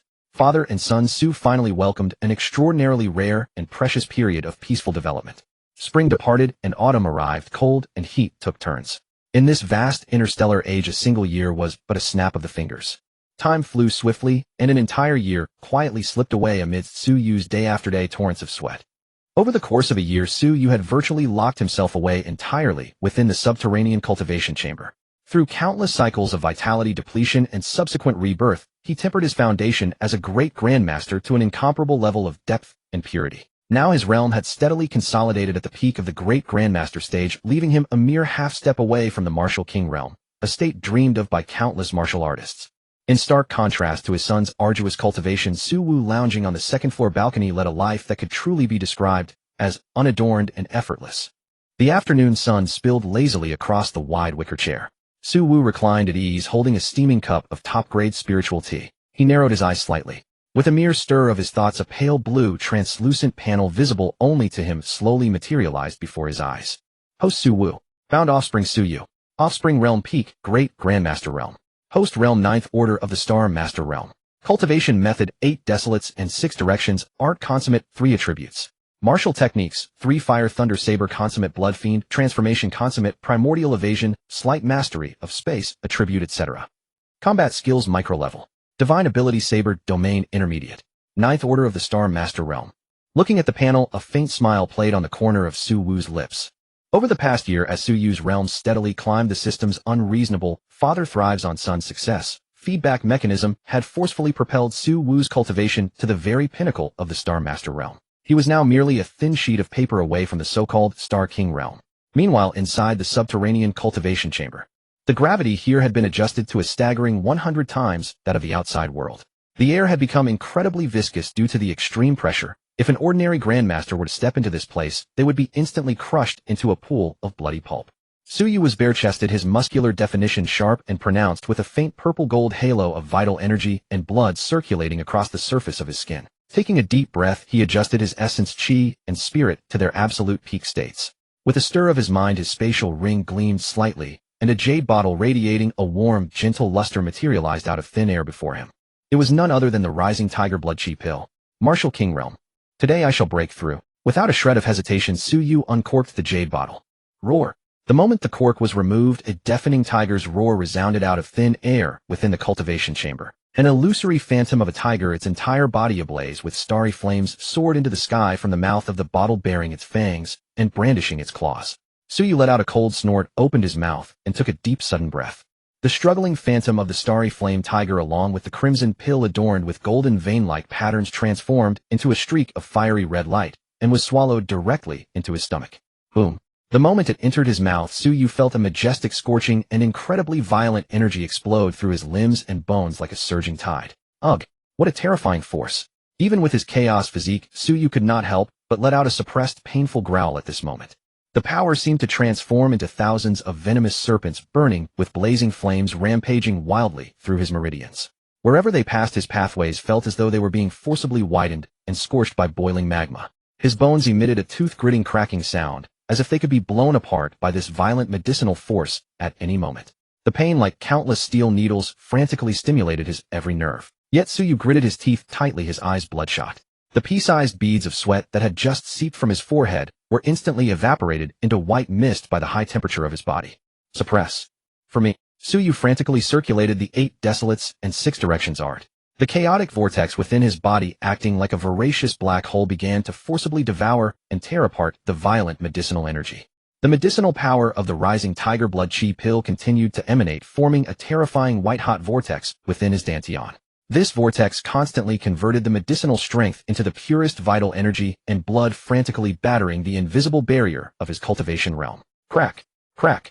Suyu could clearly feel that his bottleneck at the peak of the great Grandmaster stage, which was already incredibly solid, began to emit cracking sounds under the impact of this colossal mountain-toppling force.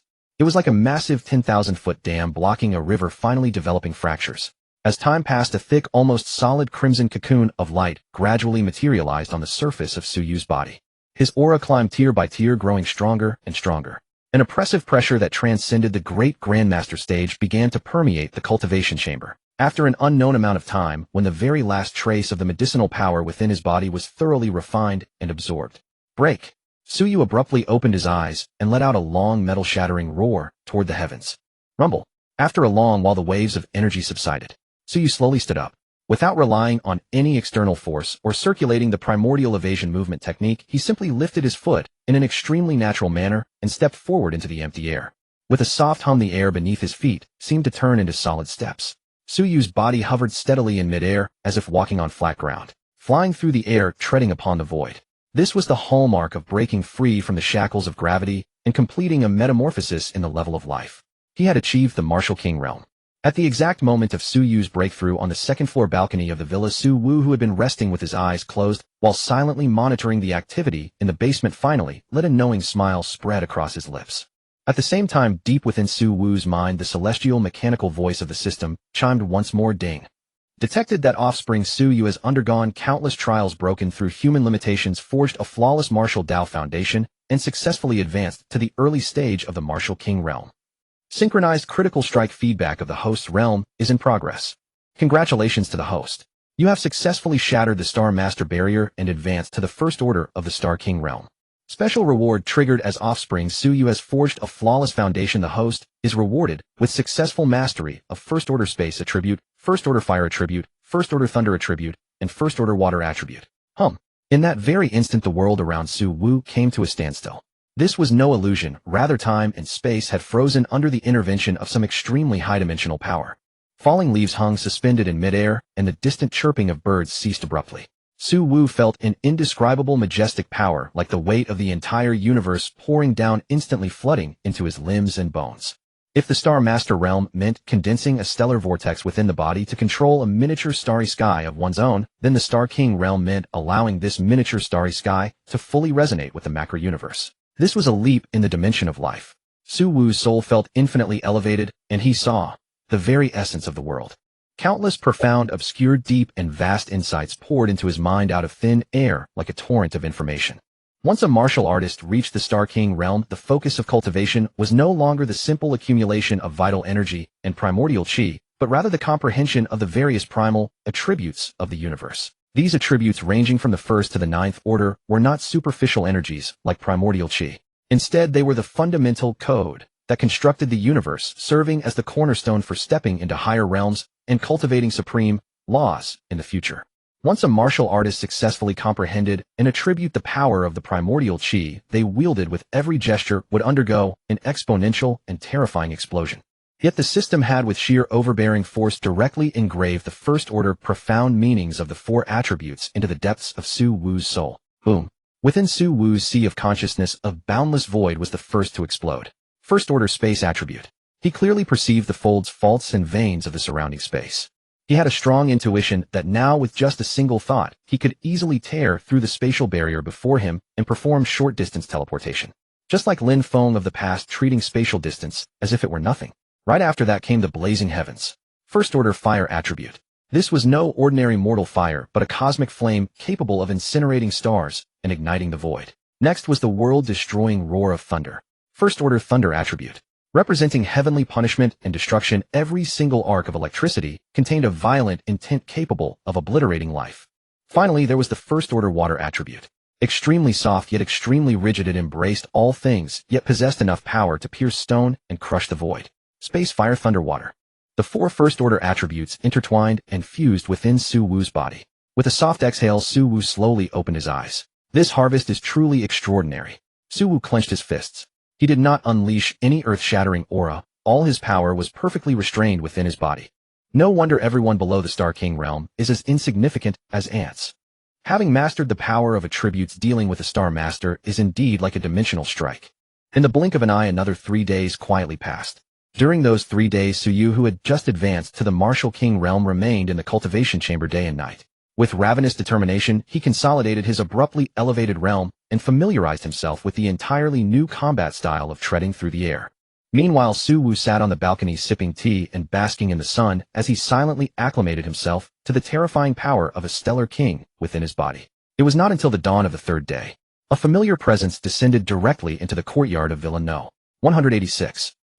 Reclining in a rattan chair, Su Wu arched an eyebrow slightly. His gaze seemed to pierce the walls, and behold the visitor in the courtyard. It was Su Liang, vice president of Jingdu Wudao. As Su Liang stepped into the villa's living room and looked up to see Su Wu slowly descending the staircase from the 2nd floor, the stellar Lord Realm powerhouse, ordinarily unmoved, even if a mountain crumbled before him, abruptly halted in his tracks. Su Liang's pupils contracted sharply, and a flash of astonishment crossed his eyes. This is... A storm of shock surged within Su Liang's heart. They had not seen each other for an entire year. He had assumed that no matter how prodigious Su Wu's talent in such a short time, he could amount to little more than a stellar lord. Yet now, upon meeting again, Su Liang found himself utterly unable to fathom the depths of Su Wu's power. A year ago, Su Wu had seemed to him like a peerless blade with its edge fully exposed, formidable yet still discernible in its limits. But now, the Su Wu before him was like a bottomless cosmic black hole. Su Liang's spiritual sense even frantically warned him that if the man before him so wished, a mere glance would be enough to obliterate him, a 5th-stage stellar lord, in an instant. This feeling, could he have taken that step? Impossible. This simply cannot be. It has only been a year. Su Liang screamed inwardly. He forcibly suppressed the terror in his heart and stiffly forced an exceedingly deferential smile onto his face. Principal Su, arriving uninvited so early in the morning. What pressing matter brings you here today? Su Wu ambled to the sofa and sat down, gesturing toward the seat opposite him as he asked in a casual tone. Only upon hearing that placid voice did Su Liang abruptly regain his senses. He quickly discarded the demeanor of a vice president, hurried over, and sat down, his attitude as humble as that of a junior. I hope you will forgive me, Mr. Su. There is indeed an important matter. Su Liang nodded and said deferentially, I have heard that Su Yu has spent a year in closed-door cultivation and has now successfully entered the Martial King realm. I have come today because there are certain matters of paramount importance that I must inform Su Yu in person. Oh, a trace of surprise flickered in Su Wu's eyes. Anything capable of compelling the vice president of Jingdu Wudao to come in person was clearly no trivial school affair. Xiaobai. Su Wu did not turn around, he merely called towards somewhere beside him. Snore. Nearby, a white ball of fur that had grown considerably rounder was sprawled asleep on a woolen carpet. The moment it heard the summons, its ears instantly perked up. It was Xiaobai, who had spent the past year lying flat in the villa and had grown considerably plumper from eating and drinking its fill. It lazily yawned, cast a glance at Su Liang, then trotted over on its little legs. Less than a minute later, accompanied by steady, forceful footsteps, Su Yu, whose realm had only just stabilized, followed Xiaobai into the living room with great strides.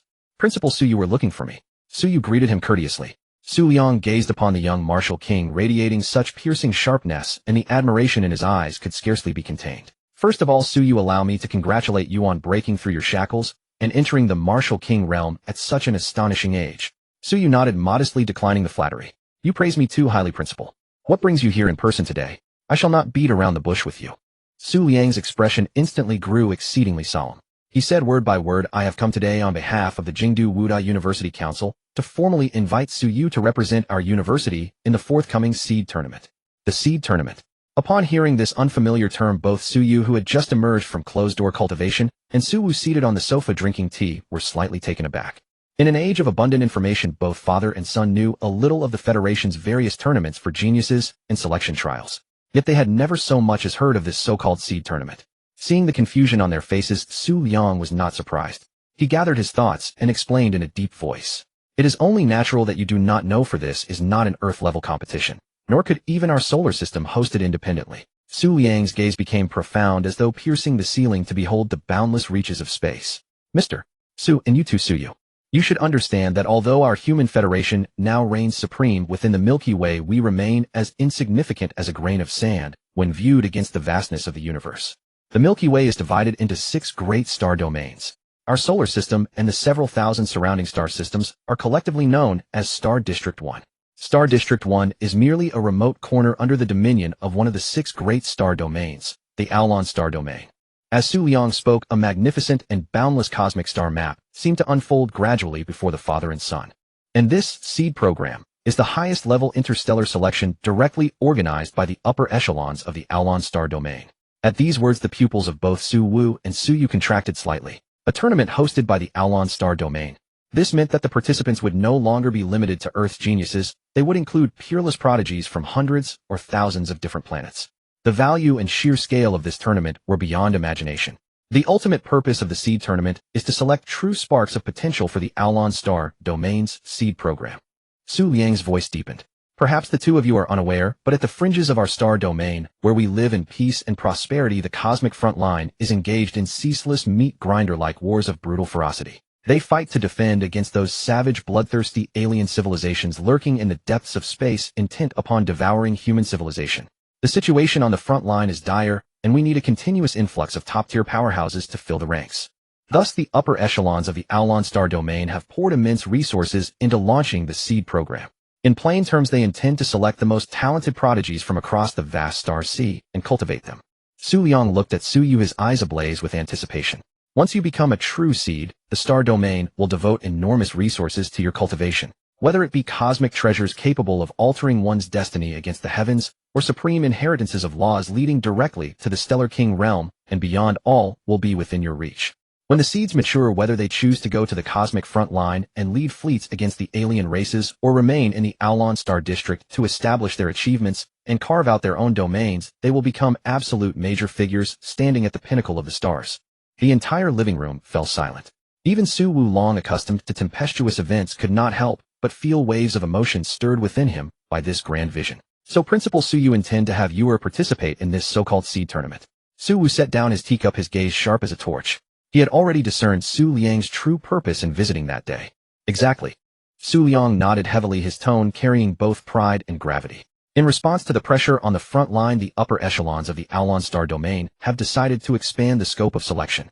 This time they have made an exception and chosen Earth, the birthplace of humanity, in our Star District 1, as a source of seed candidates. Our Jingdu Wuda possesses profound foundations.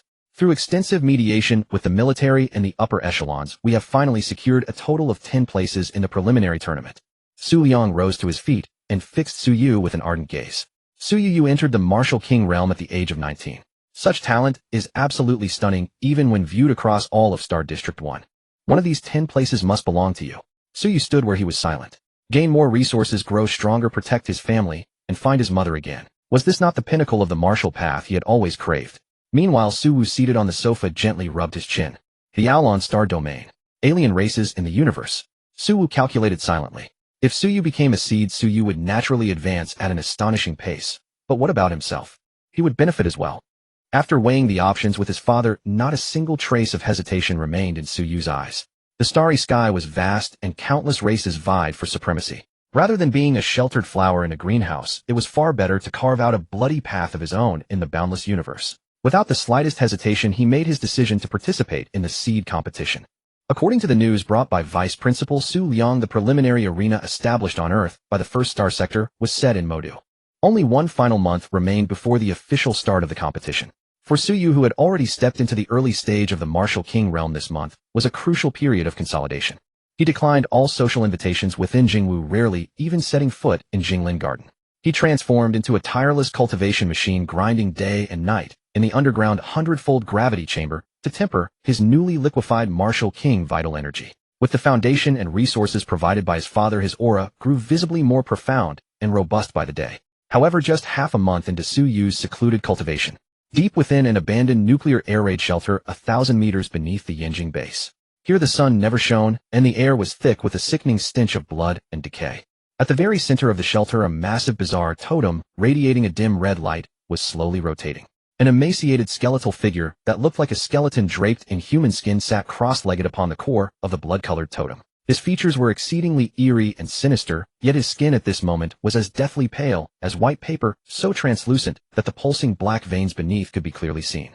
If Su Wu or Luo Ting were here, they would be horrified to discover that this man was none other than Yi Xiao, the high priest of the astral demon cult, who had personally crushed his own heart in the skies above Jinglin Garden a year ago. In truth, for an old monster like Yi Xiao, who had lived for hundreds of years, the idiom of a crafty rabbit having 3 burrows could not even begin to describe a fraction of his contingency plans. What he had crushed that day was merely the core of a clone refined through the extremely cruel blood shadow death substitution art. His true self had long since used the cover of the bloody mist to escape, sending a wisp of his remnant soul into the underground water network of the Yanjing base.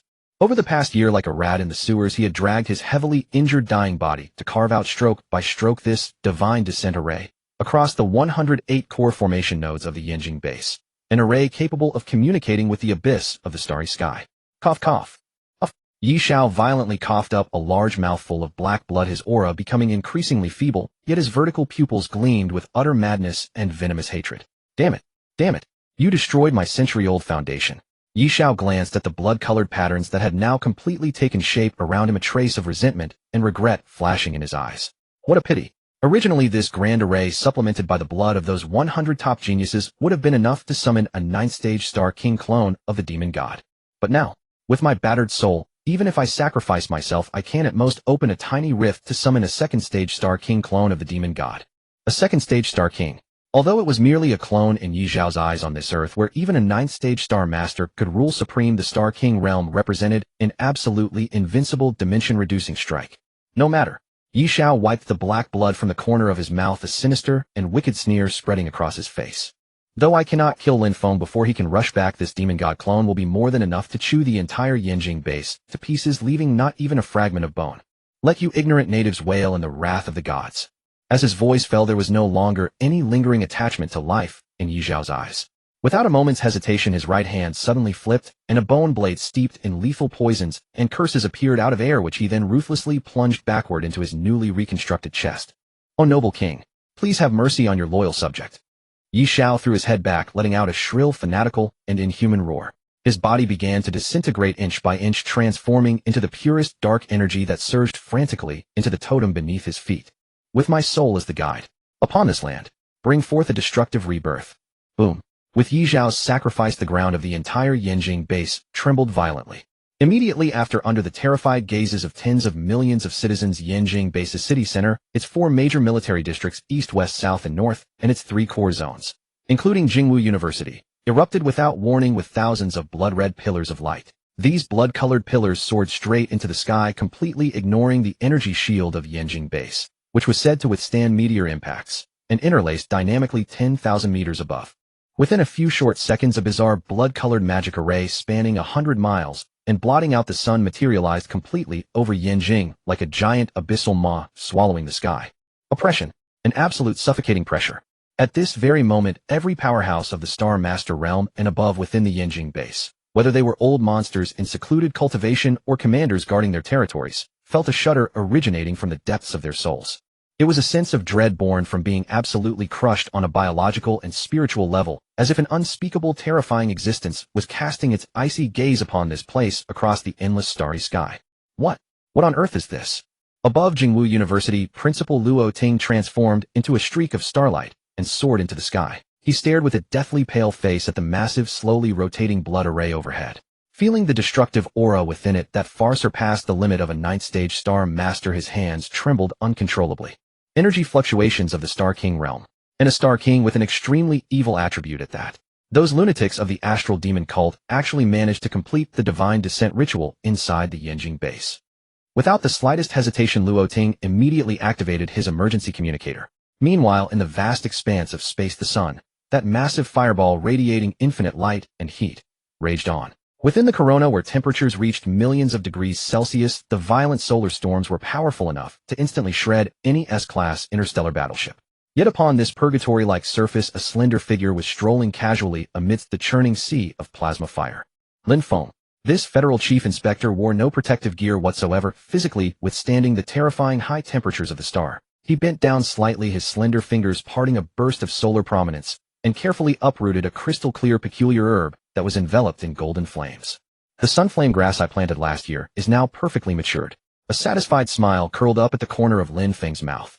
Just then the communicator on his wrist flashed frantically, with a red alert signifying the highest crisis, and Luo Ting's extremely anxious voice transmitted directly into his mind via a quantum encrypted frequency. A Divine Descent ritual. A Star King level demon god clone. Earth Yanjing base. The blood-red formation diagram in the high sky had already been operating at its absolute limit, as if the heavens themselves had been torn open, revealing a gory bleeding wound. Roar.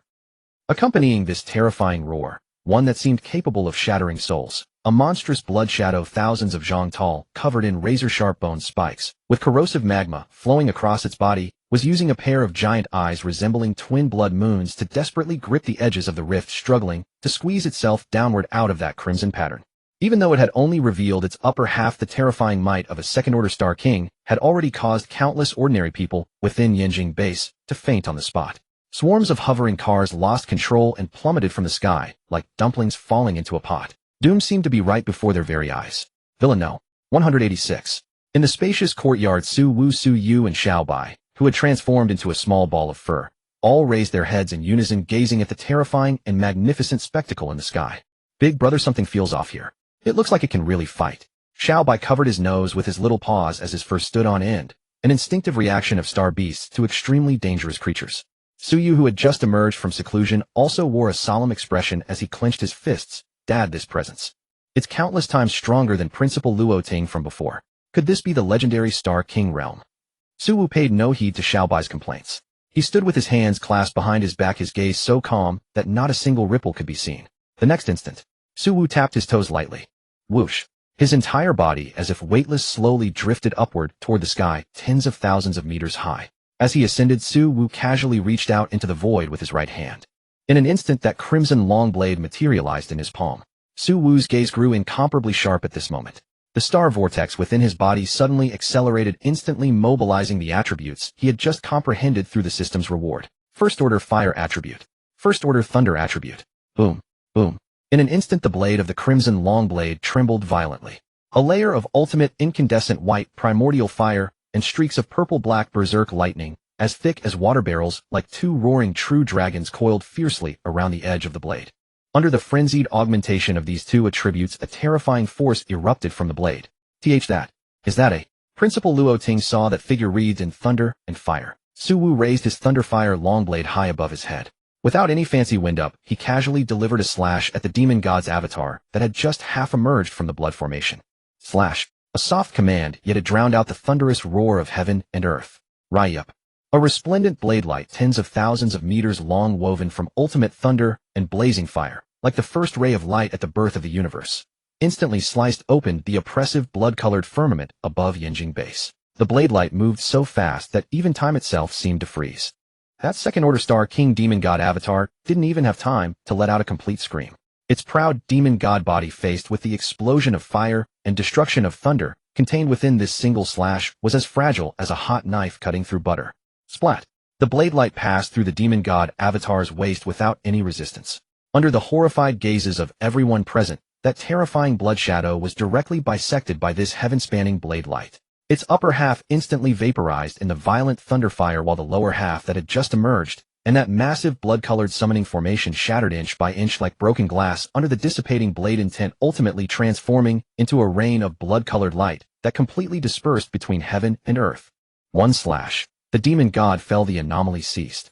The sky above the entire Yanjing base returned to its original azure blue and tranquility within a single second, clear for 10,000 miles. Sunlight shone down once more. If not for the devastation scattered across the ground, everything that had just happened would have seemed like an absurd hallucination. In the high sky, Principal Luo Ting maintained his upward-gazing posture, his entire body frozen in place, as if struck by a spell of immobility, his mouth hanging open wide enough to stuff an ostrich egg inside. That domineering blade intent that fused thunder and flames. Luo Ting's throat bobbed with difficulty as his mind frantically replayed the scene from a year ago above Jinglin Garden. Could it be Su Wu? The moment this thought surfaced, Luo Ting himself shivered first. But how is this possible? That's the Star King realm. Just 1 year ago, he had only just stepped into 5th Order Star Lord. How could anyone possibly ascend to Star King in just a single year? Luo Ting's entire worldview suffered a devastating blow at this moment. Just as the whole of Yanjing base remained in the deathly silence and bewilderment of having narrowly escaped catastrophe. Half an hour later, the space above Yanjing base suddenly warped without any warning, and Lin Fengna's slender figure finally arrived at full speed, warp jumping from the surface of the sun. Standing in the high sky, he closed his eyes as his powerful divine sense instantly swept across the entire base city, capturing the residual energy fluctuations in the air. Seeing this, Luo Ting immediately flew over like a streak of light. Still unable to conceal his excitement and shock, he gave Lin Fengna a thorough report of the demon god's descent and that heaven-shaking slash that had just occurred. Chief Inspector, that power absolutely reached the Star King level. I suspect it was Su Wu who acted. However, Luo Ting swallowed hard, desperately adding, but it's only been a single year since he last made a move. 1 year, from 5th Order Star Lord to Star King. Lin Fengna quietly listened to Luo Ting's report. Sensing the extremely pure First Order fire and thunder attribute residues in the air, his handsome face showed not the slightest surprise. Instead, a fanatical smile of "just as I expected" surfaced. Perhaps it was him. Lin Fengna accepted this inference, which would sound like a fantasy to ordinary people, with an even tone, his gaze turning toward the direction of Villa No. 186. But isn't this speed just a bit too? Luo Ting still tried to argue. Lin Fengna slowly turned around, his white cape billowing fiercely in the wind behind him. Luo Ting, remember this. Beneath this vast starry sky, when you encounter a true monster who has broken free from the shackles of fate. Lin Fengna's figure once again merged into the void, leaving behind only words echoing among the clouds. Nothing is impossible. On the terrace of Villa 186, a Suyu who had just broken through to the Martial King realm gazed blankly at the skyline for a moment before turning to look at Su Wu, who was reclining on a rattan chair, leisurely sipping tea. "Dad, I want to set off today." An irrepressible urgency gleamed in Su Yu's eyes. There was still a full half-month left before the seed competition. According to Jingwu's arrangements, the contestants only needed to gather in Modu 3 days in advance. But Su Yu could not wait even a single moment longer. Su Wu's hand holding the teacup paused slightly. He lifted his eyelids to glance at his usually calm and reserved, yet currently somewhat restless son, his lips curling into a knowing, playful smile of an understanding father. To the Jiangnan base. Su Wu slowly blew away the tea froth. If I remember correctly, that little girl named Su Lei was eventually admitted to the Jiangnan Second Martial Arts University because she failed to get into Jingwu right. Having his thoughts laid bare by his father, a rare trace of embarrassment flashed across Su Yu's cold face. His ears flushed slightly red, but he still steeled himself and nodded yes. Anyway, the competition is in Modu, and Jiangnan is very close to Modu. I wanna go see her first. A whole year had passed. During this year, he had locked himself in the basement, cultivating bitterly day and night, virtually cutting off all contact with the outside world. Only in the dead of night, when his blood chi surged so violently that he was on the verge of chi deviation, would he look down at the hand-woven bracelet on his left wrist. This bracelet, engraved with the character Lu, had sustained him through countless life and death limits. "Go ahead," Su Wu said, putting down his teacup with no intention of stopping him. On the path of martial arts, one cultivates not only strength, but also a clear and unburdened mind. A real man should go when he wants to. Don't be so hesitant. Su Wu waved his hand casually. Hearing this, Su Yu felt a warmth in his heart and nodded heavily. Squeak. This venerable one wants to go too.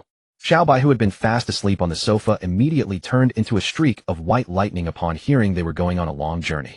It skillfully leaped onto Su Yu's shoulder, gripping his clothes tightly, terrified of being left behind. "All right, I'll take you along."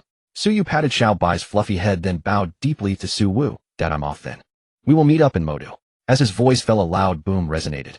Suyu stepped out of the balcony, the martial king blood chi within his body erupting violently, instantly compressing the surrounding air into solid steps. He stepped into the air as if taking a leisurely stroll, his figure transforming into a purple-gold stream of light that instantly pierced through the clouds of the Yanjing base, hurtling toward the southeast at breakneck speed. The Yanjing base was thousands of kilometers away from the Jiangnan base. For ordinary people, this might have been a long and arduous journey. But for a martial king realm powerhouse who could already defy gravity and fly through the air, it was a mere one-day trip. By evening, the afterglow of the setting sun dyed the horizon in an intoxicating orange red. Suspended 10,000 meters in the air, Suyu looked down at the super city below, surrounded by countless waterways and lush green vegetation, the Jiangnan Grand Base. Unlike the solemn grand steel jungle of the Yanjing base, the Jiangnan base exuded a grace and tranquility unique to southern water towns. Under a massive energy shield, quaint ancient-style buildings blended seamlessly with high-tech skyscrapers. On the crisscrossing suspended waterways, airships of various unique designs bustled like weaving shuttles. Phew. The air here is indeed much more humid than in Yanjing. Suyu took a deep breath, his eyes sparkling with anticipation. Cut the chatter. This venerable one saw Jiangnan vinegar fish on TV, and it looked delicious. We must eat it when we get down there, hurry up. Xiaobai, already drooling on his shoulder, urged him frantically with its little claws. Suyu smiled, helplessly scooping Xiaobai off his shoulder and cradling it in his arms. His figure descended like a meteor toward a certain direction of the Jiangnan base. Meanwhile, atop the highest point of the Jiangnan base's alloy city wall, a patrolling city defense captain suddenly raised his head. Sensing the terrifying fleeting pressure in the high altitude, his face instantly turned pale. Commander, radar shows an unidentified high-energy signature approaching. Should we activate the anti-aircraft artillery? The adjutant reported nervously from the side. Activate my foot. Do you want to die? The commander slapped the adjutant's helmet, wiped the cold sweat from his forehead, and looked with awe at the stream of light disappearing into the depths of the city. To be able to walk in the air relying solely on physical body, without any aircraft, that is a super powerhouse at or above the martial king realm. A grand figure like this might be an inspector from the federal headquarters, traveling incognito. Ignore it, just pretend you didn't see anything. Jiangnan's second martial arts university was situated by the scenic Shizi Lake, the most beautiful spot in the Jiangnan base city. True to its name, its overall strength in the Jiangnan region was second only to the Jiangnan First Martial Arts University. Inside the campus, ancient trees reached for the sky and rockeries, and flowing water abounded. Most buildings featured traditional whitewashed walls and dark tiles, exuding a profound heritage that emphasized both academics and martial arts. At this moment, it was leisure time after dinner. The entrance of Canteen No. 3 was bustling with crowds. Su Lele, wearing a slightly faded white training outfit and her hair tied in a simple ponytail, was walking out of the canteen chatting and laughing with her two best friends, short-haired Lin Xiaoxiao and slightly plump Chen Jejia. A year's time had allowed the once innocent girl to grow even more elegant and slender. Although her talent was average, through her nearly desperate efforts over the past year, she had finally broken through to the late Xiantian realm a few days ago. Lele, my dad told me that a very important competition is going to be held in Modu right next to us. Lin Xiaoxiao excitedly linked arms with Su Lele. I heard Jingwu has entry slots too. Do you think your Suyu will come? Hearing the name, Su Lele's steps paused slightly. A flash of sorrow flickered in her clear large eyes, but she quickly masked it with a smile. He is a top student at Jingwu and must be so busy. Even if he participates, how could he have time to visit a small place like the Jiangnan base? Su Lele subconsciously touched the empty red string on her left wrist, smiling bitterly. Over the course of the year, they had rarely contacted each other. She did not even dare to pry for news about him, fearing that seeing his high and mighty figure would only make her feel inferior. Oh, stop thinking about that heartless guy. Chen Jejia waved her fist. Let's go. There are no evening classes tonight. Let's go check out the night market outside the campus. However, before Chen Jejia could finish her sentence, the three girls froze dead in their tracks. Not only them, but the once bustling entrance of the canteen also fell dead silent. The surrounding students quickly retreated to both sides of the road, as if avoiding a plague, leaving a vast open space. Oh no! Lin Xiaoxiao's face turned pale. On the tree-lined boulevard directly ahead, a row of as many as 20 black-clad bodyguards marched in perfect alignment. These bodyguards were all built like tanks, wearing sunglasses and exuding the powerful auras of Grandmasters, or even early great Grandmasters. Without exception, each of them held a large bouquet of dripping wet bright red roses. This grand display was extravagant to the extreme. As the bodyguards parted to both sides, a young man, wearing a custom-tailored white suit with slicked back hair and a wicked smile playing on his lips, slowly walked out. Toying with a diamond-encrusted car key in his hand, he strode forward with an incredibly arrogant gait. The eldest young master of the Jiangnan Wang family, Wang Tianhao. My dear Lele, long time no see. Wang Tianhao stopped 3 meters away from Su Lei, bowed deeply, with dramatic exaggeration, and presented a bouquet of the most precious, astral roses before her. Today marks the first anniversary of our acquaintance. These flowers represent my unwavering sincerity toward you. Tonight I have booked the entire top floor of the Shizi Grand Hotel. Would you do me the honor of having dinner together? Wang Tianhao's voice was loud as if he wished for the entire school to hear him. Facing Wang Tianhao's seemingly affectionate gesture, not a trace of gratitude flickered in Su Lei's eyes. Only profound disgust and weariness. For the past year this young master Wang had clung to her like an inescapable plaster, employing every conspicuously extravagant and suffocating tactic to harass her. He had not only severely disrupted her daily life, but had even secretly suppressed any other classmates who dared to draw near. Wang Tianhao, I've told you countless times already. I don't like you. I don't want to go to any dinner with you. Leave me alone from now on. Su Lei's face hardened. She refused the bouquet, seized Lin Xiaoxiao and Chun Zhejia's hands, and swept past them from the side. That Wang Tianhao again. Throwing his weight around as the eldest son of the Wang family, pestering our Lei every single day, like some kind of stubborn cowhide candy. Chun Zhejia hissed furiously in a lowered voice. Zhejia, keep your voice down. Lin Xiaoxiao paled as she tugged at Chun Zhejia's sleeve. He's the eldest son of the Wang family, one of the 8 great clans of Jiangnan. They say his grandfather is an extraordinarily powerful martial saint. We can't afford to provoke them. At the mention of the Wang family, a flash of helpless humiliation passed through Su Lei's eyes. In this era of high martial arts where the strong preyed upon the weak, civilian martial artists without backing or top-tier talent were nothing more than fish upon a chopping board before these great clans who wielded absolute resources and the power of life and death, devoid of even the right to resist. The 3 girls kept their heads low, desperate to flee this suffocating place. However, they had taken only a few steps when their path was blocked once more. This time those who stood in their way were not the black-clad bodyguards, but 4 girls. They were the infamous social butterflies of Jiangnan's second martial academy, playthings kept by Wang Tianhao. Well, isn't this our pure and saintly campus beauty, Su? The one in the lead, a girl, namely Na, wore her hair in voluminous waves. Arms crossed over her chest, she looked down at Su Lei with jealousy and venom gleaming in her eyes. What? Young Master Wang personally bringing you flowers. That's him showing you favor. What do you think you are daring to humiliate young Master Wang in public? You ungrateful green tea bitch. Li Na's words were sharp and vicious. You're talking nonsense. Who wants his flowers? Chun Zhejia could not contain herself and stepped forward to argue. Is it your turn to speak, fatty? Li Na sneered, then suddenly raised her hand without warning. Slap. A crisp, resounding slap exploded through the deathly silence at the cafeteria entrance. This strike. Li Na had actually channeled her chi and blood, but she hadn't struck Chun Zhejia. Instead, she had bypassed her entirely and delivered the blow directly to Su Lei's pale cheek. The tremendous force sent the utterly unprepared Su Lei flying backward, crashing heavily onto the hard bluestone pavement. Su Lei cried out in pain. Her left cheek instantly swelled high, 5 distinct finger marks shocking to behold, and a thin trail of blood seeped from the corner of her lips. Half her face had even lost sensation from the shockwave of chi and blood, her ears ringing with a piercing hum. Lei, Lin Xiaoxiao, and Chun Zhejia screamed in terror, rushing forward to help Su Lei up. And in the rear, Wang Tianhao stood with his hands in his pockets, still maintaining that lofty, cold posture, watching the scene in silence. Not a shred of compassion for Su Lei stirred in his eyes. Only a perverse excitement flickered within. Young master. One of his sycophantic lackeys whispered in reminder, that little tramp Li Na just hit Su Lei. Shouldn't we intervene? Aren't you interested in her? Intervene? Why should I? Wang Tianhao sneered. Am I blind? This is called strategy. Understand. For a civilian girl like Su Lei, delicate on the outside but stubborn as a mule to the bone, you can't pry her legs open with flowers and money alone. You have to first shatter her dignity, tear her pride apart.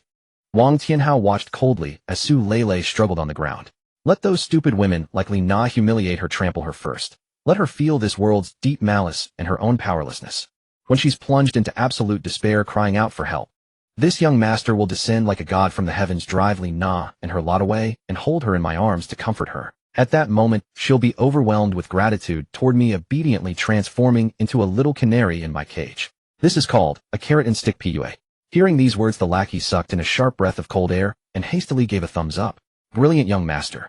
Truly the reincarnation of a god of love. How dare you hit someone? Lin Xiaoxiao and Chun Zhejia, eyes blazing red, shielded Su Lei like mother hens protecting their chicks, glaring furiously at Li Na. On what grounds? Li Na regarded her freshly manicured nails with undisguised contempt, her lips curling into a disdainful sneer. On the grounds that this bitch puts on her pure and innocent act every day while secretly seducing our young Master Wang. Shameless low-class civilian trash like her deserves a beating. You slanderer. Su Lei struggled to her feet from the ground. She pressed her burning cheek, tears welling in her eyes, yet she bit her lip, fiercely refusing to let them fall. Humiliation, fury, but above all a suffocating sense of helplessness. She surveyed her surroundings. The classmates who usually greeted her warmly, even the boys who had once courted her, now all kept their heads lowered or shifted their gazes elsewhere. Not a single person dared to speak up for her, let alone step forward to intervene. Wang Tianhao's black-clad bodyguards stood right there, representing the absolute martial might of the Jiangnan Wang family. Anyone who dared to stand out at this moment would be inviting catastrophe upon themselves and their families. In this cruel world, weakness was the original sin. Don't you go too far. I'm going to the dean's office to report you. Lin Xiaoxiao shouted, but her voice trembled noticeably. Report me? Huh. Go ahead, report me. Li Na seemed to have heard the funniest joke in the world. She stepped forward, her gaze turning incomparably venomous. Drag these two nuisances out of the way. At Li Na's wave, the other three girls immediately surged forward. They were all at the late stage of the innate realm. Lin Xiaoxiao and Chun Jiejia were no match at all. In a few swift moves, they were forcibly pinned into the hedges on either side, unable to move. What are you doing? Let them go. Su Lele panicked, trying to rush to their aid, but Li Na seized her by the hair. You bitch, still worried about others. Today I'll teach you a proper lesson. Li Na's face twisted with malice. She suddenly extended her hand like an iron clamp, viciously seizing Su Lele's slender pale neck, and with a forceful shove slammed Su Lele hard against the trunk of a thick plane tree. Ugh! An overwhelming sensation of suffocation crashed over her instantly. Su Lele's face flushed crimson from the lack of oxygen, her feet dangling above the ground. Her hands instinctively clawed weakly at Li Na's fingers, struggling to break free. But her strength was clearly no match for Li Na's. Help! Help! Su Lele's vision began to blur. In her ears remained only Li Na's venomous curses and Wang Tianhao's leisurely cold laughter in the distance. Feeling hopeless. Feeling like no one can save you. Li Na leaned close to Su Lele's ear, her smile chilling. Kneel down and shout 3 times. I'm the bitch who seduced young Master Wang, and I'll let you go. Despair like rising tides engulfed Su Lele. She closed her eyes. In her mind, scenes from these 18 years flashed past, like a revolving lantern. Finally, the images froze on a moment from over a year ago, in the combat examination forest of Kanglan Base. A boy who had descended like a war god, shielding her, sending the Mars examinee who had bullied her flying with a single punch. Suyu, if only you were here. A single crystalline tear finally slid down from the corner of her eye. And not far away, Wang Tianhao watched Su Lele's eyes roll back from asphyxiation, then glanced at his watch. Just about time.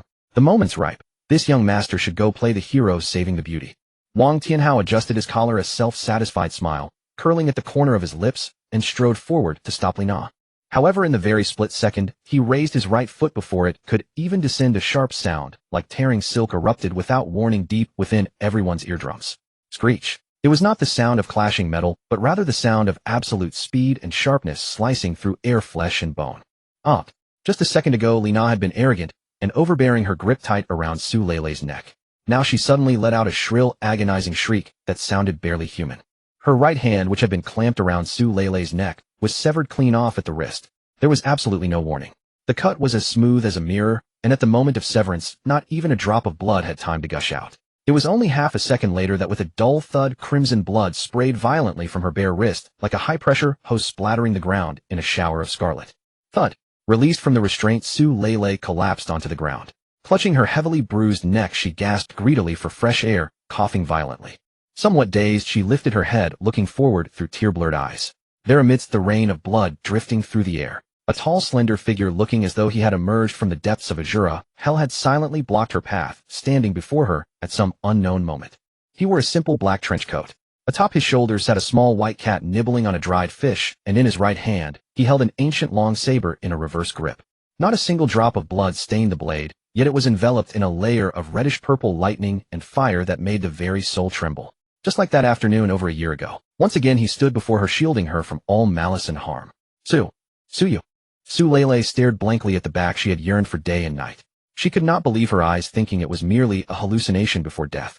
Hearing that weak call, the figure ahead trembled slightly. He slowly turned his head.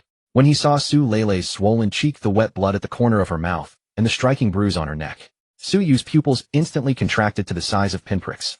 The blood in his body felt as if it had been completely set ablaze. A terrifying pressure of a martial king, one that even he himself had not noticed, swept across a 100-meter radius like a volcanic eruption. Every pane of glass within 100 meters shattered in unison at that very moment. It's me. I'm late. Suyu knelt down, extending his left hand, the one not holding the blade. He wanted to touch her injured cheek, but fearing he might hurt her, his hand ultimately hovered in midair, filled with heartache. No, not late at all. The grievances and fear in Su Leilei's heart completely dissolved into a bursting flood the moment she met Su Yu's gentle gaze.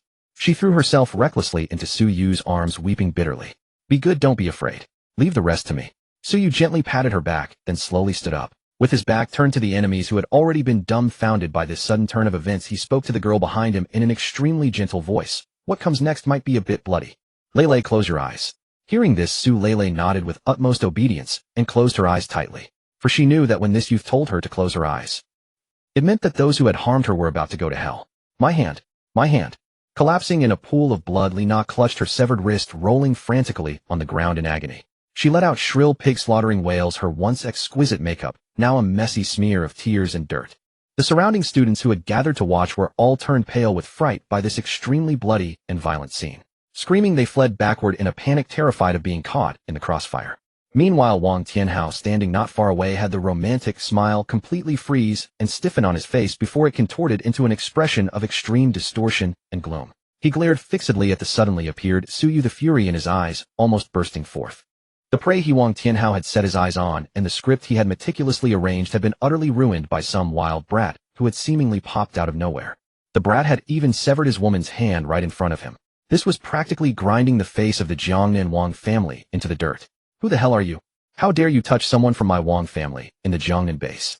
Are you tired of living? Wang Tianhao pointed at Su Yu, roaring at the top of his lungs. However, Su Yu did not even spare him a glance. He slowly turned around, his cold, emotionless eyes locking onto Li Na, who was still rolling on the ground. Which hand did you use to hit her just now, eh? Su Yu's voice was soft, yet it sounded like a death sentence. Li Na trembled all over. Enduring the intense pain, she glared at Su Yu with a face full of venom. You're dead. Young Master Wang won't let you off? I'll cut you into 1,000 pieces. Not speaking. Then you must have used both hands. Su Yu had absolutely no patience to waste words on her. He casually swung his long saber downward. Swish! A half-moon blade light, almost invisible to the naked eye, flashed. Crack! Lina's wailing stopped abruptly. She stared blankly as her intact left arm was severed smoothly at the forearm, falling to the ground. A second later, a shriek, 10 times more agonizing than before, rang out. The agony of having both arms severed caused Lina's eyes to roll back, and she immediately blacked out from the pain, collapsing like a heap of mud in the pool of blood. Everyone was stunned by Su Yu's ruthless, decisive, and brutal methods that treated human life like grass. This was no mere student brawl, it was a one-sided slaughter. Bastard. This is rebellion. Utterly outrageous. Wang Tianhao trembled with rage, his sanity completely devoured by fury. Go. Cripple this piece of trash. Dead or alive. I'll take responsibility for whatever happens. At Wang Tianhao's command, the 20-odd black-clothed bodyguards standing on both sides snapped out of their daze. They drew their high-frequency alloy combat sabers from their waists, unleashing their powerful vital energy, and rushed madly at Su Yu like a pack of wolves. 20 Grandmaster-level fighters. Such a force would be enough to sweep away any gang anywhere in the Jiangnan base. Watch out. Lin Xiaoxiao and Chun Jejia, who were pinned down in the green belt, closed their eyes in terror. However, looking at this pack of black-clothed men rushing at him like mad dogs, a cold, cruel sneer curled on Su Yu's lips. A bunch of Grandmasters. If it had been a few months ago, he might have had to exert some effort. But now he was a martial king. Get lost. Su Yu did not even bother to draw his saber. Standing where he was, he casually but heavily stamped his right foot onto the hard bluestone ground. Boom.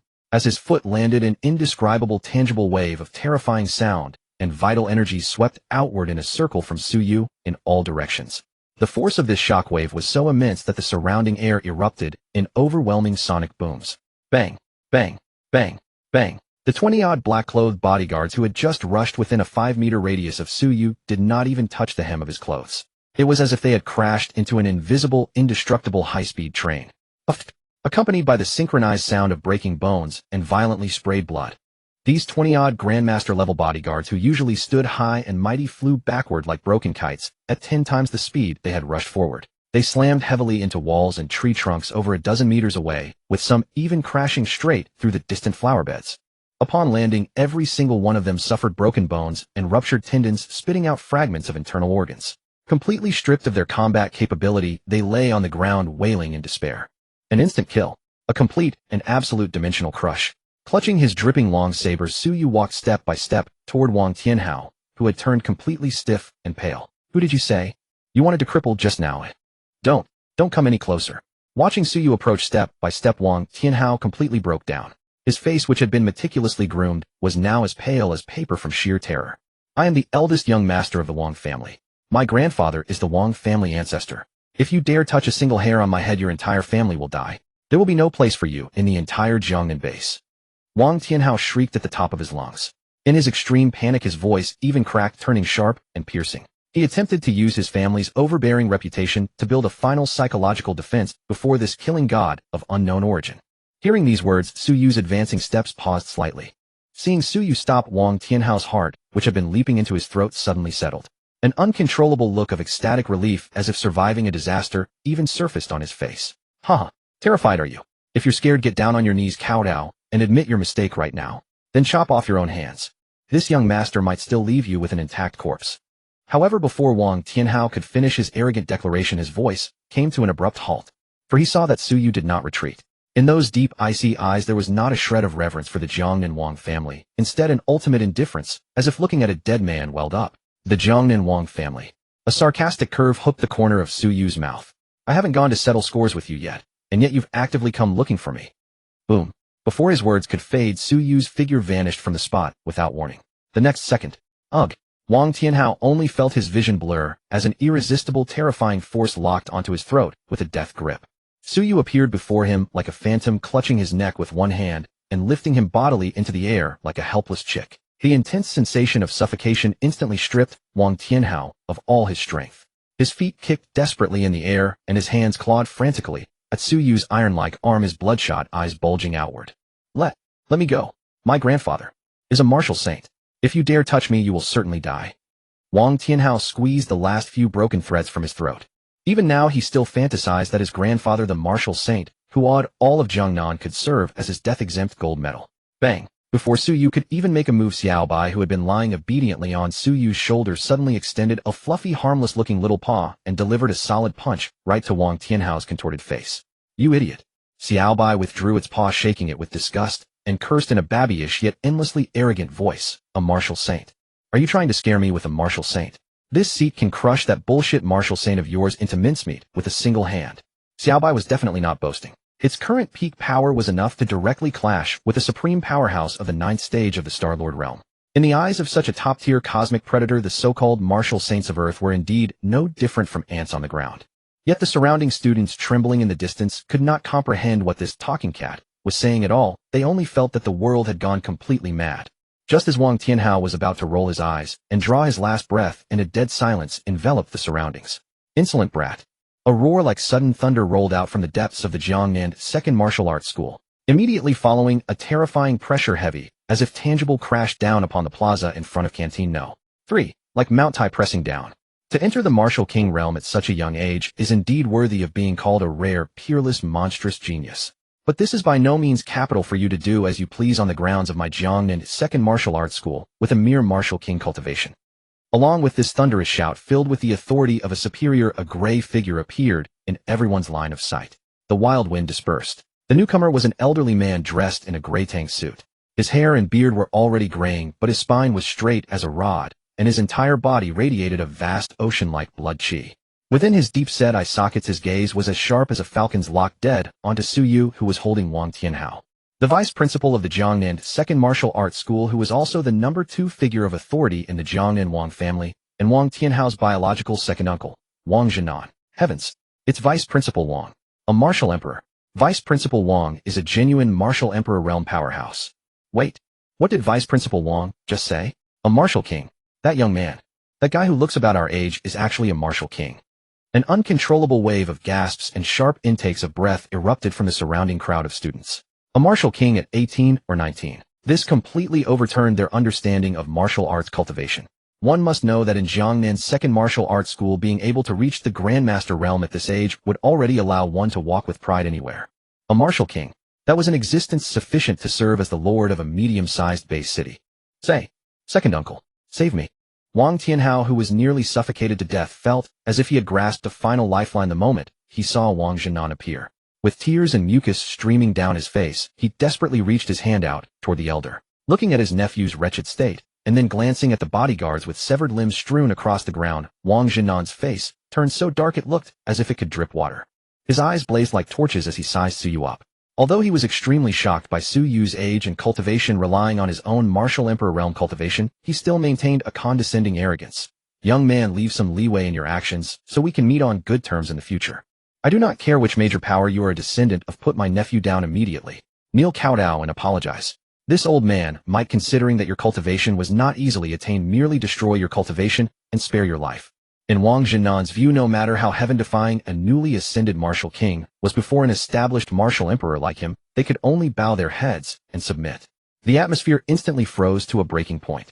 On one side was a fathomless, peerless genius, and on the other was an established martial emperor who awed all of Jiangnan.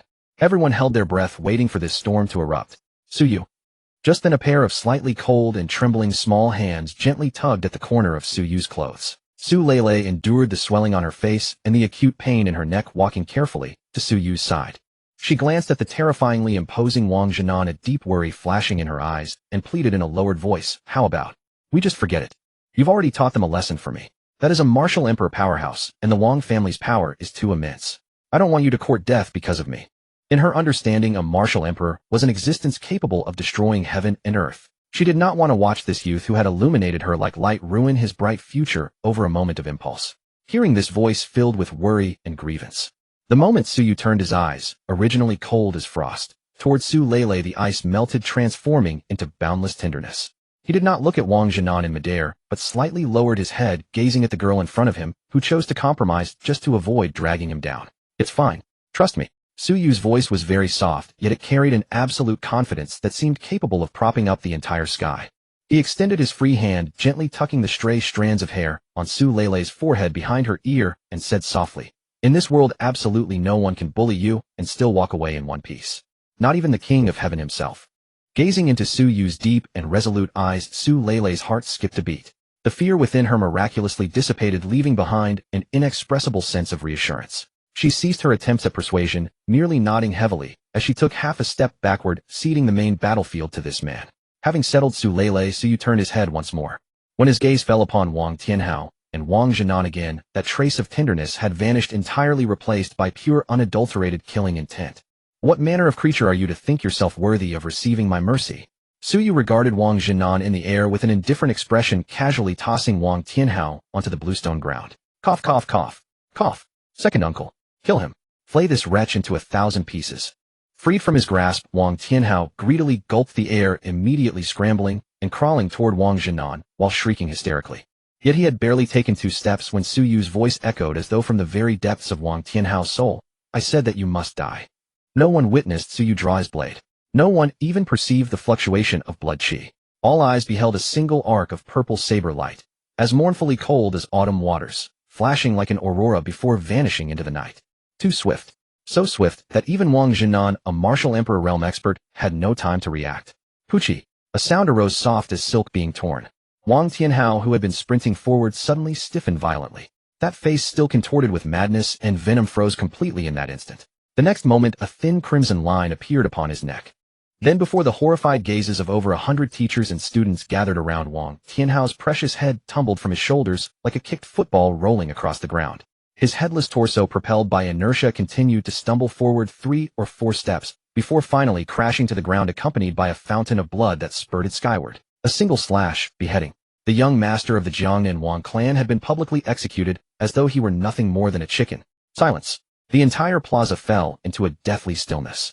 Only the sound of blood spraying from Wang Tianhao's neck cavity remained, rendered especially jarring by the evening wind. However, it took a full 3 seconds for Wang Jinan in midair to finally snap out of his profound disbelief. His eyes blazed with fury, bloodshot and crimson in an instant. Right before his very eyes, before him, a martial emperor. Someone had dared to sever the head of their Wang clan's legitimate heir with a single blade. This was an act that ripped his face, and the Wang clans of Jiangnan face, and ground it beneath one's heel. You little beast.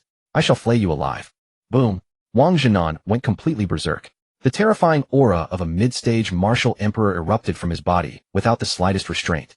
His hands formed claws, gray blood, chi swirling around his fingertips and tearing through the air, as his entire being transformed into a destructive gale, viciously pouncing towards Su Yu below. Yet Su Yu did not so much as furrow his brow, standing quietly in place. For he knew there was no need for him to act at all. So much noise, how utterly tiresome. just as Wang Jinnan's terrifying claws descended to within 3 meters of Su Yu's head. Little White, who had been perched upon Su Yu's shoulder all along, irritably picked at his ear and casually uttered 2 words, annoying. Whoosh. As those 2 words fell, a horrifying pressure that far transcended the boundaries of mortal life descended upon Wang Jinnan without the slightest warning. It was the absolute domain belonging to a royal star beast. What a... Wang Jinnan in his berserk state watched his pupils contract to the size of pinpricks in an instant. He felt an irresistible force so terrifying it made his very soul tremble, instantly sealing off all the blood qi within his body. The martial emperor's strength he had always prided himself upon proved as fragile as a soap bubble before this pressure, bursting apart with a soft pop. Bang! No one even saw Little White make any superfluous movement. Wang Jinnan, plummeting rapidly through the air, felt his entire body seized, as though crushed between 2 invisible divine mountains 1,000 fathoms tall. There was no room for resistance. Not even the sound of bones breaking could be heard. A veteran martial emperor, who had long terrorized all of Jiangnan, had been crushed right before the eyes of the entire crowd by this invisible pressure into a reeking blood red mist. The breeze swept past, carrying the blood mist away until not even a trace remained. It was as if a man named Wang Jinnan had never existed in this world at all. The entire plaza plunged once more into a more complete, more desperate silence. The watching students and instructors had by now completely short-circuited. What had they just witnessed? Wang Tianhao instantly slain. A vice principal of the martial emperor realm, crushed into a mist of blood by a single utterance from that unremarkable pet cat perched upon Su Yu's shoulder. Heavens! What manner of monster is this? Wait here for me. Su Yu turned around, gazing at the somewhat stunned Su Lele, his voice regaining that reassuring gentleness. I'm going to take care of the Wang clan. If one is to pull the weeds, one must remove the roots. Otherwise I cannot rest easy leaving. Su Lele studied Su Yu's sharply defined profile. She had expected to fear this bloodthirsty Azura, but at this moment her heart brimmed only with profound gratitude and a deep sense of peace. For she understood that all of this young man's brutality and bloodshed was solely for her sake. All right, I'll wait for you. Su Lele nodded firmly. Su Yu smiled faintly. Then, stepping on empty air, he and Little White upon his shoulder transformed into a streak of light hurtling toward the heart of the Jiangnan base city. Long after Su Yu's departure, the crowd at the entrance of cafeteria 3 finally erupted from their trance-like state in a collective suppressed gasp. Lele, are you alright? Lin Xiaoxiao and Chun Jiejia scrambled, overthrowing their arms around Su Lele and checking her body from head to toe, weeping in terror. That just now terrified us to death. That was Wang Tianhao and Vice Principal Wang. And they just died like that. Lin Xiaoxiao's teeth chattered as she spoke. Chun Jiejia cast a glance at the headless corpse nearby, then at Li Na lying unconscious in a pool of blood with both arms broken, spitting viciously. Serve them right. Those scumbags should have died long ago. Lele, your boyfriend is practically a god. Who on earth is he anyway? Hearing the words boyfriend, a bashful flush spread across Su Lele's swollen cheeks. She shook her head gently, without offering further explanation, her gaze lingering on the direction where Su Yu had departed, her eyes brimming with unconcealed tenderness. A few minutes later, the most bustling central district of the Jiangnan Great Base, spanning several hundred acres, heavily fortified and boasting the opulence of an ancient palace, this sprawling complex of buildings was the core stronghold of the Wang clan, one of the 8 great families of Jiangnan. Tonight the Wang residence was brilliantly illuminated. The current patriarch of the Wang clan sat upon a grand armchair savoring premium Dahongpo tea. Meanwhile, in the forbidden grounds of the back mountain, the pillar of the Wang clan, an ancestor at the early stage martial saint level, was meditating in seclusion with his eyes closed. However, rumble. The once tranquil night sky suddenly boiled with violent intensity. A terrifying, destructive, and ferocious pressure descended, enveloping the entire Wang clan manor. Enemy attack. A shrill alarm instantly reverberated throughout the Wang residence. Who is it? How dare you run rampant at my Wang clan? The ancestor of the Wang clan snapped his eyes open. His terrifying martial saint-level blood qi erupted, instantly shattering the ceiling of the secret chamber as he soared straight into the sky. Bypassing the Wang clan patriarch who was organizing the defenses, he ascended directly into the sky, 10,000 meters above. Yet as he looked up, a tall upright figure stood suspended in the void. Behind that figure, a colossal, terrifying beast covered in grayish-black metallic scales with dark gold horns on its head stared down coldly at him, with its third vertical eye which emitted a dim purple glow. What kind of monster is this? Shaken to his core, the ancestor of the Wang clan sensed an aura of utter despair from the giant beast, one potent enough to obliterate him 100 times over in an instant. With a thud, he fell to his knees in midair, trembling violently as he begged for mercy. Senior, an esteemed divine beast, I do not know how my Wang clan has offended you both. If we have caused offense, my Wang clan is willing to offer our entire fortune as compensation. However, before the ancestor of the Wang clan could even finish his plea, There was no trace of pity in Xiao Bai's crimson eyes. With a low hum, the space behind it warped instantly. Hundreds of silver light beams like a dense shower of lasers erupted from the void without warning. No. The ancestor of the Wang clan let out a final agonizing shriek. Swish, swish, swish. The dense barrage of silver light beams instantly pierced through the ancestor's body, riddling his highly tempered martial saint physique with holes and completely annihilating him into the void.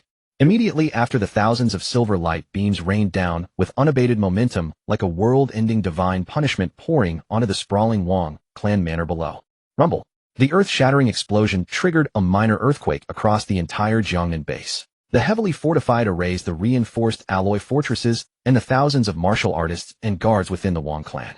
Under this destructive strike, capable of leveling mountains, they did not even have the chance to utter a single scream before they, along with the luxurious manor, were utterly ground to dust. In the span of a single breath, the Wang clan, which had dominated the Jiangnan base for over a century, was completely wiped off the map. Utterly destroyed. Suyu glanced down at the massive blackened crater tens of meters deep, his expression entirely unbothered. He turned and patted Xiao Bai's neck. Let's go. With the cancer that was the Wang clan eliminated, the Jiangnan base fell into absolute silence over the next few days. There were no federal investigations, nor any interrogations. Upon seeing the massive crater where the Wang clan once stood, all the high-ranking officials tacitly chose to remain silent. Suyu in turn enjoyed a rare peace. He began to adopt a semi-free-range approach with Xiao Bai. As long as this glutton didn't wreak havoc in the city, he let it roam the wilderness to hunt high-level beasts for a snack or sneak around the base for food. This also granted Suyu more quality time alone with Su Lele. Outside the Jiangnan base lay an abandoned highway left over from the old era. The asphalt surface was overrun with moss and mutated vines, flanked on both sides by towering primeval forests. Once an artery of human industrial civilization, it had now become a quiet corridor witnessing the passage of time.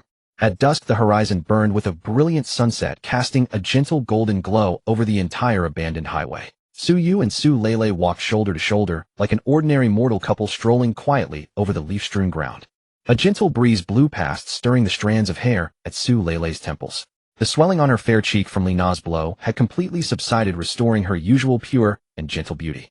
In a few days you'll be heading to Modu to prepare for the seed tournament, right?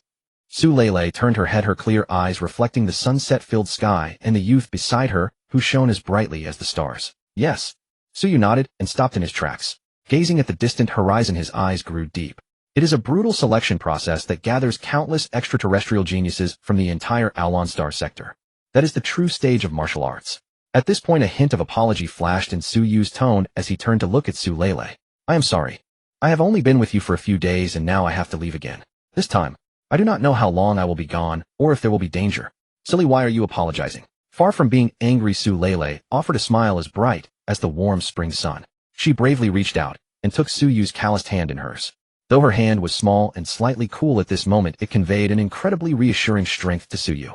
I have always known that you are different from me. Su Lele tilted her head up slightly, her eyes shining with unconcealed admiration, anticipation, and gentle encouragement. Your talent is so exceptional and your progress is so rapid. This tiny earth cannot contain a dragon like you. The starry sky, that vast, boundless universe, is your true destination. She gently caressed the blue bracelet with the character Lu on Suyu's wrist, her voice soft yet firm. I believe you will shine brilliantly there and let everyone see your light. So fly without worry. I am not going anywhere. I will be right here. I will cultivate hard. Even if I cannot catch up to your footsteps, I will stay here waiting for your return and cheering you on. Hearing the girl's unconditional support, Suyu felt the softest part of his heart deeply touched. He turned his hand to clasp Su Lele's delicate hand, their fingers tightly intertwining. Lele. Suyu's gaze grew firmer than ever before, as if making the most solemn vow to the gods of the heavens. Rest assured, I Suyu promise you that no matter how high I fly or how far I go, the string of this kite will always remain in your hands. The last rays of the setting sun fell upon them, stretching their shadows long across the weathered highway. Su Lele smiled. She leaned gently against Suyu's broad shoulder, listening to the steady beat of his heart. She knew that in this crisis-ridden era of interstellar martial arts, no matter what cosmic storms they might face in the future, as long as their hearts remained tightly bound, that was more than enough. Villa 186, at Yinjing Base, Jingdu Wudao University. The night slowly wrapped the vast steel city in a gentle embrace. On the villa's second-floor terrace, the cold wind was biting, but within 3 feet of the balcony, an invisible force quietly dispelled it. On the not only Su Wu was present. Su Wu still wore his comfortable home attire, lazily lounging in a rattan chair, a steaming cup of tea in his hand. Beside him, on the intricately carved marble railing, sat a tall, rakish figure with unrestrained ease. The man wore a trench coat, one leg bent, and resting on the railing, the other leg swinging idly in the air. It was the Star King level powerhouse Lin Feng. I must say, as a father, your heart is truly enormous. Lin Feng set down the wine pot, his narrow, deep eyes glancing at Su Wu with a tone edged by condescension and mockery. Aren't you going to stop being the protective tag-along now? Su Wu, upon hearing, gently blew on the tea foam in his cup, narrowing his eyes slightly, his gaze penetrating the myriad lights of Yanjing Base toward the boundless and deep starry sky. People grow through fighting and bloodshed. Su Wu's voice was calm, yet carried the calm and hardness of one who has weathered many storms. I can guard him for a time, but not for a lifetime. He has his own path in martial arts to tread, and the storms of his era to weather. Su Wu paused, turning his head, his gaze burning as he looked at Lin Feng. Once he stands out on this planet and wins the seed quota in the AO Star domain, I will withdraw from him for a while. Oh. Lin Feng raised an eyebrow, somewhat surprised by Su Wu's decision. He then threw back his head and laughed, the sound echoing through the night sky with a hint of relief. Ha! You seem to take it in stride. Once he becomes a true seed and is sheltered by the AO Star domain, you won't have to worry about him anymore. But are you so certain that Su Yu will become a seed? He is my Su Wu's son. Su Wu offered no further explanation, simply lifting his teacup to take a sip. In those 8 simple characters lies his absolute confidence in the chaos body and in a perfect foundation. Watching Su Wu's resolute and serene demeanor, Lin Feng was briefly taken aback, and a memory from more than 20 years ago flashed through his mind. Heh.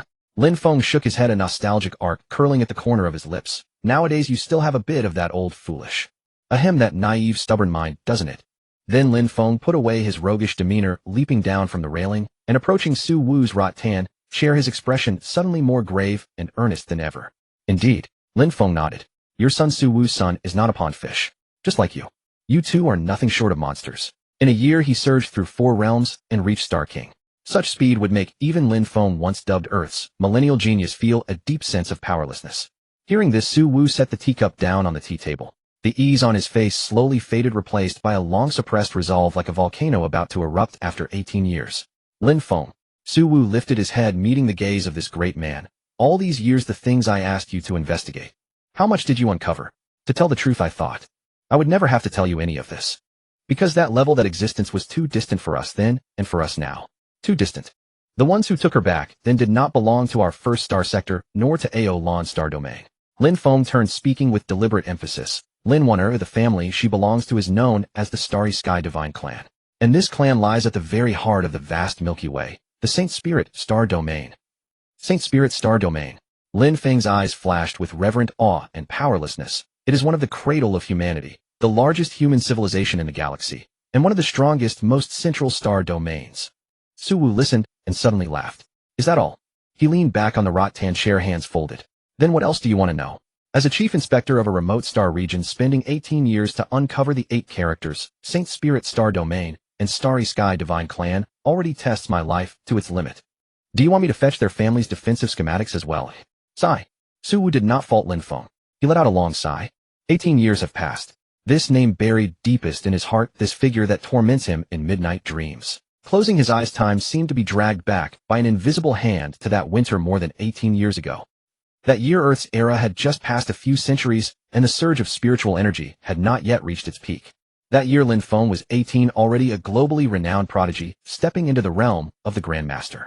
That year, Su Wu was 19. Though gifted, he had just reached the peak of the Master realm among the Federation's young generation. He was a genius, but not the top tier. That year, Earth experienced a colossal event that shocked AO Star domain.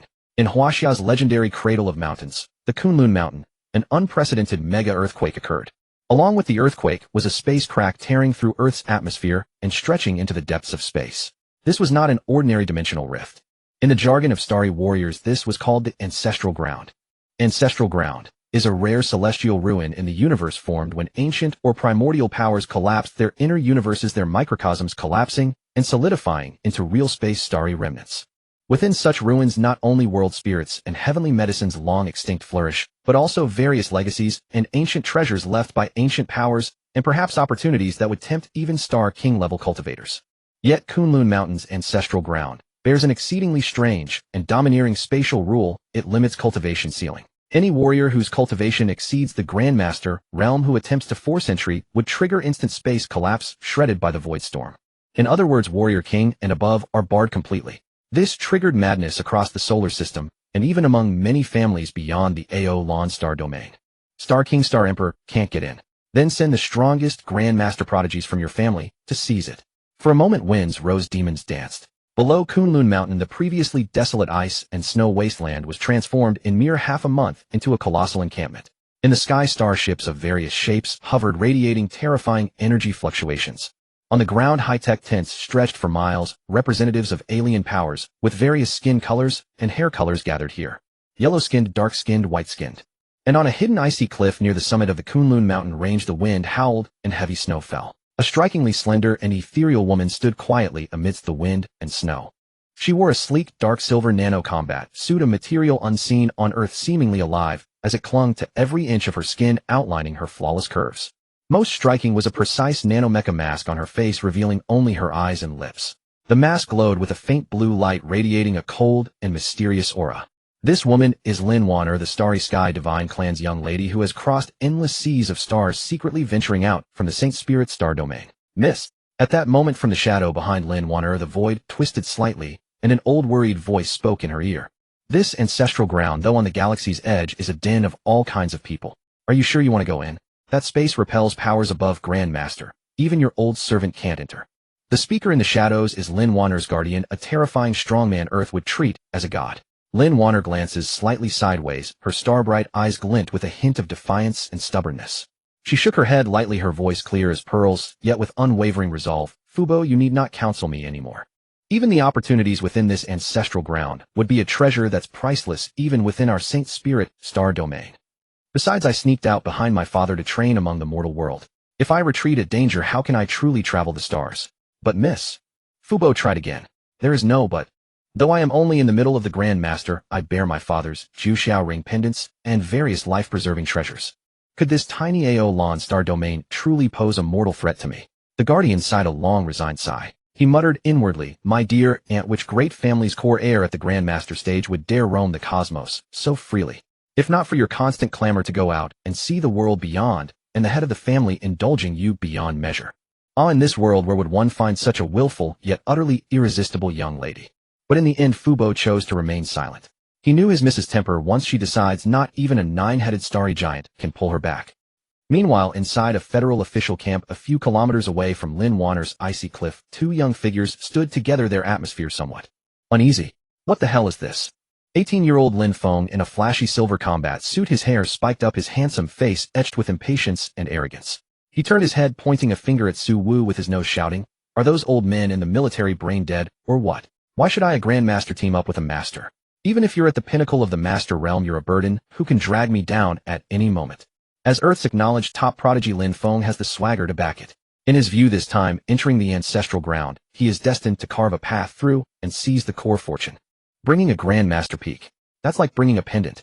Facing Lin Feng's aggressive attitude, Su Wu did not get angry. He rubbed his nose, a bright, almost ridiculous smile spreading across his face, and with a placating tone said, Lin de Tian Kai, calm down, calm down. As for the arrangement above, there's nothing we can do about it, right? Rest assured, once inside, I will follow orders. If you say go east, I won't go west. I'll stay far away and never drag you down. Seeing Su Wu's useless, helpless look, Lin Feng could hardly stand it. He snorted, sat heavily on a nearby supply crate, turned away, and refused to glance at him again. Su Wu, seeing this, wisely did not provoke him further. He found a slightly sheltered corner, sat cross-legged, and closed his eyes to rest. In truth, outsiders do not know that the military's upper echelons bound Su Wu and Lin Feng together for a deeper strategic purpose. 3 months ago, while exploring an accidentally opened underground secret realm, Su Wu narrowly escaped death and ultimately obtained an extraordinary treasure, a liquid biomech suit from an unknown advanced civilization. This suit usually lies around Su Wu's heart as liquid metal, and once activated, it can instantly envelop his body. With the suit's energy, although Su Wu's cultivation is only at the master peak, the power, defense, and recovery unleashed could reach the Grandmaster peak's level. Even in life or death moments, with Su Wu's extraordinary battlefield instincts, who between him and Lin Feng is stronger remains an open question. This is Su Wu's confidence in feigning weakness to hide strength. 3 days passed in everyone's anxious wait. This day at noon. Rumble. The entire Kunlun Mountains suddenly began to tremble violently. The ageless glaciers began to. An area avalanche erupted, and as the earth trembled and mountains shook, the previously peaceful space along the mid-slope of Kunlun Mountain seemed to be mercilessly torn apart by an invisible giant hand. Ryup. A slender spatial rift stretching thousands of zhang long and dozens of zhang wide suddenly manifested before everyone's eyes. Within the crack, there was no starlight, only a murky grayish haze. An extremely ancient and vast mysterious aura, even carrying the bloodthirsty scent of prehistoric behemoths, surged forth from the rift, as if possessed of some enchanting force that called desperately for those outside to enter. The ancestral land has opened. Charge. Fortune lies right before our eyes. Anyone who dares block my path shall be executed without mercy. The crowd instantly erupted into frenzy.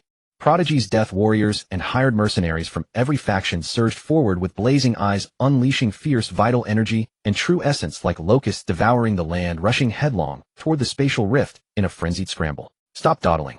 Stay close, and I won't bother collecting your corpse if you die.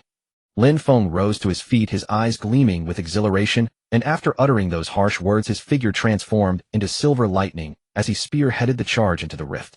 Suwu hesitated, not unleashing his true energy beneath his feet, as he closed in behind Lin Feng and crossed that spatial boundary. After a fleeting moment of weightlessness and disorientation, when Suwu opened his eyes once more, he found himself and Lin Feng standing amidst an endless primeval forest. The gravitational pull here weighed threefold that of the outside world, and the ambient spiritual energy in the air was so dense it nearly condensed into droplets.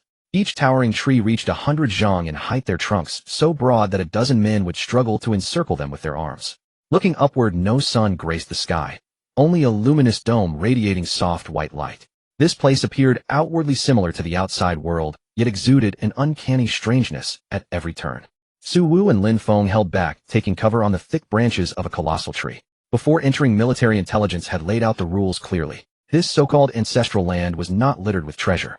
Its core rule was straightforward throughout the month-long opening period. Every few days, a powerful ancient martial technique or artifact would erupt randomly from a specific direction, accompanied by celestial phenomena. At that moment, all conflict would center on these extraordinary relics. Of course, many of lesser strength during this period preferred to cautiously search the forest for ancient spiritual herbs, unwilling to plunge into the meat grinder that was the central battle. The two remained concealed on the branches for half a day in silence. Suddenly, boom! Dozens of kilometers away, deep within the forest, a massive pillar of crimson light erupted without warning, staining half the sky red. Accompanying it was a killing intent that chilled the soul. It's here. That's the sign of a high-level ancient martial technique emerging. Lin Feng's eyes flared on the tree trunk, and like an arrow loosed from a bow, he shot forth instantly. Stop dawdling. If you want something good, move fast. Suwu drew a deep breath and immediately began darting through the dense canopy, keeping close behind Lin Feng. The towering trees around them blurred past. As they raced at full speed, the only sound the howling wind in their ears. Yet, Lin Feng, master of the wind attribute, was simply too fast, almost spectral in his movement. Before long, Lin Feng, leading the charge, suddenly called out coldly without turning. Your master-level legs are far too slow. At this pace you'll arrive after the flowers have withered. I'll go on ahead. You can crawl there yourself. As soon as the words left his mouth, Lin Feng's figure erupted into a sonic boom midair, doubling his speed once more before vanishing as a silver streak into the distance of the dense shadowy forest ahead. Damn it, that bastard. Suwu halted on a sturdy branch, watching the direction where Lin Feng had disappeared, and shook his head in resignation. He wasn't without means to accelerate. His liquid mecha positioned at his heart could unleash tremendous power, but operating it consumed stored energy within his body. Wasting precious mecha energy on a mere sprint when no life or death crisis or treasure contest demanded it would be profoundly foolish. This guy runs like he's reincarnating. Never mind, I'll make my way over slowly. Suwu sighed as his pace remained steady despite his words. 10+ minutes later, the crimson light in the distant sky flickered several times before vanishing completely. This meant either someone had already claimed the emerging ancient martial artifact first, or the battle for it had escalated into a ferocious hidden clash. It's over completely lost him. Suwu came to a stop in a relatively open clearing. He knew for certain he'd lost all trace of Lin Feng, unable even to pinpoint exactly where that crimson light had erupted. Just as Suwu was lost and thought about which direction to take, something unexpected struck without warning. Swish! An exceptionally faint but devastatingly fast sound of splitting air came from his blind spot on the left. As a warrior who constantly danced on the edge of life and death, his reflexes were razor-sharp. Instinctively, he crossed his arms to protect his chest as a protective shield of chi and blood materialized across his body. However, bang! A thunderous crash resonated through the air. Suwu felt as though a heavy maglev train hurtling at 800 kilometers per hour had slammed directly into him. That force was absurdly massive, carrying an incredibly sharp spatial cutting sensation. His chi and blood shield shattered like glass the moment impact came. Thud!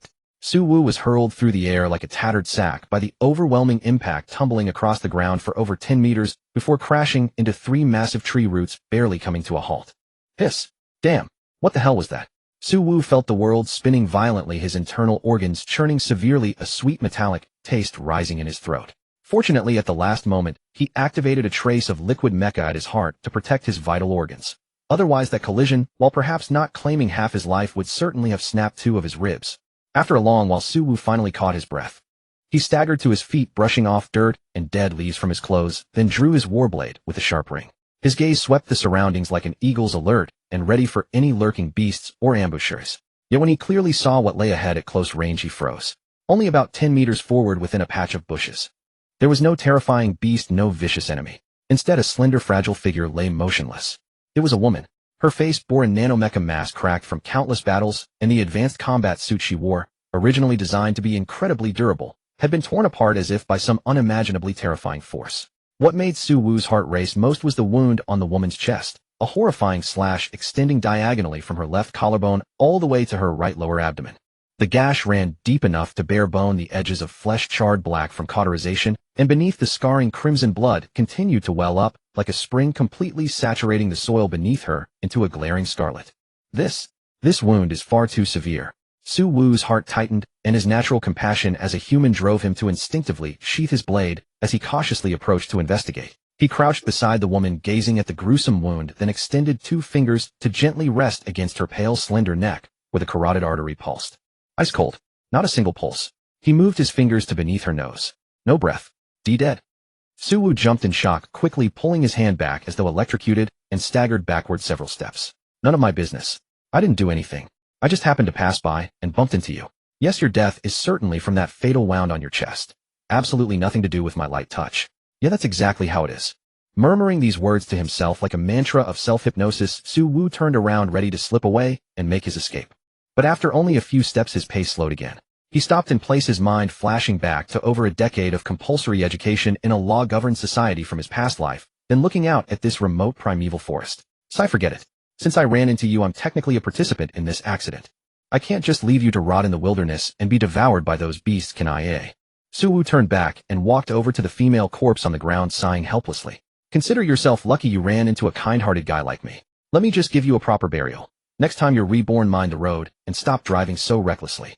Without further hesitation, Su Wu planted his long blade into the ground and crouched down, beginning to dig with his bare hands. Though he lacked shovels or other tools, he was after all a martial artist at the peak of mastery. With chi and blood wrapping around his hands, the hardened frozen earth crumbled before him like tofu. Sorry for the rough conditions, Su Wu said as he approached Lin Wanner's corpse, bending down to slide his arms beneath her armpits and knees before lifting her light frame into his embrace. Here goes. Without a trace of gentleness, Su Wu decisively dropped Lin Wanner directly into the pit. Splash! Just as Su Wu brushed the dirt from his hands, preparing to fill the hole back in and bring this absurd encounter to a close, something bizarre unfolded. On Lin Wanner's lifeless body surface, an extremely faint energy ripple suddenly emerged.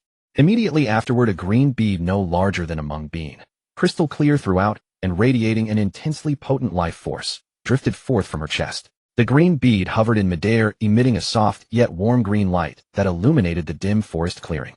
As Su Wu watched in utter astonishment.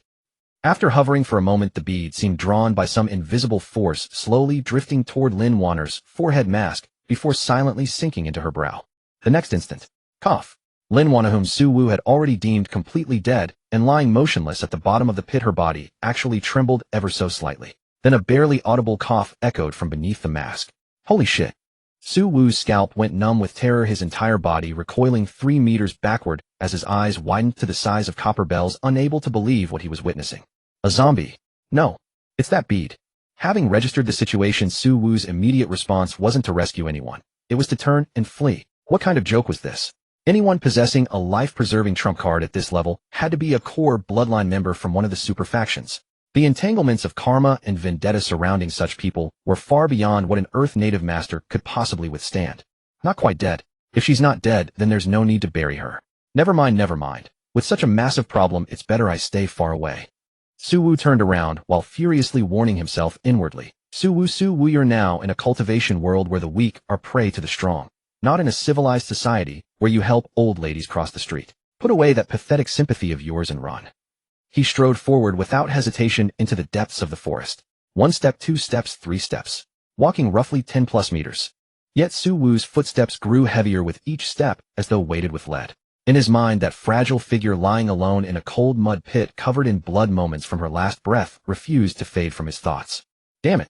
Su Wu suddenly stopped and delivered a sharp slap to his own face, cursing through gritted teeth. How can dogs never stop eating shit? After receiving over a decade of civilized education in my past life, I never expected that even after spending more than 10 years in this man-eating world, this fucking conscience would still ache. Forget it. If I die, I die. At worst, I'll heal her, and then we part ways. Su Wu suddenly spun around and charged back like a whirlwind. He leaped into the pit he had dug himself, scooped up the extremely weakened Lin Wanner in one motion, and quickly departed from this place of trouble. Beneath a secluded cliff on the outskirts of the ancestral land, Su Wu found a dry and hidden natural cave. He set up a few simple warning traps at the entrance and hauled over a massive boulder to block most of the opening, leaving only a narrow crevice for ventilation. Deep within the cave, a faint bonfire was lit. The dim amber flames danced upon the stone walls, illuminating Su Wu's face, which was etched with helplessness and gravity. He gently laid Lin Wanner flat on a relatively smooth large stone. At this moment, although Lin Wanner's final spark of life had been preserved by the efficacy of that mysterious green bead, the wound that tore through half her chest was still slowly oozing blood. If left untreated, infection and blood loss would surely claim her life. Ahem. Look, sister, let me make this clear first. This is strictly a humanitarian rescue. I have absolutely no improper thoughts. See no evil, see no evil. Su Wu muttered under his breath, mentally preparing himself as he reached out and clumsily began to unfasten the tattered nano-combat suit on Lin Wanner's body. As the blood-stained combat suit was slowly peeled away, a delicate body, flawless as mutton fat jade, yet marred with scars, was half revealed in the dim firelight. Even though Su Wu kept chanting, "Form is emptiness," in his mind, his breath still quickened slightly, and his ears grew warm when he caught sight of her slender waist and striking curves. Forgive me, forgive me. Focus on saving her. Su Wu forced his gaze away, concentrating all his attention on that horrific wound. Having struggled alone for over a decade in this perilous world, Su Wu had long since mastered highly proficient wilderness first aid skills. He retrieved strong disinfectant, hemostatic powder, and premium healing bandages from his spatial backpack. Cleaning the blood, disinfecting, applying the medicine, and wrapping the wounds. Su Wu's movements were swift yet gentle. Once the wound was treated to prevent her from catching a cold, Su Wu found a clean, oversized shirt of his own from his backpack, carefully slipped it onto her, and put away the ruined remnants of her combat suit. Having done all this, Su Wu sat down by the campfire looking at the still unconscious woman and let out a long sigh of relief. Her life is saved for now. The rest is up to your own fortune. Time slipped away day by day in the gloomy cave. In the ancestral land, there was no transition of sun and moon, so Su Wu could only track the passage of time by his watch. 1 day, 2 days, 3 days. 5 whole days. During these 5 days, Su Wu never left the cave, keeping watch by her side.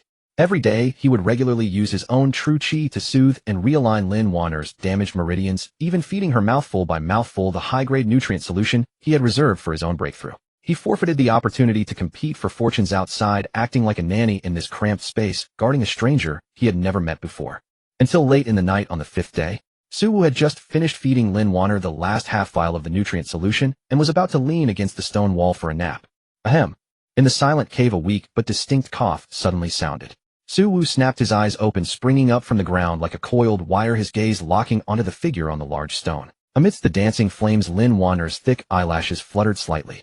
Then slowly, and with great effort, she opened those eyes that had been shut for 5 whole days. Pain. A soul-tearing agony was the first sensation Lin Wanner felt upon waking. She rolled her eyes in confusion, her vision gradually clearing from a blur. She saw a burning campfire, the rough stone walls, and finally her gaze locked onto the young man standing by the fire, watching her with a complex expression. Since her mask was damaged, but had not fallen off during the previous battle, Su Wu still could not see her true face. Instantly, a flash of vigilance and wariness characteristic of a noble daughter of the divine race surged in Lin Wanner's eyes. She attempted to prop up her weakened body with both hands, trying to circulate her vital energy and blood. But her injuries were far too severe. Her internal meridians were like a tangled ball of yarn. Ugh! She let out a pained groan, her arms giving way as she collapsed powerlessly back onto the cold stone. Who are you? Lin Wanner's voice was weak and hoarse like a spring that had long run dry. Seeing her guarded expression, Su Wu abruptly froze mid-step, just as he was about to move forward to support her, then slowly drew back. Crossing his arms, he maintained a relatively safe distance and shrugged, saying in a flat tone, I'm just an unlucky guy who happened to pass by, and was knocked flying by you, serving as your cushion. Lin Wanner was slightly taken aback. She looked down at her body. Though her mask was still on, the nano-combat suit was gone, replaced by a clean, oversized shirt that clearly belonged to a man carrying a faint scent of soap. The fatal wound on her chest had also been properly bandaged. Her heart stirred slightly. She was all too familiar with deception and kicking people when they were down. In this ancestral land where even fathers and sons could turn against each other for the sake of fortune, someone had actually abandoned treasure hunting and spent 5 days treating a gravely injured stranger. What's more, while she was unconscious and completely defenseless, the other party had done nothing improper besides bandaging her wounds. Was it you who saved me? Lin Wanner looked up, her eyes like cold stars staring at Su Wu, her tone softening slightly. Yeah, Su Wu replied casually. Since she was awake, his altruistic urge was satisfied, and it was time to get back to business. Since you're awake, and it looks like you won't die anytime soon, let's part ways here. I have my own things to do, so I'll be off. Take care of yourself. Without any hesitation, Su Wu turned and walked to the cave entrance, reaching out to push the massive boulder blocking the way. Wait! Seeing Su Wu leave so decisively, a rare trace of panic welled up in Lin Wanner's heart. She spoke in a hurry, her voice rising slightly with anxiety. Please wait. Look at my current state. Lin Wanner bit her pale lip, casting aside her usual pride as she pleaded, my injuries have not healed, my vital energy is depleted, and I can barely walk. If you leave now and abandon me in this perilous ancestral land, I fear my life will be forfeit. No sooner had she spoken than her agitation aggravated her internal injuries, causing her face to flush. She abruptly turned her head and coughed up a small mouthful of dark red blood with a splat, panting heavily. Su Wu's hand froze midair on the boulder. His brow furrowed deeply into a tight frown, silently cursing himself for meddling. Leave? What was the difference between abandoning a defenseless, gravely injured patient here and killing her outright? Wouldn't his 5 days of care then be a complete waste of effort? Stay? He had entered the ancestral land to hunt for treasures and gain experience. Was he supposed to stay here forever as a free caregiver? That bastard Lin Feng was probably raking in fortunes right now. Su Wu turned around and looked at the pale woman on the stone slab, whose eyes held a mixture of pitifulness and stubbornness. In the end, the scales of his heart tipped toward his damn conscience. I must really owe you in a past life. Su Wu ran his hand through his hair in frustration, walked back to sit by the campfire, and held up 2 fingers, saying fiercely, 2 days at most. I'll stay for 2 more days. Once you regain your mobility, I'm leaving immediately. Hearing Su Wu agree to stay, Lin Wanner's tensed nerves finally relaxed. Beneath her mask, the corner of her mouth curved into a tiny arc that even she didn't notice. Thank you. Fortunately, Lin Wanner's background and resources were far beyond those of ordinary martial artists. After confirming that Su Wu harbored no ill intent, she retrieved several top-grade healing pills radiating astonishing spiritual energy fluctuations from the spatial treasure hidden within her soul's sea of consciousness. Aided by the terrifying medicinal power of the pills, in just a single day her deep, bone-deep external wounds scabbed over and healed, and the meridians in her body were mostly restored. During this day of companionship, Su Wu also learned the woman's name, Lin Wanner. Her name sounded gentle and graceful, but her character carried an innate coldness and pride. Although they shared the same space, they did not interact much. Most of the time Su Wu was roasting meat, while Lin Wanner healed with her eyes closed. However, this quiet, tacit understanding was shattered in an extremely violent manner the following morning. Boom! The massive boulder blocking the cave was kicked to pieces from the outside. Amidst the flying debris, a wild wind rushed into the cave, causing the campfire to flicker violently. A figure radiating a savage, murderous aura, as if having just emerged from a sea of blood, strode into the cave. Su Wu, where the hell have you been? I've been looking for you out there for 6 whole days. What the hell are you doing hiding in here? The newcomer was none other than Lin Feng. At this moment, Lin Feng's silver combat suit was covered in blood, and he held a long saber that was still dripping blood, clearly having survived countless brutal battles over the past few days. When he saw Su Wu sitting unharmed by the campfire, a subtle trace of relief flashed through his eyes, though he continued to curse and complain. However, when Lin Feng's gaze swept past Su Wu and landed on Lin Wanner in the depths of the cave, wearing Su Wu's shirt and her mask, the impatience on Lin Feng's face instantly froze, replaced by a pure, bone-chilling intent to kill someone from another faction. Lin Feng's reaction was lightning fast. In a lawless haven like the ancestral land, apart from one's own allies, any living creature was a potential enemy. Clang! Without a single word of nonsense, the long saber in Lin Feng's hand instantly erupted with a blinding blade light. Moving like lightning, his terrifying pressure as a great Grandmaster locked completely onto the weakened Lin Wanner. The long saber, like a viper's tongue, thrust directly toward her throat. This strike had no reservation, it was a certain kill blow. Lin Wanner's expression shifted. In her current state, she could not possibly evade this thunderous strike, and could only close her eyes in despair. Lin Feng, stop! In this critical split-second, Su Wu roared, his eyes bloodshot. He had no time to draw his saber to parry. The moment Lin Feng struck, Su Wu lunged forward, using his own body to shield Lin Wanner. Buzz! In the microsecond before Lin Feng's blade could pierce Su Wu's chest, the drop of silver liquid metal dormant within Su Wu's heart erupted. A layer of translucent deep blue liquid metal flowing like water with a reaction time exceeding the speed of light instantly enveloped Su Wu's entire body, forming a highly futuristic full-coverage biochemical mecha armor. Clang! A deafening metallic clash exploded inside the cave. Sparks flew in all directions. Lin Feng's full-force strike, powerful enough to cleave mountains, slammed heavily against the mecha shield on Su Wu's chest. The immense recoil caused Su Wu to groan, his feet plowing 2 deep furrows into the hard rocky ground as he slid backward several meters, only stopping when he collided with the large stone where Lin Wanner lay. Yet the tip of the blade was firmly blocked by the mecha. Are you insane? Looking at Su Wu's sudden transformation, Lin Feng pulled back his long saber, his eyes wide with anger and shock. For some woman of unknown origin, you actually used your life-saving trump card. Do you have any idea what would have happened to you if I hadn't been able to hold back my strike? Lin Feng trembled with rage, pointing at Su Wu's face as he barked, Su Wu, has your brain been kicked by a fierce beast? She is not one of our people. She is an enemy. A bandit who came to plunder our Earth's resources. Su Wu deactivated his face mask, revealing a face somewhat pale from his surging vital energy. His expression was grave, but his gaze did not waver as he stared at the furious Lin Feng, shouting in a low voice, Lin Feng, calm down. She is not the enemy. What do you mean she's not the enemy? In this place, everyone besides you and me is an enemy. One less person means one less competitor for the opportunities. Lin Feng glared his long saber, trembling slightly, clearly finding Su Wu's soft-heartedness utterly absurd. She was fatally injured and has only just crawled back from the gates of hell. Su Wu shielded Lin Wanner without yielding an inch, his voice as firm as iron. If we strike down a defenseless person, now how are we any different from those beasts who take advantage of others' peril? Besides, she might not even be our enemy. If she wanted to harm me, I would have died days ago. Lin Feng sneered, looking at Su Wu with supreme mockery. Su Wu, why didn't I realize you were this naive before? In this ancestral land, it's eat or be eaten. There are no damn moral codes to speak of. If you don't kill her today, once she recovers her strength tomorrow, the first thing she will do is grind our bones to dust. I believe she wants. Su Wu shook his head. His tone was calm, yet it carried an unyielding stubbornness. Hearing Su Wu's stubborn reply, Lin Feng was completely disappointed. Sheathing his saber, his eyes were filled with disdain and coldness, frustrated by Su Wu's failure to live up to expectations. At this moment, Lin Wanner propped herself up slightly behind him. Looking at the back of this man who was clearly weaker than his companion, yet stood before her at the risk of his life, she felt her heart gently stirred by something. I, Lin Wanner, swear upon my martial heart that I will never seize your fortunes, nor will I return kindness with enmity, Lin Wanner said weakly but solemnly. Save your childish lies. I don't buy any of it. Lin Feng did not even spare her a glance, only casting a cold final look at Su Wu. Su Wu, since you want to be a saint, stay here and keep playing the guardian angel.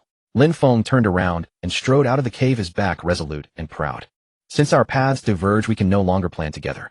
From now on, you walk your broad road, and I will cross my single log bridge. Take care of yourself. Fool. With that final curse, Lin Feng's figure disappeared from the cave entrance, leaving only Su Wu and Lin Wanner facing each other in silence. Su Wu watched Lin Feng's departing back and sighed softly. He knew Lin Feng had his best interests at heart, but Su Wu had his own principles and persistence. Deactivating his liquid mecha, he walked back to the campfire and sat down quietly. I'm sorry. Lin Wanner looked at Su Wu's somewhat dejected expression, a trace of guilt rising in her heart. Was that your companion? I caused a rift between you two. There's no need to apologize. Su Wu picked up a twig and poked the campfire, making the flames burn brighter. That's just his nature. He's excessively cautious. In this ancestral land, it is only right to be cautious. Lin Wanner nodded slightly. Through her mask, her eyes revealed a deep gratitude and a strange, subtle emotion. Silence fell over the cave once more, save for the occasional crackle from the fire. He had originally agreed to care for her for just 2 more days. But once fate entangles people, it is hard to sever. This care lasted for another 5 whole days. During these 5 days, the defenses between them were completely dismantled. Su Wu would tell her about the wonders of Earth and the hardships of his rise from the very bottom. Lin Wanner would occasionally let down her guard, describing the brilliant starry rivers and magnificent civilizations on the other side of the starry sky with a tone of longing. In this dark cave, 2 hearts that originally belonged to completely different worlds grew closer and closer without them realizing it. Until the 10th day, Lin Wanner's injuries were finally fully healed. She changed into a spare purple combat suit, and for the first time she took off that cold nanomask in front of Su Wu. The moment that peerless face was revealed to the air, Su Wu swore he had never seen a woman so beautiful in his entire life. It was a face so breathtakingly beautiful that it seemed almost surreal. Her eyebrows were like distant mountains, her eyes like the brightest stars in the depths of the night sky, her nose straight, her cherry lips naturally red, without makeup, and her skin as white as snow. Even though her face was still slightly pale from her recent recovery, it could not hide her otherworldly, ethereal aura. Mesmerized. Lin Wanner looked at Su Wu's dazed expression, a glint of playfulness flashing in her eyes as she cracked a rare joke. Ahem. Well, the weather is quite nice today. Su Wu's face flushed as he awkwardly shifted his gaze. To hide his embarrassment, he quickly changed the subject. Since you're fully recovered, I should get going too. Let's part ways here. Hearing that Su Wu was leaving, the smile on Lin Wanner's face faded slightly. She took a step forward, looked into Su Wu's eyes, and said softly, since your companion has left, it is far too dangerous for you to wander this perilous ancestral land alone. Why don't you travel with me? That way we can look out for each other. Su Wu pondered for a moment. Reason told him he should refuse. The secrets surrounding this woman were far too immense. Staying with her meant he could be sucked into a terrifying vortex at any moment without even knowing how he died. Yet emotionally looking into those eyes as clear as water, he could not bring himself to utter the rejection. Moreover, after 10 days together, he knew Lin Wanner was not malicious at heart and was even somewhat naive. All right, let's go together then. Su Wu finally nodded. Time flew by. The two traveled together, exploring the vast ancestral land. In the blink of an eye, only 5 days remained before the ancestral land closed. During these 15 days, guided by Lin Wanner, who acted as a living encyclopedia, Su Wu not only harvested a large quantity of rare, highly aged spiritual herbs, but also managed to acquire a second-tier ancient martial relic. However, the true storm had only just begun. At noon that very day, boom! A terrifying explosion thundered through the air. At the summit of a majestic mountain peak some 30 kilometers away from the two figures, a pillar of light, 10 times thicker than any that had appeared before, its crimson hue so vivid it seemed to bleed, shattered the heavens as it erupted skyward. Within that crimson radiance surged an essence of utter destruction and carnage, an aura of martial annihilation so terrifying that even the very fabric of heaven and earth trembled in fear. Su Wu and Lin Wanner halted simultaneously. Lin Wanner gazed upon the familiar crimson pillar. Within her once tranquil eyes, a blazing, impassioned, almost frenzied, light suddenly erupted. It has appeared. At last, Lin Wanner murmured to herself, her hands clenching into tight fists. What is that? Su Wu swallowed hard, his throat parched by the heart-palpitating pressure suffusing the air. Lin Wanner turned to face him, declaring, it is a 6th grade ancient martial artifact. What a... The words struck Su Wu like a thunderbolt from a clear sky, and an expression of absolute shock flashed across his features.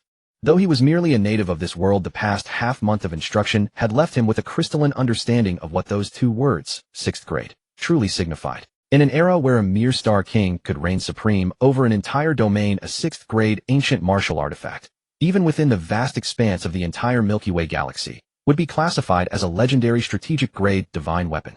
An object worthy of serving as the supreme treasure, safeguarding an entire superclan. Its might was so absolute that it could sever the star rivers and shatter the stars themselves. He could never have imagined that within this primitive ancestral land, a place where even a martial king could not enter, such a heaven-defying supreme treasure could have been conceived. The fatal wound I sustained earlier was because I had located its place of conception and attempted to retrieve it prematurely, only to be struck back by its protective prohibition. Lin Wanner drew a deep breath, a glimmer of unyielding resolve surfacing in her eyes. But this ancient martial artifact is of critical importance to my family.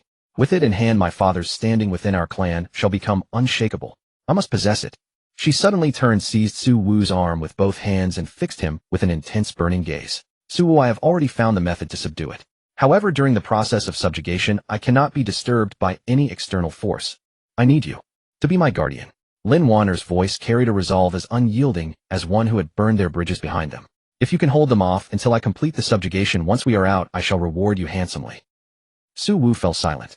The emergence of a 6th grade ancient martial artifact would undoubtedly transform this place into a bloodbath even more brutal than a meat grinder. One could imagine that what awaited them next would be the frenzied siege of hundreds upon thousands of bloodshot-eyed Grandmaster-level powerhouses. The peril that accompanied such a treasure was beyond what even the phrase, 9 deaths, 1 life, could adequately describe. This was for all intents and purposes a guaranteed death sentence. However, Su Wu looked at the girl who had entrusted her very life to him, gazing into her eyes brimming with anticipation and trust. The rational calculations, the instinct to seek safety and avoid harm, all were cast to the farthest corners of the cosmos at this very moment. All right. Su Wu did not inquire about the reward, nor did he ask about the dangers that lay ahead. He simply nodded gently. With that, their figures flashed like lightning, transforming into 2 streaks of flowing light that surged toward the crimson pillar, piercing the heavens. At the summit of the mountain, where the crimson radiance blazed, an immense ancient altar stood in solemn silence. When Su Wu and Lin Wanner arrived, they found that within a jagged field of boulders several hundred meters from the altar, no fewer than 1,000 elite martial artists from various factions had already gathered in dense clusters. Some formed battle arrays in groups of 3 or 5, while others stood alone, swords cradled in their arms, eyes closed in meditation. Yet without exception, each and every one of them radiated the formidable aura of a Grandmaster-level powerhouse.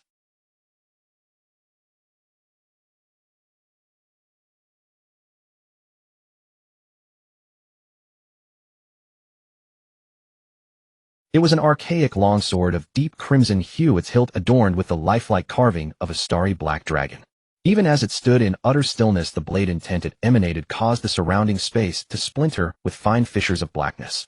The overwhelming oppressive force radiating from the crimson light left these ordinarily imperious grandmasters utterly incapable of approaching it. They prowled beyond 100 meters like famished wolves searching for any opportunity to strike. This is the place. Lin Wanner drew a deep breath, ignoring the wolfish gazes that surrounded them. She walked directly to a spot merely several dozen meters from the crimson pillar, and without a moment's hesitation seated herself cross-legged.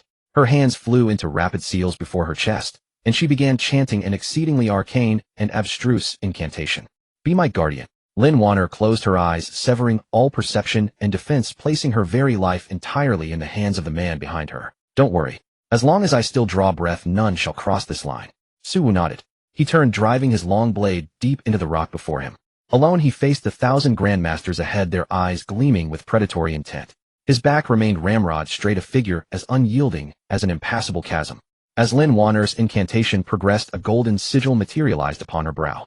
A gentle ripple of psychokinetic force flowed along the ground, slowly extending toward the 6th-grade ancient martial artifact at the altar's heart. Several minutes later, the dormant crimson longsword began to tremble violently.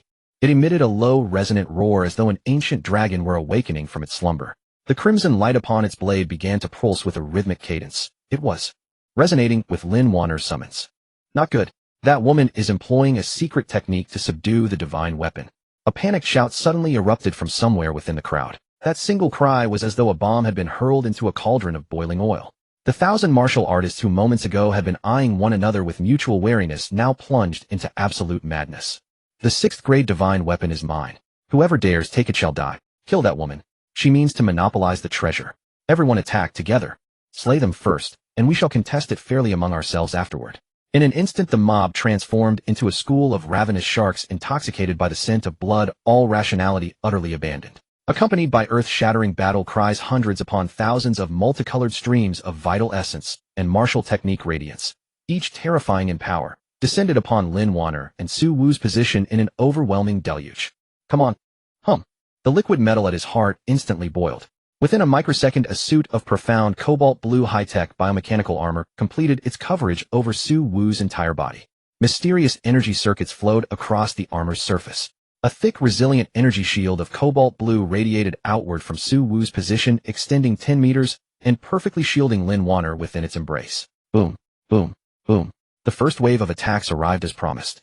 Over 100 Grandmaster-level sword energies, blade lights, and energy projectiles crashed brutally against the cobalt blue shield. Deafening explosions erupted. The shield rippled violently, yet it held firm as bedrock, unmoved in the slightest. Scram. The swiftest among them, a towering muscular warrior wielding a heavy warhammer, leapt high into the air and brought the weapon crashing down upon the shield.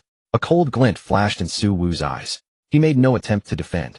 The right arm of the armor instantaneously liquefied and reshaped, transforming into a razor-sharp, cobalt blue, high-frequency, oscillating blade. PSSSH. Suwu's fist shot forward, the oscillating blade piercing straight through the warrior's protective body, chi utterly perforating his chest.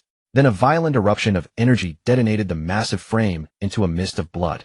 A single strike, an instant kill of an early-stage Grandmaster. However, the allure of a 6th-grade ancient martial artifact was simply too overwhelming. Although Suwu had displayed the terrifying instant-kill prowess of a war god, the mob did not retreat. Instead, the sight of blood drove them to even greater madness. He is but one man. Wear him down. Wave after wave of warriors surged forth like the ocean's tide. Terrifying martial techniques and secret arts were lavished upon this tiny patch of ground as though they cost nothing. 5 minutes. Suwu moved like an inexhaustible killing machine, prowling the edges of the shield with frenzied intensity. Beneath his feet lay over 100 mutilated corpses. But where there are enough ants, even an elephant can be devoured. 10 minutes. After sustaining thousands upon thousands of high-intensity bombardments in succession, the once impregnable cobalt blue energy shield finally emitted a distressful creaking sound, its surface webbing with fine spider-like fractures. Warning lights flashed frantically within the armor. Warning. Energy reserves at 40. Shield collapse imminent. 15 minutes. Crack. Accompanied by a sharp snap, the energy shield shattered completely. Stripped of his ranged defense, Su-Wu could only rely upon his flesh blood and the armor's plating to physically withstand the attacks that pierced through. Kill him. 3 swordsmen who had mastered a joint assault technique seized upon a momentary lapse in Su-Wu's breathing, attacking in a triangular formation. 3 piercing sword energies sealed off every avenue of his retreat. There was no escape. Su-Wu spun sharply, using the thickest plating upon his back to forcibly receive the 3 blows. Clang, clang, clang. Sparks flew in all directions. The armor upon his back was torn open and 3 sword wounds deep enough to expose bone appeared across Su-Wu's back. Blood instantly dyed the pilot suit within crimson. Die. Clenching his teeth against the searing agony, Su-Wu retaliated with a sweeping horizontal slash, bisecting the 3 swordsmen at the waist. 20 minutes. Warning. Armor severely overloaded. Energy reserves below 10. By now Su-Wu had become a spent arrow at the end of its flight. His stamina was utterly depleted, his vision blurred by sweat and blood. The armor was nearly broken, its surface still flickering with dangerous electrical sparks. His legs felt as though they were filled with lead. Every swing of his blade demanded the very last dregs of his strength. Yet he clenched his jaw with unwavering determination, remaining nailed to his position before Lin Wanner like an iron spike. Not even half a step would he yield. He's nearly done for. Press the attack. The surrounding mob discerned Su-Wu's weakness, erupting in excited howls. Die.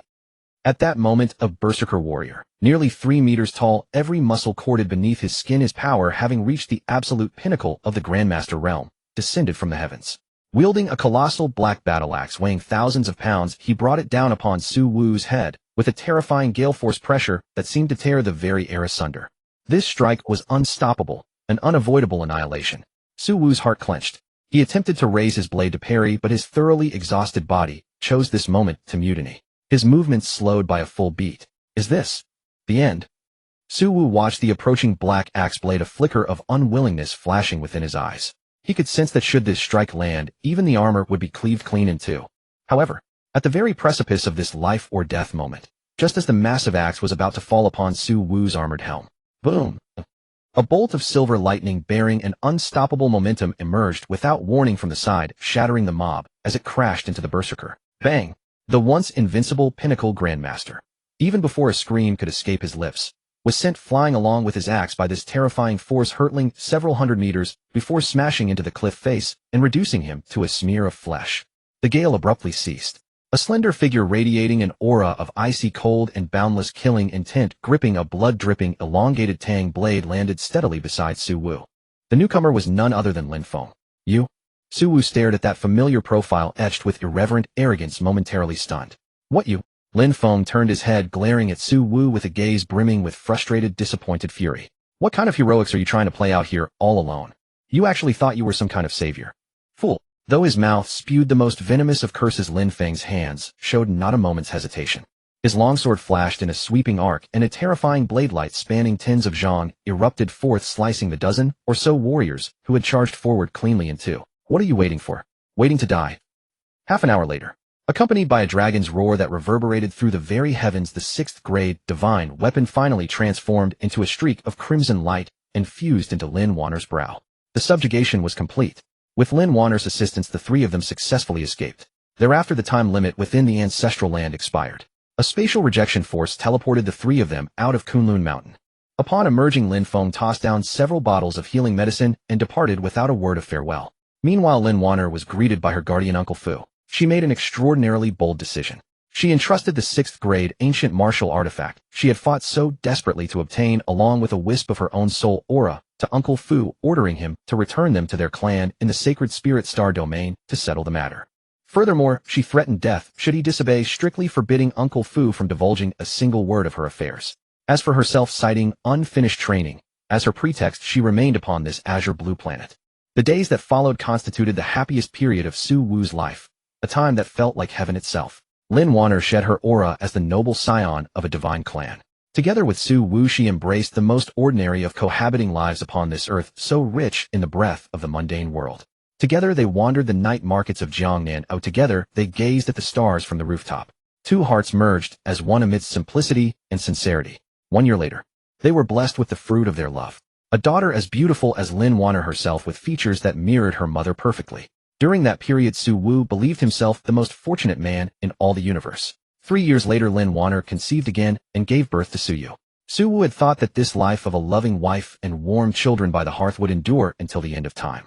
Until the 3rd month after Su Yu's birth. It was a day when dark clouds blotted out the sky and thunder roared. The heavens suddenly split asunder. The people of the Star Divine clan from the Sacred Spirit Star Domain had after all come to find them.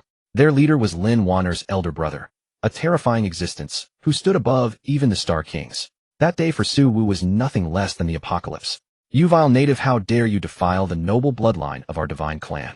You and that bastard son of yours should be ground to dust. That lofty man coldly pronounced the death sentence upon Su Wu and Su Yu. As for the daughter, having inherited a high concentration of the divine clan's genes, she was deemed worthy of being brought back to the clan for cultivation. Faced with such an utterly despairing, overwhelming force, Su Wu could not even possess the right to stand. He was trampled into the muddy waters like a dog forced to watch helplessly as they seized his daughter, as the executioner's blade hovered over the head of Su Yu still wrapped in swaddling clothes. No. At the critical moment, elder brother, if you dare slay this father and son, I shall annihilate my soul this very instant. Take a corpse back to our father instead. You understand well, the divine clan's bloodline cannot be lost. If I die, you cannot escape the consequences either. Lin Wanner's face was streaked with tears, yet her gaze burned with a resolve as unyielding as bedrock, staring fixedly at her elder brother. That existence compromised. Compared to the lives of 2 mere ants, the clan's bloodline held greater significance. Very well. The Star Emperor cast a frigid glance at Su Wu. But though death may be pardoned, the living punishment cannot be avoided. This native must be crippled of all cultivation and reduced to a cripple. This is the absolute bottom line of our divine clan. Bang! A force invaded Su Wu's body. His dantian instantly detonated every meridian, throughout his body shattered inch by inch, all his vital essence reduced to nothingness. Before their departure, Lin Wanner was forcibly escorted aboard the warship. At the very moment the cabin door sealed shut, she mustered every ounce of her strength, and towards Su Wu, fallen in the muddy waters, cried out the final words of her life. Su Wu, live. You must live. Take good care of you. The warship pierced the heavens, carrying away Su Wu's wife and daughter, leaving him alone with a wailing infant in his arms. The tide of memory receded like a waning tide. The evening breeze upon the balcony dried the unbidden moisture gathering at the corner of Su Wu's eye. He smiled, turning his gaze toward Lin Feng, who sat upon the railing and had likewise lapsed into silence. Lin Feng, back then you were so tsundere. Your mouth said you wouldn't save me, yet in the end you leaped out like some savior and rescued me from that lethal axe strike. A hint of teasing colored Su Wu's tone.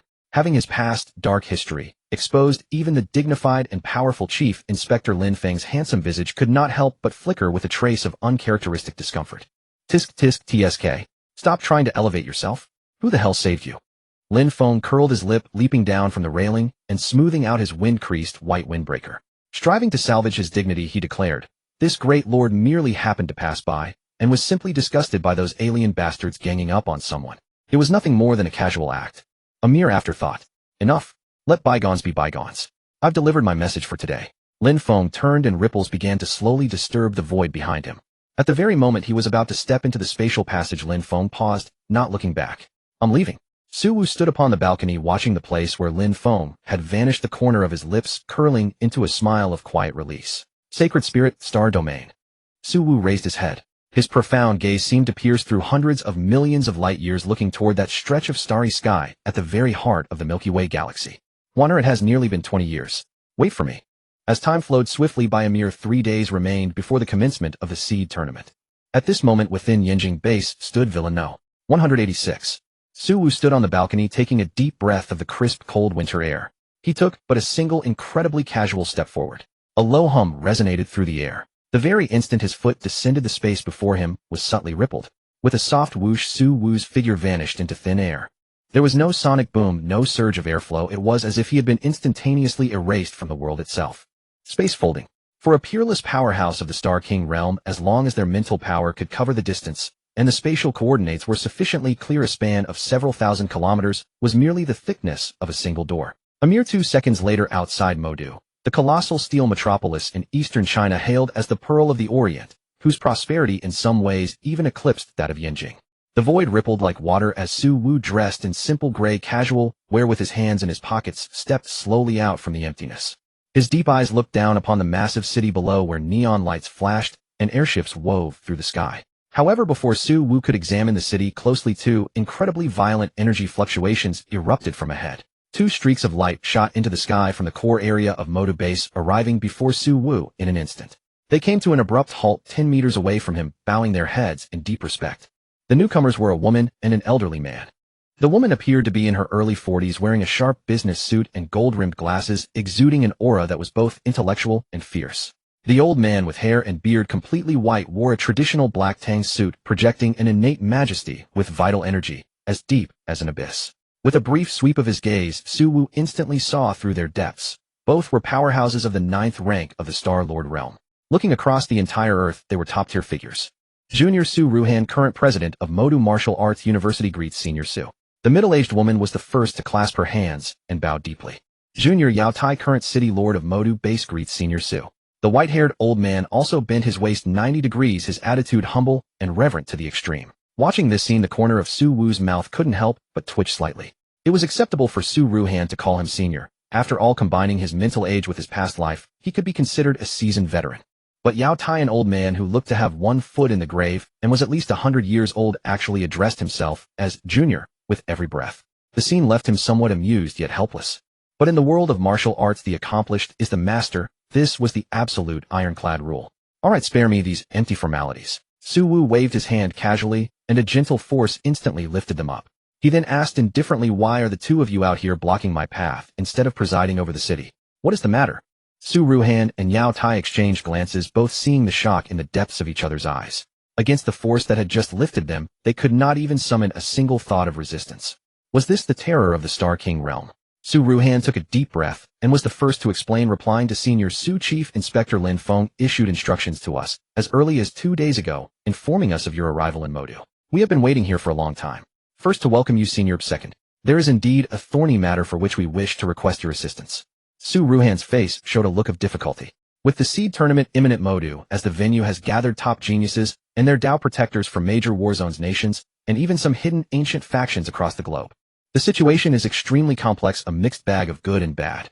Originally, with Chief Inspector Lin presiding, naturally no one would dare to act presumptuously. However, just yesterday, the interstellar vessel of the Starry Messenger from the Aulon Star sector arrived in the neighboring sector. To show the Federation's respect, Chief Inspector Lin personally went to welcome them, and is estimated to take 2 days to return. Therefore, Chief Inspector Lin requested that during his absence, we beg Senior Su to temporarily take his place to oversee Modu. Hearing this, Su Wu's brow twitched slightly.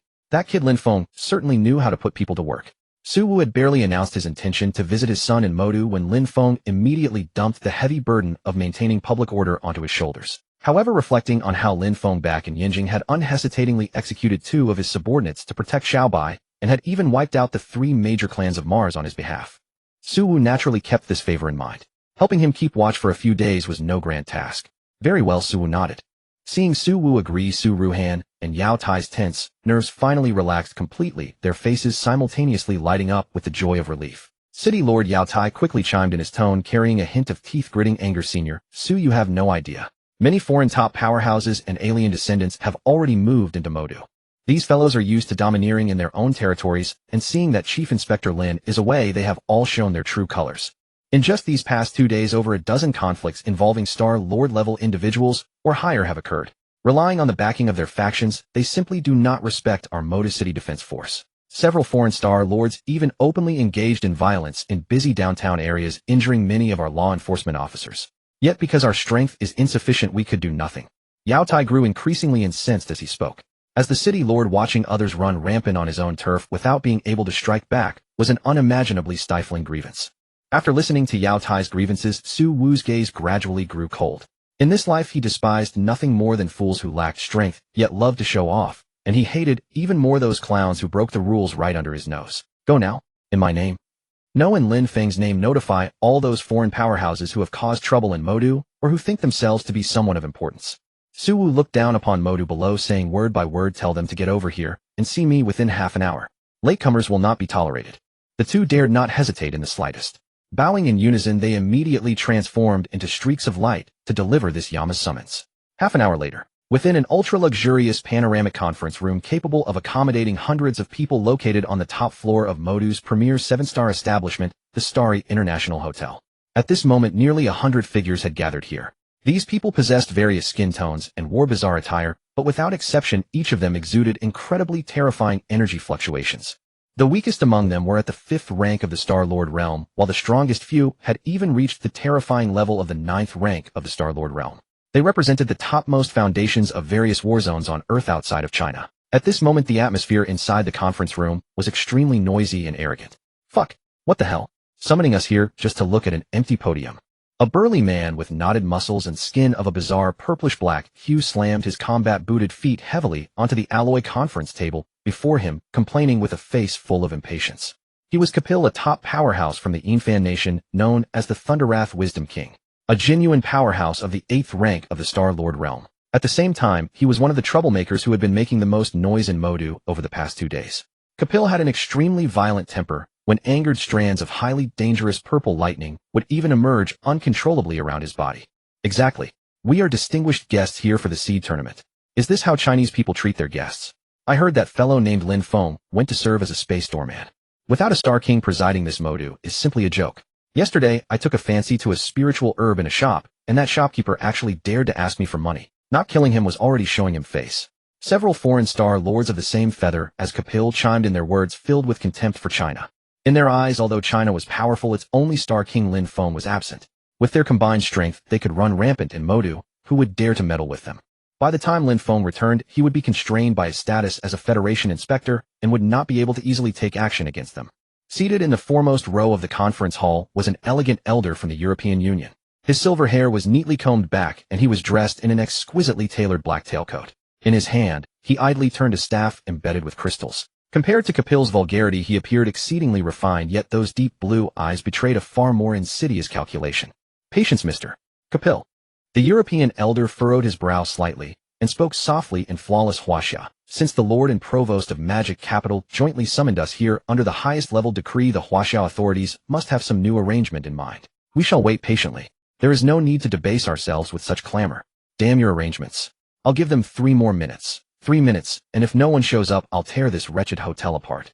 Capil spat upon the floor, bellowing with insufferable arrogance. Click. The instant Capil's words fell, the heavy purple bronze doors of the conference hall emitted a soft sound as someone slowly pushed them open from outside. The previously chaotic conference hall fell silent in an instant. Over 100 gazes, each carrying a terrifying pressure, converged upon the doorway like spotlights focused to a single point. Under the watchful eyes of all, a middle-aged man strode in. He wore ordinary casual clothes, appeared to be barely past 30, and not the slightest fluctuation of chi could be detected from his body. His hands were tucked into his pockets, his expression indifferent. His footsteps were so light they made not a sound. Bearing the oppressive might of nearly 100 Star Lords, he walked straight to the podium at the front of the hall. Su Wu's gaze burned like a torch. Those abyssal black eyes slowly swept across everyone present. My apologies for the wait. Su Wu's voice was not loud and no amplification device was used, yet it reached every ear with crystalline clarity. Silence. After a brief silence, Capil shot to his feet. His colossal 2.5-meter frame resembled an enraged purple-black giant bear. Those bloodshot eyes fixed murderous upon Su Wu as his right finger jabbed towards Su Wu's nose, and he roared obscenities. Who the hell do you think you are? How dare you stand there and speak to us? Wasn't it Lin Feng who called this gathering? Send out someone who can make decisions. You trash dare utter one more word, and I'll crush you into a meat patty.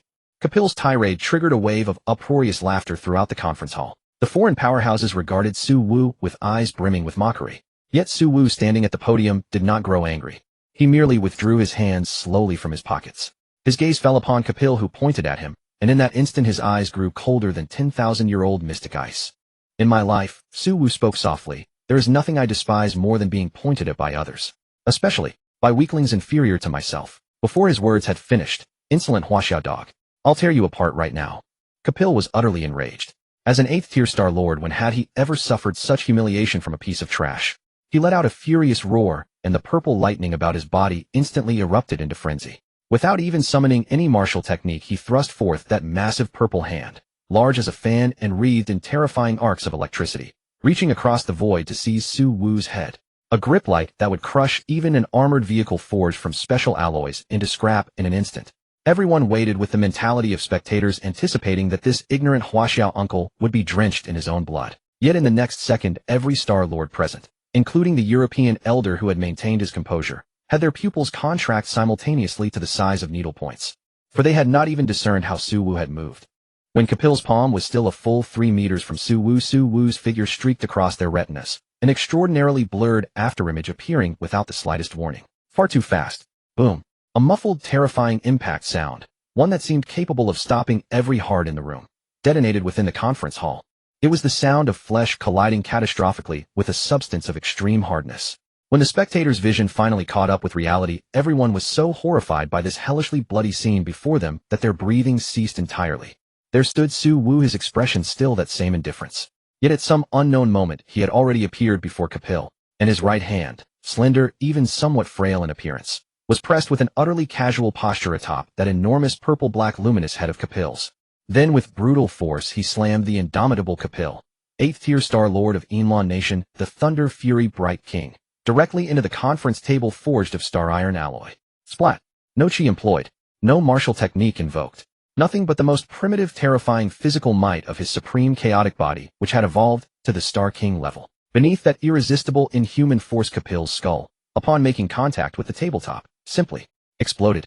Crimson blood, ivory brain matter, and fragments of shattered skull, mingled with lingering arcs of purple electricity, erupted like a fountain spraying in a radial pattern across the unyielding table. Instant kill. A dimensionality-reducing obliteration. Thud. A headless colossal corpse slumped lifelessly into the chair, twitched twice, and then fell utterly still. Silence. A deathly absolute silence. The nearly 100 top powerhouses from around the world gathered in this hall felt as though their very souls had been frozen. The crimson and ivory matter, still warm, splattered across their faces and clothes, stood as a silent testament that what had occurred was no illusion. Pure physical power without any wind-up, instantly slaying a Star-Lord at peak condition of the 8th tier. What in the world was this concept? This was absolutely not a power a Star-Lord could possess. Even a 9th tier peak Star-Lord could never accomplish it with such effortless ease. St. Star King Huaxia, besides Linfeng, had at some unknown moment silently given birth to yet another Star King-level existence. God in heaven, these fools, had spent the past 2 days causing trouble right under the nose of a Star King. And a Star King unbound by any identity or constraint. Clatter. No one knew who was the first to lose control of their trembling legs, collapsing back into their seat with a resounding thud. Then, like a domino effect, nearly 100 lofty Star-Lords in the conference hall all instinctively lowered their noble heads and sat down. Su Wu straightened his back slowly. He drew a pristine white tissue from the nearby tissue box, methodically wiping away the faintest traces of blood staining his right hand. He did not spare the headless corpse another glance. His gaze, cold as a blade, swept once more across every person present. I hope that you're coming to Magic Capital. Su Wu tossed the bloodstained tissue carelessly onto Capil's corpse, his voice still calm, yet carrying an indisputable domineering authority. Means quietly fulfilling your designated duties. Cease your petty schemes and underhanded tricks. During the seed tournament, I do not wish to witness any behavior that disrupts order or incites conflict. Su Wu gestured toward the crimson and ivory pulp on the table, a cruel, cold smile curling at the corner of his lips. Otherwise, this shall be your fate. Do you understand? Why, yes.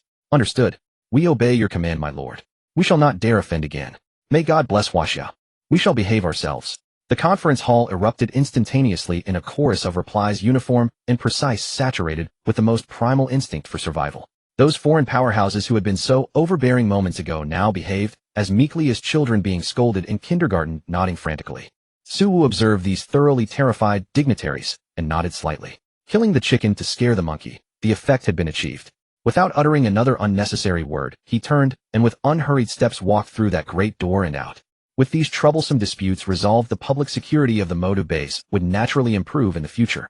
Half an hour later, Modu Martial Arts University in the high-end private lounge exclusively reserved for the Jingwu competition delegation. Su Wu pushed open the door to his suite. Inside the room, Su Yu was sitting cross-legged on the carpet with his eyes closed, resting his mind. Upon hearing the door open, he immediately opened his eyes, and a joyful smile spread across his face when he saw it was his father. Dad, you're here. Su Yu stood up and went forward to greet him. Yes. Su Wu sized up his son, sensing the increasingly condensed blood chi within him that had thoroughly stabilized at the early stage of the Martial King realm. He nodded with satisfaction. Your breath is steady and your foundation is solid. It seems that during your time in Jiangnan you didn't just fall in love, you didn't neglect your cultivation either. Su Yu's face flushed red as he scratched his head in embarrassment. By the way, where is Xiaobai? Didn't you bring him along? Su Wu swept his gaze across the room. Not seeing that noisy white furball, he asked casually. I didn't bring him. Su Yu's expression grew serious. You specifically mentioned in our communication before that high-level envoys from the Aulon Star domain might arrive for this competition. As an astral beast, Xiaobai's bloodline aura is too easily detected by experts of that caliber. So I left him at the Jiangnan base and asked Lele to look after him for a while. I'll pick him up once the competition is over. Good. A glint of admiration flashed in Su Wu's eyes. This kid Su Yu was becoming increasingly meticulous in his actions. An astral envoy was no country bumpkin of Earth. They were individuals who had seen the grand stage of the cosmos. If Xiaobai's true nature were recognized, although Su Wu did not fear the consequences, it would inevitably invite unnecessary trouble. Since you're about to participate in the competition as your father, I ought to prepare some self-defense gear for you. As Su Wu spoke, he flipped his wrist. Clang. Accompanied by a clear and resonant hum of a blade, a crimson saber abruptly appeared in Su Wu's hand. It was none other than the Tier 2 ancient weapon seized from the Leaf family of Mars. This is a Tier 2 ancient weapon. Su Wu casually tossed the long saber to Su Yu. Su Yu caught it in a flurry, his hands trembling with excitement. Thank you, Dad. This blade is incredible. With this I am absolutely confident I can carve a path through the competition. Looking at his son's starstruck expression, a mischievous smirk played on the corner of Su Wu's lips. He leisurely walked over to the sofa, sat down, took a sip from the water cup on the table, and then unexpectedly added, "Don't be so quick to thank me. I'll correct myself. This blade is not a gift for you." Looking at the instantly frozen Su Yu, Su Wu raised an eyebrow with playful malice. "It is merely lent to you. Remember to return it once you're done." Lines of black appeared on Su Yu's forehead. Looking at the crimson saber in his hand, he suddenly felt it had lost its luster. "Dad, you're a Star King now. How can you still be so stingy? It's just a Tier 2 ancient weapon. Is there really a need to lend it?" Su Yu couldn't help but complain, thinking his father had encountered some monumental stroke of luck and was about to completely upgrade his gear. "What do you know? Lending it to you is to ensure you have a trump card in a life or death moment." Su Yu tightly gripped the hilt of the crimson saber and nodded solemnly. "Dad, don't worry. Now that I've borrowed this blade, I have no intention of returning it." The father and son's casual chat did not last long. The communicator on Su Wu's person lit up once more. Lin Feng had sent an extremely brief coordinate location accompanied by a single sentence, "Come quickly." This period was indeed the busiest time for Su Wu since his transmigration. Having just finished playing the firefighter, he now had to act as a diplomat. Half an hour later, in the core area of the motive base on the top floor of the heavily guarded city lord's mansion, when Su Wu pushed open the massive alloy double doors and stepped into the extraordinarily luxurious reception room, the first thing he saw was two people. One was Lin Feng. The other was a strange man sitting imperiously in the main seat, savoring Earth's red wine. The man appeared to be in his 30s, dressed in an exceptionally magnificent purple robe embroidered with intricate nebula patterns. His skin exhibited an unhealthy paleness, but the most striking feature was his eyes, deep as two galaxies within which tiny stars seemed to faintly ignite and extinguish in an endless cycle. This was a powerhouse from beyond Earth, an astral envoy of the Aulon Star Domain.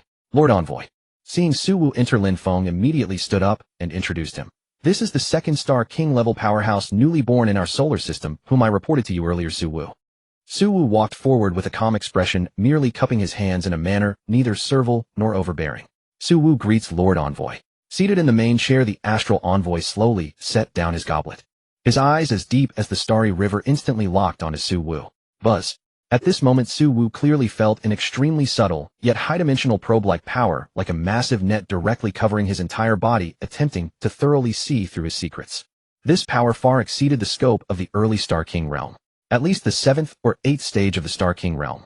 Su Wu's heart jolted. However, he did not panic. The supreme chaos physique within his body instinctively activated its defense mechanism, perfectly concealing Su Wu's aura. A few seconds later, the probing force receded like the tide. A trace of imperceptible surprise flashed in the astral envoy's eyes. Then he nodded slightly, a faint smile playing at the corner of his lips, one that carried a patronizing undertone, yet appeared gentle on the surface. "Not bad." The astral envoy's voice carried a peculiar metallic resonance that echoed through the room. To think that in a remote and barren stellar system like the solar system, 2-star king-level powerhouses could actually be born simultaneously. It is truly rare. It seems the decision of the Aulon Star Domain's high-level leadership to host this seed competition on your Earth was not without reason. There is indeed some yet-to-be-discovered potential remaining on this ancient planet of yours. The astral envoy stood up, gently smoothing his purple robe, his gaze sweeping back and forth between Lin Feng and Su Wu. "Chief Inspector Lin and Star King Su. This seed competition concerns the future strategic reserves of the entire Aulon Star Domain. There is no room for any mishaps." The astral envoy's tone grew authoritative. "During the competition, I shall take full charge of the selection and evaluation. As for the external security and dealing with those scoundrels who might lurk in the shadows to cause trouble, I will have to trouble you two Earth's strongest to assist me in maintaining order."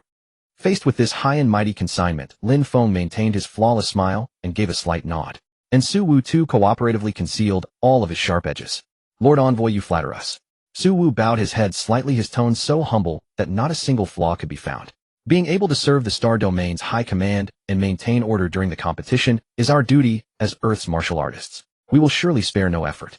Seeing how sensible the two were, the Astral Envoy chuckled with satisfaction. In the blink of an eye, the first day of the seed tournament had arrived.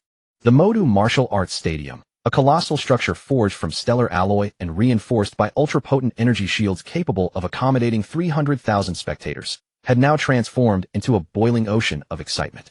In the sky above, dozens of hovering broadcasting airships emblazoned with the logos of major media outlets circled overhead. At the center of the stadium, suspended above a massive arena crafted from pure memory metal, resilient enough to withstand the full-force onslaught of a martial emperor, 4 holographic projection screens scrolled through today's match schedule, offering a seamless 360-degree view.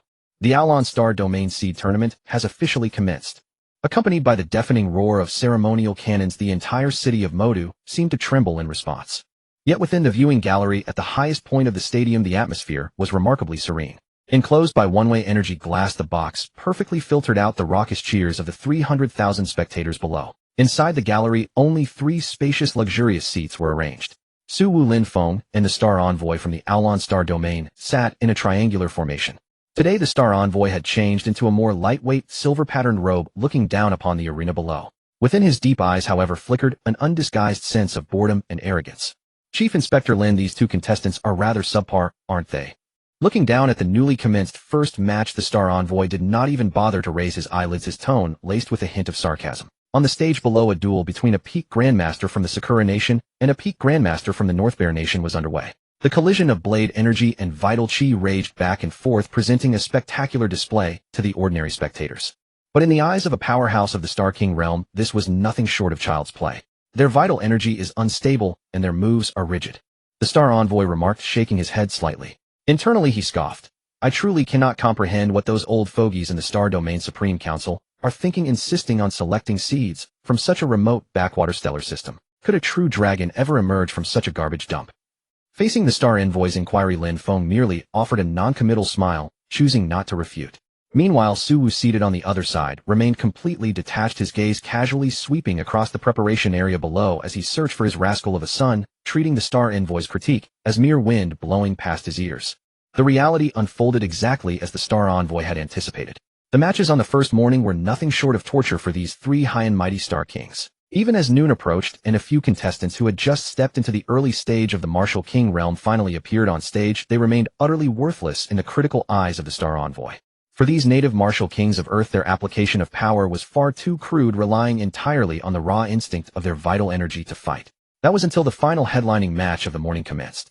Next match. Adam, early-stage Martial King of the Beautiful Nation, versus Ivanov, mid-stage Martial King of the North Bear Nation.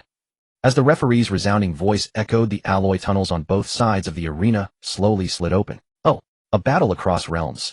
In the viewing gallery, the Star Envoy finally showed a microscopic spark of interest. Setting down his teacup, his gaze settled on the contestant named Adam from the Beautiful Nation. Adam was a blonde Caucasian youth, his face wearing an exceptionally arrogant confidence. Yet what drew the most attention was the skin-tight, streamlined armor he wore, shimmering with a dark crimson glow. A mecha. Ancient treasure.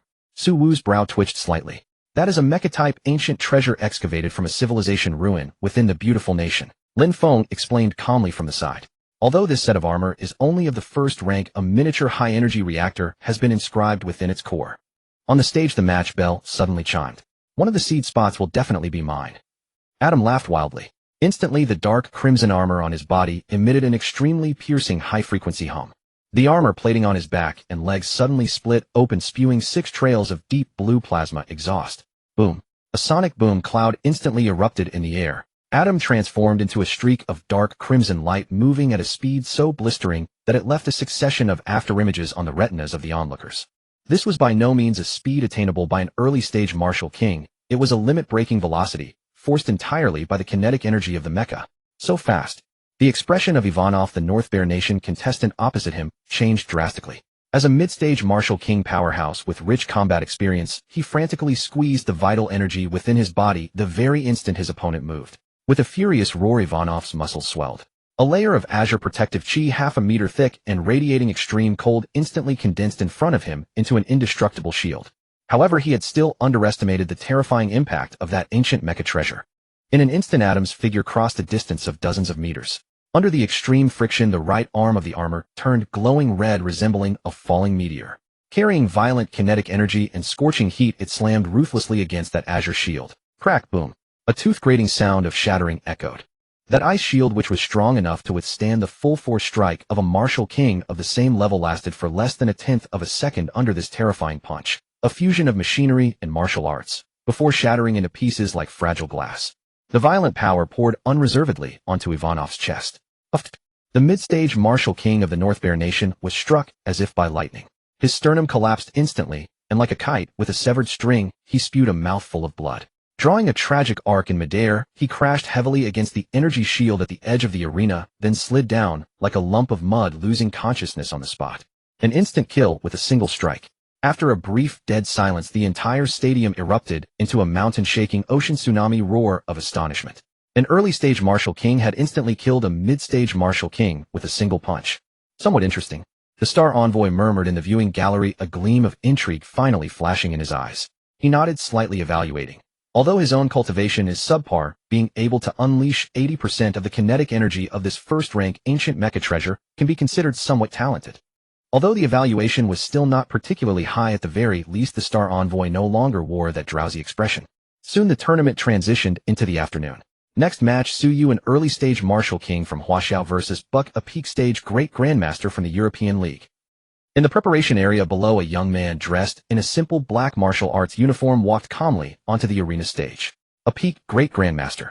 Suyu looked at the towering European swordsman holding a giant sword opposite him, his eyes completely devoid of any ripples. What kind of absurd matchmaking system is this?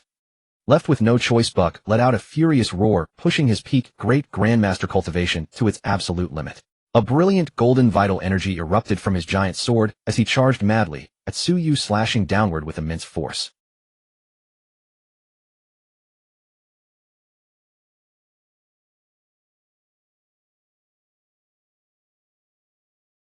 Suyu slightly tilted his body. This minuscule movement, as if precisely calculated, allowed him to narrowly evade the incredibly heavy strike of the giant sword. Immediately after, Suyu slowly raised his right hand, pressing his fingers together like a blade, and chopped lightly against Buck's nape. Thwack! A faint muffled thud echoed. Buck's massive frame stiffened instantly, his eyes rolling back as the golden vital energy around him dispersed. With a heavy crash, he collapsed face first onto the arena floor, completely losing consciousness. From start to finish, it took less than 3 seconds. The ordinary spectators in the stands could not even register what had transpired. They only saw the European swordsman charge forward and then collapse on his own. Huaxiao's contestant Suyu wins. The referee froze for a moment before announcing loudly. Suyu withdrew his hand, spared not even a glance at his fallen opponent, and turned to walk off the stage. Meanwhile, in the high-altitude viewing gallery, the star envoy, who had previously looked upon the match with utter disdain, stared intently at Suyu's departing figure, shock surfacing in his deep eyes for the very first time. How interesting.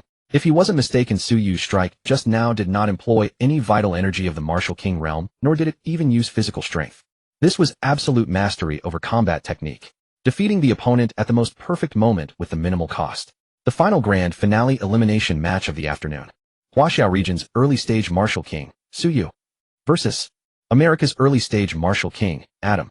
The tech fanatic who had just insta-killed a mid-stage martial king with an ancient mecha treasure in the morning now faced the mysterious dark horse of Huaxiao, who had defeated a great grandmaster in a single move this afternoon. Kid, your luck has run out. On the stage, Adam had already donned his dark red mecha. The visor slid down slowly, revealing only a pair of eyes flashing with cold electronic light. The reactor inside the mecha emitted a low rumble. Looking at Suyu, who stood over 10 meters away with his usual calm and indifferent demeanor, he sneered arrogantly. The opponent this morning was far too fragile. My Crimson Reaper didn't even run at half capacity. Faced with Adam's endless babble, Suyu's expression did not change in the slightest. He merely raised his right hand slowly, and a long blade materialized in his grasp. The Tier 1 ancient martial weapon that Su Wu had gifted him in Yanjing. Too much talk. Suyu's gaze instantly sharpened like an eagle's. No longer concealing his aura, his early-stage martial king vital energy surged wildly within his body like a bursting dam. Simultaneously, the dark red mecha instantly erupted with a deep blue exhaust flame twice as terrifying as the one from the morning. Boom. The hardened memory metal floor of the arena was actually stamped with 2 deep footprints the moment the mecha launched. Transforming into an unstoppable red lightning bolt, Adam charged fiercely towards Suyu like a raging bull, carrying a terrifying kinetic energy capable of shattering mountains. The speed was blinding. It was so fast that 90% of the audience could not even catch a glimpse of his afterimage. Yet, triple fire thunderblade. Suyu murmured in his heart. Instead of dodging, he gripped the hilt with both hands and raised it high. Buzz. An incredible scene unfolded. Upon Suyu's azure ancient martial blade, a layer of blazing crimson fire ignited out of thin air. Immediately following that, wisps of violent purple lightning, like tiny serpents, frantically darted and intertwined within the flames. What was originally a very ordinary wind attribute ancient martial weapon instantly transformed into a thunderfire divine weapon, radiating an aura of destruction under the empowerment of this thunderfire energy infused by Su Wu. Slash. At the very instant, Adam's heavy steel fist was about to smash into Suyu's face. Suyu moved. Exerting force from his waist, his spine snapped up like a great dragon. Channeling his entire body's strength to a single point, he slashed downward without mercy at the oncoming red lightning. Screech. A terrifying half-moon-shaped blade light enveloped in violent thunder, and blazing fire suddenly bloomed above the arena like the first ray of dawn tearing through the darkness. The speed of the blade light even surpassed the mecha's charge. A collision devoid of any suspense. Rumble. A deafening explosion erupted at the center of the arena. A terrifying storm of thunder and fire mixed with shattered metal parts swept in all directions like a tornado. At this moment, the arena's energy shield built to withstand the attacks of a martial emperor actually emitted a harsh, overloaded alarm and flickered violently. Under the terrified and horrified gazes of the entire audience, the once menacing dark red mecha looked like a mere toy struck head-on by a world-splitting giant axe. The specialized armor on the mecha's chest in the face of Suyu's thunder and fire intertwined blade, Chi, was as fragile as a hot knife, through butter instantly torn open, to reveal a terrifying charred slash mark. The immense impact sent Adam along with his mecha flying backward frantically at twice the speed of his initial charge. Bang! With a resounding crash, Adam's body slammed violently against the thick astral alloy wall at the edge of the arena. The colossal force directly smashed a deep human-shaped indentation into the wall. The red light that had been flickering on the mecha sputtered twice like a candle in the wind before dying out completely, emitting plumes of billowing black smoke. As for Adam, who was embedded in the wall, his entire body was charred black. Blood seeped continuously from the gaps in his mecha, and with his eyes rolled back, his fate remained entirely unknown. One strike. Just one single strike. An instant defeat of the American genius equipped with an ancient mecha treasure. Everyone's worldview was completely shattered by this miraculous strike. Clapped. Inside the viewing gallery, the Star Envoy, who had previously sat as steady as a mountain, clapped lightly. He suddenly stood up, rushed to the panoramic glass in a few strides, and stared intently at the black-clothed youth below on the stage, who held his blade with one hand, while remnants of thunder and fire still swirled around him. Worldly primordial chi, and a fusion of both fire and thunder attributes. He turned around, looking at Lin Feng and Su Wu in disbelief. This youth must have mastered some special martial technique. Su Wu had no intention of hiding it. For on this stage, only by demonstrating sufficient value could one obtain the true protection and resources of the Star Sector's high echelon. To tell you the truth, Lord Star Envoy. Meeting the Star Envoy's gaze, Su Wu spoke in a calm, yet resonant tone. Su Yu is indeed my son. He has indeed possessed a special constitution since childhood, and has cultivated a powerful, unique martial technique. As expected, the Star Envoy nodded. A single family producing 2 Star Kings is already a miracle, and now such a monstrous descendant has emerged. The Star Envoy took a deep look at Su Wu, the initial arrogance completely gone from his voice. Indeed, a fierce father breeds no cowardly son. Star King Su, you have truly raised a fine son. Su Wu smiled slightly. Lord Star Envoy flatters us. My son is headstrong. His future path through the starry skies will still rely heavily on your guidance and support. The 2 old foxes smiled at each other, everything understood without a word. Following Su Yu's stunning display of the Thunderfire Blade Light, the entire seed tournament entered a white-hot phase.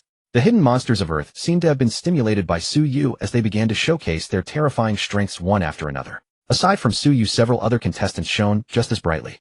Among them was a blonde youth named Odin from the Nordic Alliance. He possessed abnormal spiritual energy. Despite only having an early-stage martial king cultivation, he wielded a terrifying spiritual telekinesis comparable to an early-stage martial emperor. On the stage, he did not even need to lift a finger. With a single glance, his vast spiritual telekinesis could manifest into a solid invisible hand, crushing his opponent along with their weapon into a lump of scrap metal. There was also a dark-skinned powerhouse from the African battle zone. He was suspected of having awakened a certain constitution, possessing extraordinary strength that almost rivaled a peak martial king. A galaxy of stars, a gathering of geniuses.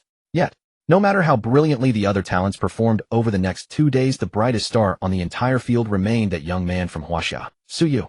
On the second day, Su Yu faced a Southeast Asian martial king who specialized in poison arts and hidden weapons. Confronted with a sky full of highly toxic flying needles and poisonous fog, Su Yu did not even activate his vital energy shield. He charged straight through the toxic fog to stand before his opponent, sending him flying with a single slap, clean and decisive. On the third day, the round of 16, Su Yu encountered an ascetic monk descended from the ancient Inca Empire. The opponent practiced an extreme form of external hard qigong, claiming to possess an indestructible golden body. Su Yu drew his blade. This time he did not infuse it with thunder and fire. He merely pushed the speed of the void-cleaving blade to its absolute limit. Unleashing 128 slashes within a single second, he used brutal physical cutting to shred the ascetic monk's protective golden body into a sieve. A clean sweep all the way. Unstoppable force. Not a single opponent could force Su Yu to strike a second time. The 300,000 spectators inside the Modu Stadium went from initial shock to subsequent numbness and finally to absolute madness. They gave Su Yu a terrifying nickname, Thunderfire Shura. Whenever the other contestants saw Su Yu in the backstage area, deep apprehension inevitably flickered in their eyes. No one wanted to cross paths with this monster. The fourth day of the tournament, the semifinals. The instant the matchups on the massive display screen froze into place, the entire magic capital erupted into a frenzy. First match of the semifinals. Representing the Huaxia District Jingwu, Su Yu. Facing off against, representing the Huaxia District Mo, Li Yifeng. Li Yifeng. In recent years, the undisputed and unrivaled prodigy of the magic capital martial arts university. He was born into an ancient martial arts family, as though destined from birth for the spear. He trained with the spear at the age of 3, comprehended the essence of spear intent by 10, and at 18 strode into the late stage of the martial king realm in a posture of invincibility. In the previous matches of the tournament, he had likewise been an unstoppable force of instant defeat. No matter how formidable his opponents, none could endure past 3 strikes before his transcendent silver spear. In the spectator stance, the star envoy gazed at Li Yifeng, who stood at one end of the arena, silver spear in hand, and once more undisguised admiration shimmered in his eyes. This one is also a promising seedling. The envoy turned his head towards Su Wu. Star King Su, this battle for your son will be no easy ordeal, I'm afraid. Yet Su Wu merely smiled faintly, his gaze cast toward the arena below. Whether it's an easy fight or not, only after the battle shall we know. To encounter an opponent of this caliber is for you a blessing in itself. Upon the arena, the spearhead of the silver spear in Li Yifeng's hands shimmered faintly, with flowing starlight emanating a sharpness so piercing it seemed capable of cleaving through space itself. It was a treasure bestowed upon him by the Magic Capital Martial Arts University, a holy relic safeguarded for a century to ensure absolute triumph in this tournament. The second-rank ancient martial weapon, the Silver Dragon Spear of Formation Breaking. Faced with such a fearsome adversary, Su Yu no longer held back. With a twist of his wrist, clang, a crimson blade was slowly drawn from his storage ring. It was the second-rank ancient martial weapon Su Wu had lent him. A fine blade. Li Yifeng regarded the crimson saber in Su Yu's hands, and a flicker of interest gleamed in his eyes. He tightened his grip on the silver spear, feeling the terrifying ocean-like blood qi radiating from his opponent, and a smile, both supremely confident and fervent, curled at the corner of his lips. Su Yu, Li Yifeng spoke, his voice clear and resonant, carrying the distinctive openness and pride of a martial arts prodigy. The instructors above told me about this tournament. The Aulon Star Domain has come to select a total of 4 seed slots from our Earth. You and I, having reached these final 4, have each already secured our passage to the stars. Li Yifeng angled his silver spear toward the ground, its tip carving a spark across the alloy arena. Since we have both become seeds, this match carries no further burden, no weight of victory or defeat. Now set everything aside. A blazing war intent ignited in Li Yifeng's eyes. Let us cast off all restraint and engage in a pure, unrestrained battle between martial artists. One fought to our heart's content. Upon hearing these words, Su Yu's cold, piercing gaze erupted with a long-suppressed flame of fighting spirit. Fierce and scorching as the blazing summer sun. Excellent. Su Yu roared toward the heavens, his voice booming like rolling thunder. Then, as you wish. Let us fight to our heart's content. Boom. The instant his words fell, both warriors moved as one. No probing, no flourishes of opening moves. In a heartbeat, these 2 monstrous prodigies, the absolute pinnacle of Earth's younger generation, propelled their speed and power to the ultimate extreme. Silver Dragon emerges from the sea. Li Yifeng's body moved with his spear, his entire form transforming into a resplendent silver meteor. The second-rank spear in his hands trembled violently, as its tip instantly conjured hundreds of silver spear phantoms indiscernible to the naked eye, like 100 roaring silver dragons sealing off every avenue of escape for Su Yu.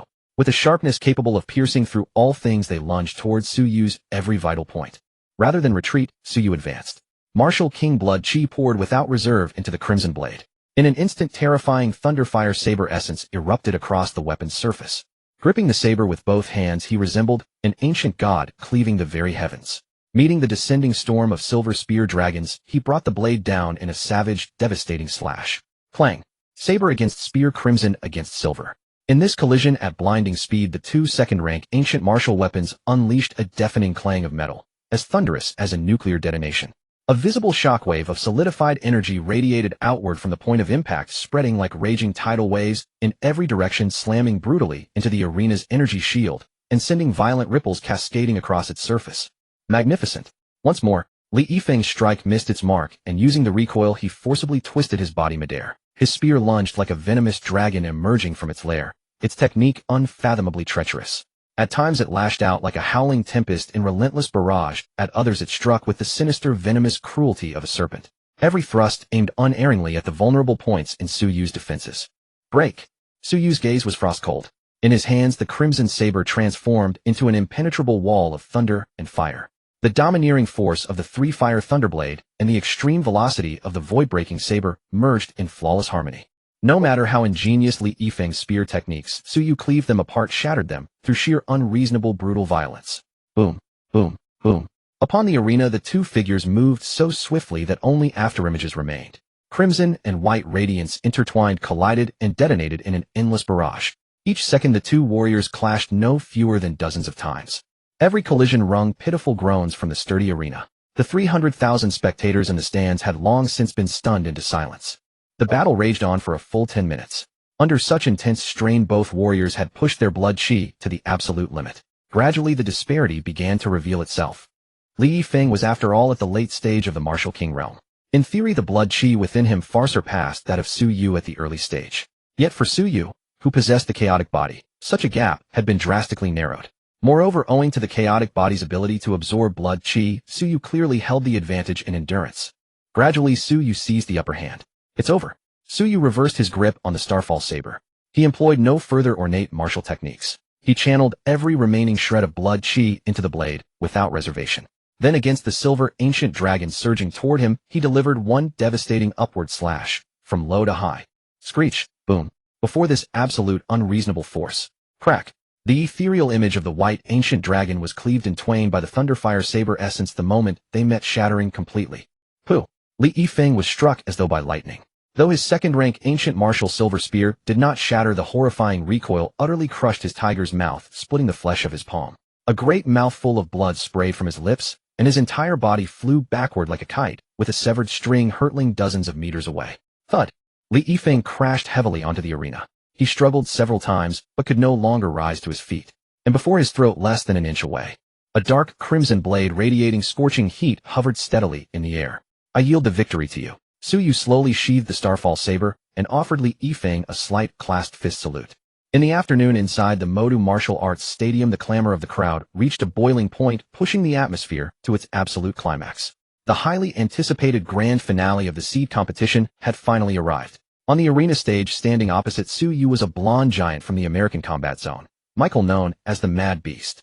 Unlike Adam, who relied on ancient mecha treasures, Michael was a pure cultivator of physical strength and vital energy. At just 19 years old, his cultivation had incredibly reached the awe-inspiring peak of the martial king realm.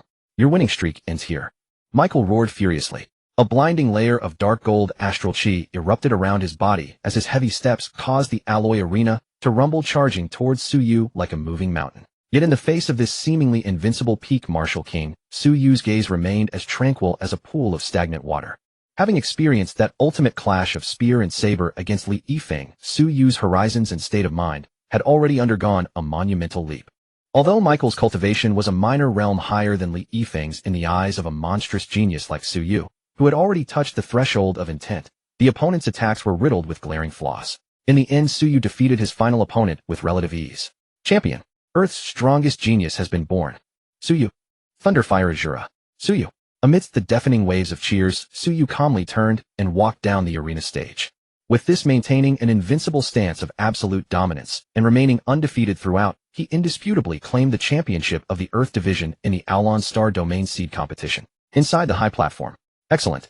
The astral envoy suddenly stood up, his originally deep and indifferent eyes now burning with undisguised fanaticism. Such talent, let alone on Earth, even if placed among the superclans on the primary planets of the Aulon star domain, Suyu would not pale in comparison.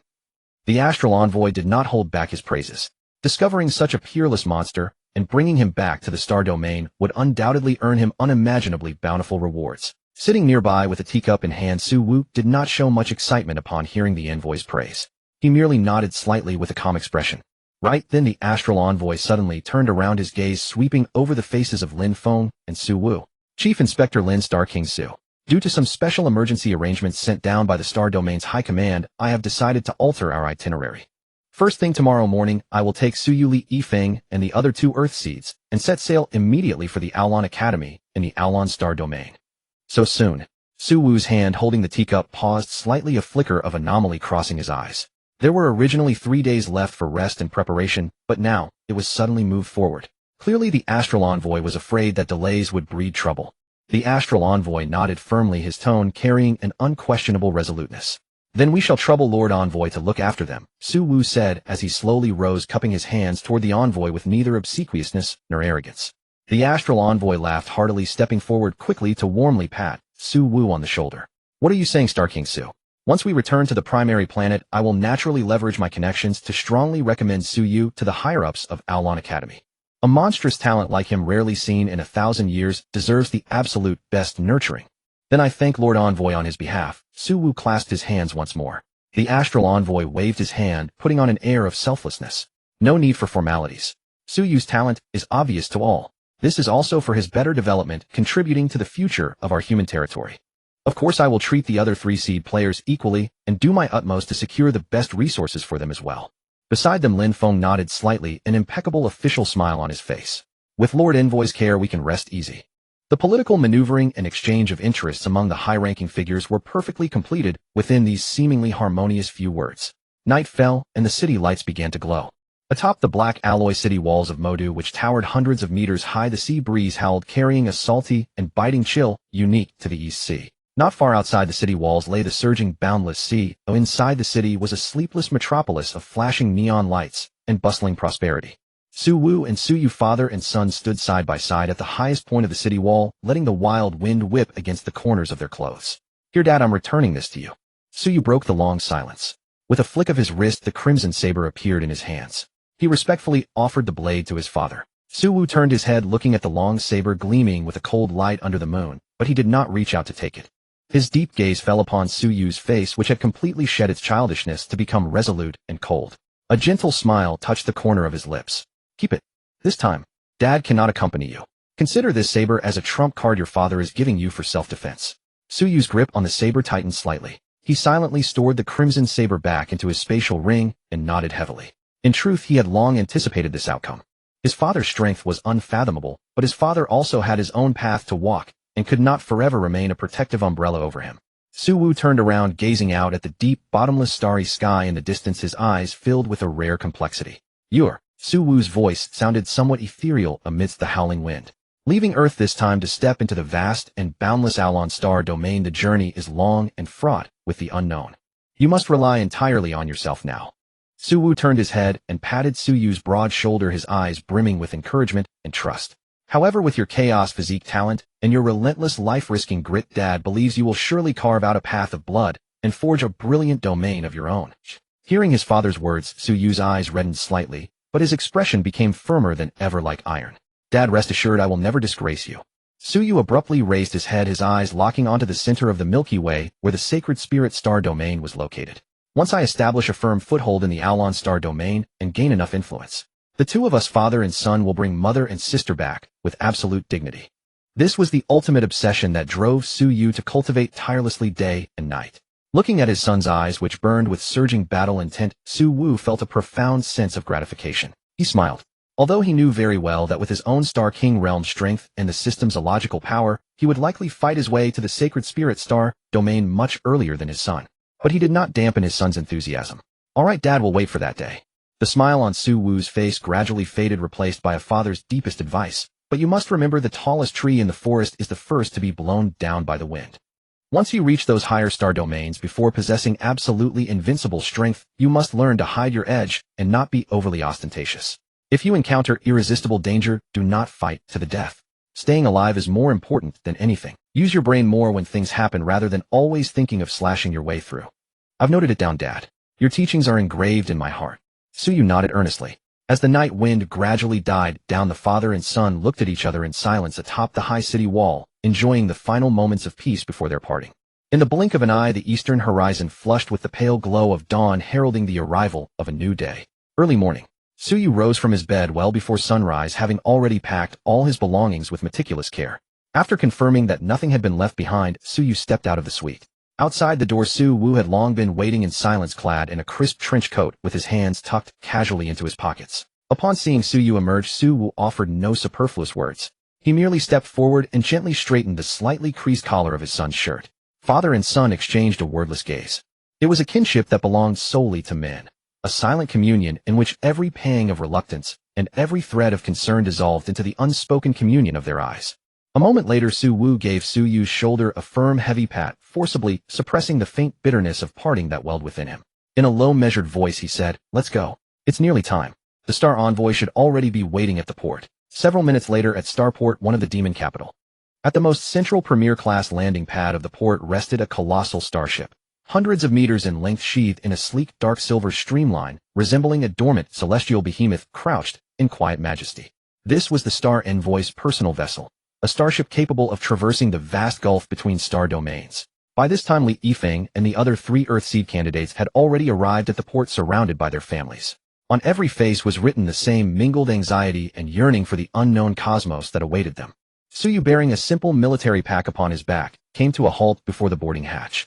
He turned slowly, his gaze settling upon Su Wu, who stood several meters away, his posture as upright and steadfast as a pine.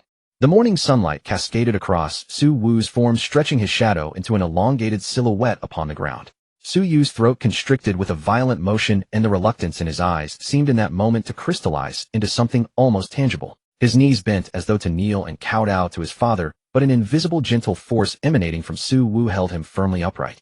"Go on. Don't dawdle." Su Wu waved his hand with studied casualness, a faint, easy smile playing at the corner of his lips. Suyu cast one final penetrating look upon his father, as though etching that visage indelibly into the corridors of his memory. "Dad, I'm leaving.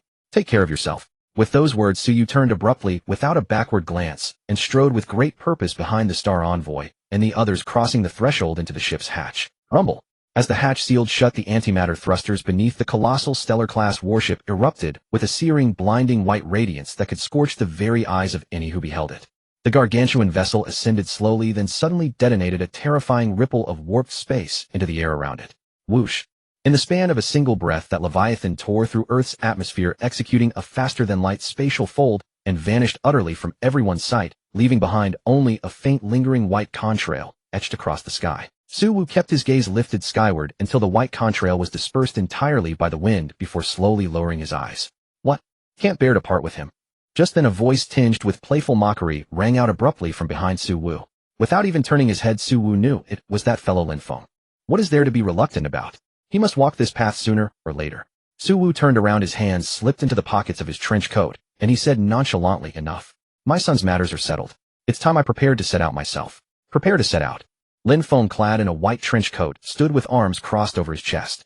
He surveyed Su Wu from head to toe, as though looking at a fool, the corner of his mouth curling with exaggerated derision.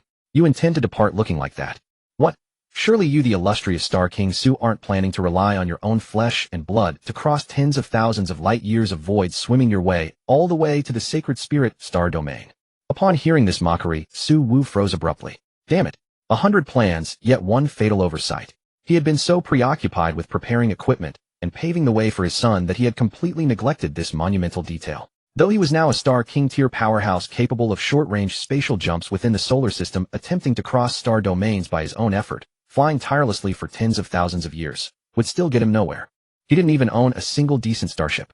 Watching that rare crestfallen expression flicker across Su Wu's face, Lin Feng finally succumbed to uproarious laughter. "Ha ha ha. I knew you that bumpkin would overlook this." Lin Feng shook his head with a laugh, then his expression sobered as he snapped his fingers with effortless flair. Snap! Accompanying that crisp sound, the void 100 meters above Su Wu's head suddenly began to ripple and roil like boiling water. Then beneath Su Wu's gaze of utter astonishment, a small starship, its silhouette itself a work of art, slowly materialized from the void and descended gracefully onto the landing pad. This starship was not large, measuring roughly 30 meters in length and 10 meters in width, about the size of a basketball court. Yet its design was extraordinarily distinctive, embodying a flawless teardrop streamline from end to end. Its hull was wrought from some unknown metal, radiating a profound dark gold hue across its entirety. There was not a single seam of joint to be seen, as though the vessel had been grown whole from a single miraculous block of divine iron. This is... Su Wu's pupils constricted slightly. He could sense that this small starship contained a terrifying level of technology, centuries beyond Earth's own era. I picked this up the other day at an interstellar black market auction on my way to the edge of the third star sector to welcome the Star Envoy. Lin Feng strolled over to the starship, patted its cold, sleek hull with one hand, and wore an expression of profound heartache and aching regret. This is the genuine article, an interstellar domain-crossing solo shuttlecraft. To acquire this little ancestor, I've practically emptied out the greater portion of the fortune I've accumulated over all these years. Lin Feng turned his head, fixing Su Wu with a look that acknowledged his astonishment. Don't overthink it. Even if you handed me all the spatial rings from those 3 Mars family heads you killed back, then it wouldn't be enough to buy a single one of its engines. Su Wu drew a deep breath. Of course, he understood precisely what a starship of this caliber represented. Su Wu regarded the man before him with an unfathomably complex gaze. Enough, stop looking at me with that sappy expression. Lin Feng waved his hand dismissively. Su Wu offered no further protest. Great debts need no flowery words. He stepped before Lin Feng, his demeanor more solemn than ever before. With hands cupped in a formal fist, he bowed deeply. Brother Lin, this monumental kindness, I Su Wu shall never forget it. Lin Feng waved his hand with exaggerated distaste, then turned his back to Su Wu and gave a parting wave. It's nothing. I simply saw your extraordinary talent and decided to make a small venture investment in you ahead of time, banking a bit of goodwill, that's all. Su Wu gazed at Lin Feng's retreating back, smiled faintly, and offered no further words. He turned and strode purposefully toward the dark gold shuttlecraft. As Su Wu approached, a hatch seamlessly slid open on the side of the shuttle. He stepped inside the spacecraft. Though it appeared compact from the outside, the interior of the spacecraft was remarkably spacious. The pure white decor exuded a minimalist sense of futuristic technology. High-energy life signs detected. System activating. Scan complete. Authorization confirmed. It is a pleasure to serve you, my future master. An exceptionally soft, magnetic, and emotionally expressive female AI voice echoed in surround sound within the spacecraft. Immediately after, gentle beams of blue light emanated from the seamless walls around, instantly illuminating the entire command cabin.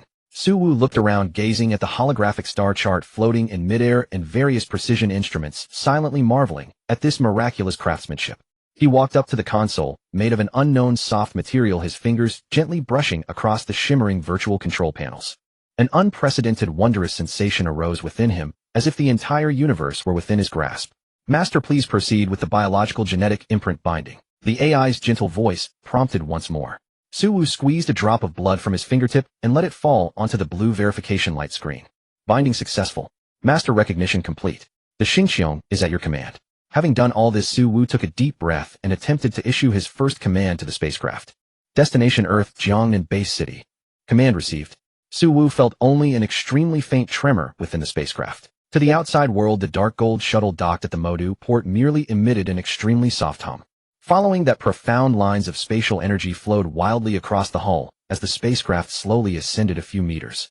Without any process of acceleration, the spacecraft vanished instantly from the spot, as if wiped directly from a canvas by an invisible brush. 3 seconds. Merely 3 seconds had passed. 10,000 meters above the Jiangnan Great Base, the void rippled like water. The dark gold Xingqiong appeared out of thin air like a ghost hovering steadily amidst the clouds.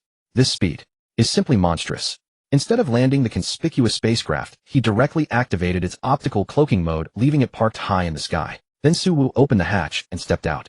His figure transformed into a meteor, fleeting toward the Jiangnan Base City Lord's mansion. Half an hour later. In the early morning of Jiangnan, the air was thick with a light, damp mist. On a quiet lawn in the back mountain of the Jiangnan Second Martial Arts University. Crystal clear morning, dew still hung on the tips of the grass. A beautiful young girl wearing a tight white training outfit and with her hair tied in a high ponytail was working up a sweat in the morning mist. It was Su Lele. During the days since Su Yu had left Jiangnan for Modu, she had not slacked off for a single day. Su Yu's power, like a god descending to earth, had given her not only a sense of security, but also endless motivation. She knew her talent was ordinary, but she swore that even if she had to exhaust her very last drop of sweat, she would strive to close that seemingly unreachable gap. Su Lele thrust her sword forward, the wind of her blade sweeping up the fallen leaves on the ground. Her forehead was beaded with fine sweat, which slid down her fair cheeks. And not far from her, beneath a massive paulownia tree, a plump snow-white kitten lay sprawled out on the soft lawn, its belly rising and falling with its breath, a trace of glistening drool hanging from the corner of its mouth. Just then an extremely faint sound of breaking air, detectable only by high-level powerhouses, suddenly echoed through the atmosphere. Xiaobai, who had been fast asleep, instantly perked up, its two furry ears like radar dishes. Its tightly closed eyes snapped open, and its lazy gaze turned incredibly alert in an instant. It sprang off the ground, almost like a projectile, abruptly looking up at the sky. Upon recognizing the familiar figure in the heavens, the instinctive killing intent in Xiaobai's eyes instantly vanished, replaced by a highly human-like delight. Su Wu landed noiselessly on the grass, standing right before Xiaobai. At this moment, Su Lele, not far away, also noticed the commotion. When she turned and saw the sudden appearance of Su Wu, she froze for a moment. Then a look of pleasant surprise washed over her face. She quickly sheathed her wooden sword and trotted over. "Uncle Su." Su Lele bowed politely, her voice crisp and pleasant. "Xiao Su, up so early for morning practice. Good, very diligent." Su Wu looked at the girl before him, her cheeks slightly flushed, her eyes clear and resolute. A glint of affection akin to a father looking at his daughter-in-law flashed in his eyes. He responded with a smile, then, without further ado, pulled a spatial ring from his pocket and held it out to Su Lele. "I came in a hurry this time and didn't prepare any proper greeting gift. Take this little trinket, consider it pocket money from your uncle." Su Lele looked at the spatial ring and waved her hands in a panic, stepping back. No, Uncle Su, this is far too valuable. I cannot accept it."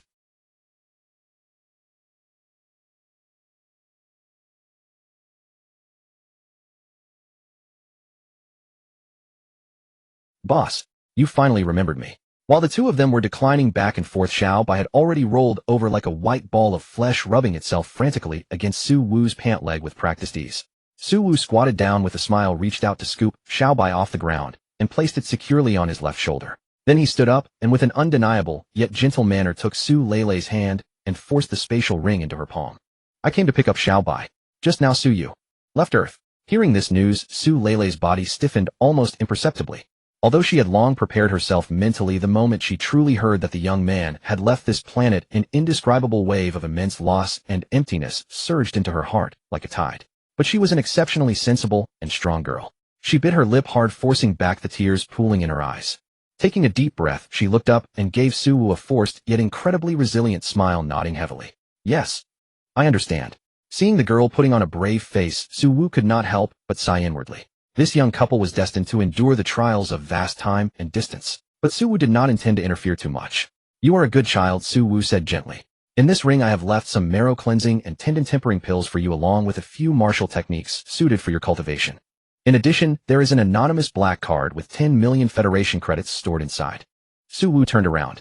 The void behind him began to ripple faintly. With his back to Su Lele, he left behind a final word. "I have already spoken with the city lord of the Jiangnan base. If you encounter any difficulties you cannot resolve, just go directly to him." As his voice fell, a gentle breeze swept past. Su Wu and Xiaobai on his shoulder dissolved into the air like bubbles. Su Lele stared blankly, clutching the spatial ring as she gazed at the azure sky. The tears at the corners of her eyes finally spilled over, yet her gaze became brighter than ever before. 10,000 meters above, inside the dark gold Xingqiong shuttle, Su Wu sat in the pilot's seat.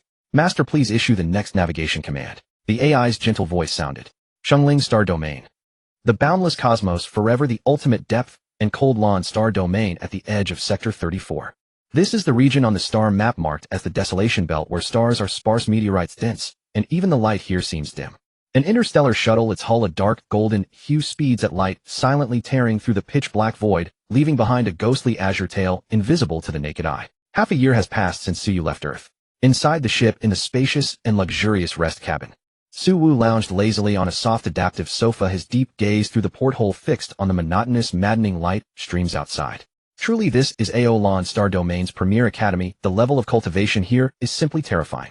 Over the past 6 months, though father and son were separated by countless star sectors through the system's real-time feedback, Su Wu clearly witnessed Su Yu's 4 monstrous leaps. First, the realm's surge. In a mere half-year, Su Yu not only stabilized the early Wu Wang realm, but surged forward like a rocket, leaping through the mid-stage and ascending to the late stage of the Wu Wang realm. As the bound host, Su Wu reaped the system's massive double bonuses, his cultivation leaping from the Star King realm's initial entry to the Star King realm's 7th rank, as if bulldozed there. First, the realm's meteoric rise. In just half a year, Suyu not only solidified the Star King realm at its early stage, but rose toward the late stage. Secondly, the complete metamorphosis of the cultivation technique. The system indicates Suyu has cultivated a high-level technique named Yuanju. This cultivation method is evidently the Academy's heritage, its profundity far surpassing Earth's Jingwu's Ba Huang Lu Hagong. Therefore, as feedback, Su Wu's grasp of these 4 attributes likewise rose to the 2nd rank. Third, the enhancement of combat techniques. From the micrograde to the unified 1st rank, this is a realm of subtlety beyond words. Now even a simple chopstick in his hand can unleash power rivaling a divine weapon. Fourth, the high-grade blade domain. Once unleashed, its range expands dramatically, and its internal rule suppression becomes tyrannical enough to make opponents of the same rank lose their ability to resist. Just as Su Wu reveled in the joy of his power surge, the rest cabin suddenly rang with a heart-wrenching pig slaughter-like scream. So bored, big brother, I am really about to go crazy. Behold, the white fluffy ball Xiaobai, which had been sleeping on the genuine leather seat, now lay sprawled there, its fluffy paws frantically scratching its head as it rolled across the wide seat. It's been half a year. Besides the pitch-black space junk, not a single breath of air has been seen. When will we reach that Holy Spirit star domain? My claws are almost rusted, Xiaobai complained, emanating a formidable pressure.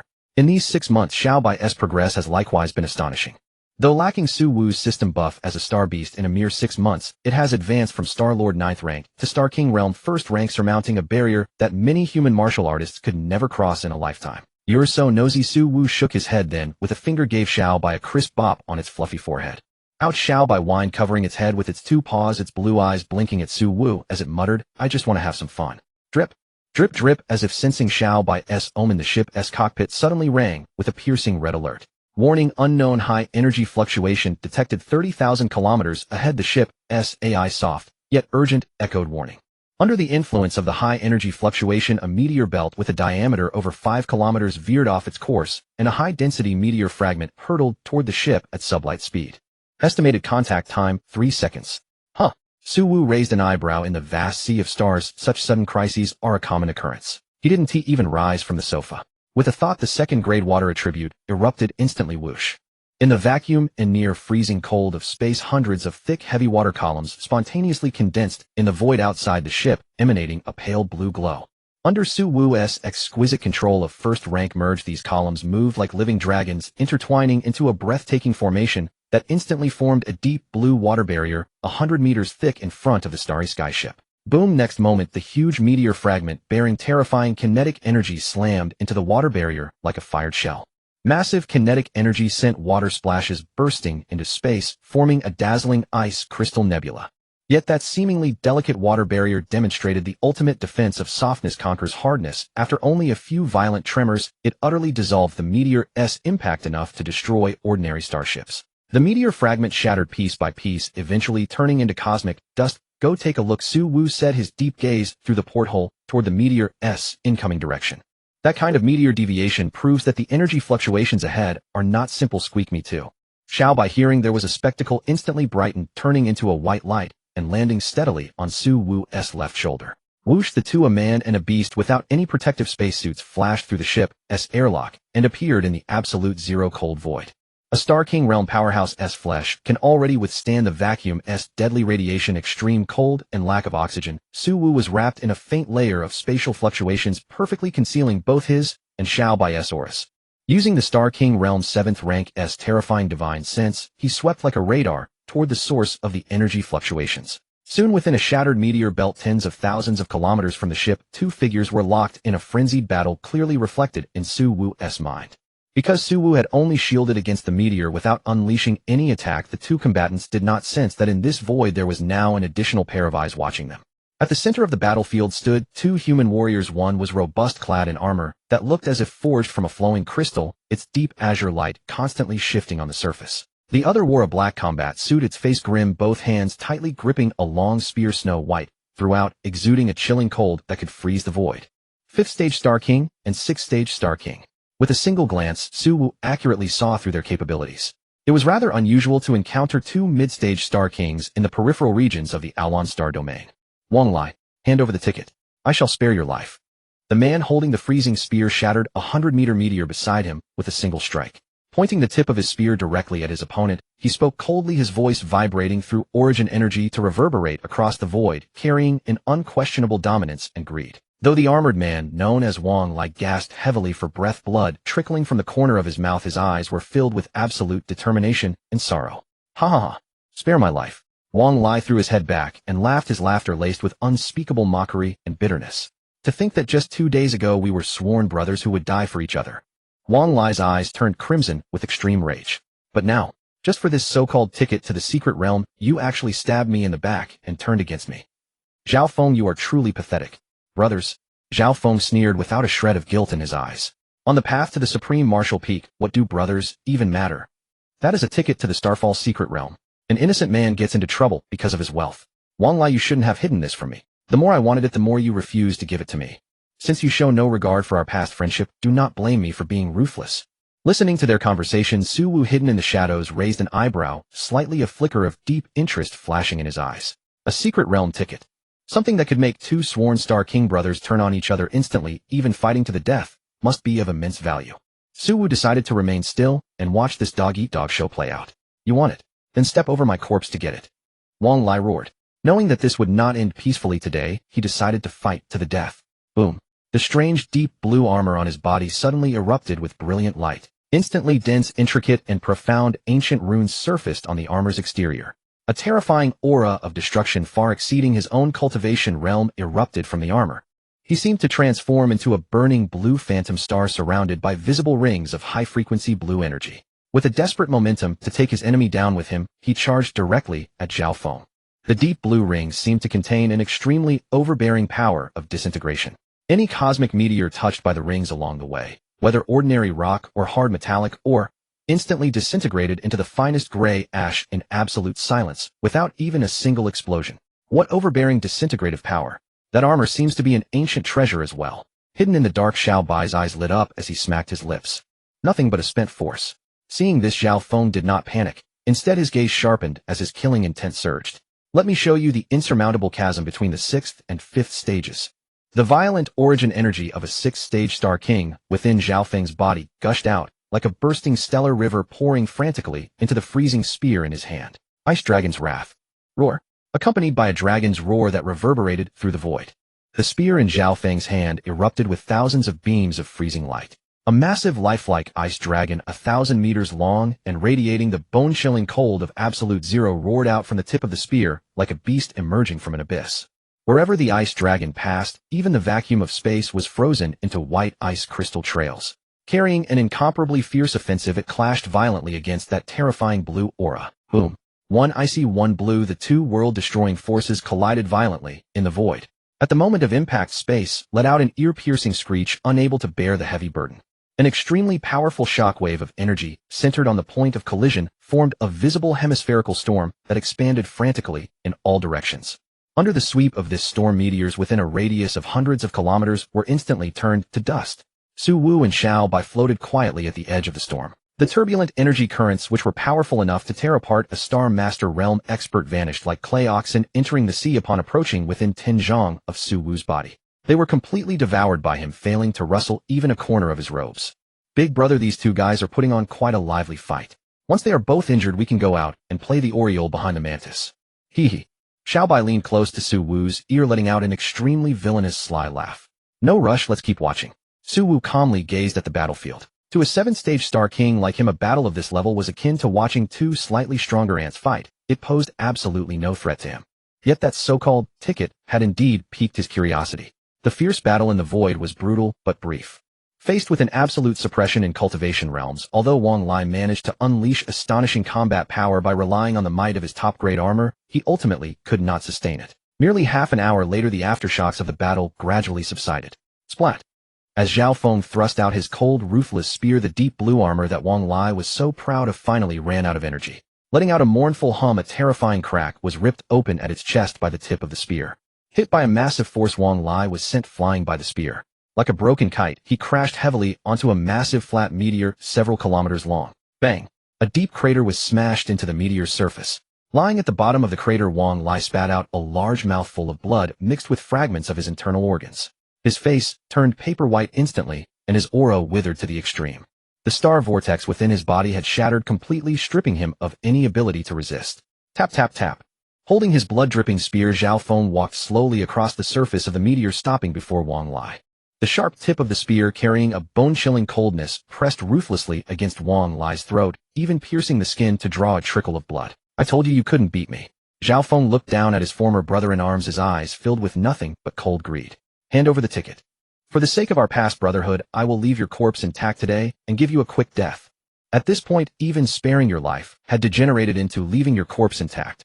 Hearing these brutally cruel words, Wang Lai gritted his teeth, his eyes wide with rage, as if he wanted to skin Zhao Feng alive with his gaze. Yet he knew that under the brutal laws of the starry universe, the winner takes all, and he had no room left to bargain. Zhao Feng, you will die a horrible death. I will be waiting for you in hell. Wang Lai let out a desperate curse. Yet his trembling right hand helplessly reached into the breast of his shattered armor. In the next second, he slowly pulled out an ancient jade token. It was only the size of a palm, deep, dark purple, all over with strange starlight runes flowing across its surface. The moment the jade token appeared, an irrepressible surge of ecstasy and greed erupted in Zhao Feng's eyes. Impatiently, he reached out with his left hand and snatched the jade token from Wang Lai's grasp. Feeling the ancient weathered texture of the jade token, Zhao Feng threw his head back and let out a triumphant laugh. Ha ha. The Starfall Secret Realm. It really is an admission ticket to the Starfall Secret Realm. However, at the exact moment Zhao Feng laughed, his right hand gripping the spear suddenly thrust forward. Splat! Accompanied by a dull sound like a watermelon cracking open. The freezing spear thrust forward without warning, piercing straight through Wang Lai's throat. Then violent glacial true chi erupted from the tip of the spear, instantly shattering Wang Lai's head, his eyes still wide in death, into a mass of red and white icy shards. Brothers. Heh. Only a dead brother is a good brother. Zhao Feng sneered as he withdrew his spear. Without sparing a single glance at the headless corpse on the ground, he prepared to store the jade token into his spatial ring. However, in that very instant when his vigilance was at its lowest and his triumph at its peak, tisk tisk tsk, a voice, utterly abrupt, tinged with mockery and amusement, materialized like a phantom without the slightest warning right beside Zhao Feng's ear. How fascinating. Truly fascinating. A mere trinket of a jade tablet, and yet it drove you to strike with such viciousness against a brother who once fought and bled beside you. What in the heavens is this thing? Who? Upon hearing that voice mere inches away, Zhao Feng plunged instantly into an abyss of icy dread, every hair on his body standing on end. He was a dignified 6th-tier star king, his divine sense perpetually sweeping a radius of 10,000 li. Yet someone had crept soundlessly to his very ear without him detecting a thing. Zhao Feng whirled around violently, attempting to pin down his assailant's location with his divine sense, while instinctively sweeping his spear backward in a wide arc. Yet he struck nothing. Within his divine sense, the surrounding void remained deathly still, utterly empty. Are you looking for me? The next moment, the void before Zhao Feng shimmered with ripples, as though a stone had been cast into the still waters of a pond. Then from those rippling folds of space, a young man clad in a casual gray tracksuit stepped forth at an unhurried pace, hands clasped behind his back. In an instant, he materialized less than a meter before Zhao Feng.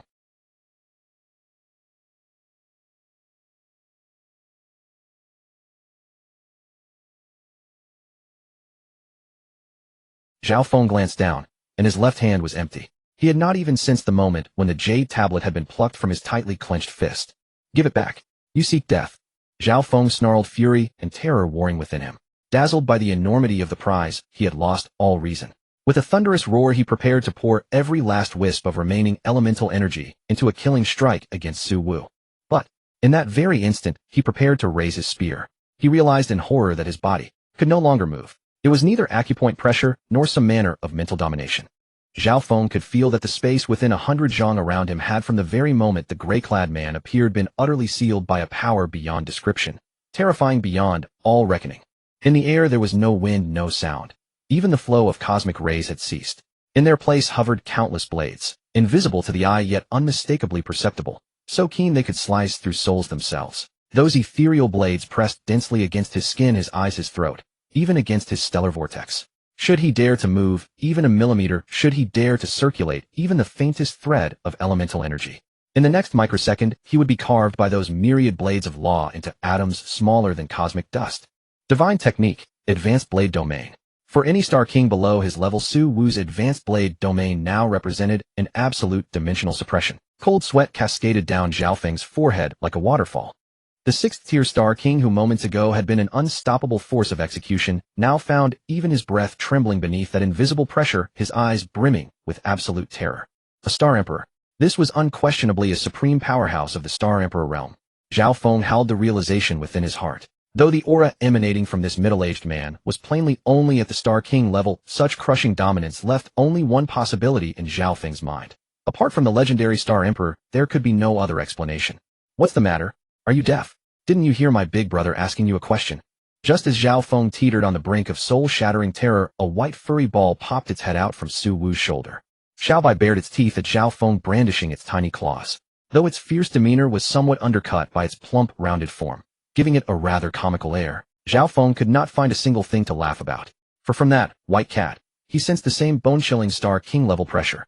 A Star King-level pet. Just who on earth is this man? Su Wu paid no heed to Xiao Bai's blustering display of borrowed might. His cold abyssal gaze looked down upon the statue stiff Zhao Feng from above. Speak. Su Wu uttered but a single word, yet the killing intent radiating from him pressed upon Zhao Feng's soul like an immovable mountain. Zhao Feng's psychological defenses crumbled entirely. Under the absolute threat of death, how could he dare conceal even the slightest truth? Mercy, Senior. Zhao Feng's voice quivered violently. Not daring to move his lips, he could only produce sound through the faintest oscillation of elemental energy, terrified that even half a second's delay would incense the dread figure before him. This jade tablet. It's an entrance ticket to this Stellar Fall secret realm. Stellar Fall secret realm? Su Wu inquired with measured interest, continuing to toy with the jade tablet as he spoke. Why yes. Zhao Feng swallowed hard, hastening to explain.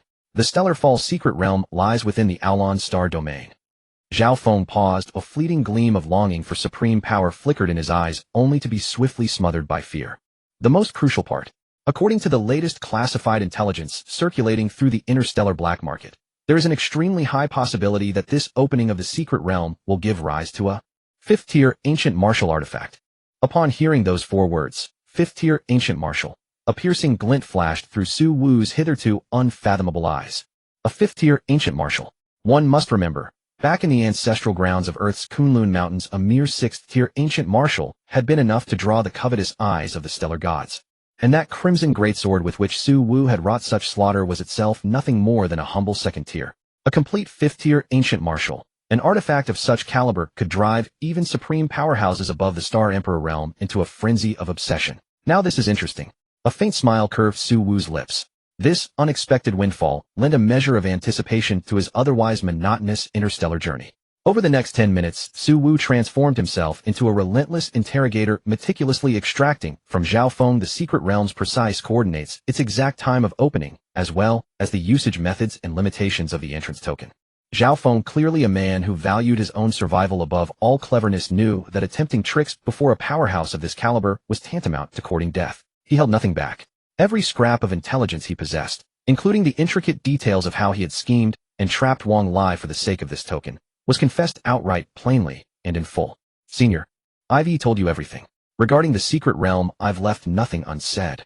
Zhao Feng fixed Su Wu with a gaze of utter supplication. I beg you, just let me go. Consider me nothing but a passing fart. I swear I won't breathe a single word of today's events to anyone. Su Wu ceased his idling play with the jade tablet and stored it within his spatial ring. He regarded the wretch before him, one who for the sake of profit could cold-bloodedly murder his own brother. A glacial chill crept into Su Wu's gaze. You've been most cooperative, and I am quite pleased. Su Wu turned away slowly, his voice stripped of every trace of emotion. You may now go and die. Upon hearing those words, Zhao Feng's pupils dilated violently. An unprecedented despair swallowed him whole. No, you cannot go back on your word. I never said I'd spare you. Su Wu did not spare him another glance. He merely shifted his intent. Whoosh. The power of law within the advanced blade domain activated in that instant. There was no cascading blade light, no thunderous roar. Zhao Feng's sixth-tier Star King flesh, his stellar vortex and very soul included, beneath those 10,000 unseen blades of law, vanished without a sound like a sand sculpture scattered by the wind. Inch by inch it crumbled, disintegrated, and was annihilated. In the end it dissolved into drifting motes of gray ash, merging wholly with the cold, lifeless dust of the cosmos. Not even a single drop of blood remained behind. Su Wu then collected the two men's spatial rings. Let's go, Xiao Bai. Su Wu dispersed the blade domain, and the void returned once more to stillness. He patted the fluffy ball on his shoulder. This so-called Stellar Fall secret realm lay within the 35th star sector, conveniently along the way. Since we're bored, let's go stir up some excitement in this self-proclaimed Stellar Fall secret realm. 3 days have quietly passed. We are about to exit curvature flight mode. The space warp engine is cooling. Ahead lie the destination coordinates. the Aeolon star domain, the 35th star sector's main star system. Accompanied by the ship's AI's soft, utterly emotionless synthetic voice, the Xingqianghao shuttle, which had been in perfect steadiness, suddenly trembles with a barely perceptible tremor. Beyond the porthole, the elongated azure space currents abruptly fracture, transforming into a sky full of dazzling real stars.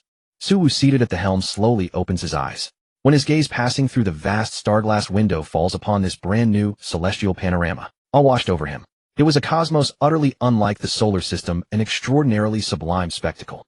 In front of the ship, there wasn't a single solitary star. In its place hung 3 massive stars, red in color, yet locked in an extremely subtle gravitational balance as they orbited one another. This is a triple star system.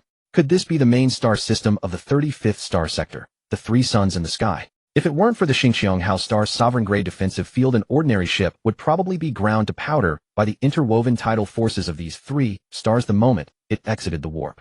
Ding! Main planet coordinates locked, entering synchronous orbit. At the core and most stable point of the 3 stars' gravity, a colossal planet slowly expands into Suwu's view. This is the destination of the voyage, and also the location of the Starfall secret realm. As the distance closes, the planet's stunning geography comes clearly into view. Unlike Earth, where blue oceans dominate, this planet has more than 70% of its surface covered by dark brown, purple-red, and ash-gray expanses of land. On those lands rise mountain ranges as long as millions of kilometers, their crests resembling the backs of colossal dragons. The oceans, making up just over 20%, reveal an ink-blue depth that chills the heart, divided from the land into vast inland seas. Around the planet's outer atmosphere, a vast star ring looms, formed of countless derelict warships, meteor fragments, and the wreckage of colossal space fortresses. The star ring is not only a natural defensive shield, but also a testament to the brutal interstellar wars this planet has endured. Landing. The dark gold Xingqianghao shuttle streaks through, tearing through the planet's thick atmosphere amid a blaze of frictional fire, and descends toward a colossal interstellar port on the planet's surface. Hiss! With the release of air pressure, the shuttle's hatch slowly slides open to the sides. Suwu, wearing an extremely understated gray long coat, hands in his pockets, steps down the metal stairs at a measured pace. On his left shoulder sits Xiao, by a white fluffy ball that had just dozed on the ship, lounging lazily, with its fluffy tail swaying in the air. Before landing, Suwu had already issued a stern order to this little creature on this planet: never speak before other humans, and never reveal the slightest trace of aura belonging to the star beast. After all, this is not a remote Earth, this is a high-tier star district. A star beast cub. If revealed, it would surely cause big trouble. Even Suwu's formidable abilities would not shield him from the brawls of thousands of major powers. Xiaobai let out a few chirps, then cooperatively closed its mouth, behaving like an innocent, harmless pet, even meowing once on purpose. Stepping out of an interstellar port, whose footprint could rival a small country on Earth, a wave of heat, carrying a mix of exotic spices and metallic oils, hits the senses. What a bustling scene. Suwu stands on the port's massive observation deck, looking down at the metropolis named Xingyao City, a trace of astonishment flashing in his eyes. If Earth's Yanjing base is a steel jungle, this Xingyao City is a cosmopolitan metropolis where ultra-advanced interstellar technology blends into a perfect harmony. There are no traditional cars or asphalt roads here. In the sky, thousands of three-dimensional flight corridors crisscross. Exotic-shaped aircraft weave through the air, leaving behind multicolored energy trails. The city's architectural style is bizarre to the extreme. Some skyscrapers are entirely crystal transparent, others are giant ancient trees thousands of meters tall, their trunks hollowed into countless shops and residences. Even in midair, small floating islands hover, supported entirely by anti-gravity arrays. Suwu draws a deep breath and steps into this cosmic metropolis with Xiaobai. According to intelligence, there is about half a month until the Starfall secret realm officially opens. That half-month will be crucial for him. Although he learned from Zhao Feng, the man he killed, about the secret realm tickets and rumors of 5th-rank ancient martial arts, he knows almost nothing about the realm's internal rules, spatial restrictions, dangers, or how many monsters these major powers have dispatched this time. Interstellar secret realms are myriad and strange. Some secret realms suppress cultivation, like Earth's Kunlun ancestral ground. Others are filled with chaotic laws, where a warrior loses all cultivation the moment they enter a some-star ruins, even trap you in time turbulence, aging you to death in an instant. Know yourself and know your enemy, and you will not be defeated in 100 battles. In the days to come, Suwu moves about Xingyao City like a plain interstellar traveler. He visits the loudest lower-tier interstellar taverns, extracting whispers from mercenaries with a few cups of strong liquor. He lingers in high-end auctions and black markets run by grand merchant guilds and information brokers, even paying large sums to acquire fragments said to record survivors' manuscripts from the previous realm's opening. Over the next days, the scattered information gradually pieces together into a fuzzy network in his mind. This Starfall secret realm, like Earth's ancestral domain, has cultivation caps, and the Xinguang realm happens to be the highest realm one needs to reach to enter. While Suwu moves through the city pursuing these clues, he fails to notice that his seemingly casual, yet purposeful scavenging has quietly fallen under the gaze of some with ulterior motives. That evening, Xingyao City remains in its 3-day spectacle, and there is no true night. Suwu strolls along a bustling, main commercial thoroughfare. Around him, holographic advertising girls dance in midair, their soaring roars drowning out every subtle sound. At that moment, the surroundings tremble with energy. Tap tap. Xiaobai, which had been pretending to sleep on Su Wu's left shoulder, suddenly extends a paw and discreetly taps twice on Su Wu's neck. Someone is following. Su Wu's footsteps did not pause for even a moment. Yet his vast divine sense belonging to a 7th-tier Star King silently extended backward like an invisible tide. 1, 2, 3. 3 people in total. And these 3 individuals' cultivation realms are all uniformly at the 7th tier of the Star King level. The instant Su Wu discerned their strength, a flicker of genuine surprise stirred within his heart. 3 random stalkers on the street, and every single one of them possessed the terrifying cultivation of a 7th-tier Star King. It seems the waters of the Starfall secret realm run far deeper than I had imagined. A cold smile curled at the corners of Su Wu's mouth. Since the fish had taken the bait, there was certainly no reason for him to engage 3 Star Kings in open combat on a bustling street under the light of day. Doing so would not only expose his hidden strength, but also invite unnecessary trouble from official intervention. Pondering this, Su Wu's gaze swept toward the street ahead. Between 2 colossal neon signs lay an exceedingly narrow, shadowy, dead-end alley choked with all manner of discarded metallic refuse. Without a moment's hesitation, Su Wu slid his hands into his trench coat pockets, shifted his body ever so slightly, and with practiced ease detached himself from the flowing crowd, slipping into that darkened lane. As he ventured deeper, the clamor of the outside world was severed by the towering structures on either side, leaving only the solitary echo of his own footsteps reverberating through the alley. At the alley's deepest end, a cold and towering metallic wall loomed before him. A dead end. Su Wu came to a halt. He did not turn back. Instead, he slowly pivoted, leaned his back against the metallic wall, cradled the little creature, named Xiaobai, in his arms, and began to stroke it in a leisurely, absent-minded rhythm. Approximately 10 seconds elapsed. Su Wu suddenly raised his head, his gaze burning like twin torches as it fixed upon the dense shadows at the alley's entrance. His tone was flat, yet his words detonated with crystalline clarity through the empty lane. Come out. Lurking about like shrinking turtles for so long. Even if you lot aren't tired of it, watching you exhausts my patience. As Su Wu's voice faded into silence, the seemingly vacant shadows at the alley's mouth suddenly rippled like the surface of disturbed water. Tap, tap, tap.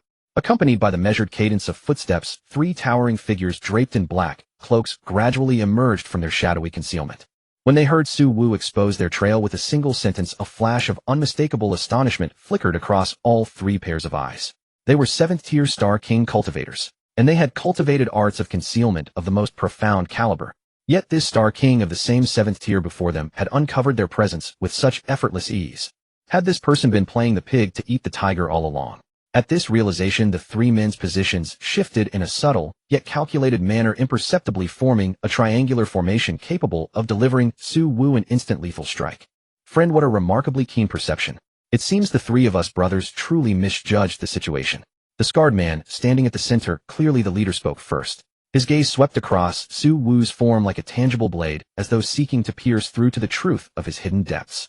The long-haired man standing to the left then stepped forward, a seemingly affable smile curling at the corners of his mouth. There is no need for you to be tense, sir. We mean no harm. We have been following you because we believe you to be a discerning individual. We wish to propose a mutually beneficial transaction. A transaction. Su Wu remained leaning against the wall, his posture exuding an air of complete ease. He stroked Xiaobai's back, gently, a half-smile playing across his face as he regarded the 3 scheming fools before him. What kind of transaction? Let's hear it. Su Wu did not refuse outright. He wished to see what tricks these fellows had up their sleeves. Seeing that Su Wu had not immediately refused, a glimmer of delight flashed through the scarred leader's eyes. He assumed Su Wu had been intimidated by the combined presence of their trio, and was preparing to part with his wealth to avert disaster. Dispensing with all pretense, he spoke with blunt directness. You are a man of understanding, sir. The 3 of us brothers have observed you for a full 2 days. Throughout these days you have been deliberately inquiring about intelligence regarding the Starfall secret realm. The scarred man's gaze grew increasingly greedy, fixing upon the spatial ring on Su Wu's hand. You must possess a pass to the Starfall secret realm, mustn't you? So if our guess is correct, would you be willing to part with it?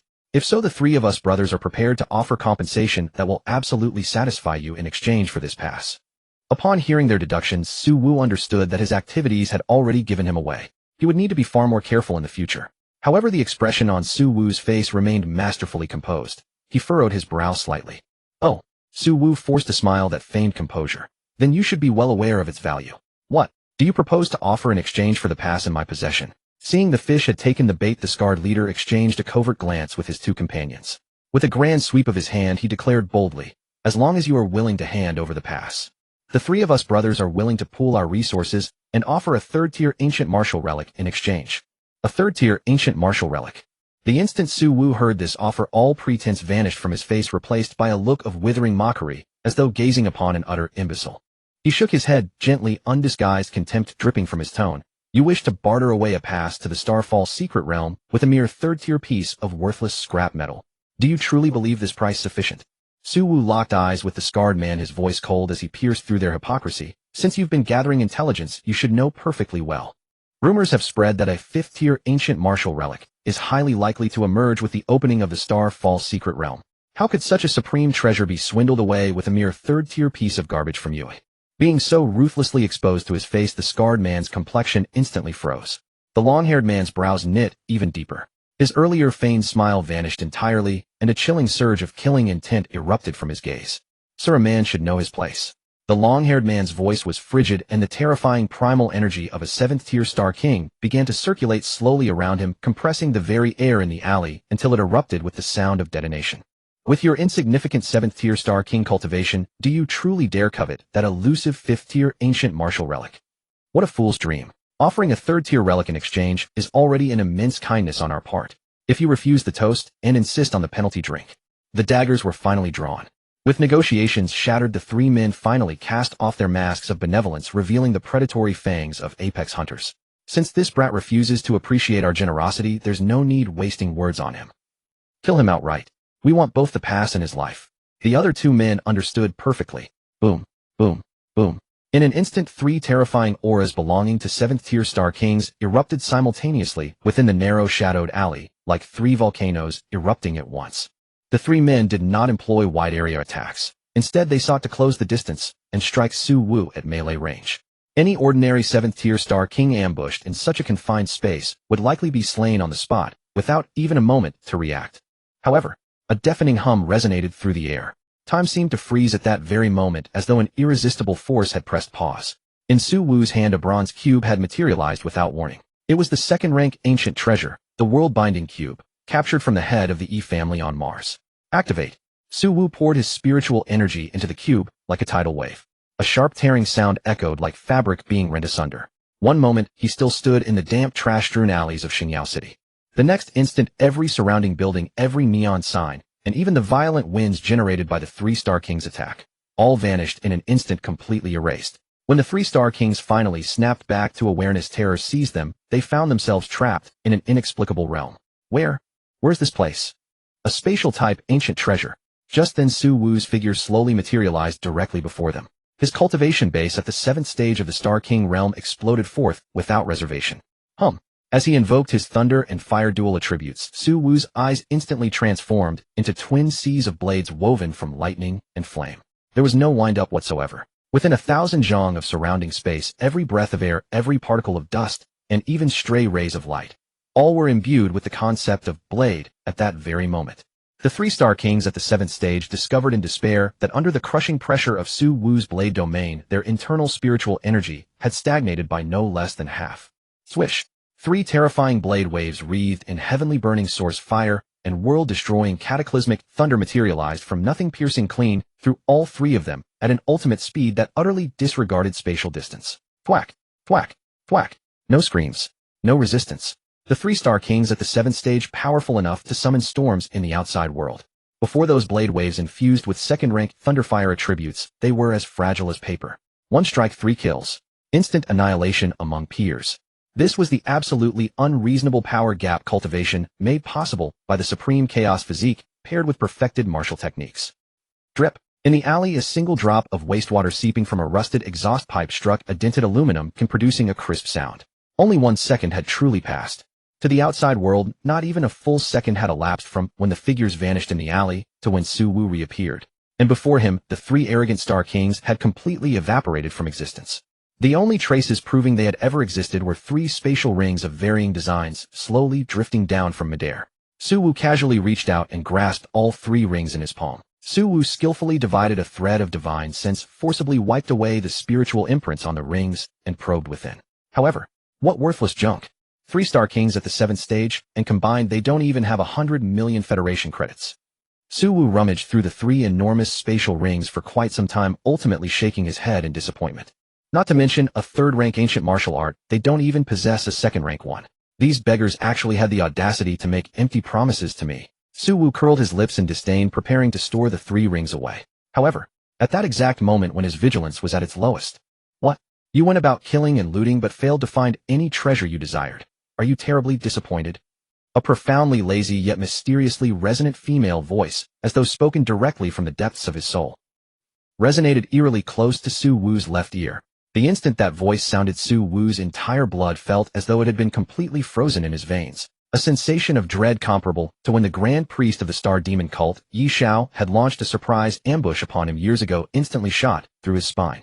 He was a Star King at the 7th stage. With the amplification of the supreme chaos physique, his divine sense might already rival a Star King at its peak. But he had failed to detect someone approaching him at that very moment. This voice seemed to sprout directly from his subconscious, without any warning. What terrifying power would be required for this? This absolutely transcended the Star King realm, a Star Emperor, or perhaps a Star Saint. Only such an existence could achieve this level of absolute concealment. Retreat. Suwoo's unified combat instincts reached their absolute peak in this moment. He didn't even turn his head to look. Within a mere fraction of a second of hearing the sound, the vital energy within his body was fully ignited. Instead of choosing to counterattack, he poured every ounce of his strength into his legs, while simultaneously invoking 2nd-rank spatial attributes. Whoosh. With a ripple of spatial distortion, Suwoo's figure instantly vanished from his original position. He moved as though teleporting, sliding sideways 50 meters out of the alley. Suwoo crouched, low beads of cold sweat already forming on his forehead. His leopard-like eyes locked deathly onto the spot where he had just been standing, bracing, as though facing an abyss. Under Suwoo's deeply alert gaze, a figure appeared beside the location he had occupied moments before. It was a woman. She wore a form-fitting dark purple one-piece battlesuit that traced her perfect curves. A waterfall of jet-black long hair cascaded carelessly over her shoulders. Suwoo could sense absolutely no aura from her, as if the woman were nothing more than an ordinary mortal. Yet her visage was extraordinarily beautiful, radiating an air of lofty superiority. At that moment, her deep purple eyes regarded Suwoo, who stood on high alert, with an ambiguous half-smile scrutinizing him from head to toe. Your reaction is quite decent. You flee faster than you kill.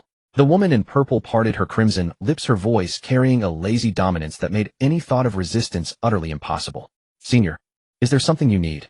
After a tense silence lasting several seconds, Suwoo's pupils constricted like those of a hunting leopard finally relaxed ever so slightly. He drew in a deep breath of the turbid air, forcibly suppressing the berserk yuan qi rampaging within his body, and strove to keep his voice steady. Had the woman wished to kill him, she would have struck already. There was no need to wait until now. Having reasoned through this, the taut bowstring of Suwoo's heart eased somewhat. You asked me what I want. Upon hearing Suwoo's inquiry, a flicker of surprise passed through the purple-clothed woman's deep violet eyes. Her crimson lips parted slightly, and an exquisitely melodious laugh escaped her. You killed 3 of my subordinates, men I had painstakingly recruited, right before my very eyes. And now you turn around and ask me what I intend to do.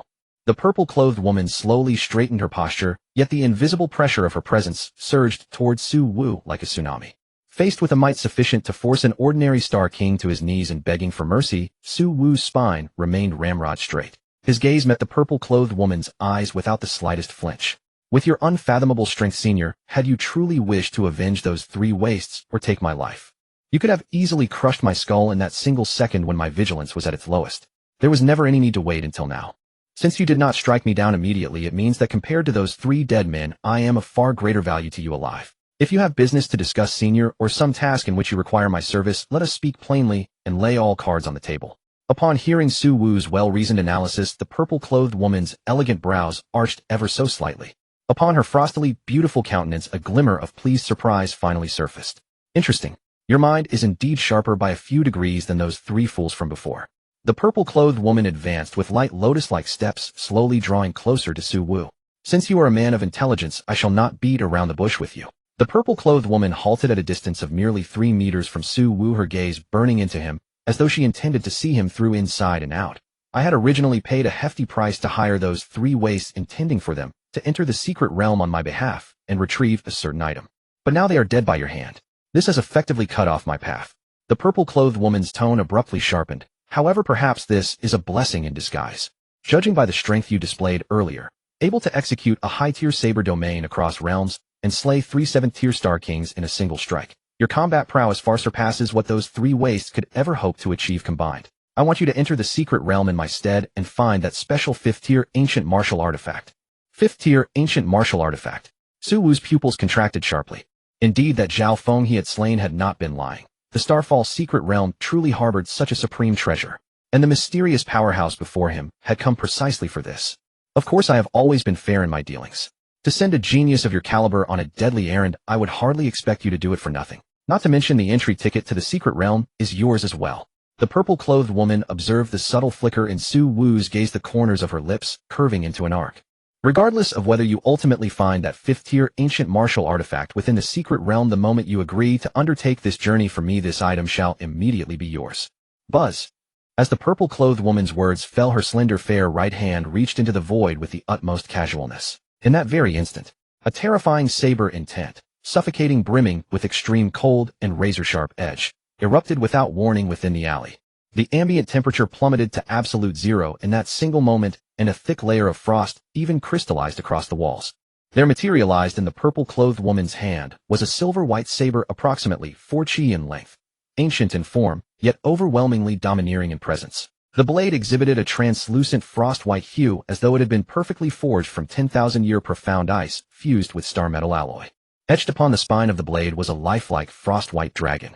At this moment, flowing luminescence shimmered faintly across the blade's surface, and the dragon's phantom seemed on the verge of coming alive, emitting resonant crystalline dragon roars around the edge. Simply held in her hand, the fierce aura emanating from this saber caused Su Wu, a 7th-tier Star King, to feel a stinging pain across his cheeks, as though even his very soul were being sliced apart. One glance was enough to know that this was unquestionably a divine armament beyond mortal imagination. The purple-clothed woman's slender fingers gently caressed the bone-chilling blade, a glint of pride flashing through her eyes as she slowly began. White Dragon.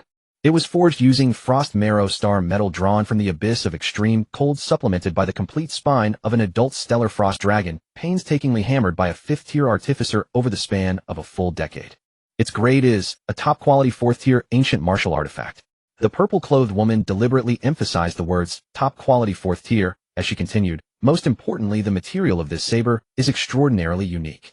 Not only is it incomparably sharp, but it can also fully, 100%, bear any elemental origin augmentation above the Star King realm without the slightest rejection. For a saber cultivator who has mastered elemental attributes such as yourself, it is nothing less than a perfect weapon tailor-made for you. Top-quality 4th-tier ancient martial artifact. Su Wu's heart gave an uncontrollable violent leap. Such a treasure, even throughout the entire resource-rich Aulon Star domain, would unquestionably be counted among the rarest of inheritances, worthy of driving countless high-tier Star Kings and even Star Emperors to bankruptcy in their struggle to claim it. One must remember that the Starfall saber Su Yu wielded as his trump card was merely a 2nd-tier artifact at best. A top-quality 4th-tier ancient martial artifact, when paired with his 3-fire thunder saber and the supreme chaotic body, filled Su Wu with absolute confidence. Without even invoking his high-tier saber domain, he dared to face a peak 9th-tier Star King head-on. Temptation. This was a fatal temptation utterly impossible to refuse. Yet Su Wu did not allow this immense prospect to cloud his judgment. Thus, Su Wu forcibly quelled the burning desire in his heart. He narrowed his eyes, slightly feigning contemplation for a moment, then spoke in a solemn tone. Senior, your generosity is indeed tempting, but this Starfall secret realm is no trivial matter. Su Wu cast a glance at the White Dragon War Saber's side, and employed a feigned reluctance. Furthermore, though the White Dragon War Saber is a peerless blade, if I should lose my life within the secret realm, no matter how fine the saber, it would be nothing more than scrap metal to me. One must have the fortune to stay alive in order to enjoy such fortune. Hearing Su Wu's somewhat cowardly declination, the purple-clothed woman, far from being angered, laughed instead. You are cautious, I'll give you that. The purple-clothed woman smiled lightly, then with an utterly casual flick of her wrist hurled the priceless White Dragon War Saber directly towards Su Wu. However, since I have set my sights on you and sought your assistance, I would hardly send you to your death for nothing. Take this White Dragon War Saber for now. Bear no psychological burden whatsoever. This shall serve as the advance payment for your employment. If you give your all within the secret realm, and the matter is accomplished, I shall reward you handsomely thereafter. Moreover, I can assure you that the final reward shall be far, far beyond merely this one fourth-tier ancient martial artifact. Whoosh! The white dragon war saber transformed into a streak of silver light, arriving before Su Wu in an instant. Su Wu's eyes narrowed, not dodge. Instead, he extended a hand, and firmly the ice-cold, bone-chilling blade hilt. Boom! The moment he gripped the hilt, Su Wu felt a vast, boundless force, seemingly containing endless glaciers and dragon might, surging through his arm into his body. This power was so overwhelming that even his supreme chaos physique resonated with extreme delight. What a blade, a peerless blade. Merely by holding it, Su Wu could feel his combat power jump by more than 30%. That woman stood out in his thoughts. Su Wu's heart trembled fiercely, but he forced himself to stay calm. With a deft wrist, he slipped the Bai Long Zhan Dao into his space ring, then met the purple-robed woman's gaze, and stated that senior's generosity was so bold that if he refused again, it would prove he did not know how to show proper respect. However, even so, I must think this through carefully. The Starfall Secret Realm is opening soon, and I still have some private cards and preparations to make. When I am properly prepared, I will give you a final answer no later than the day before the realm opens. How about that?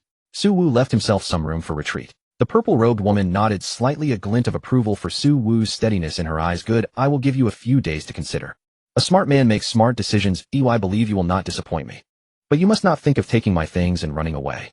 Not to mention this tiny 35th star sector, even across AO Lon star domain. As long as I wish, there are few who can escape my pursuit. And as if she had never appeared, the purple-robed woman's silhouette suddenly vanished before Su Wu's eyes. Phew. Only after confirming she had truly left did Su Wu exhale, his back drenched in cold sweat. That woman's power was monstrous to the extreme. The little Bai who had been lying on Su Wu's shoulder pretending to be dead finally dared to take a deep breath. Through a soul contract, the little Bai transmitted telepathically to Su Wu, my perception tells me she had no intention to kill you just now. As a star beast, little Bai's instincts about danger have always been accurate. Hearing this, Su Wu's heart could relax a little. To seek fortune in peril. Since arriving in this starry sky, how can I be timid and still reach the pinnacle? Su Wu frowned, eyes fixed on the kaleidoscopic neon outside the alley, thoughts racing. Originally, he had just come to the Starfall Secret Realm to join in the bustle to see if he could pick up some loot. Now, inexplicably, a terrifyingly powerful, mysterious woman has tangled him, and he has even shouldered the burden of finding a 5-rank ancient martial art. The development of events had already exceeded his expectations. Yet the lure of the 4th-rank top-tier ancient martial art was simply too great. With this blade, his survival chances in the realm would rise dramatically. Moreover, if it is truly as the woman said, there will be a handsome reward after success. This deal is worth gambling on. Let's go, little Bai. Time to go back and prepare. Su Wu gathered his thoughts, tucked his hands into his coat pockets, and with little Bai turned and walked out of the shadowed alley, blending back into the bustling alien city. Time on this main planet under the light of 3 suns passed day by day. The day the Starfall Secret Realm would officially open drew nearer. In these 2 weeks, Xingyao City, already immensely prosperous, had completely become a powder keg about to explode. From Aolan star domain's various districts, and even from ancient hidden Taoist lineages, peerless prodigies, and old monsters surged onto this planet, as if sharks smelling blood. Every day, sun-shrouding super battleships descended from the heavens. On the streets, Star King Realm powerhouses, once a rarity, were now as numerous as weeds. Occasionally one could sense a few faint but terrifying pressures. Masters beyond the Star King Realm, the Star Emperor Realm. To contend for the realm's world-shaking opportunities, especially the rumored 5-rank ancient martial art that might appear, the various powers were all out in force. There are even rumors that a member of the Aolan Star Domain's High Council personally dispatched his most capable closed-door disciples to test. The overall situation in Xingyao City grew extremely tense. In these windswept 2 weeks, Su Wu seemed to have vanished from the world, staying behind closed doors. In these 2 weeks, he did nothing else, wholly devoted to refining the 4th-rank top-tier ancient martial weapon, the Bai Long Zhan Dao. The 4th rank marks a watershed for ancient weapons and treasures. Once an ancient martial art reaches the 4th rank, each piece must undergo the owner's refining to unleash its full power. Then not only can it bear the wielder's full vitality, but it can also perfectly withstand attribute enhancements. 2 days before the Starfall Secret Realm opens, in a certain secret chamber, Su Wu bare-chested sat cross-legged, the white dragon warblade by Long Zhan Dao suspended before him.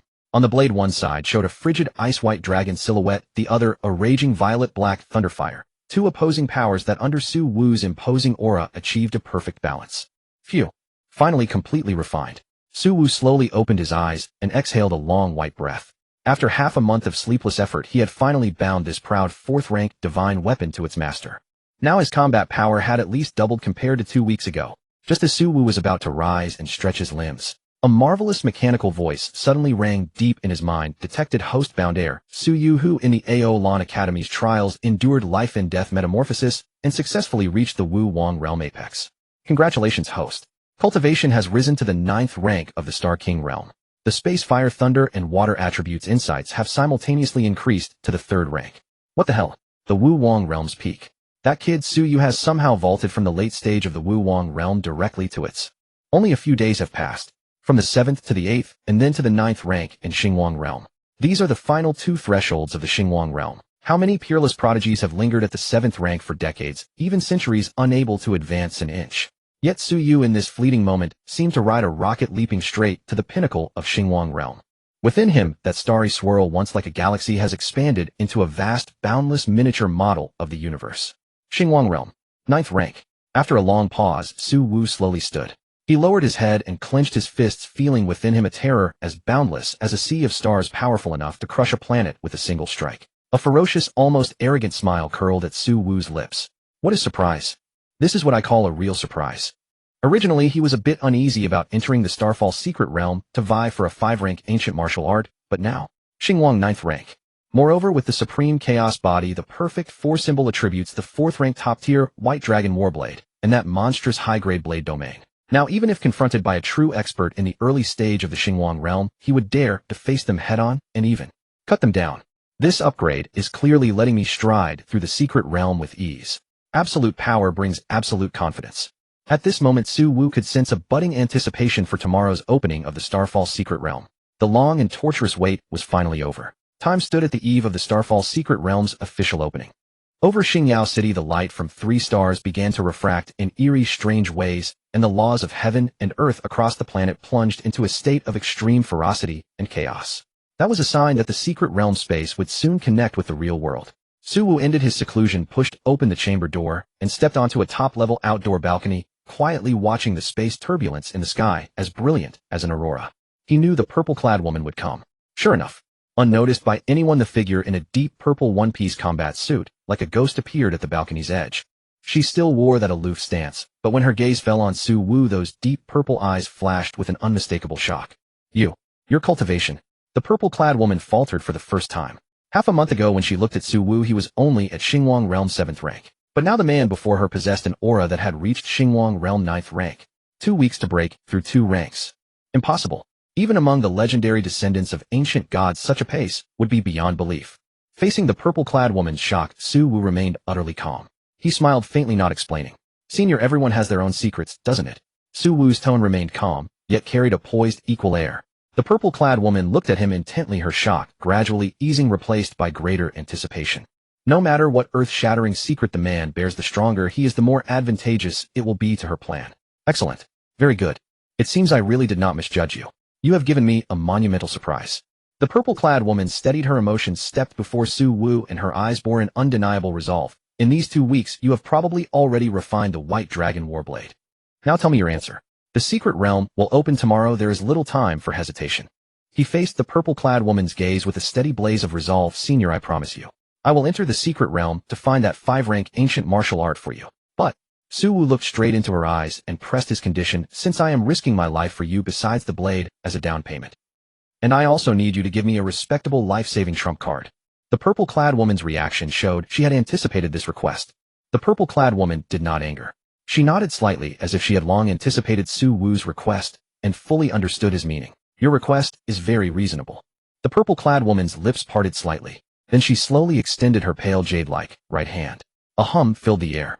As her palm opened, the space on the balcony was instantly cloaked by a terrifying aura so oppressive that even Su Wu in 9th rank Xingwang felt his breath stall. Behold, a thumb-sized bead, deep starry blue, transparent, slowly rising from her palm. The moment this bead appeared, the surrounding laws of heaven and earth seemed to wail, as if within its tiny mass lay energy sufficient to destroy this planet. The purple-clad woman casually flicked a finger. The starry blue bead transformed into a stream of light and landed firmly in Su Wu's hand. This is a martial Dao bead I personally drew from a thread of the origin law to refine for you.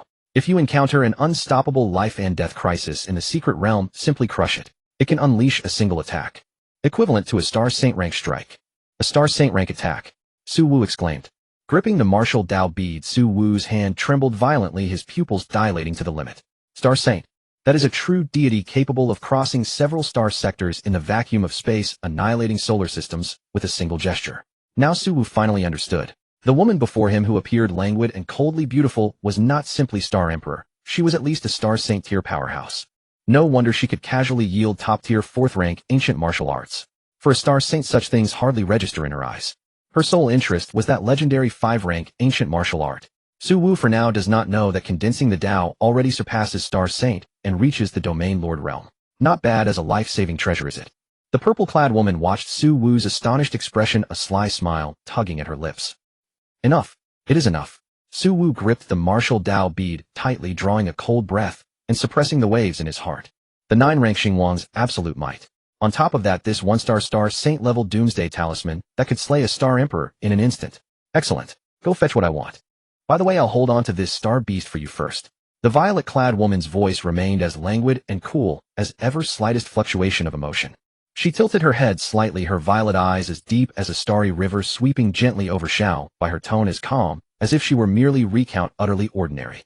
Yet to Suwu and Xiao Bai, those words struck like a bolt from the blue on a flat plain. Suwu's pupils abruptly contracted, his body tensing instinctively. Xiao Bai perched on his shoulder, pinned its 2 fluffy ears to its head. The pair stood astonished. She had seen through Xiao Bai's disguise. Although star beasts are extraordinarily precious, and almost every advanced civilization dreams of them as top-tier battle pets and strategic resources, the violet-clad woman regarded Suwu's wary, almost on-edge demeanor, and her exquisite face bore no greed or covetousness. Her eyes were clear. But I am not interested in that. Don't worry. You won't be able to bring it into the secret realm anyway. She did not perform any talismanic gestures or cast any spell. She merely lifted her pale jade-white wrist and towards Suwu's shoulder waved a broad hand casually. Humming. An invisible immense force descended upon Xiao Bai without warning. Meow. Xiao Bai hadn't even time to react. Its plump body rose into the air. It struggled frantically in midair, its 4 sharp little claws wildly flailing, trying to break free. But all of it was in vain. It despairingly found that the terrifying power of the Star King realm 1st rank, though it appeared frail and slender, concealed such power that soon it was pulled by the invisible force steadily into the purple-clad woman's embrace. Unable to move, Xiao Bai could only transmit a telepathic message to Suwu through the soul contract brother. This woman is too sinister. I can't move. Suwu stared at Xiao Bai cradled in the violet-clad woman's arms, his brows knitting into a sharp line. But half a second later he drew a deep, cold breath and forcibly pressed down his worries. He knew very well that now was not the time for impulse. To make a move in front of someone at least at the Star Saint level. That would not be bravery, it would be a gnat shaking a tree courting death. More importantly, Suwu's keen intuition told him that this mysterious violet-clad woman, though domineering, truly bore no trace of malice. Xiao Bai for the moment stay with her. Suwu through the soul contract sent a soothing telepathic message to Xiao Bai. If she truly wanted to kill and seize the treasure, we would have vanished long ago. Her eyes carried no greed, she could be regarded as a person with a bottom line. Hearing Suwu's telepathic message, Xiao Bai's heart still fluttered, but it ceased the meaningless struggles and lay obediently in the woman's arm, like a true pet cat no longer moving. Suwu looked up, his gaze complex as he regarded the violet-clad woman. The other party clearly knew Xiao Bai's true identity all along, but she had refrained from seizing it by force until he agreed to enter the secret realm, and only then took it as a collateral.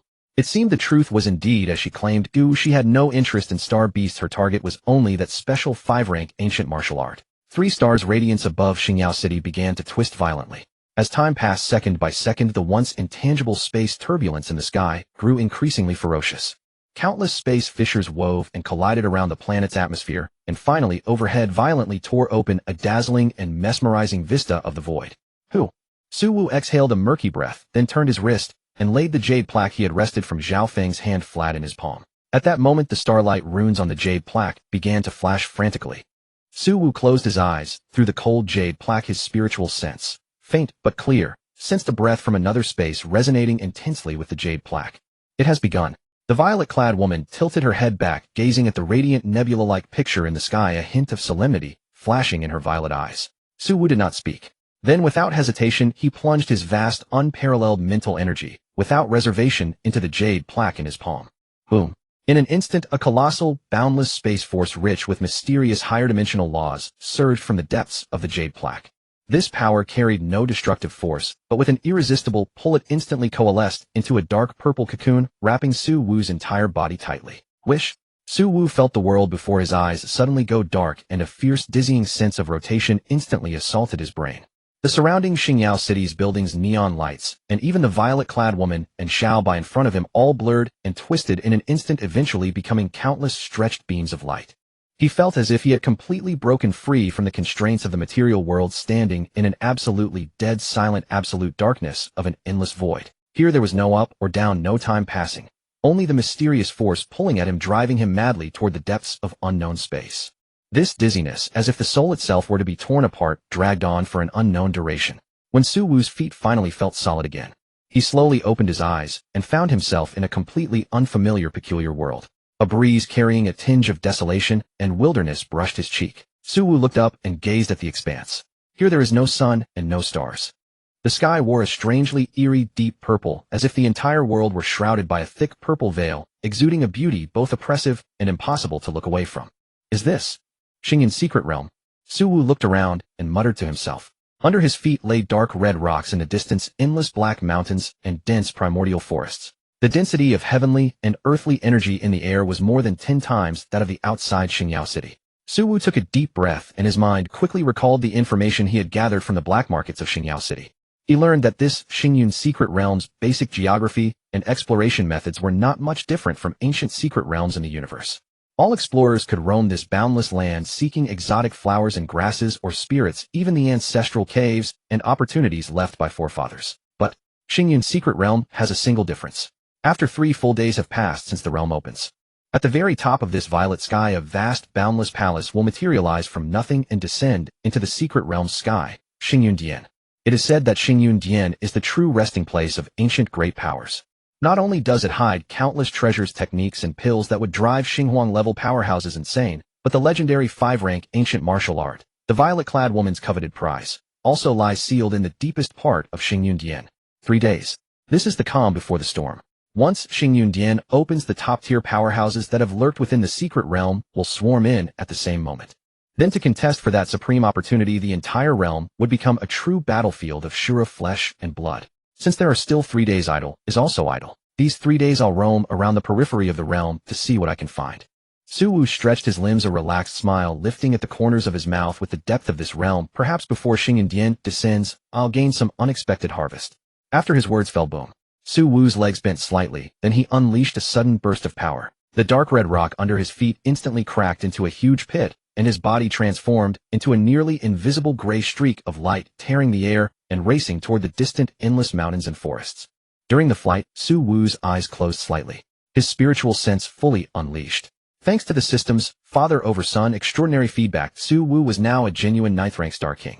In this vast cosmos of cultivation, ascending from Star King to Star Emperor is the same as leaping from Martial King to Martial Emperor. That is not mere accumulation of vital energy, but a leap in the soul. The divine sense will undergo a terrifying qualitative change and strengthening.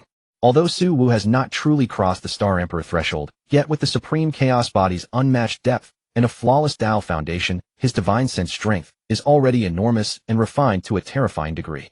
That is an infinitely close, almost rivaling an early-stage Star Emperor's terrifying divine sense, only a hair's width away. But even so, with his current level of divine sense powerful enough to make ordinary Star Kings despair, in this Xinyan secret realm, where the laws are heavily suppressed, quietly probing within thousands of kilometers is more than enough. The invisible mental waves spread outward like a fine layer of mercury, centered on Su Wu, sweeping toward the mountains, rivers, and underground in all directions. Soon Su Wu moved like a ghost, completely merging into the vibrant, yet perilous forest. Time slipped away quietly within this secret realm where there was no alternation of sun and moon, only an eternal violet sky. A day and more passed in the blink of an eye. Throughout nearly 30 hours of high-intensity searching, Su Wu maintained an extraordinary pace, virtually scouring every mountain range within a radius of several thousand kilometers. He moved like an impossibly discerning treasure hunter, wandering here and there. Along the way, he encountered several massive native beasts whose strength rivaled that of Star Lords, and discovered a few century-old medicinal herbs emanating a faint spiritual glow. Yet he took action against none of them. Is it possible that in this vast primordial secret realm there isn't a single resource worthy of catching my eye? Su Wu came to a halt atop the canopy of an ancient tree that stretched 100 zhang into the sky. With a hint of helplessness, he rubbed his brow and muttered a silent complaint within his heart. Indeed, those spirit herbs, considered premium treasures by outside martial artists, were to Su Wu, now blessed with system rewards and pockets stuffed with countless top-grade pills, nothing more than roadside weeds, utterly unworthy of the time it would take to pluck them. Enough. It seems all the true treasures are concentrated within the Starfall Hall 3 days from now. Sighing, Su Wu prepared to abandon this region and continue his leisurely wandering deeper into the secret realm. However, just as he lifted his foot about to activate the law of space to depart, suddenly an exceedingly faint, peculiar fluctuation, so subtle it stirred not even a ripple in the surrounding air, drifted into his divine sense net from the distant depths of the mountain forest to his left like a wandering thread upon the wind. This fluctuation was concealed with extraordinary perfection and extraordinary subtlety. Were it not for the fact that Su Wu's divine sense now approached the Star Sovereign realm infinitely closely, and were it not for the chance that he happened to have stopped within a mere 100 li of that fluctuation, any ordinary 8th tier, or even common 9th tier Star King would have found it utterly impossible to detect that fleeting anomaly within the void. Su Wu's movement froze in an instant. From his deep penetrating gaze a blaze of razor-sharp brilliance erupted without warning. Such a well-concealed soul fluctuation. This sensation, Su Wu's heart stirred, and without the slightest hesitation, he immediately compressed his own chi and blood fluctuations to their absolute extreme. His entire being melted into the shadows as he followed the direction from which that faint fluctuation emanated, transforming into a soundless afterimage among the dense canopy, streaking forward at tremendous speed. Merely half a minute later, Su Wu gradually slowed his pace and alighted with extraordinary lightness upon a thick tree branch. He gazed toward the front. There, directly ahead of him, the dense forest came to an abrupt and giving way to an expansive, barren clearing of dark crimson earth, where not a single blade of grass grew. At the very center of that clearing stood a solitary ancient tree of remarkably unusual appearance. The tree was not tall, only some 3 meters in height. Its trunk was a deathly pallid gray-white, bearing not a single leaf. Its bare branches stretched toward the heavens like the claws of some malevolent demon. Yet at the very crown of its canopy, a single fruit no larger than a fist had formed. The fruit was entirely translucent and milky white in color, radiating a lustrous, gentle sheen, as though it had been meticulously carved from the purest, most flawless gem in all the world. Beneath the illumination of the violet sky, a mist ethereal, as the soul itself drifted across the fruit's surface. Soul fruit. The instant he clearly beheld that fruit, Su Wu's heart lurched uncontrollably, his breath quickening by half a beat. Over this past year, Su Wu had not spent his days at his villa in the capital martial arts university, merely lounging about and drinking tea. As a powerhouse seeking to compensate for his lack of foundational knowledge, he had poured through countless ancient texts within the university concerning stellar martial arts, the mysteries of the cosmos, and rare treasures of heaven and earth. Thus, at almost a single glance, he recognized the staggering origin of that fruit. Soul fruit. A treasure of heaven and earth, so exceedingly rare throughout the entire Milky Way that its value could not possibly be measured in Federation credits. Its conditions of growth were absurdly demanding. It must absorb the residual soul power of fallen powerhouses, requiring 10,000 years to ripen. Moreover, a single tree bears only one fruit. Even more peculiar, a martial artist could consume the soul fruit only once in their lifetime. Should greed prompt a second consumption, its effects would be drastically diminished, or even rendered entirely useless. However, so long as it was one's first time consuming the soul fruit, it would, regardless of any realm barrier, violently and purely augment the martial artist's soul power and divine sense to an extraordinary degree. For those martial artists who cultivated soul-type arts, this was simply a supreme treasure that one might stumble upon, yet never seek to find. And for Su Wu, a 9th-tier Star King whose divine sense was precisely caught just before the threshold of Star Sovereign, lacking only that final push, this soul fruit was the perfect key to utterly shatter that thin membrane and propel his divine sense into the Star Sovereign domain ahead of time. It was unquestionably a treasure beyond price. However, the wild elation lasted but a moment before Su Wu swiftly calmed himself. For his gaze had caught sight of the shadow beneath the soul fruit tree. 2 massive figures lay there in utter stillness. They were 2 creatures of exceedingly strange appearance, beasts native to the secret realm. Their bodies were as enormous as armored vehicles, sheathed entirely in thick scales blacker than ink. Their heads resembled lions, yet were not, and 2 rows of razor-sharp bone spurs jutted from their backs. At this moment, the 2 beasts flanked the soul fruit tree to its left and right, guarding it with predatory vigilance. Within their blood-red slit pupils radiated an aura of savagery that sent chills crawling down one's spine. What troubled Su Wu even more was the terrifying energy fluctuation emanating from their bodies. Such overwhelming aura. The presence radiating from these 2 brutes is actually a shade stronger than mine, a 9th-tier Star King. Su Wu's brow furrowed slightly as he instantly rendered a precise assessment. These are 2 primordial beasts that have reached the half-step Star Sovereign tier. No wonder such a treasure had been able to grow here undisturbed. With 2 half-step Star Sovereign class beasts guarding it in concert, ordinary Star Kings, even arriving in groups, would amount to nothing more than a light snack delivered to their maws.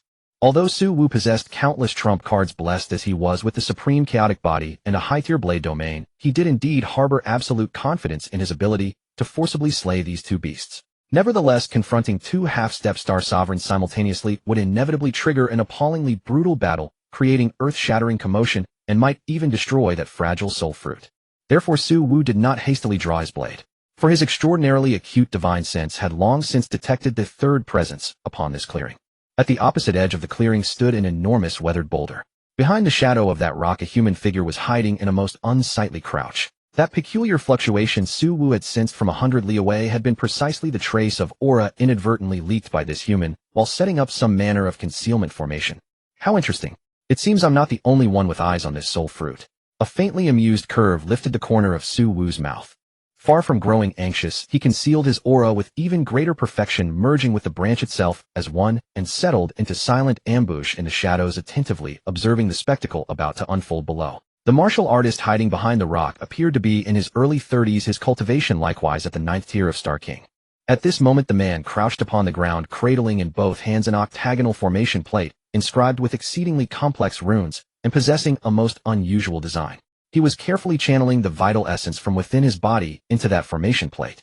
At the clearing's edge, the man fixed his gaze intently upon the runes that gradually illuminated across the formation plate. Soon as the last wisp of vital essence was infused, the man completed all his preparations. He drew a sharp, deep breath, rose to his feet, swung his arm in a wide arc, and with tremendous force hurled the now activated formation plate toward a spot some 500 meters from the soul fruit tree on the left side of the clearing. Whoosh! The formation plate traced a faint streak of light through the air before landing precisely amid the distant grass. Buzz! In the next instant the array plate took root upon the ground, bursting with brilliant light. Within the blink of an eye, that tiny array plate actually transformed into an incredibly lifelike human figure radiating intense fluctuations of blood vitality. Whether in build appearance or the aura it exuded, it perfectly simulated a powerhouse of the Star King realm. Roar! This sudden intense fluctuation of blood vitality instantly alerted the two half-step star emperor beasts beneath the soul fruit tree. One of the beasts, slightly larger with a scar over its left eye, abruptly snapped its head up, its crimson eyes locking dead onto the human figure conjured by the array plate. Emitting a deafening roar, its massive body charged forward like an out-of-control heavy tank, carrying a violent momentum that threatened to crush everything in its path as it lunged madly at the human figure. Controlled by its pre-programmed commands, the figure conjured by the array plate reacted with lightning speed. Without a moment's hesitation, it spun around and fled. Moving with incredible speed and agility, the figure darted left and right, flying through the dense forest and giant boulders. Although the scarred-eyed beast possessed terrifying strength, its colossal size proved to be a hindrance in the complex terrain of the mountain forest. Roaring repeatedly, it snapped countless towering trees, yet found itself unable to catch the slippery phantom for the moment. The beast and the shadow quickly vanished into the depths of the distant forest, leaving behind only the echoing crashes of collapsing trees. Luring the tiger from the mountain, halfway successful, however, beneath the soul fruit tree. The other beast guarding the area merely cast a cold glance in the direction its companion had gone. Undeceived by the phantom, it remained coiled beneath the trees, steady as Mount Tai. Witnessing this, a ruthless resolve flashed in the eyes of the man hiding at the edge of the boulders. He knew the most perilous moment had arrived. Nothing ventured, nothing gained. With a swift whoosh, he abandoned his cover and leaped out from behind the giant boulder, exposing himself openly in the clearing. Roar! The moment he appeared, the guarding beast immediately turned its entire brutal attention toward him. Slowly rising to its feet, it let out a low, suppressed growl from its throat. Its sharp claws scraped against the rock with a grating screech, as if sternly warning this reckless human not to take another step toward the soul fruit. Confronted with the terrifying pressure of a half-step star emperor beast, no fear of being driven back showed on the man's face. Instead, a sly smile curled at the corner of his mouth. "Big guy, your opponent is me." Rather than backing down, his hands rapidly formed hand seals before his chest. Boom. The origin energy around his body surged violently, like boiling water. Thrusting his hands forward, he instantly conjured several incomparably sharp crescent-shaped wind blades radiating a piercing golden light. With a screeching howl that tore through the air, they shot fiercely toward the guarding beast's face. A direct provocation. How could the beast tolerate such an insult from an ant? Reacting with lightning speed, its massive frame dodged to the side, with an incongruous agility, effortlessly evading the golden wind blades. Boom. The wind blades struck the ground behind it, blasting several deep craters. Completely enraged, the beast's eyes turned blood red. Powerful hind legs kicking off the ground, its entire body leaped into the air like a fired cannonball. Opening its bloody maw filled with interlocking fangs, it lunged ferociously at the man. Seeing that his provocation had succeeded, the man did not dare to linger for even a second of combat. Summoning every ounce of his strength, he immediately spun around frantically, pushing his movement technique to its limits as he fled for his life in the exact opposite direction of the array plate's phantom. Roar! The utterly enraged beast was in no mood to let him go. Upon landing, it sprinted on all fours, its speed so immense that it became a mere black blur, snapping closely at the man's heels in hot pursuit. In the blink of an eye, the man and the beast chased each other out of the clearing, vanishing into the layered mountain ranges on the other side. At this very moment, in the center of the clearing, once guarded by two half-step star emperors, both beasts had actually been lured away by this human martial artist's incredibly clever chain of schemes. What a freaking genius. Hiding in the tree canopy, Su-Wu watched this unfold and couldn't help but give a mental thumbs up to the man who had lured the beasts away. Risking his own life to kite a half-step star emperor, such courage and calculation indeed made him worthy of the soul fruit. However, Su-Wu still did not move, for he knew that the real trump card was about to appear. Since that man dared to lure the beasts away, he must have arranged a means to harvest the fruit. Sure enough, barely 10 seconds after the two beasts were lured away, the seemingly ordinary layer of dark red soil directly beneath the soul fruit tree suddenly began to churn upward without warning. Immediately after, a half-human tall robotic figure crafted entirely from an unknown high-grade stealth metal, with faint blue lights flickering at its joints, silently emerged from underground. This was an incredibly expensive interstellar-grade harvesting robot. It was inscribed with a flawless breath-concealing array, which explained why even the two half-step star emperor beasts had failed to notice its presence earlier. The robot's movements were extremely precise and mechanical, completely devoid of any aura of life. Locking onto the lustrous soul fruit in the canopy, it rapidly extended its mechanical arm, made of a special, flexible material, and reached toward the priceless treasure with extreme care. 10 inches. 5 inches. 3 inches. It looked as though the mechanical claw was about to perfectly touch the skin of the soul fruit and complete this flawless heist. At this critical juncture, Su-Wu snatched the soul fruit with one hand. Thanks for the hard work, brother. I'll gladly take this fruit. Instantly storing the soul fruit into his spatial ring, Su-Wu transformed into a streak of light, once more fleeing the chaotic scene and vanishing completely into the endless depths of the purple mountain range. Having completed the deed, he brushed off his clothes and departed, hiding his name and achievements. In the center of the clearing, a cold wind blew through the bare branches, leaving only the robot behind. It remained frozen in its posture, mechanical claw extended in an attempt to pluck the fruit, standing blankly beneath the tree. Its blinking blue electronic eyes seemed filled with countless questions and utter bewilderment as it stood quietly in the empty clearing, looking incredibly ridiculous. Meanwhile, dozens of miles away, the man who was being frantically hunted by the half-step star emperor beast survived by a hair's breadth. When he saw the empty-handed footage transmitted back by the robot through his neural link, overcome by sudden rage and anxiety, the man sprayed a massive mouthful of blood mid-air, letting out a piercing, miserable shriek that echoed throughout the forest. Which bastard did this? I curse your ancestors to the 18th generation. Xingyun's secret realm atop a desolate sheer cliff where no human traces remain. There were no energy fluctuations at all. Solely on the Xinguang 9th rank's monstrous body, Su-Wu, wielding the Bai Long Zhan Dao, cut a hidden cavern into the extremely hard dark red rock wall large enough to house several people, as if cutting tofu. Blocking the entrance with a boulder, he released his divine sense, and after confirming there was no one within 100 li, Su-Wu settled cross-legged. Inside the dim cave, Su-Wu flicked his wrist. As light flickered, he drew from his space ring the supreme Hungua, the soul fruit. The fist-sized fruit was entirely milky white and semi-transparent. In the dim cave, it emitted a soft, moonlit luster. The glow was not dazzling, yet carried a peculiar magic capable of soothing all restlessness. Indeed, this is a fine thing. Su-Wu held Hungua, his gaze full of admiration. He had not yet swallowed it, merely brought the fruit close and lightly inhaled the unique fragrance emitted from Hungua's skin. A sensation of extreme coolness, indescribable in words, like the first snow of a millennial glacier, flowed through his nostrils directly into the depths of his mind without obstruction. Su-Wu felt a shiver run through him. The mental fatigue from days of hard travel vanished instantly, and even the bottleneck in his divine sense strength seemed to gain a boost from this peculiar scent. If merely a scent can have such effects, imagine if fully refined. A hot flame flashed in Su-Wu's eyes. Without hesitation, he opened his mouth and gently placed the milky Hungua into it. An astonishing scene occurred. The Hungua, which seemed to have a tangible texture, touched Su-Wu's tongue and did not yield any chewy flesh. Instead, with a hum, it dissolved instantly in his mouth. It instantly transformed into a warm, peculiar liquid. The liquid did not enter his gut, but dissolved into countless invisible streams that flowed toward the depths of his sea of consciousness. Boom. As soon as that gentle liquid fully merged into his sea of consciousness, Su-Wu felt as if innumerable pure springs sprang up in his mind, wildly flowing and washing away his mental fortifications. Then his consciousness was drawn into an extraordinarily wondrous state of inner vision. He clearly sensed that at the deepest core of his brain, a vast gray, boundless empty plane lay unfolding within his perception. This is the warrior's soul core, the Hunhai.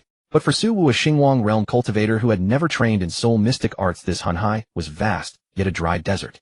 There was no water in this Hunhai, but the dryness lasted only for a moment. With Hungua's potency fully erupting, a mighty, ancient, utterly pure soul power surged from the depths of Su Wu's soul like an awakened ancient dragon. Whoosh! This soul power transformed from Hungua like the nine heavens flood breaking the dam, bearing overwhelming momentum rapidly sweeping toward the desolate Hunhai. As this soul power continued to pour in, the empty gray Hunhai began to ripple with visible illusory waves. Then a miracle occurred. Wave after wave of crystal clear silver glowing soul water began to converge and take shape in this wasteland. From the initial trickles, it quickly formed rivers, and at a terrifying speed, visible to the naked eye, swelled into a true ocean across the boundless plain. As the soul water filled the Hunhai, Su Wu, seated cross-legged in the cave, began to emit silver spiritual ripples across his body. He clearly felt his soul power continuing to multiply at a geometric furious pace. That sensation was like a giant trapped in a narrow iron box, constantly expanding and writhing, as if ready to burst through the iron walls, break free of a primordial dimensional constraint, and step into a completely different realm. Break. Su Wu closed his eyes and uttered a silent roar in his heart. Finally, after a tremor from the depths of his soul, crack, a crisp sound like glass shattering audible only to Su Wu exploded inside his sea of consciousness. Su Wu's soul at this moment seemed to break free from an invisible shackle, completing a metamorphosis as if a cocoon had become a butterfly. He clearly felt that his divine sense strength had with unstoppable momentum crossed the colossal chasm between Xinguang and Xinhuang. He had officially stepped into the Xinhuang realm. At the moment of metamorphosis, Su Wu felt his divine sense become incredibly sharp and expansive. He did not open his eyes, but the entire world with unprecedented clarity projected directly into his mind. This perception transcends sight, hearing, and touch. It is a godlike perspective that pierces to the essence of matter. He can see. He saw outside the cave every blade of grass and tree swaying in the breeze. He saw every ripple and collision of chi in the air. He even saw the rock surface, those minute molecular structures vibrating in rhythm. Divine sense continued to expand, without limit. 1 kilometer, 10, 100, 1,000, 10,000, 100,000 kilometers. He clearly sensed a low-tier exotic beast lurking in mountains hundreds of kilometers away, its faint heartbeat and blood flow, and underground tens of thousands of meters below, a hidden rare mineral vein emanating a distinct heavy fluctuation. This all-encompassing no-dead angle, all-knowing mastery of the surrounding environment was a shocking realm he had never experienced before. Moreover, as his divine sense ascended to the Xinhuang level, Su Wu's thinking and calculation abilities became more active than ever. The already perfected Sanhor Lei Dao, the unrivaled Shui Sha Bian, and the enigmatic Yuan Dan. These martial arts and moves now ran at light speed in his mind, rapidly turning over and deducing. Some martial arts subtleties that had puzzled him before became suddenly clear, and his understanding of the 4 attributes, water, fire, thunder, and space, grew deeper, more aligned with the laws themselves. After an eternity, Su Wu slowly opened his eyes. What a wondrous sensation. This soul fruit is truly a divine artifact capable of defying heaven and altering fate. Su Wu slowly clenched his fists, feeling the surging ocean of souls within his divine sense, see a trace of absolute confidence curling at the corners of his mouth. He now possessed unwavering confidence. At this moment, even without exerting the slightest essence, energy, or physical strength, merely channeling his star sovereign level spiritual sense into a mental lance would suffice to instantly shatter the soul of any Star King powerhouse. Even a half-step Star Sovereign would fare no better under his spiritual pressure. With all his trump cards revealed and full power unleashed, he had truly reached the level of a nascent Star Sovereign. To thoroughly stabilize his newly broken through Star Sovereign level spiritual sense, for over a day, Su Wu refrained from rushing out of the cave to explore the secret realm. Instead, he sat cross-legged in quiet meditation, waiting patiently, like a stone statue, for his soul power to fully settle. Once spiritual sense reached the Star Sovereign realm, martial artists unlocked an entirely new ability, the separation of soul from body. This also meant he could fully immerse his consciousness at will, entering his soul sea in the form of a true spiritual body. One day later, Su Wu shifted his focus. Within his soul sea, beneath a dusky sky, stretched an endless ocean shimmering with silver radiance. For the first time, Su Wu descended here as a translucent spiritual body, faintly glowing. He regarded this boundless soul territory entirely his own with the wonder of a child newly born into the world. Beneath his feet, the clear waters of soul rippled gently, producing melodious tidal sounds that seemed to whisper the endless mysteries of life and spirit to their master. Su Wu experimented with controlling his spiritual body. He discovered that here he was the absolute master. Without needing any physical techniques, a mere thought allowed him to traverse and teleport freely above the soul sea. However, as his spiritual body roamed and patrolled the realm, it suddenly froze at the center of the soul sea. What is this? In shock, he noticed an extraordinarily peculiar place floating in the void above the deepest part of his soul sea. There no waves disturbed the waters. Only absolute stillness reigned. At the heart of this tranquility, an ancient weathered steel silently floated, radiating an aura that did not belong to him. As Su Wu, filled with curiosity, moved toward the steel to investigate, a gentle voice, so deeply familiar to Su Wu yet oddly distant after nearly 20 long years, echoed in his mind, without warning. Wu, when you hear these words, I am relieved that you never gave up on yourself. You are still alive, and you have reached this place, achieving the cultivation needed to unlock it. Boom.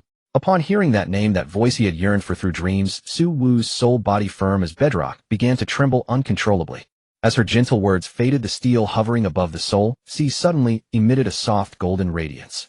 The light interwove and converged, and finally a breathtaking figure in an elegant plain dress slowly materialized and took form within Su Wu's soul sea. Her brows like distant mountains, her eyes like stars, that peerlessly beautiful face etched with unending sorrow. None other than Su Wu's beloved wife, Lin Wanner. Su Wu's spiritual body surged forward instantly, reaching out both hands to embrace the figure he had dreamed of day and night. But his hands passed straight through the figure. It had no physical substance. Her eyes, filled with love and sorrow, gazed steadily at the empty air before her, as though she could not see Su Wu at all. She continued in that soft, slightly trembling voice, Wu, do not be afraid. This apparition is merely a remnant left by my clan's unique, innate divine ability, the divine bestowal.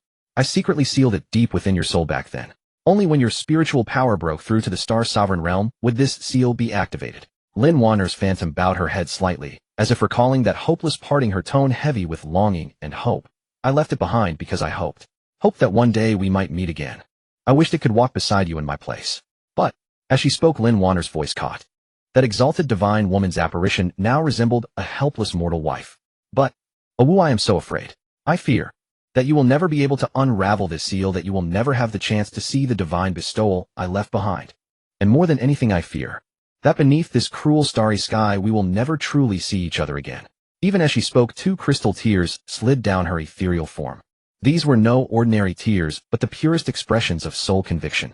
As they fell, Lin Wanner's divine bestowal apparition seemed to expend its final reserves of energy. Her form grew increasingly translucent, gradually dissipating from her feet upward, transforming into golden motes that danced through the air like fireflies.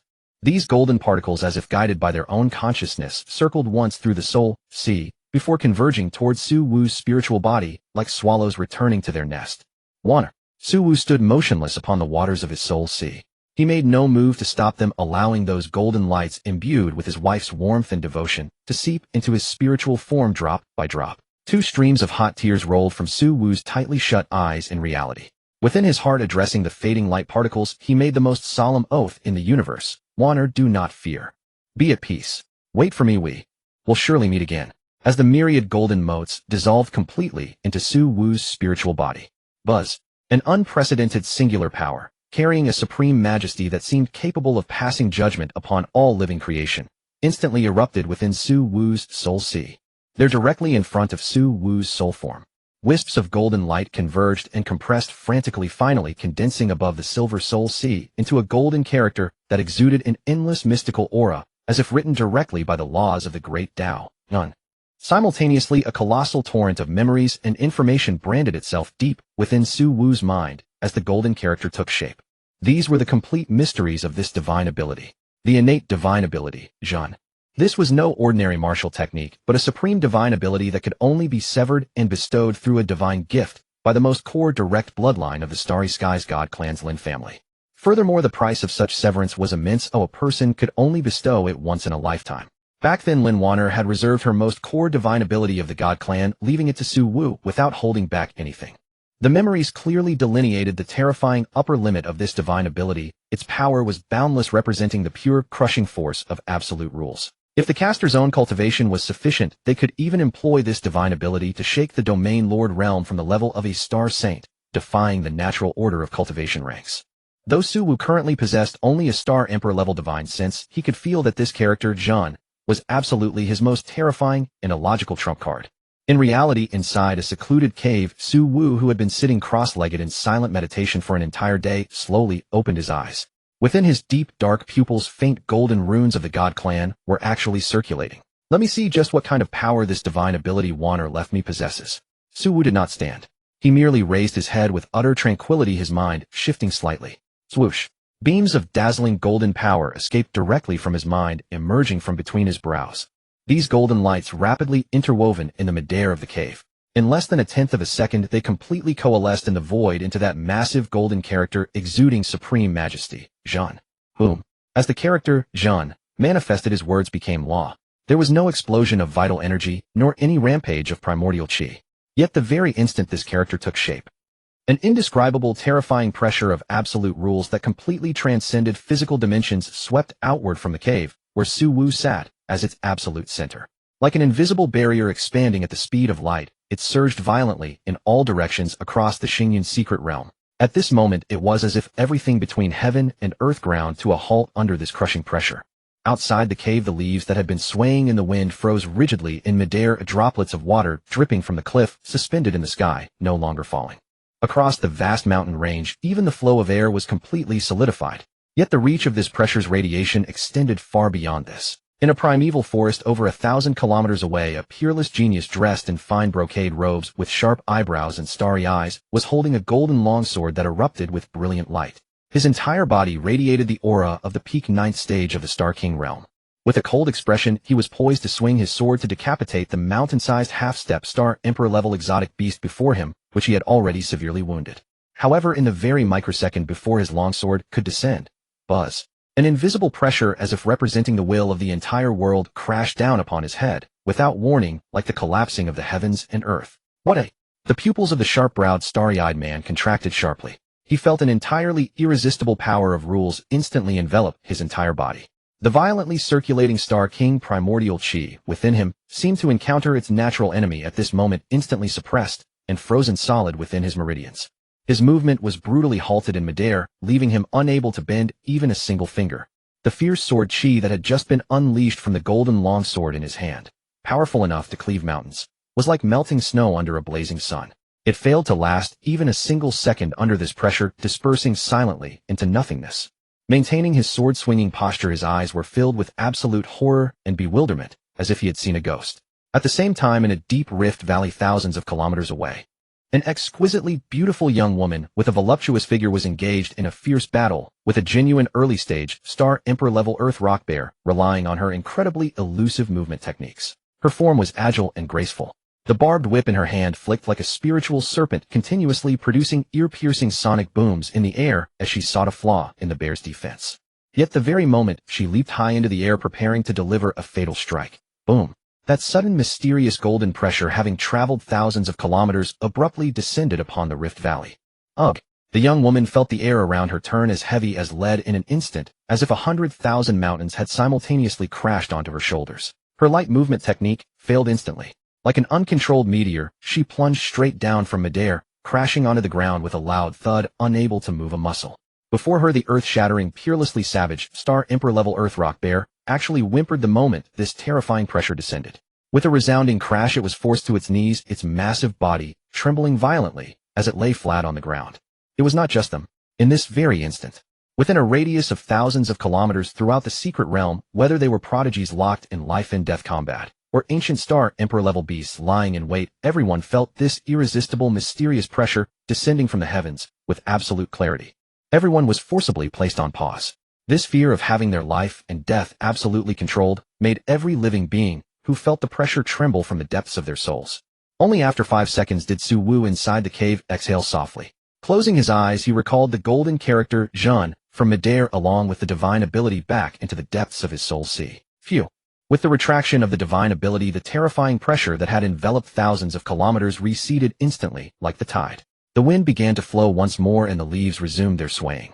Only then did the prodigies and exotic beasts thousands of kilometers away from Su Wu greedily gasp for air, like drowning men breaking the surface, their bodies completely drenched in cold sweat.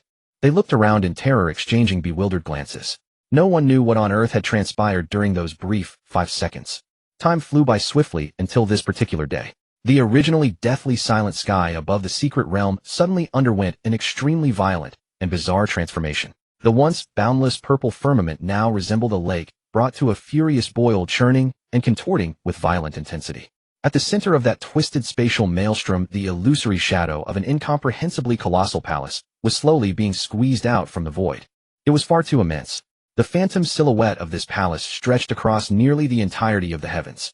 It hung suspended like a continent conjured from nothingness, hovering ominously above the heads of all below. The architectural style of the palace was exceedingly ancient and unadorned, devoid of any ornamental flourishes. It consisted solely of colossal pillars thick as mountains that propped up the firmament alongside sprawling halls that appeared to be carved from a single massive meteorite fallen from the stars. Yet it was merely an unmanifested shadow. Yet the weight of primordial suppression emanating from it was already so overwhelming that countless Star King-level powerhouses within the secret realm found their breath catching the star vortexes within their bodies, experiencing the faintest hint of stagnation. At the outer fringes of the secret realm, atop a black mountain peak that pierced the clouds, Suwu stood with his hands clasped behind his back. His deep, penetrating gaze reflected the boundless phantom palace in the sky, a glint of extraordinary brilliance flickering within his eyes. So this is the Starfall Palace. Suwu, leveraging the terrifying divine consciousness he had already cultivated within the Star Emperor realm, discerned that this palace was no mere mirage. It was forcefully being extruded into this secret realm from a folded dimensional space through some immensely powerful cross-dimensional transmission. The phantom was solidifying at a speed visible to the naked eye. The textures of its bricks and tiles, the scars upon its colossal pillars, all were gradually becoming clearly discernible. Before long, it would truly descend upon this space. Another 2 full hours passed. The distortion in the firmament reached a critical threshold on the verge of total collapse. Rumble. A terrifying roar that defied all definition by mere sound exploded violently in every corner of the secret realm, reverberating deep within the minds of every living being. The colossal Starfall Palace had finally broken free from the constraints of the void, descending completely into this space. Accompanying its arrival, the very earth of the entire Starfall secret realm let out an exceedingly harrowing wail of anguish. Tens of thousands of mountain ranges instantly crumbled in that single moment, while profound ravines were forcibly compressed and sealed shut. The tremors of the earth even spawned visible waves of soil that swept madly outward in all directions. And surrounding the now fully materialized Starfall Palace, a layer of faint dark golden, translucent radiance suddenly burst forth. This layer of light resembled an enormous eggshell enveloping the entirety of the palace within it. It's open. The Starfall Palace has opened. Charge. A 5th-rank ancient martial treasure lies within. Following a brief moment of stunned disbelief, the entire secret realm instantly plunged into absolute delirium. Tens of thousands of streaking lights in a myriad of colors resembling a meteor shower flowing in reverse against the heavens tore upward from every corner of the secret realm, recklessly hurtling toward that layer of dark golden radiance in the sky. Some of the warriors who surged to the very front encountered no obstruction or repulsion upon touching that dark golden radiance. The light merely rippled outward in a circle of delicate waves, and those warriors vanished entirely, like a clay ox sinking into the sea, instantly disappearing into the luminous veil teleported into the depths of the palace. Witnessing this, Suwu no longer harbored the slightest hesitation. The black mountain peak beneath his feet instantly fractured into countless terrifying fissures under his horrifying explosive power. His entire being transformed into a bolt of lightning, instantaneously traversing a distance of tens of thousands of meters, and plunged headlong into that dark golden veil. The instant his body made contact with that layer of radiance, Suwu did not experience the slightest discomfort. On the contrary, an extraordinarily gentle spatial force instantly enveloped his entire being. The scene before his eyes underwent violent distortion and transformation, with all manner of bizarre and fantastical colors streaking backward at tremendous speed across his retinas. When the intense sensation of weightlessness dissipated and Suwu regained his senses, he discovered that he was already standing steadily upon solid ground. Suwu's gaze swiftly swept across his surroundings. The place he now found himself in was within a colossal grand hall. The dome of this hall soared to such unfathomable heights that its apex was nearly invisible, revealing only a vague expanse of profound darkness. The massive stone pillars surrounding him, each requiring 100 men to encircle, bore no torches or technological illumination devices. Instead, they were extravagantly embedded with countless natural gemstones the size of human skulls, each emanating a soft, radiant glow. These gemstones were densely packed, their luminous radiance intertwining to illuminate this vast enclosed space as brightly as broad daylight. The floor was paved with a type of black jade that presented an extraordinarily profound darkness throughout.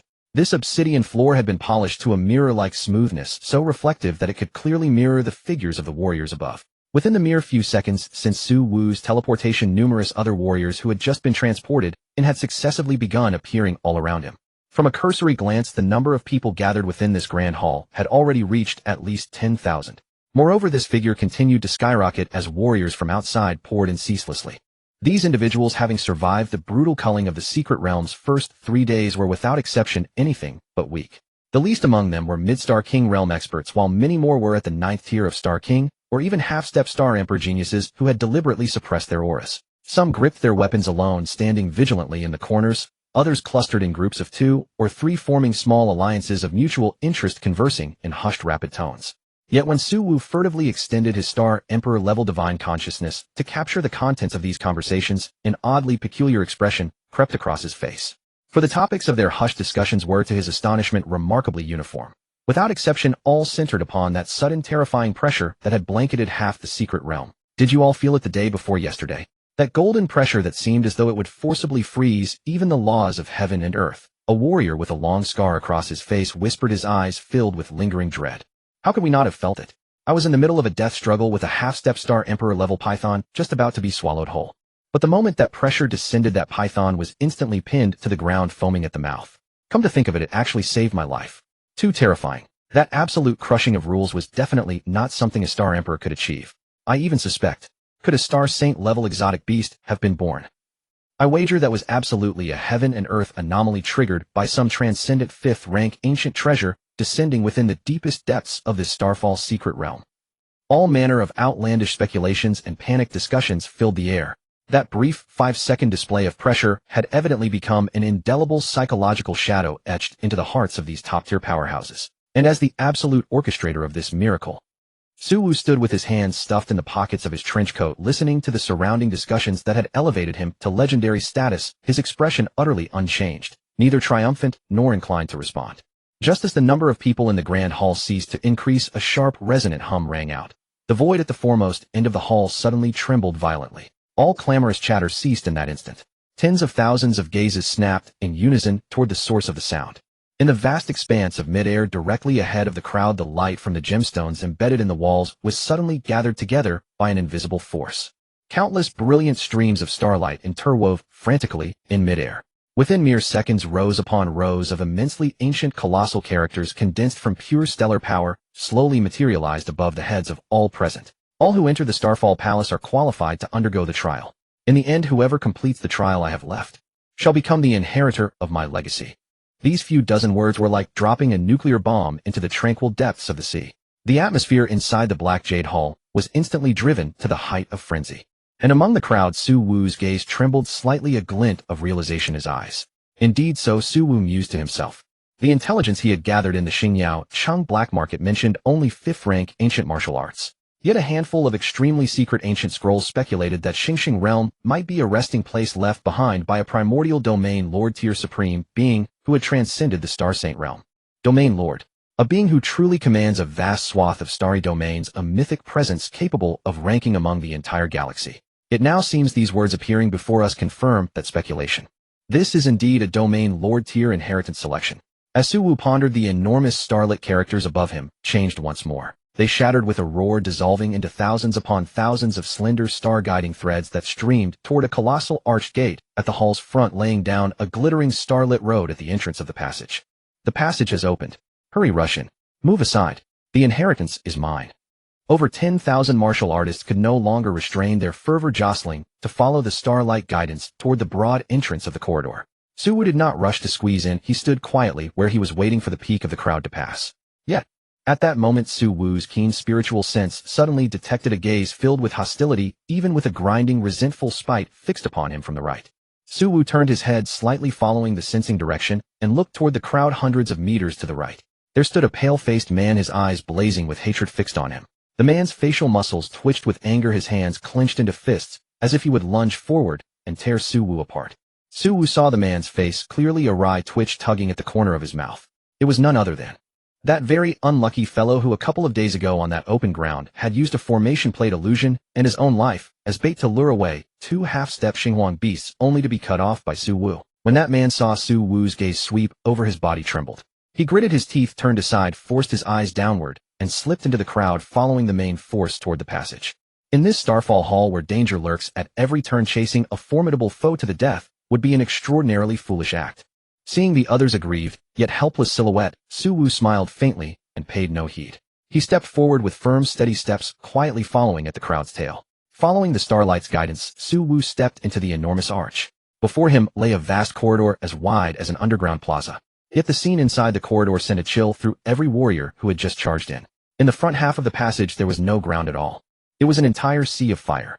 The flames burned in an eerie dark amber, hue, tongues leaping tens of meters high, burning with ferocity and emitting a heat capable of warping space. Far at the far end of the fire, at the limit of sight, one could vaguely glimpse a crystalline, glittering ice plain that exuded an absolute zero stillness.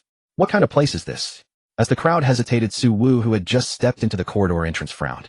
He felt with astonishing clarity that the moment his feet crossed the arch's threshold, a supreme law surged into his body from all directions. This law power carried no lethality, but it was like an invisible super lock landing with uncanny precision on the star rotation in his dantian.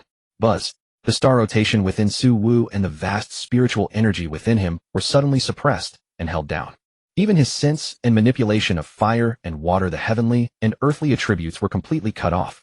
Here he could not use spiritual energy. The star rotation has ceased operating. Mine too. We cannot move even the slightest bit of heavenly, earthly, spiritual energy. Staring at the roiling fire ahead, Suwu felt his star rotation completely sealed within, yet in his deep eyes there was no panic, only a calm clarity. So this isn't a fleshly trial. Without spiritual energy protection, the only thing a warrior can rely on to pass through this fearsome ice-fire corridor is the strength of the body and the depth of one's vigor. At this moment, those who prided themselves on their sturdy flesh gritted their teeth and charged straight into the surging dark amber flames. But the cruelty of reality far surpassed their imagination.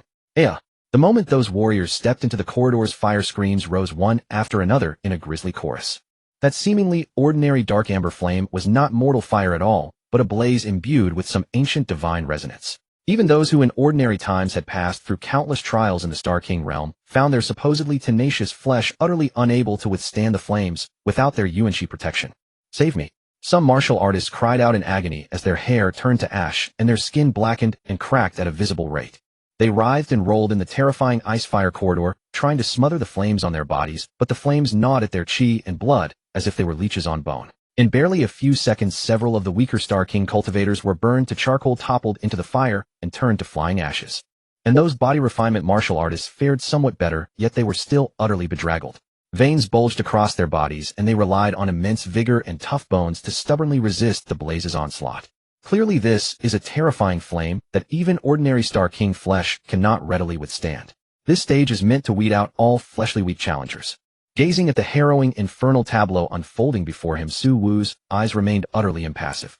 Without the slightest hesitation, he lunged forward in a single powerful stride, plunging with the utmost composure into that dark orange sea of flames, one capable of reducing gold to ash and calcifying bone. Boom!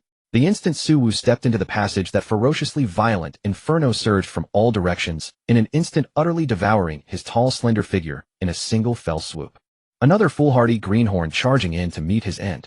The martial artists behind, who had yet to dare enter the passage, shook their heads in unison, their lips curling into derisive sneers. Not even bothering to mount a defense before charging in.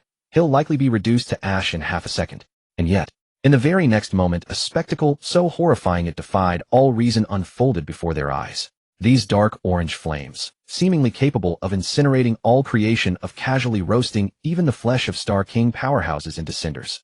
Yet upon making contact with Suwu's body, on the very precipice of reaching that gray trenchcoat of his, they behaved as though confronted by their ultimate nemesis.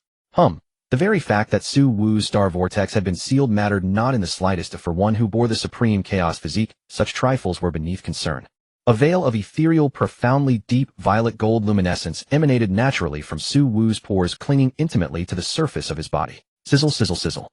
Those ferocious dark orange flames, upon touching this layer of violet gold light, recoiled as though a white-hot branding iron had met with glacial ice 10,000 years old. The terrifying high temperatures and destructive force contained within the flames were systematically stripped away layer by layer by this preposterously formidable fleshly defense. For Suwu himself, walking through this infernal sea of flames, he felt nothing more than a wisp of faintly warm power gently coursing across his skin's surface. Such was the terrifying might of the supreme chaos physique. Though speaking purely in terms of raw